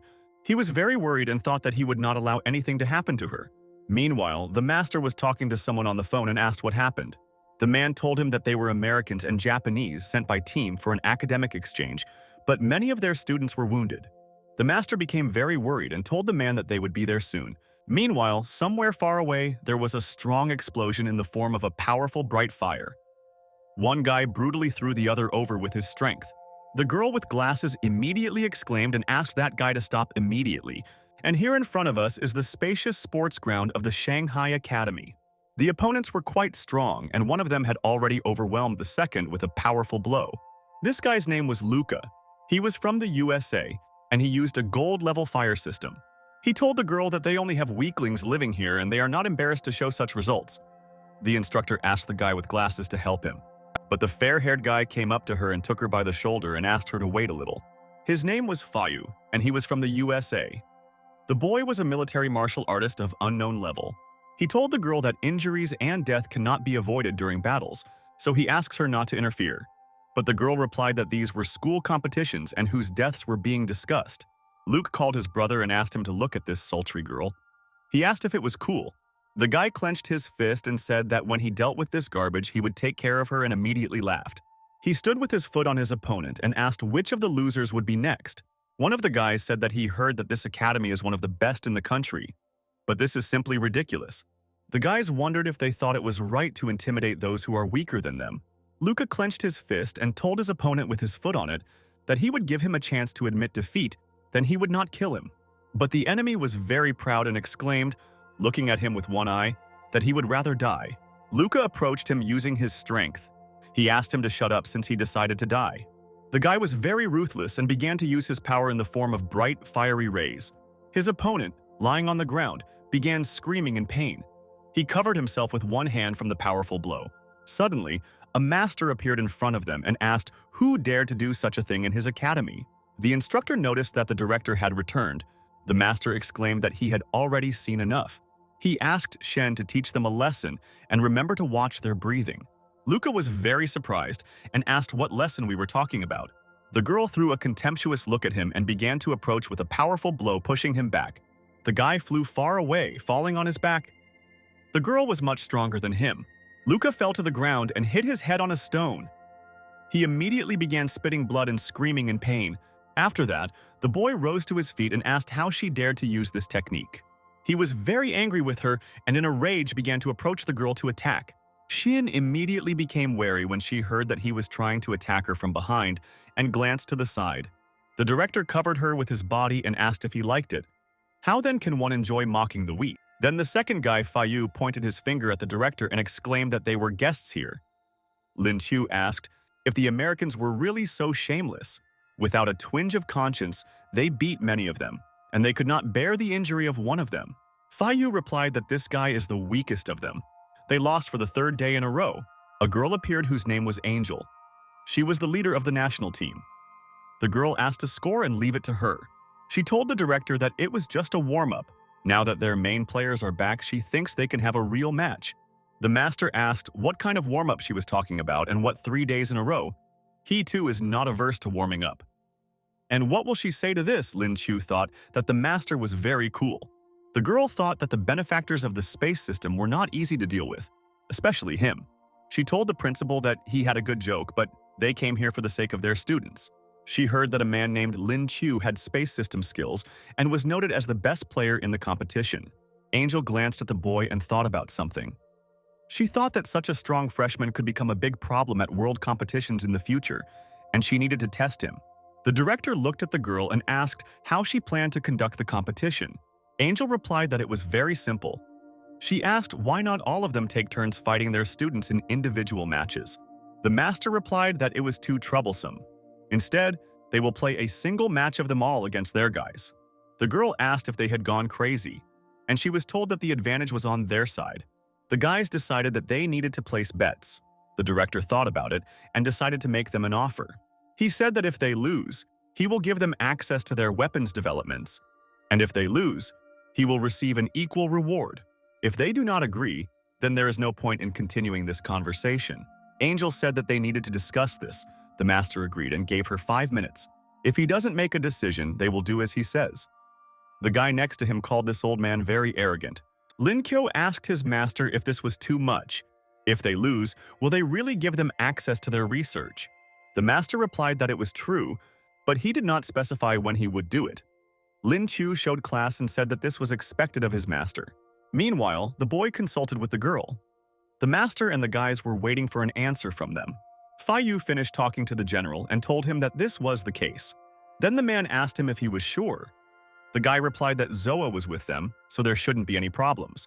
The general replied that since Zoa was with them, he could congratulate them in advance on receiving the developments of these Chinese. The boy thanked the general. Fayu returned to the director and exclaimed that they agreed. He asked to show his guys. The master said that Lin Chu, Sheng Xing, Chen Long, Lin Yun, Xuan, and Qin Jun would take part from them. Qin Jun asked Lin Chu if she could do anything to help in today's competition. The boy replied that the master had carefully weighed everything, and there was nothing to worry about. Looks like she's ready to take her anger out on their guests. Lin Kyo approached the girl and took her hand. He looked into her eyes and approached. The boy explained that he understood her perfectly, but first of all, she should think about her own safety. Kanjin thought that he really noticed everything. She answered the boy with a joyful smile that she would be careful. The girl raised her hand and told the master that she would go first if they didn't mind. The master agreed, and the girl went into the ring. The opponents are already prepared. Fayu thought that they carefully collected information about their best fighters, but they don't know anything about this girl. Well, in that case, they will send cannon fodder. Let him feel what she is like. The guy sent the first one to Audrey. Meanwhile, Qin Jun asked them not to bother. She was already preparing to strike. But raising a finger up, she asked to attack together in order to save time. The opponents were very surprised by such a statement and were even frightened by such words. Fayu got angry and thought she was very arrogant. He knitted his eyebrows towards his nose in anger. The guy gave the command to his guys to teach her a lesson, and they immediately began to approach the enemy.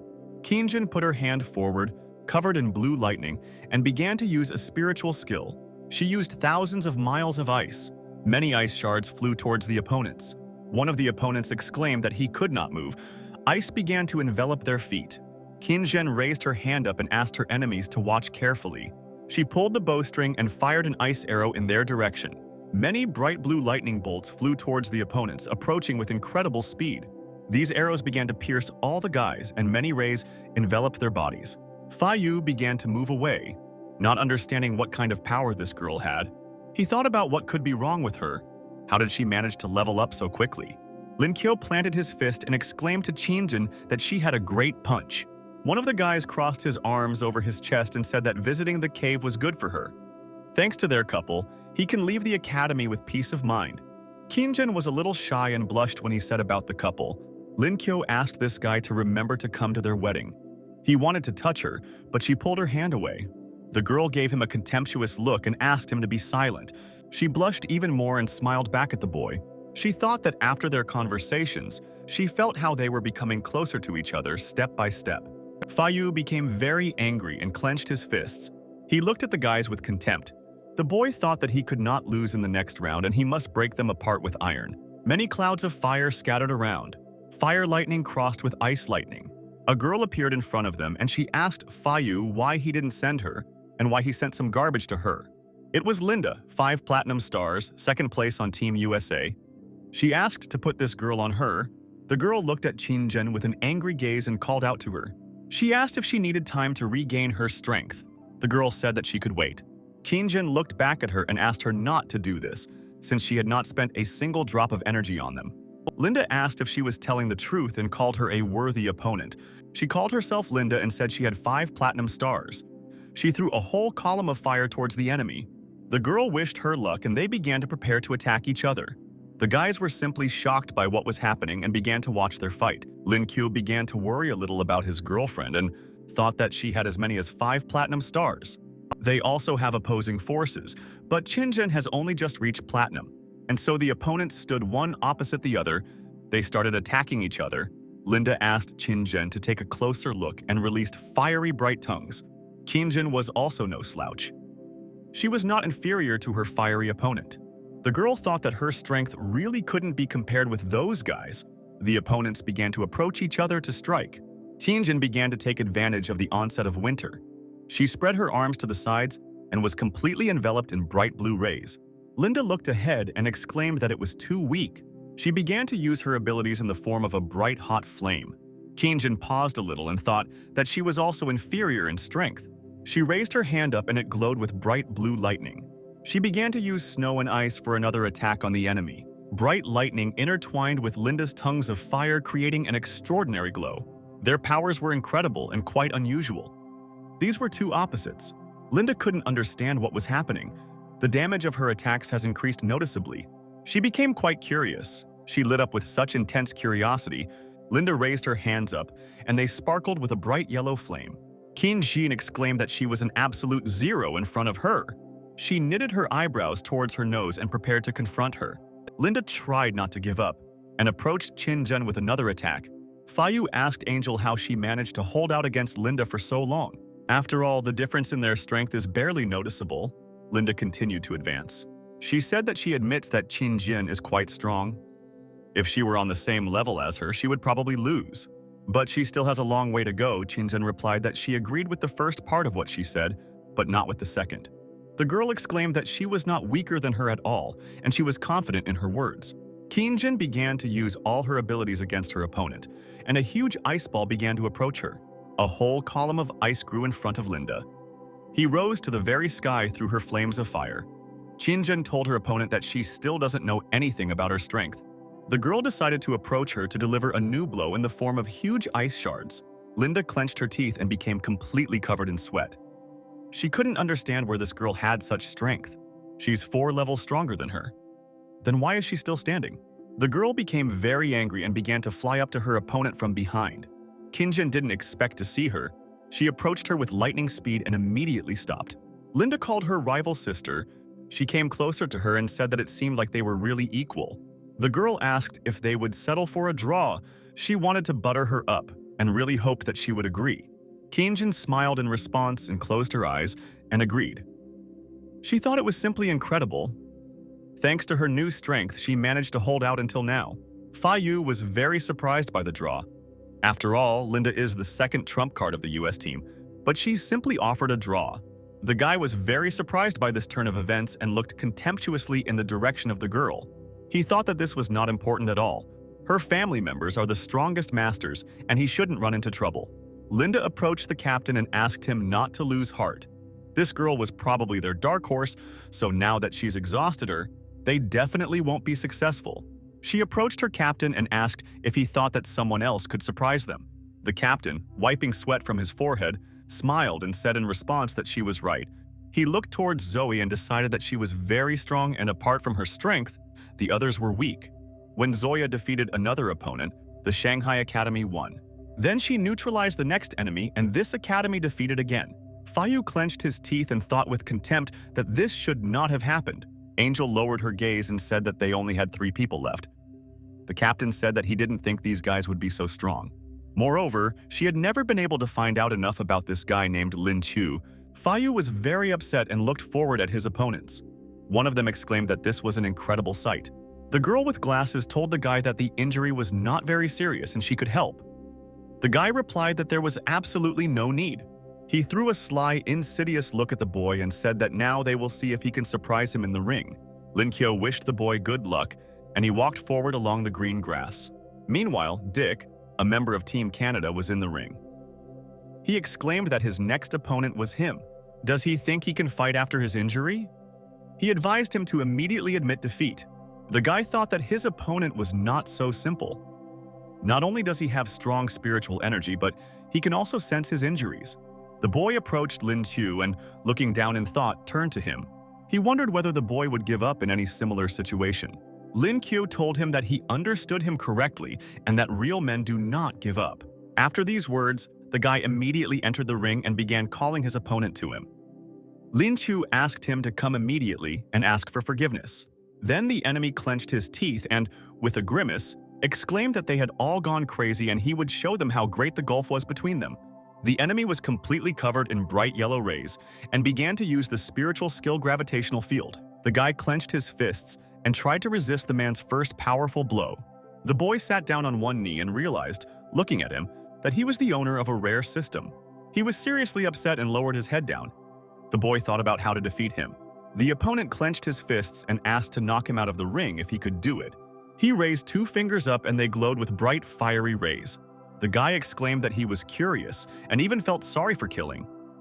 He began using 20-fold amplification. His opponent fell to his knee again and closed his eyes from the powerful fiery blow. He began to cough, and scarlet drops flew to the ground. The guy thought that he had too much pressure. His look changed and he decided he couldn't hold on any longer. After this, the boy fell to his knees in front of him and decided to surrender to his opponent. But the enemy did not want to spare him and extended a fiery hand towards his head. He began to approach the boy's head with his fiery hand faster and faster. But suddenly, someone's hand knocked down his blow, hitting him with a powerful, heavy hand. The enemy was already sweating, not understanding who dared to do this just now. Lin Qiu appeared in front of him. He grabbed his comrade and did not let this guy kill him so mercilessly. Lin Qiu told his brother that he did great. He put his hand on his shoulder and tried to calm him down. The boy picked it up and opened his fiery, bright portal. When the portal opened, he dragged his comrade into it away from these evil people. They turned out to be a little further than their opponents were, and the guy could barely stand on his feet. He told Lin Qiu that he had just lost and sadly lowered his blank gaze. But before he could finish speaking, he began to cough up blood and closed his eyes in pain. Their comrades began to approach them and call for their captain. They were seriously afraid for him. Lin Qiu asked the guys to stop talking and told his friend that he had done a great job. Meanwhile, behind his back, the guy who almost killed their comrade laughed and called him by name. He said that the boy entered the ring and then left it. So, according to the rules, he lost. Lin Qiu asked him where such shamelessness came from. Did he decide to play by the rules? The rest of the guys who were watching everything that was happening said that this was too much. One of them put his hand to his head and asked how he could disgrace his country like that. Meanwhile, the girl was lying on the sofa and also looking at the events taking place in the ring on her phone.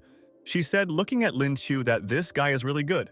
This rabbit is very cute, and she is already flying towards him as fast as she can. She couldn't stop looking at his photographs. Meanwhile, the girl said that it was incredible. Whatever Lin Qiu does, she will broadcast it live. And let no one forget to buy gifts. Lin Qiu grabbed his head with his hand and thought that there should be no problems now. Angel suddenly approached the blonde guy and told him that he should continue. He couldn't understand his captain. The girl explained that we should not forget that the purpose of their visit was an exchange. There is no need to get hung up on victories and defeats. Then the guy who almost killed their comrade told Lin Qiu that he hoped the boy realized that he was just joking. Then Lin Qiu asked what was wrong with him. The enemy replied that his name was Dick and asked how life was. Lin Qiu did not listen to him, but simply showed him an indecent gesture and sent him far, far away. Dick became very angry and clenched his fists, thinking that he wanted to punch him. The enemy exclaimed that they would see what power he kept within himself. He began to approach the boy with a powerful blow, clenching his fists and becoming covered in purple rays. A bright purple light glowed around, illuminating everything around. He slammed his fist straight into the ground. Lin Qiu dodged and began to use his abilities. He decided to use cutting force and began to approach the enemy. Meanwhile, the enemy was shrouded in purple light and tried to confront the boy. When Lin Qiu dodged, he thought that this guy had apparently studied his profile. He began to take a closer look at him and realized that he was too naive to think that this was enough. Lin Qiu began to use the power of thunder and lightning. He raised his hands up and everything lit up with bright blue lightning. The enemy did not expect such a turn of events and thought that such an attack was not so easy to resist. He clenched his fist in response and prepared to strike this strong guy. He lost faith in his abilities a little, but did not stop hoping that he would hit his opponent. When Dick struck Lin Qiu, he was even more surprised, since the boy was not hurt at all. Pausing, he realized that he had platinum, and the guy only had gold. He asked if Lin Qiu thought he was special. He promised to prove him wrong. The enemy began to use the most powerful gravity he had. Lin Qiu, watching him, was also surprised and wary. He prepared to repel the attack. Dick, showing his strength, lifted a huge concrete slab with both hands and up. He told the boy that he trains every day, 365 days a year. Therefore, such attacks will not work on it. After that, he began to slowly approach his opponent with a malicious smile. The enemy explained that he would definitely not be able to cope with his attacks and that he would die today. The enemy stood opposite Lin Qiu. The boy got seriously angry and put his hand in front of him, preparing to attack. He asked Dick if he was sure that he was going to kill him now. His gaze was full of anger and revenge. The boy asked the enemy not to think that in such conditions he would not be able to use his skills. Lin Qiu glowed with bright purple lightning. They sparkled around, which was very creepy and ominous. Lightning intertwined with each other, rising higher and higher into the sky. The enemy looked up, seriously frightened. He couldn't understand what it was and where he got such long-range skill. Suddenly, the boy was confused because he could not understand where Lin Qiu had gone. His look was very confused, after which he seemed to turn into a skeleton and began to scream more and more. After a powerful blow, the man bent over and began coughing up blood. Scarlet streams of blood were splashed across the floor. The boy said, turning to the enemy, that this was just the beginning and called him a big guy. He asked if the guy really thought he knew the meaning of the word mercy. Lin Qiu prepared for another attack and, rising into the air, began to use a rabbit kick. The enemy could barely stand on his feet and cast an angry glance at Lin Qiu. He was very frightened and could not understand what to do next. He realized that this guy was simply terrifying. Lin Qiu stood opposite him and said that he could kill him with one blow, but he would not do it. The boy rose high into the air and prepared for another attack against Dick. He approached him and asked if he liked intimidating the weak. The enemy began to scream and closed his eyes in pain and horror. Lin Qiu kept asking if he liked being bullied. Dick thought that his strength, dexterity, and power were actually of a gold level. He just hit it very carefully. The boy grabbed his opponent by the scruff of the neck and asked if he could swim. The enemy replied no. Lin Qiu asked him on this occasion to enjoy this unforgettable adventure. Angel and Fa Yu were simply shocked by what was happening, and the girl asked how he did it. The boy, in turn, smiled and exclaimed that now he too would go on vacation closer to the sea. He asked the others not to worry, as their friend was only in a shallow pond behind the academy. Fa Yu asked to be pulled out immediately. They were very surprised and scared. One of the guys asked the master not to worry, as they would avenge him. Matsuda, representative of Team Japan and Hashisake, is a master of close combat and a master of the sword. Matsuda asked to kill this Lin Chu before his spiritual power was restored. The director finally saw the guys and his eyes lit up with curiosity and worry. He told the boy that these guys were students of the Great Master and they were very talented. They started practicing at the age of 3. Their spiritual power makes them virtually invincible in battle. Lin Kyo answered the master that he understood him. The master explained that their fencing skills really cannot be described. Maybe they should send Sheng Xing to them. Lin Kyo answered the master that it was not worth it, and asked if he had a sword. He said, "Who wants to challenge these guys?" The master was shocked by such a proposal and simply opened his eyes looking at the boy. The master extended his hand to the side and a bright yellow portal opened. He stuck his hand inside. The man took out a sharp, long blade from there.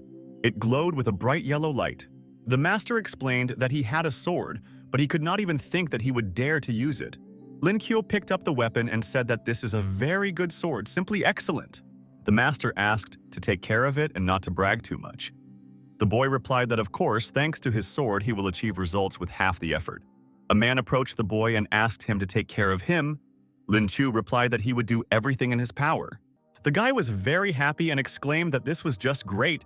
His master could not understand since when his students behaved like this. Lin Kyo thought that this Japanese man had good manners, and that was very good. He extended his hand and said that the first move was his. If he does it, then he won't have any chance. The Japanese replied that then he would not be nervous and would use all his strength against him.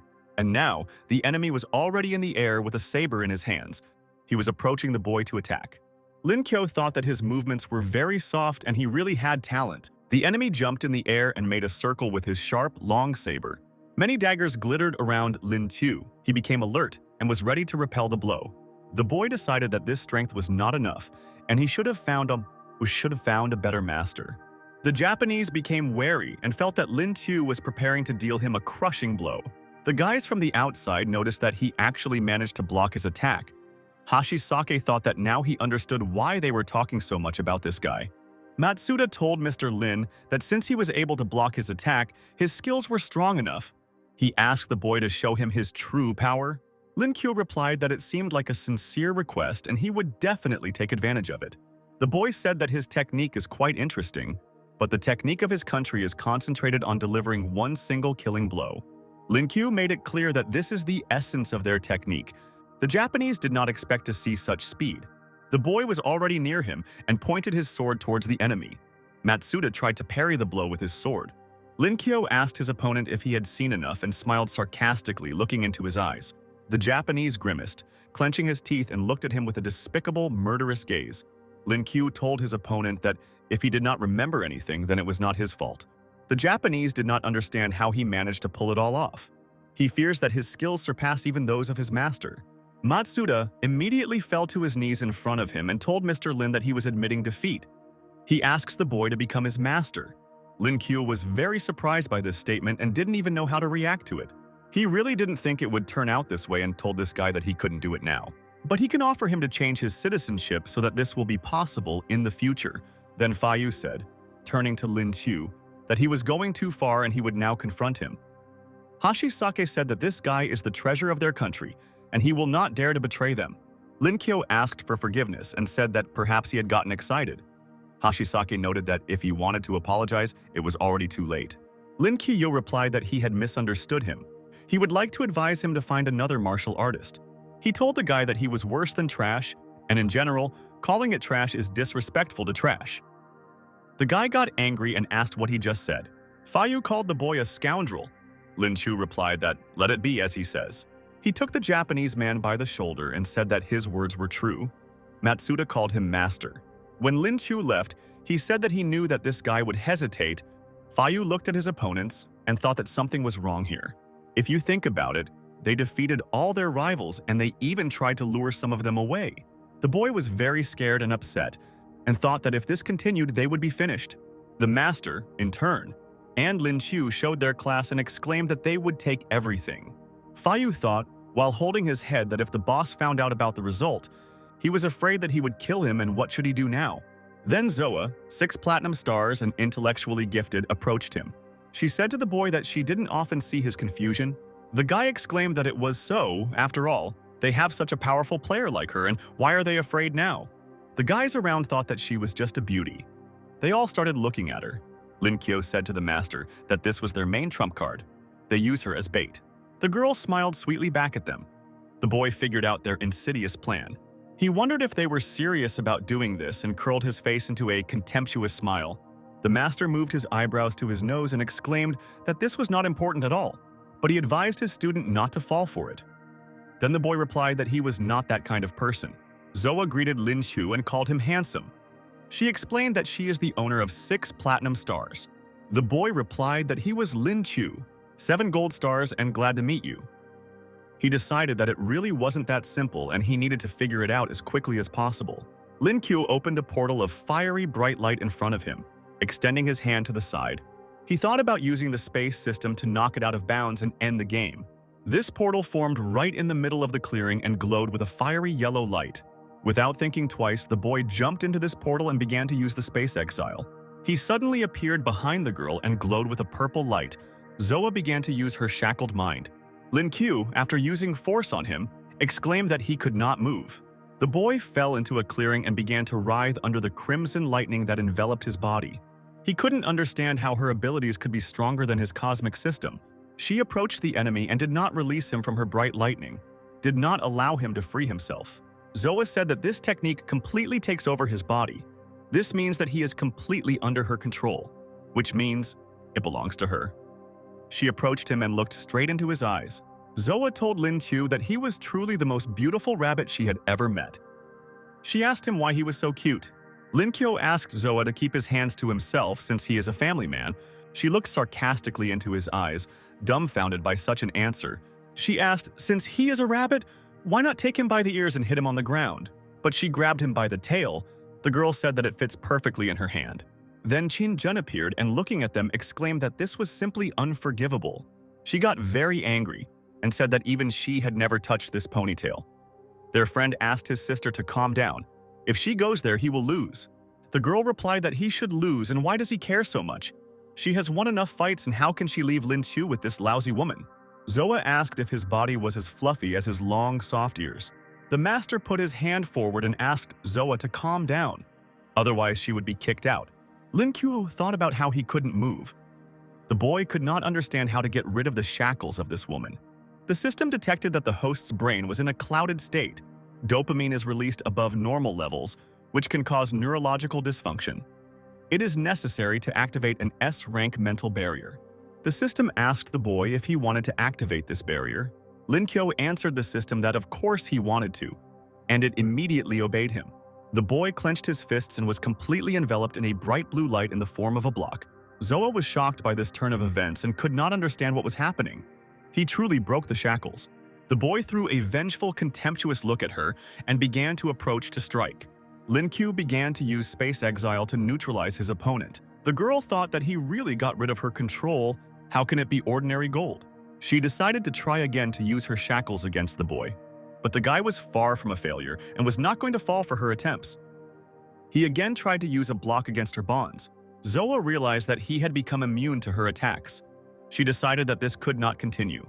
The girl pulled herself together and decided to use all her abilities and direct them against her opponent. She flew up in the air as high as possible and told the boy to get ready to admit defeat. She is afraid that she will no longer be able to restrain all her strength and control herself. Lin Qiu looked at her from under his brows and thought that this was very good. He exclaimed that he was no longer afraid of her attacks and simply stood in front of her with a malicious smile. Zoa thought that an ordinary person could not withstand her attacks. She couldn't understand how he managed to do this. The girl prepared to release from her hands powerful crimson lightning bolts that flew towards the enemy. Then he asked if this was all she was capable of. Does she really have no more tricks up her sleeve? Lin Qiu transformed his bright fire portal again to move. He decided that now it was his turn and began to approach his portal. He put his hand forward and began to enter the fiery space. Zoa thought that she would never allow him to defeat her. She was very angry and upset because this guy turned out to be very strong and invincible. She asked what he was doing and why he was using such techniques. She asked, "Why be so cruel?" The boy exclaimed that he could not help himself. Lin Qiu exclaimed to the girl that he asked her not to touch his ears, and he didn't allow me to touch the tail. Doesn't she know that you can't touch a rabbit's tail? The boy exclaimed that he thought it was worth teaching her a lesson in public. The rest of the guys thought it was very exciting. Qin Zhen chuckled displeasedly. She wondered if he had really decided to do this right now. Kinjin asked how she was. The boy realized that it was all over and she saw everything. Lin Kyo said that he did nothing wrong. He explained that he was trying to defend his honor. Zoa asked the boy, how dare he do this to her? Lin Kyo then asked what she was even talking about. She can touch him, but he can't touch her, Zoa exclaimed as she approached her opponent that she would not give up so easily. Lin Kyo couldn't understand what was happening. For some reason, he can't turn now. He cannot sense the movement of spiritual energy. If she tries to attack now, he will not be able to defend himself. Zoa began to approach her opponent to strike. She definitely wanted to kill him and began to fly up faster and faster, releasing purple lightning in his direction. The boy tried to block the blow and lit up with a bright blue light. He put his hands in front of him, blocking the blow. It seemed to him that she didn't have much strength left. The girl began to approach him faster and faster, illuminated by violet rays. The boy decided that he still had a chance to win and concentrated. But the girl thought that physically she should be stronger than this guy. But how did he manage to neutralize her strongest attack? Lin Chu continued to hold the block with both hands in front of him. He threw a contemptuous look at her and decided that this was his only chance to win. The boy lit up with a bright blue light and stood up. The enemy was already next to him. When she approached him, she suddenly stopped as his block threw her far back. She couldn't understand how she could lose to him, and why did she reveal her secret and ability? The boy looked into her eyes and said that her physical strength was good, but her skills were failing. He waved his hand to the side and exclaimed that he would show her what real fighting was like. He began to approach the girl and tried to use the ferocious rabbit that came down from the mountain. The boy again lit up with blue lightning, and it was just an incredible sight. He decided to take the next step, and the girl's look was very scared and sad. Their forces unexpectedly collided and everything lit up with bright, colorful lightning. He approached his opponent and dealt her a powerful blow. The girl flew far back. She thought about how his techniques were constantly changing. If this continues, she will clearly not be able to stand up to him. Even a decade is not enough to achieve such results. The master, looking at his student, could not understand how he managed to do this at 18. Fayu, in turn, was talking to someone on the phone and was simply dumbfounded by this fight. They told him on the phone that they were watching the broadcast and he was simply disappointed in their performance. The man asked them to try not to screw it up completely, and they, in turn, would try to help. The guy obeyed and thought that he would have to take the blame on himself. What if this girl is about to die? Lin Q had already prepared to deliver a crushing blow to the girl and wanted to use the ladder. Zoa, when he approached her, sharply placed a block and asked him to stop. Then the boy approached her and asked what happened. Doesn't she want to retreat? The girl replied that she had already lost and admitted it, but she asks permission to ask him one question. Then the boy looked down and, holding his head with his hand, asked her not to ask, since he was busy right now. Zoa asked if he had lost his mind. Lin Chu replied that everything was fine. He just wanted to make fun of her and asked her to continue. The girl said that she wanted to ask how he managed to block her technique. Lin Q replied that whether she believes or not, he simply united their consciousness. Zoa asked, why then it doesn't work anymore? Lin Q said that she could not stand his dominance. The girl raised her hand and said that she was giving up. The master thanked her for her excellent game and said that he was ready to announce the result. He thought about how this brat managed to pull this off without exposing himself. The winner is the Shanghai Academy. Everyone clapped and raised their hands in joy. The master approached the boy and told him that this was pretty good. He patted him on the shoulder and praised him. A blond boy called the director. The master immediately glanced at him. The boy bowed to him and said that they had lost, so he was ready to fulfill his promise, but could he wait a little? The master got angry and thought that this was the first time he had seen such an unscrupulous person. Does he really want to end it all like this, and this is already too much? Lin Kyo approached the guy and asked if he wanted to say that he did not take them seriously. Does he think they can just come and go, and called him a guy? The boy replied that he had a name. Then the master asked permission from Lin Chu to tell him. He approached the guy and said that he thought Lin Chu was right, because this was a student exchange. Do they think they can just wave their fists and be done with it? Then the guy asked if they would keep them here by force. The master replied that until they receive what was promised, none of them will leave here. One of the guys told the director that he was trying to deprive them of their personal freedom. He asked not to force him to use force. Of course, he is not his opponent, but he asked him to think about his teachings. The master became very angry and approached him and asked if he was threatening him. He asked the guy if his position reflected the position of his country. If these are his personal beliefs, then he will kill him. If this is the country's policy, then he will kill them all. Angel said that in general they have a lot of strong fighters, but here he is right. He is a true martial artist. Many great masters have fallen at his hands, and defeating him will not be easy. The guy clenched his fists and decided to approach his opponents to strike. His eyes were wild with anger and hatred. He simply didn't know what to do in this situation and was ready to tear everyone apart. Everything around lit up with a bright, fiery light. The master looked at him with a contemptuous look. He was preparing to strike. The director saw a man in front of him. It was Sheng Taichung, Sheng Xin's grandfather, one of the 3 great masters. He said that he did not think that all sorts of scum would come to China to create unnecessary problems for anyone. When Shen saw her grandfather, she asked him why he was here. Yu thought that as they looked at this man, reinforcements had also arrived. Grandfather called Shen a scoundrel and asked what she was doing with her time. Is it really impossible to visit her grandfather? The girl replied that he was so busy that it was almost impossible to catch him at home. Grandfather asked if it seemed to him or if there were any problems. He approached Lin Qiu looking at him and said that he had been watching his game all the time. The boy replied that he really was Lin Qiu and wondered what he wanted from him. Grandfather asked him to help with the translation. He doesn't speak their language very well. Lin Qiu immediately rushed to the rescue with enthusiasm. He told his grandfather that he would be his translator and asked him to listen carefully to what his uncle was saying. The boy approached Fei and asked who invited him to their country in the first place. Then the guy started to get nervous and asked if he thought it was normal to get personal. Then he replied that there was no need to translate for him, since he already understood everything. Lin Qiu said that he also understood. But my uncle asked me to translate everything he said, even bad words. Yu replied that it was not necessary to repeat this. Then the boy looked at his uncle and asked him to continue.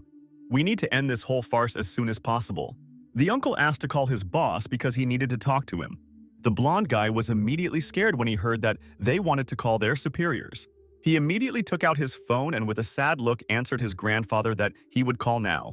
When he dialed the authorities, he handed the phone to Lin Qiu. I immediately grabbed the phone from him. The man asked if he didn't ask him to take some time so that he could find a solution.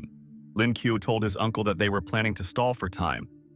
They really were up to something. Then grandfather asked me to tell him that if they didn't get everything they owed them, they would be in trouble. Lin Qiu took the phone and introduced it to his own.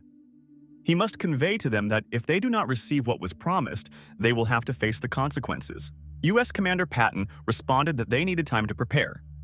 He asks to return their students, and after that, they will close the deal. But the guy replied that as soon as they give what they owe, they will let their guys go. Patton exclaimed that this was a direct threat and blackmail. But he agrees that within a week, they will have everything promised. Lin Qiu said that then they are waiting for 7 tons more, because the costs of food and accommodation for their people also need to be paid somehow. Patton replied that 2 days, and he would send his people to them, so they could wait. Patton asked his man to prepare 52 tons of stones to be sent to China. He asked the general if he was really going to give it to them. Patton asked if they would refuse. All their guys are now in their captivity, including Linda and Zoa. He said that they could not allow this situation to become entangled in their plans and asked them to act quickly. Lin Qiu handed the phone back to the blonde guy and walked up to his grandfather. The boy told his uncle that everything was ready. Grandfather replied that this is just a great job. Yu began to cry and say that it was all over. Uncle said that since everything had been decided, we could leave. Lin Qiu wished his uncle a good journey. Xinjin approached him and asked how Zoa's 5th point was doing. Lin Qiu replied to the girl that everything was fine. She asked if he liked it. She wanted to discuss something with him. The boy asked Qin Zhen to just listen to her. They walked quietly next to each other. The guys looked in their direction and thought that Lin Qiu was really lucky. And here we have a VIP room in a few days. There was a blonde guy there. He sat with the phone in his hands and hoped that the boss was about to call. Their team was in this room and expected something not very good. The guy asked his friend why not take a little rest. Yu was very upset and said that he just wanted to go home. Suddenly, his phone rang and he immediately jumped up and picked it up. He asked whether the cargo had been sent. When they said yes, the guy said that he would inform them. He exclaimed that this was just great and that they should inform their director that they could return. The blonde guy walked up to the door, and when he opened it, he felt some blue hazes of power. It was a familiar aura, and he opened his mouth in surprise. He couldn't understand where it was coming from. When the guy walked along the corridor, he thought that it seemed like this aura was coming from here. He tried to understand what was happening here and went to the door. When he opened the door, light smoke came out. He opened the door and looked carefully into it. There was a lot of blue light smoke. The girl said, looking at her students, that everyone should practice. The effect will be better if the practice lasts about a month. Lin Kyo sat in the lotus position and thought that all this energy seemed to be about to burst out. The guys sat in the lotus position, quietly meditating. They had their eyes closed. Lin Kyo said that thanks to this spiritual energy, he was able to make a breakthrough. Qinzhen exclaimed that this was great. Fa Yu watched them through the crack in the door and thought that they were indeed engaged in spiritual practices right now. He decided that it looked like the source of energy was their director. The guy decided to find out everything about them. The master suddenly lit up with bright yellow fire and began to scream. His eyes filled with yellow light. Lin Kyo and everyone else looked at their master and thought that this aura was incredibly strong. The uncle smiled and answered with a smart look that this was indeed so. The boy congratulated his master and told him that he had just become younger. The master glanced back at him and asked the little scoundrel not to flatter him. Uncle said that it is not so easy to pump up spiritual energy at such a speed for the owner of a spiritual system. He praised the man. Unexpectedly, Fa Yu entered the office. He congratulated the director on his promotion and said that the promised cargo had arrived. The guy again approached the director and asked if they could let them go. Lin Kyo asked if this was a gift to his master in honor of his breakthrough. He exclaimed that he was very pleased. Fa Yu thought that the breakthrough had nothing to do with it. The master asked the guy to call his people and tell him in more detail about everything, and he would help them. Fa Yu smiled in response and, taking his phone in his hands, replied that he would do so now. Meanwhile, the port is in front of us. The guys began to pull out boxes with cargo and take them out into the street.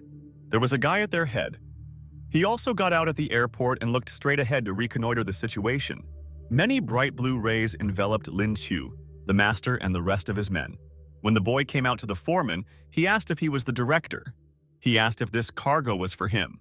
The guy said, then he can check everything. If everything is in order, then he asked permission for Fa Yu and the others to board the ship so that they can return home. When the boy handed him the paper, the master asked Lin Chu to look at these notes. The boy began to read what was written there and thought that it looked like they had done a good job of delivering this cargo here. They also sent shields and armor that were made of azure stone. Lin Kyo checked everything with his X-ray vision and told the master that everything was indeed fine. Then the director looked at her guys and told the visitors that they were all free. The guys were very happy that they were finally released and began to almost run away from there. Lin Kyo approached their leader and asked what he was doing here. He can't even imagine what they had to go through here. He called a guy named Capella. He looked him straight in the eyes as if expecting some kind of answer. The boy thought that most likely this was the name of the commander's sworn enemy. Lin Kyo reached into his pocket and took out his phone. The boy decided to take a photo and headed towards the chapel. He pointed the camera towards the guy and decided that he would clarify everything with the captain when they met. A girl approached him from behind and asked what he was doing now. The boy did not expect that he would be burned and turned sharply in her direction. Lin Kyo approached her and exclaimed that she scared him to death. Zoa asked how she could scare such a strong guy so much. Before leaving, she wanted to tell him something. The next time they meet, she will cut off his hair and knit a scarf from it. The boy replied that she would not have such a chance. The next time they meet, he will be even stronger. Zoa asked if he thought she would come alone. She was confident in her words. The USA is full of those who can beat him up, but will he be ready for it? Lin Kyo thought that it seemed like it was worth doing a little research into the world rankings of other masters. The director approached the boy and asked him to come with him. He explained that everything needed to be delivered to the base. Lin Kyo immediately agreed and told the master that he would go there with him right away. And here we have China, the base for the research of magic weapons. She was in high-strong rocks. Before us is Zhang Tu, the son of Zhang Hong, the chief master. He was told that the design was not bad. He wanted to continue what would happen to this structure over time, and the director entered the room. Next to the director was Lin Qiu. They cast a questioning glance at the boys. Zhang Qiu greeted the director. The second replied that their management was crazy with joy thanks to their gift. He introduced brother Zhang's son to Zhang Tu. He explained that the gun he gave them was his creation. Lin Qiu reached for his gun and took it out. He explained to brother Jiang that he had come to return the gun to him. The guy laughed in response and thanked him. He explained that this pistol was very important to him because he got it from his father, but he won't accept it just like that. He will do something special for him. Lin Chu immediately thanked Zhang Chu for this. The director turned to the boy and asked when it was all over whether he would go with him. Lin Qiu replied that he would like to ask brother Zhang a little about weapons. Zhang asked if he thought he could study weapons with such thin arms. He told the guy that he should pump up. The master laughed and told the boy that then he would leave him here. Lin Qiu thought that although he had not studied weaponry, he had awakened the skill of casting. He thinks he should cope. Brother Zhang Qiu couldn't believe it and simply closed his eyes and waited for what would happen next. He hugged Lin Qiu and asked him to come with him. Only he asks him not to touch anything with his hands. The boy agreed and went with him, and on the table lay cool, huge machines. Lin Qiu stood behind brother Zhang. The guy showed him a lot of weapons. The boy asked if he made all these weapons. Zhang asked him what he thought about it. Perhaps he has some wishes in terms of weapons. He will make it for him and asks what weapon he likes. Lin Qiu replied that he liked different weapons, but there was no one favorite. Then the guy laughed and asked if he wanted to make a machine gun for him. I asked him to choose any weapon. Lin Qiu said that he would rather choose a spear that could stab a person. When he said this phrase, the hands on the table began to vibrate from what the boy said. Zhang immediately jumped up from his seat and asked the boy if he really wanted the spear. Zhang said that they had always studied firearms and didn't even think much about cold weapons. But the spear was an excellent weapon for both attack and defense. It's just cool. And he wants to do it. The guy said that he needed to make a drawing and select materials. He was so inspired that he ran to make this drawing, being very passionate about this matter. Lin Qiu was very surprised that this guy was so impressed by his idea, he decided to awaken a new skill for now. The system reported that a new skill is awakening. He was assigned E rank forging. The system congratulated the host on obtaining a rank E forging skill. The boy exclaimed that it was just a coincidence. He assured that he wants to sleep because they will throw a pillow for him. Lin Qiu asked the system if it was eavesdropping on him. She replied that he was just lucky and she had nothing to do with it. Lin Qiu laughed and called the system funny. Zhang returned and apologized for the delay, but he brought the drawing and special materials. They will use star steel for the body and diamond for the tip. And it will be perfect, Lin Qiu asked. Isn't star steel used for top-level weapons? Zhang replied that this was his thanks for the great idea. Then the boy said that if that was the case, he wouldn't refuse. But they still didn't have the diamond. Zhang exclaimed that this could not be true. He uses it often and he should have it. Lin Qiu said that perhaps he just ran away somewhere. He asked the guy if he had heard of the ice forging method. The master of the research institute, the awakened ice system, came out to them. Zhang exclaimed that this is the power they need. Lin Qiu replied that this was simply wonderful and he asked you to follow his instructions. When they started forging, the boy gave the signal to increase the power of this furnace. Zhang immediately pressed the button. The bright yellow flame was blazing with all its might. Lin Qiu watched everything, controlling the situation and the entire process. Zhang wondered whether he should continue. Usually at this stage, he will already take out his weapon. The boy gave a signal, turning to the guys that now they need ice. He continued to do forging. A lot of bright yellow fire began to envelop this metal. The girl helped them by being fully involved in this process. Lin Qiu turned to her and exclaimed that this was just great and that was enough. Now it's the hammer's turn. The boy started banging with a hammer as hard as he could. The guys watched him with great surprise. They just didn't expect this from him. Their eyes widened, and Zhang thought that this was simply incredible. The diamond has indeed become much stronger. The girl thought that the boy didn't look particularly strong, but his level of strength was incredible. The Research Institute master was shocked and thought that this spectacle was simply mesmerizing. Lin Qiu clenched the spear-shaped bladed weapon in his hand and exclaimed that it was ready. Zhang was very surprised and asked the boy to quickly let him take a look. Lin Qiu immediately handed the weapon to his comrade. The boy did not have time to take this blade and it began to fall down at breakneck speed. But this blade suddenly fell out of their hands and simply cut the surface. Zhang told his brother that he did an incredible job. The tip is super durable. His eyes lit up and he exclaimed that he wanted to know his secret, unless of course he wants to teach him. Lin Qiu thought about seeing that look again. This is what he still lacked. He could not look at him and exclaimed that he would impart to him the knowledge that he could. Zhang said that this is just great and he will take the notebook. He wants the exact same spear. A girl turned to Lin Qiu and told teacher Lin that she was also counting on him. The boy decided that he again had a part-time job as a tutor. Zhang laughed and exclaimed that the spear was ready. He stood in front of the boy with a huge, long spear. Zhang explained that his power had increased by 20%. It can be charged with spiritual energy.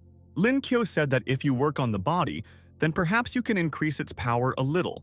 He put his fingers on the tip of the spear and immediately got hurt. Blood flowed from his finger. Looking at this, the boy began to think and began to look at his spear. He watched as a drop of blood spread over the spear and said that it had absorbed his blood. Zhang asked how this could happen. He asked Lin Qiu if he felt any changes. The boy replied that he liked this feeling like a spear even more. No matter, but he doesn't want to think about it much. Since he likes blood so much, he will call this spear bloodthirsty. Zhang told Brother Lin that he had one request for him. He asked if he could teach him other forging techniques so he could share them with his colleagues. The boy replied that there was no problem and he would teach him what he could do. Zhang exclaimed, "This is just great. If he needs something in the future, let him just tell him about it." Lin Qiu immediately became thoughtful and asked to wait a minute. He asked the guy if he could make a bow for his girlfriend. Zhang laughed and replied that of course he could and that he would personally take on this project. Lin Qiu thanked him for this. And now, Brother Zhang has already begun to do what the boy asked him to do. He said that making the bow did not take much time. It was light and very compact. He gave a lecture to all employees of the research institute because it is better to teach a person to fish than to give it to him just like that. Zhang Qiu's progress is truly amazing. It's almost comparable to him. And now, a week later in the capital, the boy was opposite the director. The master thanked him for everything. He exclaimed to him that he had helped them a lot. Lin Qiu asked the master not to say that, because Brother Zhang also helped him a lot. The director said that he heard that thanks to him, the effectiveness of weapons produced by the Research Institute had increased significantly. The blonde guy replied that if he needed anything, he would definitely help him. Lin Qiu asked this guy if they could recharge it for him. Then the boy replied that if you just reload, then it's nothing for him, and pointed his hand towards the spear. When his power hit the spear, it glowed with a bright bloody color, completely shrouded in an aura. The guy thought that the spiritual energy in his body was out of control. He could not understand what was happening to his spear. The blonde guy was very exhausted and began to breathe heavily. Beads of sweat ran down his face. He handed the spear to the boy and exclaimed that he was finished with the spear. Lin Qiu replied that this was simply excellent and that this weapon would be of great use. The guy said that it was not surprising because it sucked almost all his strength. Lin Qiu immediately apologized for this and said that he really appreciated it. The guy said goodbye to Lin Qiu. Then the boy said goodbye to Uncle Shu. The master hit his student on the forehead with his fist and called him a scoundrel. Lin Qiu replied that he could not have asked for a better teacher. He's got a couple more things here that need recharging. The master asked if he had become insolent for an hour. In front of us is the martial arts history room at the academy. Many students were already inside. Tianjin sat at the table with a pen in her hand. She held a piece of paper in front of her and thought about something. She thought about her boyfriend. She wondered when he would return. Tianjin was very excited and worried about him. Suddenly, a portal appeared and Lin Qiu's head began to poke out of it. He found himself next to the girl and said that she was studying very hard. The girl did not expect to see him, and immediately her gaze shone with joy and happiness. The boy explained that she thought about him. That's why he came to her so quickly. She asked if it was a magic onion. Tianjin exclaimed that such a thing is not easy to get even for a lot of money. Lin Qiu said that his feelings for her were priceless. Then the girl said that they were also priceless to her. She asked why he was talking about this immediately after returning. Then the boy replied that he could not do anything around her and that it was all her. Tianjin offendedly asked not to look at her. After all, instead of teasing her, it would be better if he took up his studies, since exams are coming soon. Lin Qiu asked the girl to return to the lecture and asked if she wanted to bet on who would get the most points. Tianjin looked at him and asked, "What is there to argue about? He constantly skips and definitely won't pass. What are the stakes here?" Then the boy said that if she wins, he will let her kiss him twice, and if she loses, he will kiss her twice. The girl immediately got angry and asked what he was talking about. The boy laughed and exclaimed that he had many similar proposals. He smiled sweetly and closed his eyes. The girl thought that this scoundrel was really smart. Suddenly, all platinum level and above students were invited to gather on the site. It was announced that freshman Lin Qiu should also come. I couldn't figure out if he had singled it out on purpose, and now the director was already in front of everyone. He turned to his fellow students and said that he had bad news for them. A volcano erupted in one of the provinces and the evacuation of people began. Students would not be involved in such incidents. This was the opinion of Lin Chu. The master said that no one expected the eruption to be so strong. Some residents are trapped, and the economic losses are impossible to calculate. Do they understand the danger of the situation? The foreman said that they hope that volunteers will be found. Immediately, many participants raised their hands in the air. Lin Kyo also raised his hand. He thought that he didn't know if this was justified, but he thought that a space system specialist could be useful to them. The director placed his hand on the table, roughly hitting the wooden surface with it. The man exclaimed that everyone who wanted to sign up should come to him immediately. Meanwhile, the volcano began to burn and thick clouds of smoke began to emerge from it, rising to the sky. Lin Kyo sniffed the smell wafting towards him and thought about the smell of rotten eggs around him. Smoke came out of the crater of the volcano, and the guys began to scatter in all directions asking for help. Lin Kyo was excited and couldn't understand what the hell was going on here looking around. The master said that they saw everything themselves. He asks for help from the locals and everyone to break into groups to search for those stuck in traps. If found, evacuate immediately and do not forget about your own safety. Lin Kyo approached the master and asked how he was doing. The director replied that masters of his level have their own mission. Not far from here, there is a city where spirit beasts live. He's worried that real chaos might break out. Lin Kyo exclaimed that as he understands, the matter is not at all about a volcanic eruption. The master answered the boy that he understood everything correctly. He needs to meet with his colleagues. Qingjin called out to Lin Xiu. Sheng told the master that she had just received a call and the information had been accepted. We need to meet with the captain and discuss the whole plan. They settled there on the roof. The boy listened to the girl and said that he understood her and would take her into account. The three of them stood on the roof and the boy asked the girls to hold his hand. The guys seemed to teleport and find themselves in a completely different place. The boy approached the man, who was watching the girl trying to heal the victim. When he saw the guy, he exclaimed that Brother Lin was also here. He noticed that the guy was just in time and needed his help. The boy came closer and excitedly asked how he could help. Then the man spread his wings and asked the boy to discuss everything along the way. He explained that it was necessary to move forward and grabbed him by the collar with his huge paws. He raised it far into the air. Lin Chu said that he should have mentioned in advance how they would get there. The guys found themselves on a high rock around which hot, burning lava flowed. The guy who took Lin Chu exclaimed that being close to the magma is dangerous. Lin Chu was very surprised and exclaimed, pointing his finger towards the volcano, that there were people there. Transforming into a bird is useless. He thought that not only could he be crushed by a boulder at any moment, but also the flapping of his wings could affect the integrity of the stones on which people were standing. These people were screaming and calling for help. The guy who turned into a horde explained that we needed to look around. Lin Kyo also began to peer and noticed that a huge stone was falling on them. The boy asked to urgently warn those guys from the rescue team and pointed his finger in their direction. The falcon let go of the boy and he began to land. Lin Chu said that he would help these people. The boy fell into the water and asked the guys to get ready immediately. He then rose into the air and prepared his spear. He held this weapon above his head. He flew over the guys without letting go of the sharp, powerful spear from his hands. He broke a huge, powerful stone with his spear and asked to open the portal as soon as possible. The portal opened and many people began to pass through it, fleeing danger. The guy with glasses noticed the eagle and the portal and exclaimed that it was just great since they had been teleported. Falcon told Lin Chu that they were now safe, and he was very happy about this. He looked towards the boy and was a little scared when talking about his legs. After all, there was a lot of bloody lava around. Whole rivers of hot liquid flowed, burning everything around without leaving a trace. Lin Kyo told the guy that everything was fine. He explained that his physical fitness was platinum level and everything else was nonsense. Then the falcon asked if he was joking. He exclaimed that he urgently needed treatment. The eagle lifted the boy into the air and began to carry him to the others. The guy in the mask said that they were back. He took Lin Chu by the shoulders and supported him so that the boy would not fall to the ground. He put him on the ground because the boy could not stand on his feet and they were a little burned. Qingjin came running to them and asked Lin Chu what happened to him. The boy stood up a little and answered the girl that it was all nothing and asked her not to worry. The man with long hair told the boy that he was a real man. Qingjin told the fearless rabbit what he would get from her. Everyone looked at the boy's legs and were very surprised. They were safe and sound. Lin Chu said that the wounds had completely healed and thanked Sister Zhang Shi for the healing. The girl put her hands to her face and said that he not only thanked her, but also remembered her name. Lin Kyo walked up to Lin Kyu and asked if she could see that he was okay. The girl then responded by showing him her fist that he needed to take better care of his body.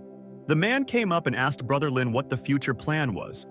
The boy replied that if you need any help, he would be happy to do so. Jin came closer to him and said, looking into his eyes, that she would also go with him. Lin Kyo was seriously scared and told the girl that it was too dangerous there and he had to warn everyone. They held hands and Jin said that she did not want him to put his life in danger. Then the boy agreed, but asked the girl to move away from him. She looked into his eyes and immediately agreed. The man asked the boy to always be in touch. If they need his help, they will contact him immediately. Lin Kyo immediately accepted the information and the man asked to take care of himself. The boy said that they were leaving. And so the guys began to teleport, moving to the designated place. They found themselves where many stones were burning from the heat of the lava, which burned everything around. Jin exclaimed, looking in front of her, that there were flames everywhere. She was shocked and upset. Lin Kyo decided to use X-rays and keen hearing to check everything. He noticed that it was really hot here. Jin laughed and said that one of her abilities had a cooling effect. Lin Kyo smiled and replied that his wife is an ideal partner in everything. He began to listen and perked up his ear. The boy said that he heard someone crying. Jin also listened and asked where these sounds were coming from. Lin Kyo began to walk forward and asked the girl to follow him. He stepped foot into the portal again. Jin followed him and they found themselves near some huge stone slabs. Under one of them sat a small child holding a cat in his arms. Lin Kyo noticed him and said that he was in front of them.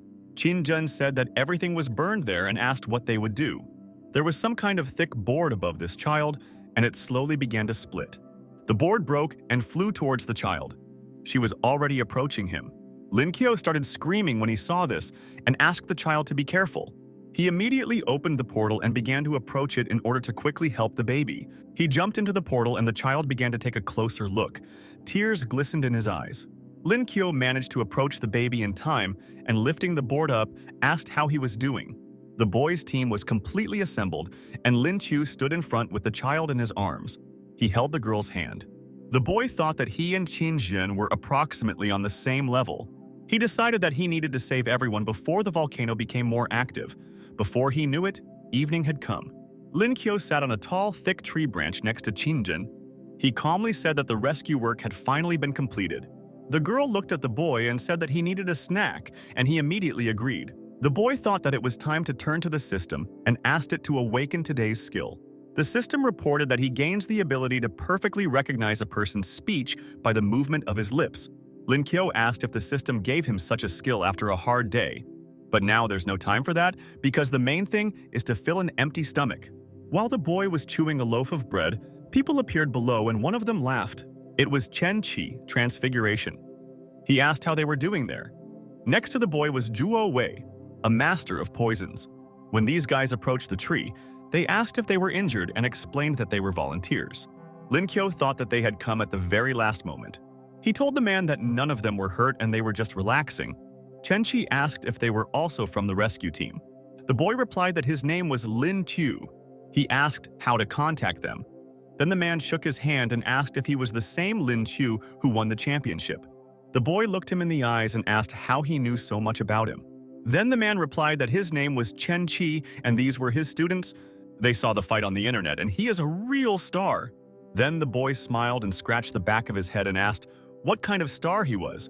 Chen Chi said that it was already late. He asked if they wanted to rest and said that they could guard them. Lin Kyo asked the guys not to bother, but Jin approached him and wanted to ask who they were. The boy replied that they were just volunteers who were passing by. He thought to himself that he shouldn't think he bought it. You need to use your abilities so as not to waste all your spiritual energy so that they don't notice. He decided that a new skill might be useful. Did the system really know something about this? The system replied that this was just another coincidence and asked him not to talk nonsense. Chen Chi asked the boss if he wanted to start right away. He didn't think they would find him so quickly. He asked what was bothering him. Then the guy replied that his only concern was that he might run away. Chen Chi said that they have an army of selected guys here. Does he really think they can escape? The boy asked not to forget that he owns the space system, although he only has gold. According to their intelligence, he is no weaker than a diamond. Lin Kyo watched them and thought that they actually had a plan. It looks like they did all this to get to him. Suddenly, he put his hand on the girl's hand. She sharply turned her gaze to him. Kinjin couldn't understand why Lin Chu suddenly took her hand. There were so many people here. She felt very awkward. She couldn't understand why he was doing this. The girl realized that he was writing something on her palm and thought about it. Her gaze suddenly changed. Lin Chu wrote on her palm that it was dangerous here and she needed to escape. Kinjin thought that these were all bandits and there were a lot of them here. Lin Kyo looked at the girl and decided that she didn't seem to want to leave him here alone. The boy again wrote on the girl's hand that everything would be fine, and that way he wouldn't have to be distracted by protecting her. Lin Kyo hoped that the girl would understand her and gave her a questioning look. She looked into his eyes with despair, not understanding what to do in this case. After all, she didn't want to leave him alone. Lin Kyo asked her not to refuse and pulled her towards him. He hugged her and asked her to go. Kinjin immediately became upset and, blushing, lowered her gaze out of despondency. The boy approached her ear and explained that he would go and find reinforcements. He looked towards the girl and thought about when she was leaving that now he could act. He looked after her and was sure that now he could be calm about her. Chen Chi heard something in his ear and glanced to the side. Looking at the boy, he asked brother Lin Chu where she went and said that he could send a couple of his guys with her. But the boy answered the guys that there was no need, and there was really no need for it. Chen Chi scratched the back of his head and said that if he did this, he would not bother him anymore. But Lin Chu told the guy that they were probably tired and he offered them a tasty snack together. The man thought he was very kind and they stayed. The boy handed them bread and drinks. He thought that they didn't even realize that he knew about everything. And that's why they so calmly eat food from his hands. But he knows what they are doing and he has an excellent plan that he is already implementing. He turned to Chen Chi and asked him if he was hungry. The man turned his head in his direction and replied that he was not hungry. He asked if it would be better to sit down with him and rest. Lin Kyo explained to Chen Chi that this was even in vain, because the food was very tasty, by the way. The man replied that he would definitely try next time. He was holding some packaging in his hands. Chen Chi showed the boy the recordings and said that his daughter was a big fan of him. He asked if the boy could give him an autograph. Lin Kyo was seriously angry and thought that after everything he decided to treat him like this. The boy told the man that there was no problem and he could do it right in the photo. He has a lot of them, enough for all his relatives. Chen Chi was surprised that Lin Chu carried autograph photos with him and called him a narcissistic kid. But the boy, having read his thoughts, exclaimed, holding out the photograph, that children like this. There were empty bottles of drinks on the ground that the boy had given to the other guys. He was holding a phone in his hands. Chen Chi looked at him sideways and thought that his girlfriend had only left for a while, but she had not returned for 15 minutes. The man thought, looking at him with a contemptuous look, that this guy seemed to know something. He showed up to his people and said that it was time for them to leave. Lin Chu continued to stand with the phone in his hands. After that, he turned to the old man and asked him to stop pretending. Does he really think he can do it? Then the man asked if he really understood everything. His gaze was very menacing and serious. Lin Kyo said that since he was so smart, he should have guessed why he decided to treat them. Then the man got scared and asked if he had decided to poison them. Lin Chu asked if he thought the poison would have taken that long. Chen Chi replied that it was so. This guy would know right away if there was poison in the food or drink. Lin Kyo began to explain that he actually did not use poison. He added a couple of folk remedies to improve digestion. He does not advise them to use their abilities, because the consequences can be unpredictable. Then one of them asked if he was trying to scare them. Does he really think he can take him with something like that? The boy began to use his ability of poisonous origin. But suddenly, some kind of smoke began to come out of his butt and everyone was very surprised. Lin Kyo exclaimed that he really wasn't joking and realized that things were really very bad. The boy said that this smell was very stinky, and the guy ran and could not stop releasing this smell. Chen Chi moved his eyebrows to his nose and thought that it was good that he did not agree to a snack from this guy. Lin Kyo created a fire portal and wished good luck to the guys and said that he was off. But the men got very angry and rushed towards him, exclaiming that he wouldn't even think about leaving. The man turned into a huge, unusual beast with long, sharp claws and white fangs. This beast was so unusual and powerful and glowed with a golden light. The guy who was nearby told his boss that he couldn't do this anymore. Weidong, acute perception ability. He held 2 hands near his stomach. His boss asked the boy to wait for him here, after which he would catch up with him. The beast said, sniffing, that he could not have gone far and exclaimed that he had already found him. The animal immediately rushed into the gorge between 2 stone walls and said that he was here. He jumped inside and saw some black shadow opposite him. Lin Kyo pulled out his weapon and prepared to attack. He neutralized the boy. Lin Kyo said that he was very sorry. The man is very fast, but he is still no match for him. Lin Kyo was pleased with his result and exclaimed that this was simply excellent. He approached his portal and decided to return to a completely different dimension, being satisfied. When he entered the dimension, there was some kind of cat next to him. Show him. The boy raised his sharp long spear and swung it over the guys. He exclaimed that he would probably start the showdown with these guys. They began to scream, and many bright drops of blood appeared around. One of the guys asked his boss to be careful. He exclaimed that he would not give up so easily. Lin Kyo looked menacingly into his eyes and said that he could not help, he simply must do it. But suddenly, blood spread around. The boy was very surprised by this. The spear actually absorbs the blood of the enemy to restore the supply of spiritual energy, and this is incredible. He put the spear in place and thought that with such a weapon, he could fight without stopping. Lin Kyo picked up some grenades and exclaimed that he would show them something interesting. The guy bulged his eyes, seriously frightened when he saw grenades in front of him. Lin Kyo grabbed several grenades and, tearing out the pin, asked the guys to catch the first aid kit. He swung his hand and threw all the grenades towards the guys. They flew and fell into a crowd of people with lightning speed. The guys immediately rushed into the scattered debris in order to escape in time. The guy told Lin Chu that he would definitely kill him. The boy replied that they should try to escape. The enemy realized that the grenades did not cause much damage, but the scene looked rather humiliating, and he no longer has the strength to restrain himself. Lin Kyo said that he couldn't understand how they managed to still have their pants on.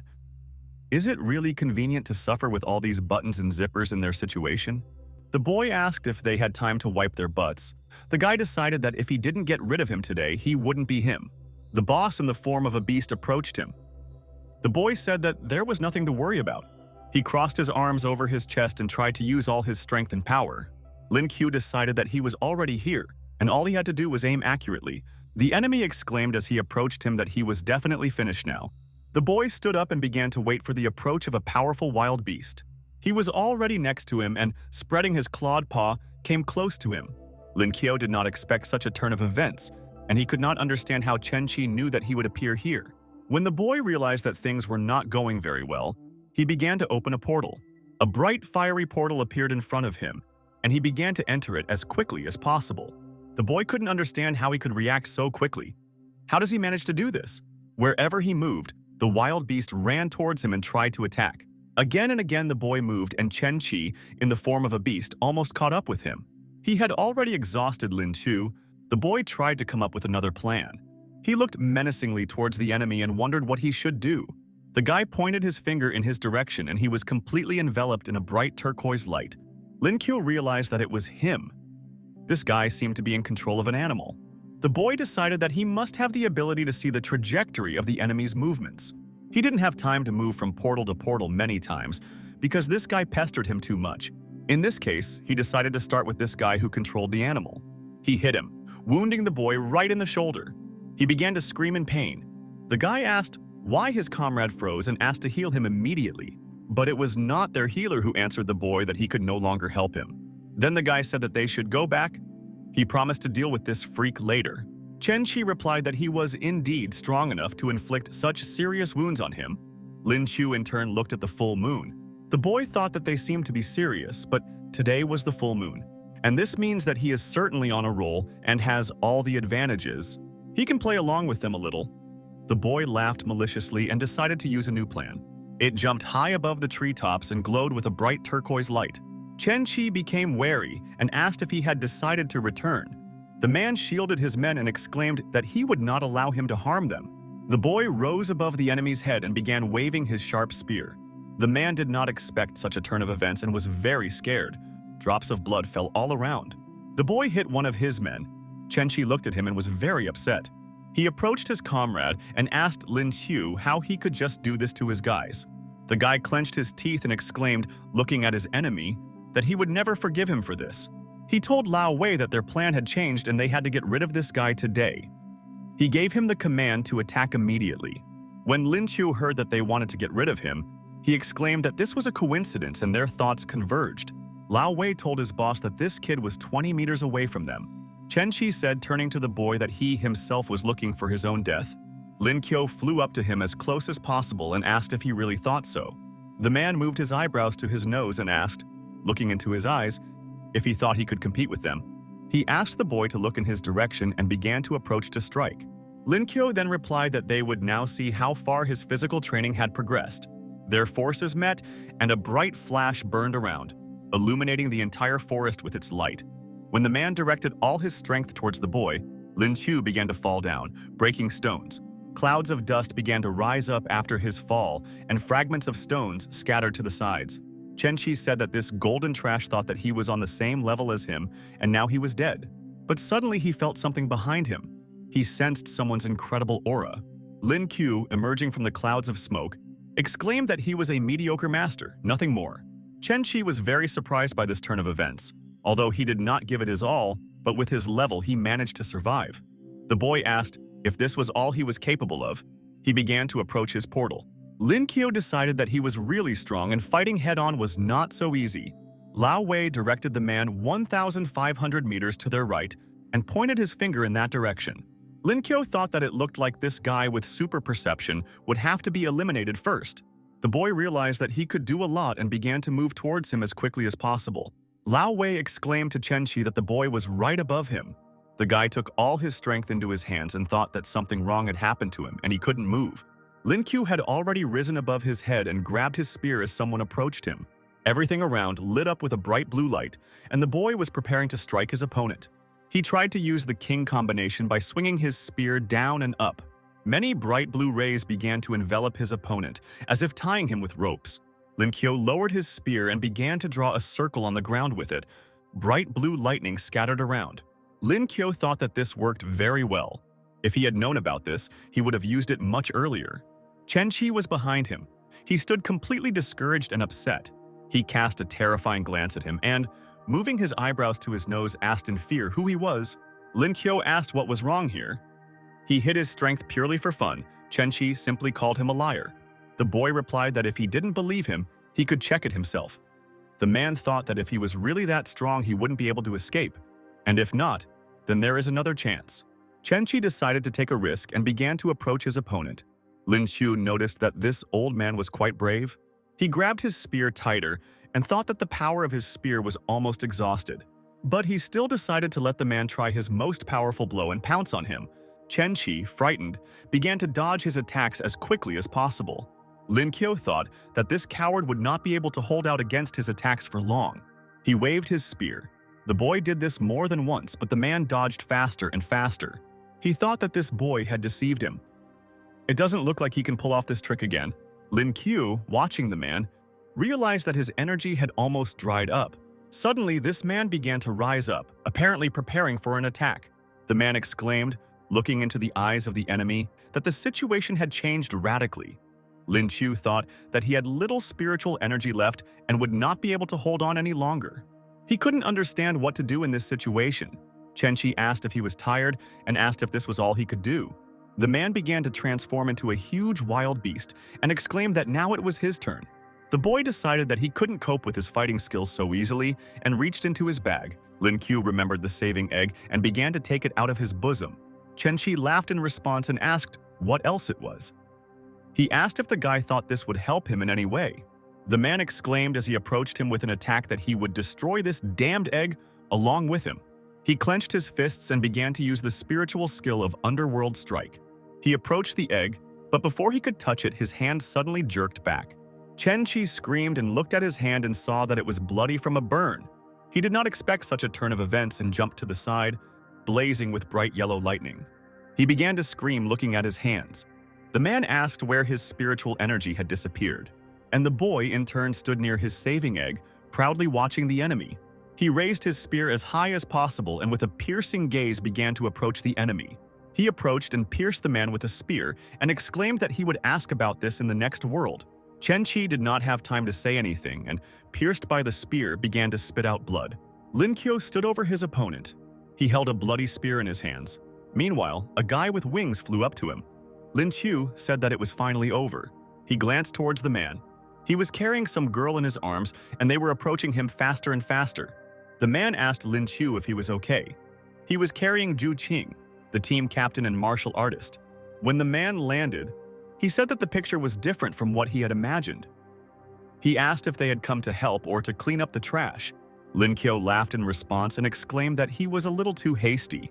Then the man asked permission to introduce him to the team captain Zhu Qing. The boy thought that they had a wonderful captain. Meanwhile, a bright fiery flash occurred. The boy's spear was simply extraordinary. He said that he left this guy alive. Perhaps he has some useful information. Zhu Qing asked if he wanted to say that he killed all these guys himself. The boy replied that he really did it himself, and now they were already on a huge eagle. Qin Jin was approaching the boy. She called her boyfriend's name. Lin Qiu hugged his girlfriend tightly. She hugged him and exclaimed that she was very worried about him. The girl asked what they did to him and whether he was injured. She asked permission to examine him. Then the boy replied that if she asked so, then he could undress in front of her right now. Qin Jin said that he was teasing again and just give him a reason. Then the boy asked the girl not to be shy. She told him to get dressed quickly. Lin Qiu, of course, agreed. Meanwhile, the guy gave the command to the others to collect all these bodies. Lin Qiu told the man that they did not need to be afraid of their friends. Then the man asked why and asked if he had killed them all. When the comrades approached the dead guys, they asked why these guys stank so much. Lin Qiu smiled in response and replied with a grin that they would all have to be washed thoroughly. And here, in front of the boy, lay his egg. There were many bright yellow spheres around him. The man said, pointing his finger at the egg, that he managed to get this egg from them. Lin Qiu was very surprised, and taking the egg, asked how he managed to drop it. The man explained that it was surrounded by magma, but something was very strange. It turns out there was a different volcanic rock around the egg itself, and it glowed with a yellow fiery light. Lin Qiu took it in his hands and thought that perhaps it had absorbed magma too. He stood lost in thought and a bright fiery portal formed in front of him. The boy began to approach this portal without letting go of his favorite egg from his hands. When he found himself near the lava, he decided to check it out and place the egg on the stone. There were many hot and scorching streams around, which melted everything around. Lin Qiu exclaimed that everything worked. The magma cools at an unimaginable speed and turns into rock. Suddenly, the egg made a sound and steam came out of it, as if it was breathing. The guys ran up to the boy and asked if he had found something. Lin Qiu turned to the guys and explained that he seemed to have found a solution to the problem. He said it might help him track him down. This egg is capable of absorbing magma. It must be brought to the crater. Suddenly, a guy in a mask turned to the captain.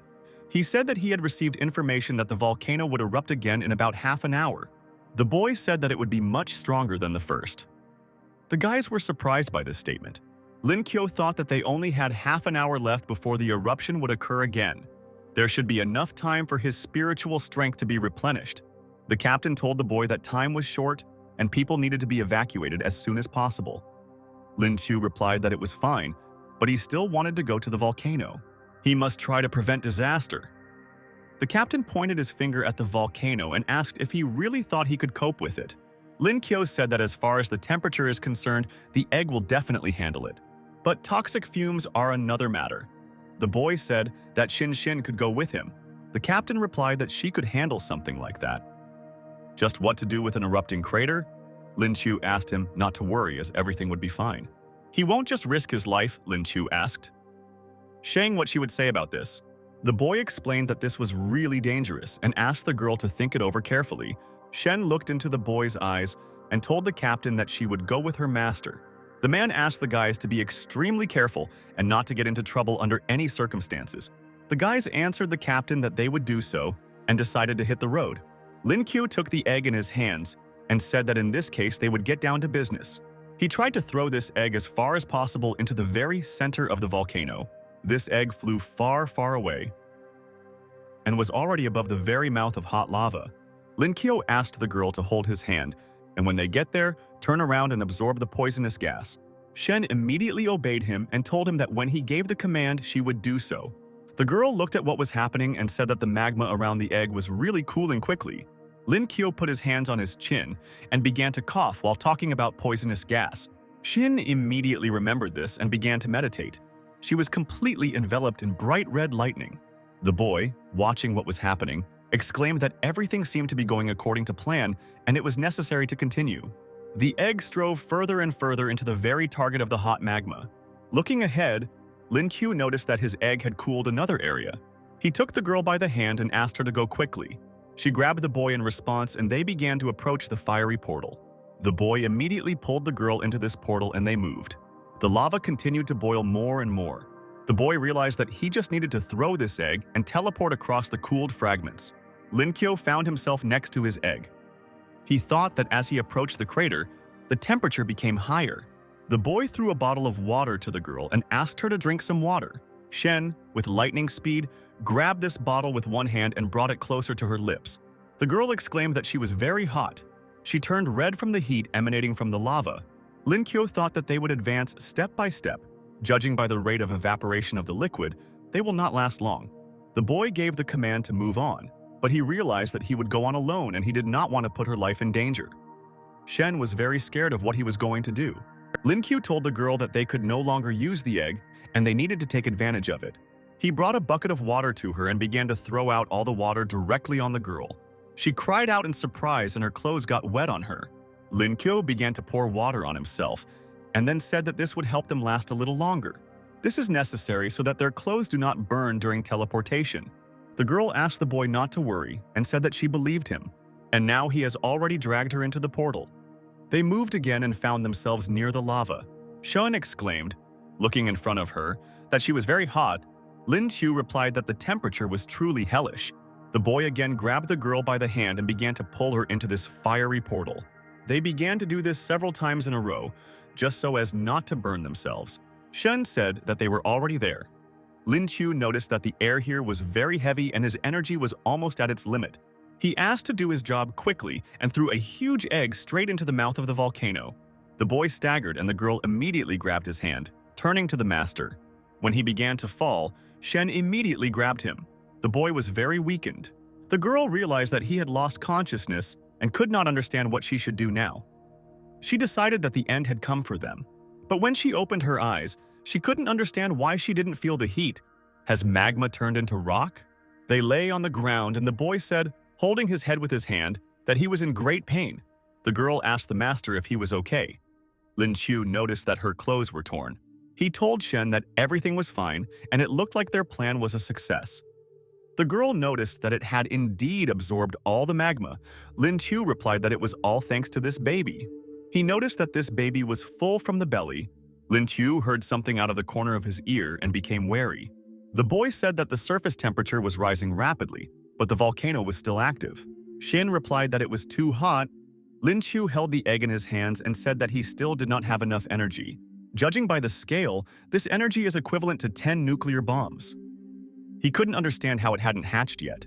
The girl heard a noise overhead and told the master, pointing her finger upward, that a helicopter was flying towards them. The reporter said that the time for the eruption had already come, but nothing happened.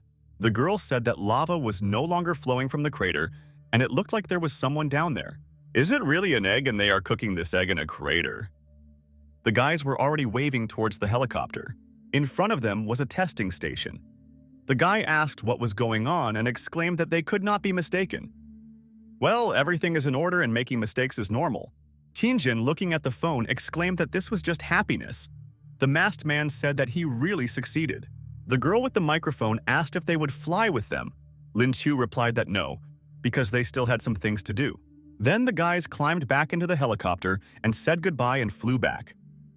The boy decided that he still wanted to hatch this egg. He told the girl that he didn't know how long it would take, but for now he needed to rest. Shen agreed with him because she was also tired. Lin Qiu closed his eyes and thought about something. Meanwhile, the egg was next to him and it seemed to live its own life. When the boy opened his eyes, he heard a crack and some sound coming from this egg. It began to crumble and some small dragon appeared in front of it.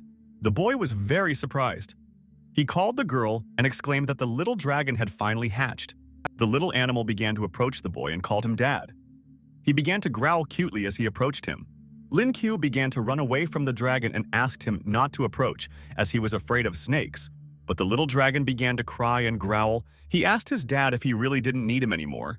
Then the boy asked him not to call him Dad, otherwise Qinjun would misunderstand him. The boy asked the dragon to slow down a little.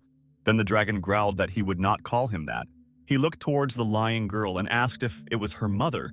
Did he and his mother really hatch him here? Lin Hu, looking at the dragon, replied that they really hatched it right in the lava. He grabbed him by the head and asked him to slow down. If he continues to talk nonsense, he will spank him. Lin Q, looking at his dragon, asked if they had 2 horns. He wondered why this one had 3. The little dragon explained that it was not a horn. This thing is for breaking the shell. He asked his dad why he didn't help him with this. Lin Q replied that he still had a lot to learn. Let him not think that he can talk to him like that. The boy asked if he really understood human speech. Then the little dragon asked how difficult it was and said that he learned their language in 30 seconds.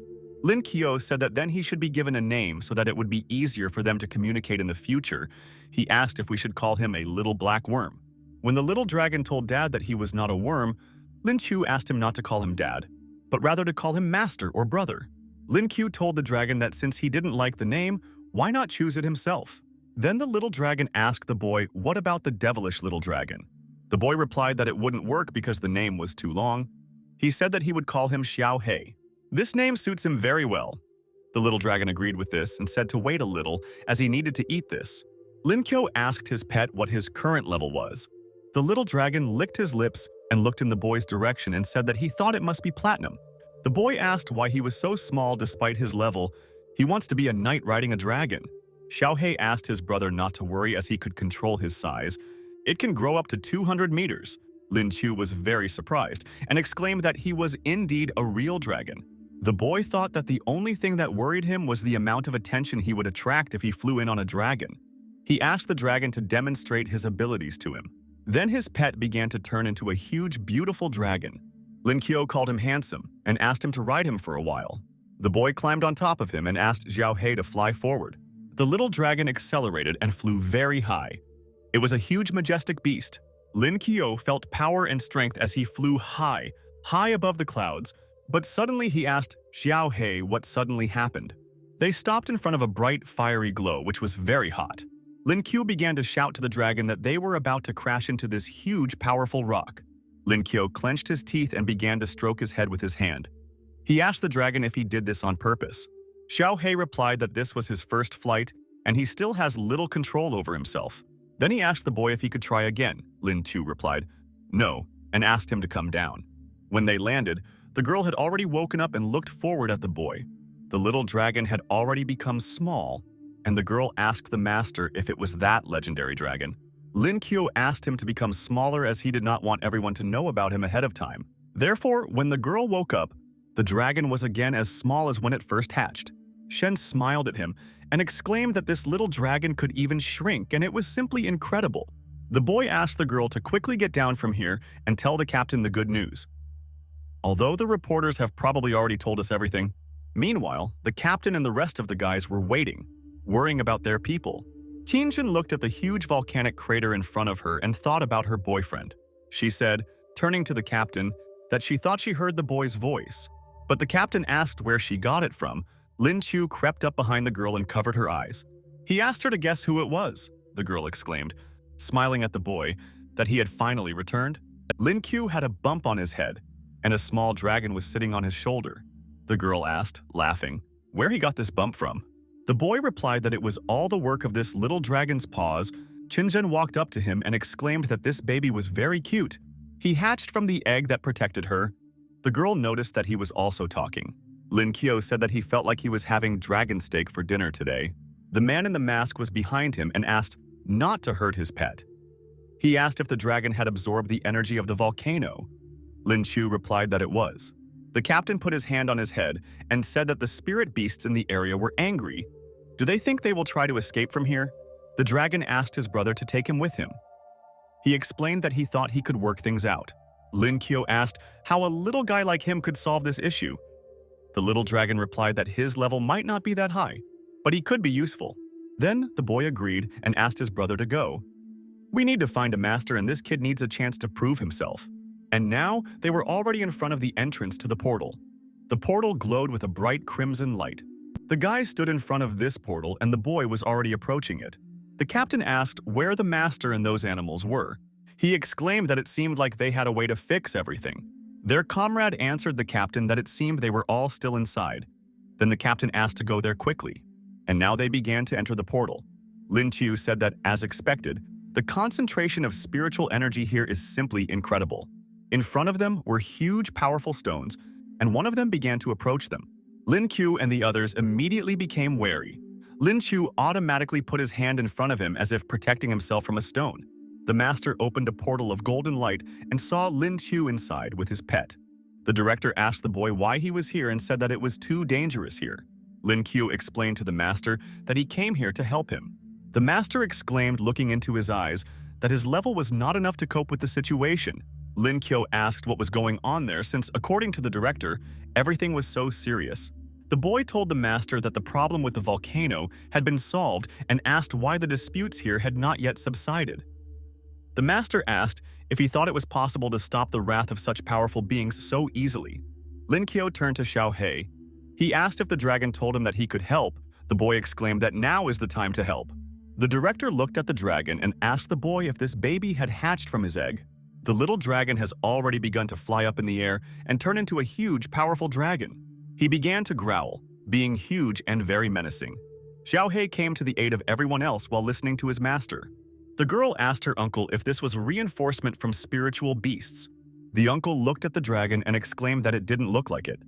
The dragon roared and asked the spirit beasts what happened. He asked why not just discuss everything calmly.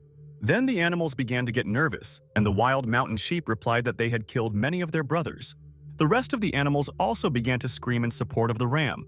The dragon told the animals that it was too noisy around. He asked which of them was in charge and asked them to come out and talk to him. They listened to him carefully.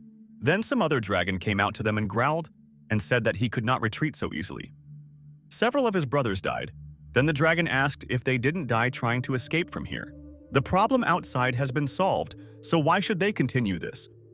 Then the second dragon exclaimed that if this is true, then he is very cool. He said if everything is stable outside, then there is no need for them to leave here. Xiao He growled that everything was fine and asked, why don't they go back?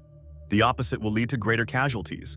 The dragon did not retreat and gave the command to the other animals to all return home. Then the second dragon growled and asked if he could ask how he could turn into a big dragon. He explained that this had always been his dream. Xiao He thought about his question and growled and chuckled. He said he wasn't sure he could help him.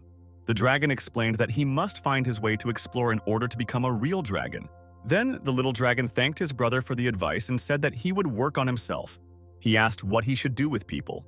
Xiao He got angry and replied that he had just talked about working on himself, and now he turned the conversation in a different direction. He asked to leave these people alone. Then the little one growled and said that after his words, it was as if a weight had been lifted from his shoulders. The little dragon thanked his brother and said goodbye to him. Xiao He watched as he flew into the air. Lin Qiu walked up to his pet and exclaimed that he had done a great job. Xiao He immediately became small and jumped onto his shoulder. He growled something contentedly. An uncle approached the boy and asked in surprise if it was his dragon.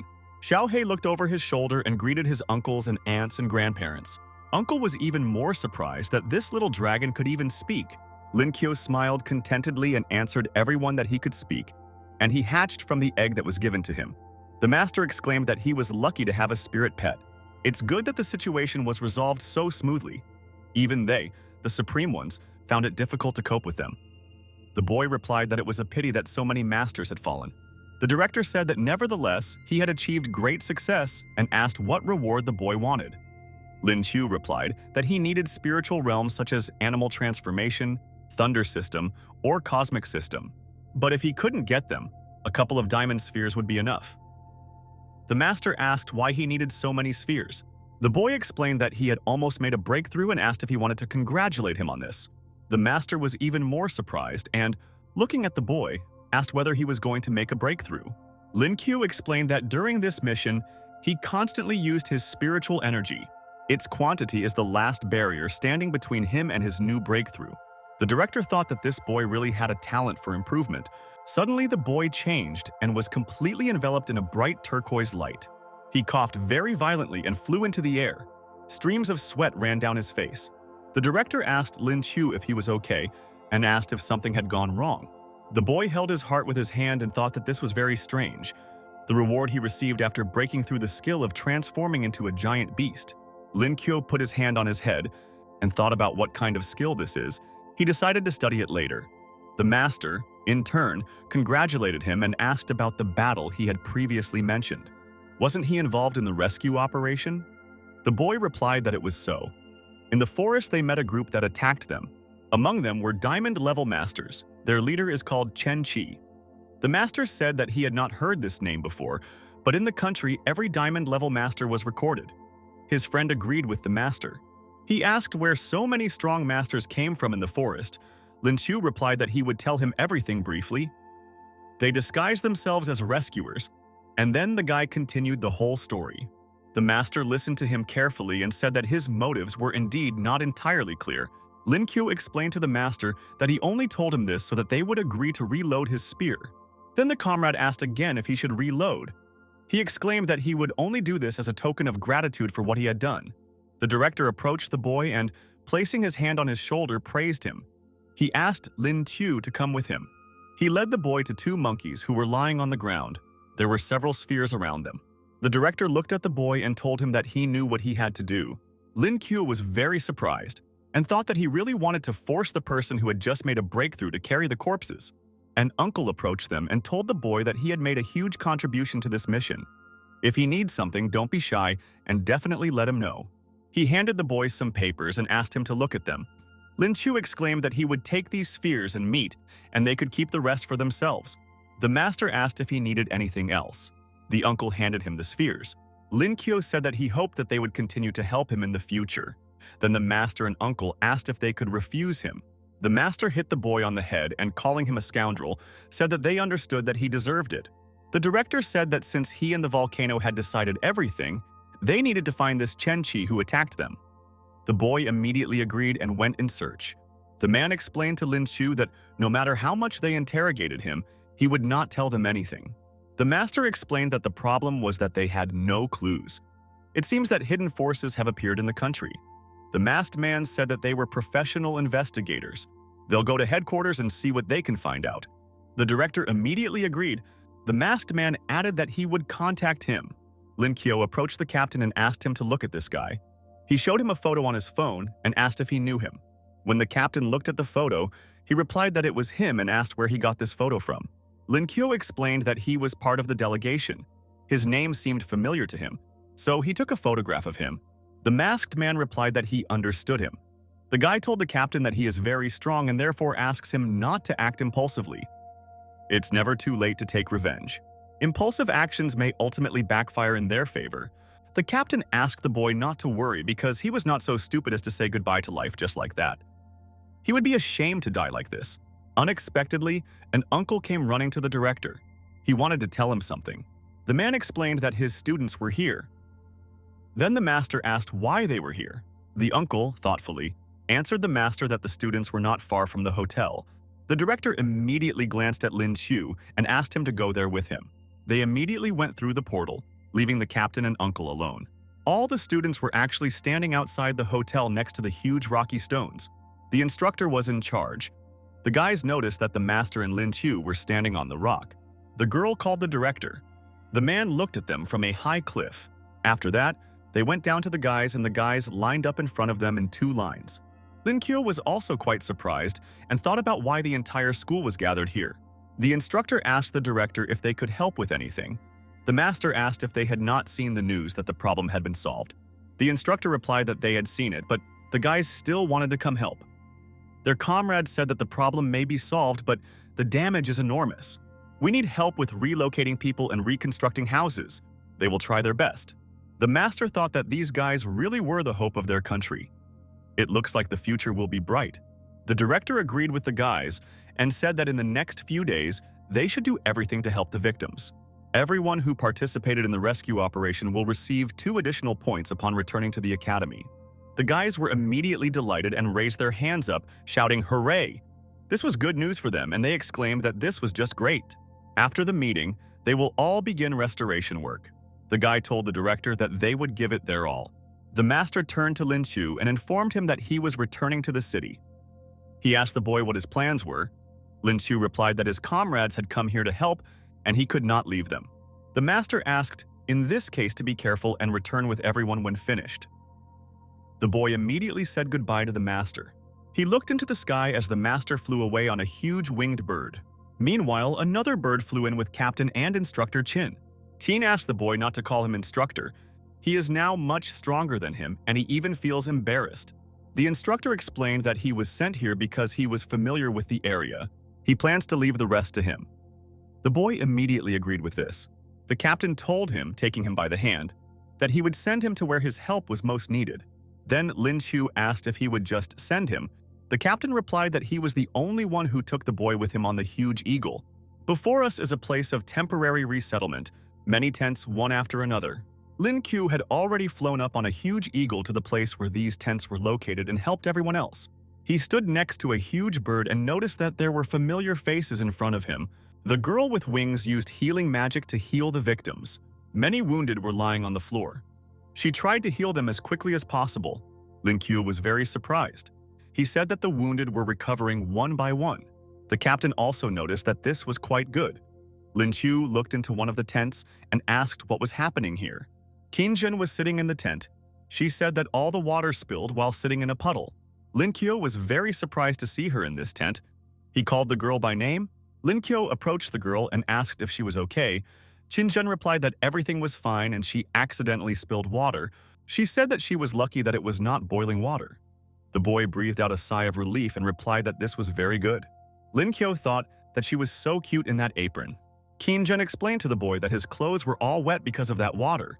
She needs to take it off, but she's a little embarrassed. When she began to take off her jacket, he was very surprised and scared. Was she really going to do this? The boy asked the girl for permission to help her do this. Suddenly, someone called him and said that the commander was waiting to meet with him. Lin Kyo opened the curtain in the tent and thought that the commander was calling him at the wrong time. But the boy, of course, left the tent. In front of him was a man and his comrades. The commander wished health to the commander-in-chief, and they all stood at attention in front of him. Lin Kyo asked, looking at them, what kind of commander-in-chief he is. What do they mean? The commander said that the main force in this mission were the students of the academy. After a long discussion, they realized that the only one who could solve everything was him. After all, he won the league and also wrote the Encyclopedia of Spirit Beasts. Lin Kyo asked me if they thought this decision was hasty. He feels like they just want to push responsibility onto him. The commander asked him not to make things up, saying that if everything goes well, the country will reward him. Would they really set him up? The boy sighed and replied that it seemed there was no other way out. Lin Q wondered what was on their agenda. The girl explained that the problem with accommodation needed to be resolved. The tents they have are not enough. Winter is approaching and she is afraid that many may not survive the night. Lin Q handsomely put his hands on his chest and exclaimed that this was really a problem. He asked if they could build something like dugouts. The girl looked down and answered the boy that nothing would work out. Such houses require the strength of the earth so that the dugouts do not collapse. Once the flow of energy is interrupted, everything will go to waste. Lin Chu said that he could send a request, but the girl explained that there are too many people and not enough masters of the earth. She called him Commander-in-Chief again. Lin Chu began to reboot his processor. He is a newbie, and why so many things? The host's brain cells die in large numbers. This will cause great harm to your health. He wanted to take advantage of the forced awakening of an E-rank talent, construction master of rank E. Suddenly the boy exclaimed, getting up from the table, that he had an idea. The guys seemed to be wedged or not. They were also all tired, wanting to listen to the boy. Lin Kyo approached the guys and asked them to quickly give him a pen. They immediately obeyed him and handed him a pen to write down. The boy stood up to draw something with this pen. One of the comrades asked the boy what he was drawing. Lin Kyo continued to hold the paper in his hands and told the guys that he thought the drawing was ready. The boy began to pass these papers into the hands of others, and they told him that this was just great. The girl who took the drawing said that the idea was great and the drawings were good. The commander said that this guy is an excellent architect and can be trusted. The question is, where to find so many resources? Lin Chu replied that he also had an idea about this. He pointed to the side and said that they could get materials on that mountain over there. The commander was surprised and asked if they would get materials on Mount Kaishi. Lin Kyo replied that under normal conditions this would not be easy to do, but they have a lot of experienced craftsmen here. The commander said that he was right and they had enough people to extract resources and transport them. The girls replied that they would do as the commander-in-chief said. Lin Kyo asked Chao Gai to gather attacking masters, and Zhu Qing would find those to help him with transportation. They immediately agreed to carry out his command. Lin Chu said that Bao Yu would be in charge of the drawings, and Sun Lei would help the wounded. The commander and all the other guys immediately agreed to carry out the boy's order. Lin Kyo said that there were 9 hours and 25 left before it got dark, and he hoped that they could manage it. The boy gave the command to start right now. The system explained that he has become so strong you are already giving orders. Lin Chu thought that half of his credit belonged to her. When the system asked if it was only half, the boy said that he was joking, because she knew how much he was grateful to her. A girl approached him and said that she had a couple of questions about the drawings. Lin Qiu thought that he would finish here and run around to see what else he could do to help. Lin Qiu exclaimed that there is no construction yet. All that remains is to wait for the stones. The boy asked the guys if the transportation was too long. They, in turn, carried different types of stones. His fiery portal appeared in front of Lin Qiu, and he came close to it, looking into it. He moved to a huge rock and began to see what was happening there. The man glanced at the commander-in-chief and asked what his fate was here. Lin Qiu smiled back at him and, after greeting him, asked how things were going here. One of the guys hit the huge solid rock with his fist as hard as he could. The guy who punched laughed and exclaimed that there was nothing to worry about. He approached the next stone and clenched his 2 fists in order to break them too. Lin Qiu immediately hit him on the head and asked if he was really stupid. He needs stones, not sand. Then the guy said that he was to blame and would definitely correct himself. The commander approached the boy and said, putting his hand on his shoulder, that it was not entirely his fault. He thought that this guy was getting wiser, but he still had work to do. The boulders are too heavy and there are not enough people to carry the materials. Even with the help of spirit beasts, the speed of transportation increases insignificantly. Lin Qiu said that he didn't think it would be like this. He asked the guys to give him this stone. One of the guys asked if he wanted to carry it himself and if he could do it. Lin Qiu closed his eyes and raised his hand up and answered the guys that it was not at all what they thought. The boy took the stone in his hands and said, looking at the guys, that nothing was impossible for him. Lin Qiu grabbed the stone and put it in his bag. He thought about something while frozen in place. One of the guys recognized him and said that this was the guy who won the competition. The second said that now he should be called Commander-in-Chief. Lin Qiu turned to the guys and said that he would deal with this boulder himself. They called him Commander-in-Chief and said that they were listening to their own. The guy asked not to be angry at their weakness and handed the stone to Lin Qiu. The boy replied that everything was fine, but he thought that it was strange when his comrades called him Commander-in-Chief. Lin Qiu asked the guys not to stand, but to continue mining the rock. They immediately listened to him and began to act. There is practically no space left. The boy continued to hold the stone in his bag and think about something. He gave the command to the guys to take 1 stone at a time and follow it. They obeyed him again and went. The boy thought that it was a pity that he was not as strong as the master. That way he could teleport them with him. You'll have to speed up and make a few moves. The boy explained to the guys who were carrying the stones that a long road lay ahead of them. The main thing is that a true friend is with them. One of the guys said that after the Commander-in-Chief's song, he felt a surge of strength. Moving mountains fits perfectly here. So all the participants suddenly perked up and began to work harder and harder. New houses soon appeared at the site of temporary resettlement. They were simple but protected from wind and rain. His participation saved a lot of effort and significantly speeded up the whole process. Before sunset, all the victims were placed in new housing. A girl approached Lin Qiu and handed him a whole container with some goodies. The boy told his dear wife that he was very happy that she had prepared dinner for him. He feels that this dinner was made with love. His strength returns to him. Qinzhen asked the boy if it was hard to take on so much responsibility. Lin Qiu was glad that she actually noticed it. The boy answered the girl that it was so, and, unfortunately, the amount of power is proportional to personal freedom. He closed his eyes and said that when he saw the results, he knew it was worth it. Qinzhen thought that he was still the same kind boy she knew. The girl asked the boy if he knew that before the sunset was not visible from here. Then he asked her why. In front of us is a dugout piece. A huge rock towered above the trees as if rising to the very sky. Qinzhen said that everything they do is certainly done for the better. They created a real miracle, and this sunset they are watching is simply beautiful. Lin Qiu met a huge eagle, which flew towards him with its wings spread. The eagle turned into a commander and told the boy that trouble had come. Lin Qiu asked what happened. The man explained that the bridge was damaged during the eruption. A supply truck is parked at the bridge and cannot pass. If they don't fix the bridge, they will be left without dinner. Their experts say it will take several days to fix it. Lin Chu asked. What they should do since everyone was so tired today? They can't leave them without food. Qinjin asked the boy if she could try it. Lin Chu asked her what she had already come up with. The girl suggested using freezing. If they take the masters of the ice system, it might work out. Lin Q exclaimed that this was a great idea. They need not only ice masters, but also masters who can work with plants. Meanwhile, many huge trucks were already driving across the bridge. Lin Qiu said that he was asking all the ice masters to come here. The river blocks their path, and they need to freeze it. The girl asked the commander-in-chief if they wanted too much.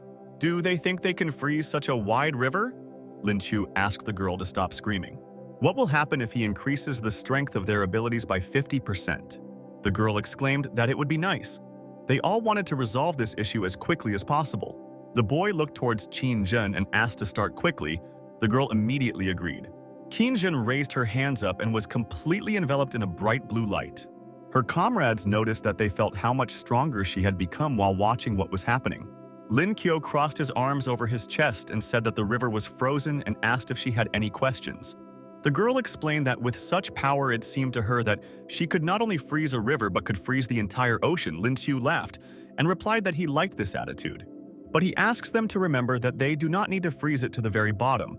Otherwise the water will stop flowing and there will be even more problems. The girl thought that this guy was smart and reasonable beyond his years, and so they began to run forward. The boy put his hand forward and many lightning bolts scattered in different directions. In front of them was a broken bridge that rose directly above the flowing water. Lin Qiu asked to try laying the vines on the surface of the ice to increase friction. He asked Zhang San to enhance their abilities. The guy listened to his commander and began to use all his abilities to gain strength.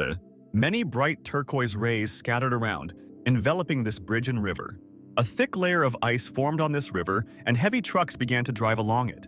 The guys exclaimed joyfully that they had succeeded. The transport continued to drive along the frozen river. The comrade said that now he understands why he was appointed commander-in-chief. They can't hold a candle to him. The commander replied that there is such a thing. It would be wasteful for their country to help such a talent. In front of us is a night city with tall, high-rise buildings that seem to reach up to the sky. The guys congratulated each other on the successful completion of the mission and clinked glasses of beer. Lin Qiu and the commander shouted hooray, being very pleased with their success. The comrades all gathered near the tents and the bright fire. They celebrated their victory. The commander asked the boy if he was returning to the academy tomorrow. Lin Qiu replied that most likely yes, because it was the end of the semester and he needed to prepare for exams. The man then asked to have a good rest today, and they continued to sit at the table with various goodies. One of the guys exhaled and said that they were the ones they helped. He explained that they came to thank them. The little girl called them real heroes and thanked them for saving them. The commander explained that it was all thanks to this guy. Lin Qiu stopped him and said that this was the result of their joint efforts. A little girl approached the boy and said that he must be very strong. She asked him to show her something. Lin Qiu replied that actually, activating abilities is not that easy, and he decided to turn into a rabbit. The girl was happy and said that she saw him on TV and he is the strongest rabbit on Earth. They are all really waiting for him to show them something. They are especially looking forward to it. The girls replied that they were looking forward to his transformation. Lin Qiu told his girlfriend that she would not be very happy about this, but she asked to show it. Lin Qiu thought about it at first, but Qin Zhen asked him to act. She asked what he was thinking about. The girl exclaimed that they were having a holiday and he should not refuse them. Then the boy laughed and said that he would do it. Qin Zhen was overjoyed and glanced at him tenderly. She said that seeing so many of his fans makes her a little jealous. Lin Qiu glanced at her with joy and blushed a little. He noticed that the girl was very nice. Lin Qiu hugged his girlfriend and exclaimed that the only girl he cares about is her. Everyone looked at this couple with envy, rejoicing in such love. The little girl was talking about how her brother was about to be reincarnated. Meanwhile, a fire was burning in the clearing. The logs glowed with a bright flame. The girl with the microphone asked the other guys if they were all ready to see what this guy was about to show. They invite the main star of their magic show, Lin Qiu, to this stage. The audience immediately exclaimed with joyful voices, clapping their hands and raising their hands in the air. The boy decided to try a skill he had recently acquired. As the name suggests, it should increase its size. He turned into a moon lion. He began to use his powers, and many lightning bolts scattered around. The spectators were very surprised and began filming him on their phones, clapping their hands and rejoicing. Kanjin called him a cute bunny. She laughed and said that every time she was as touched as the first, and now he decided to show his transformation into another animal.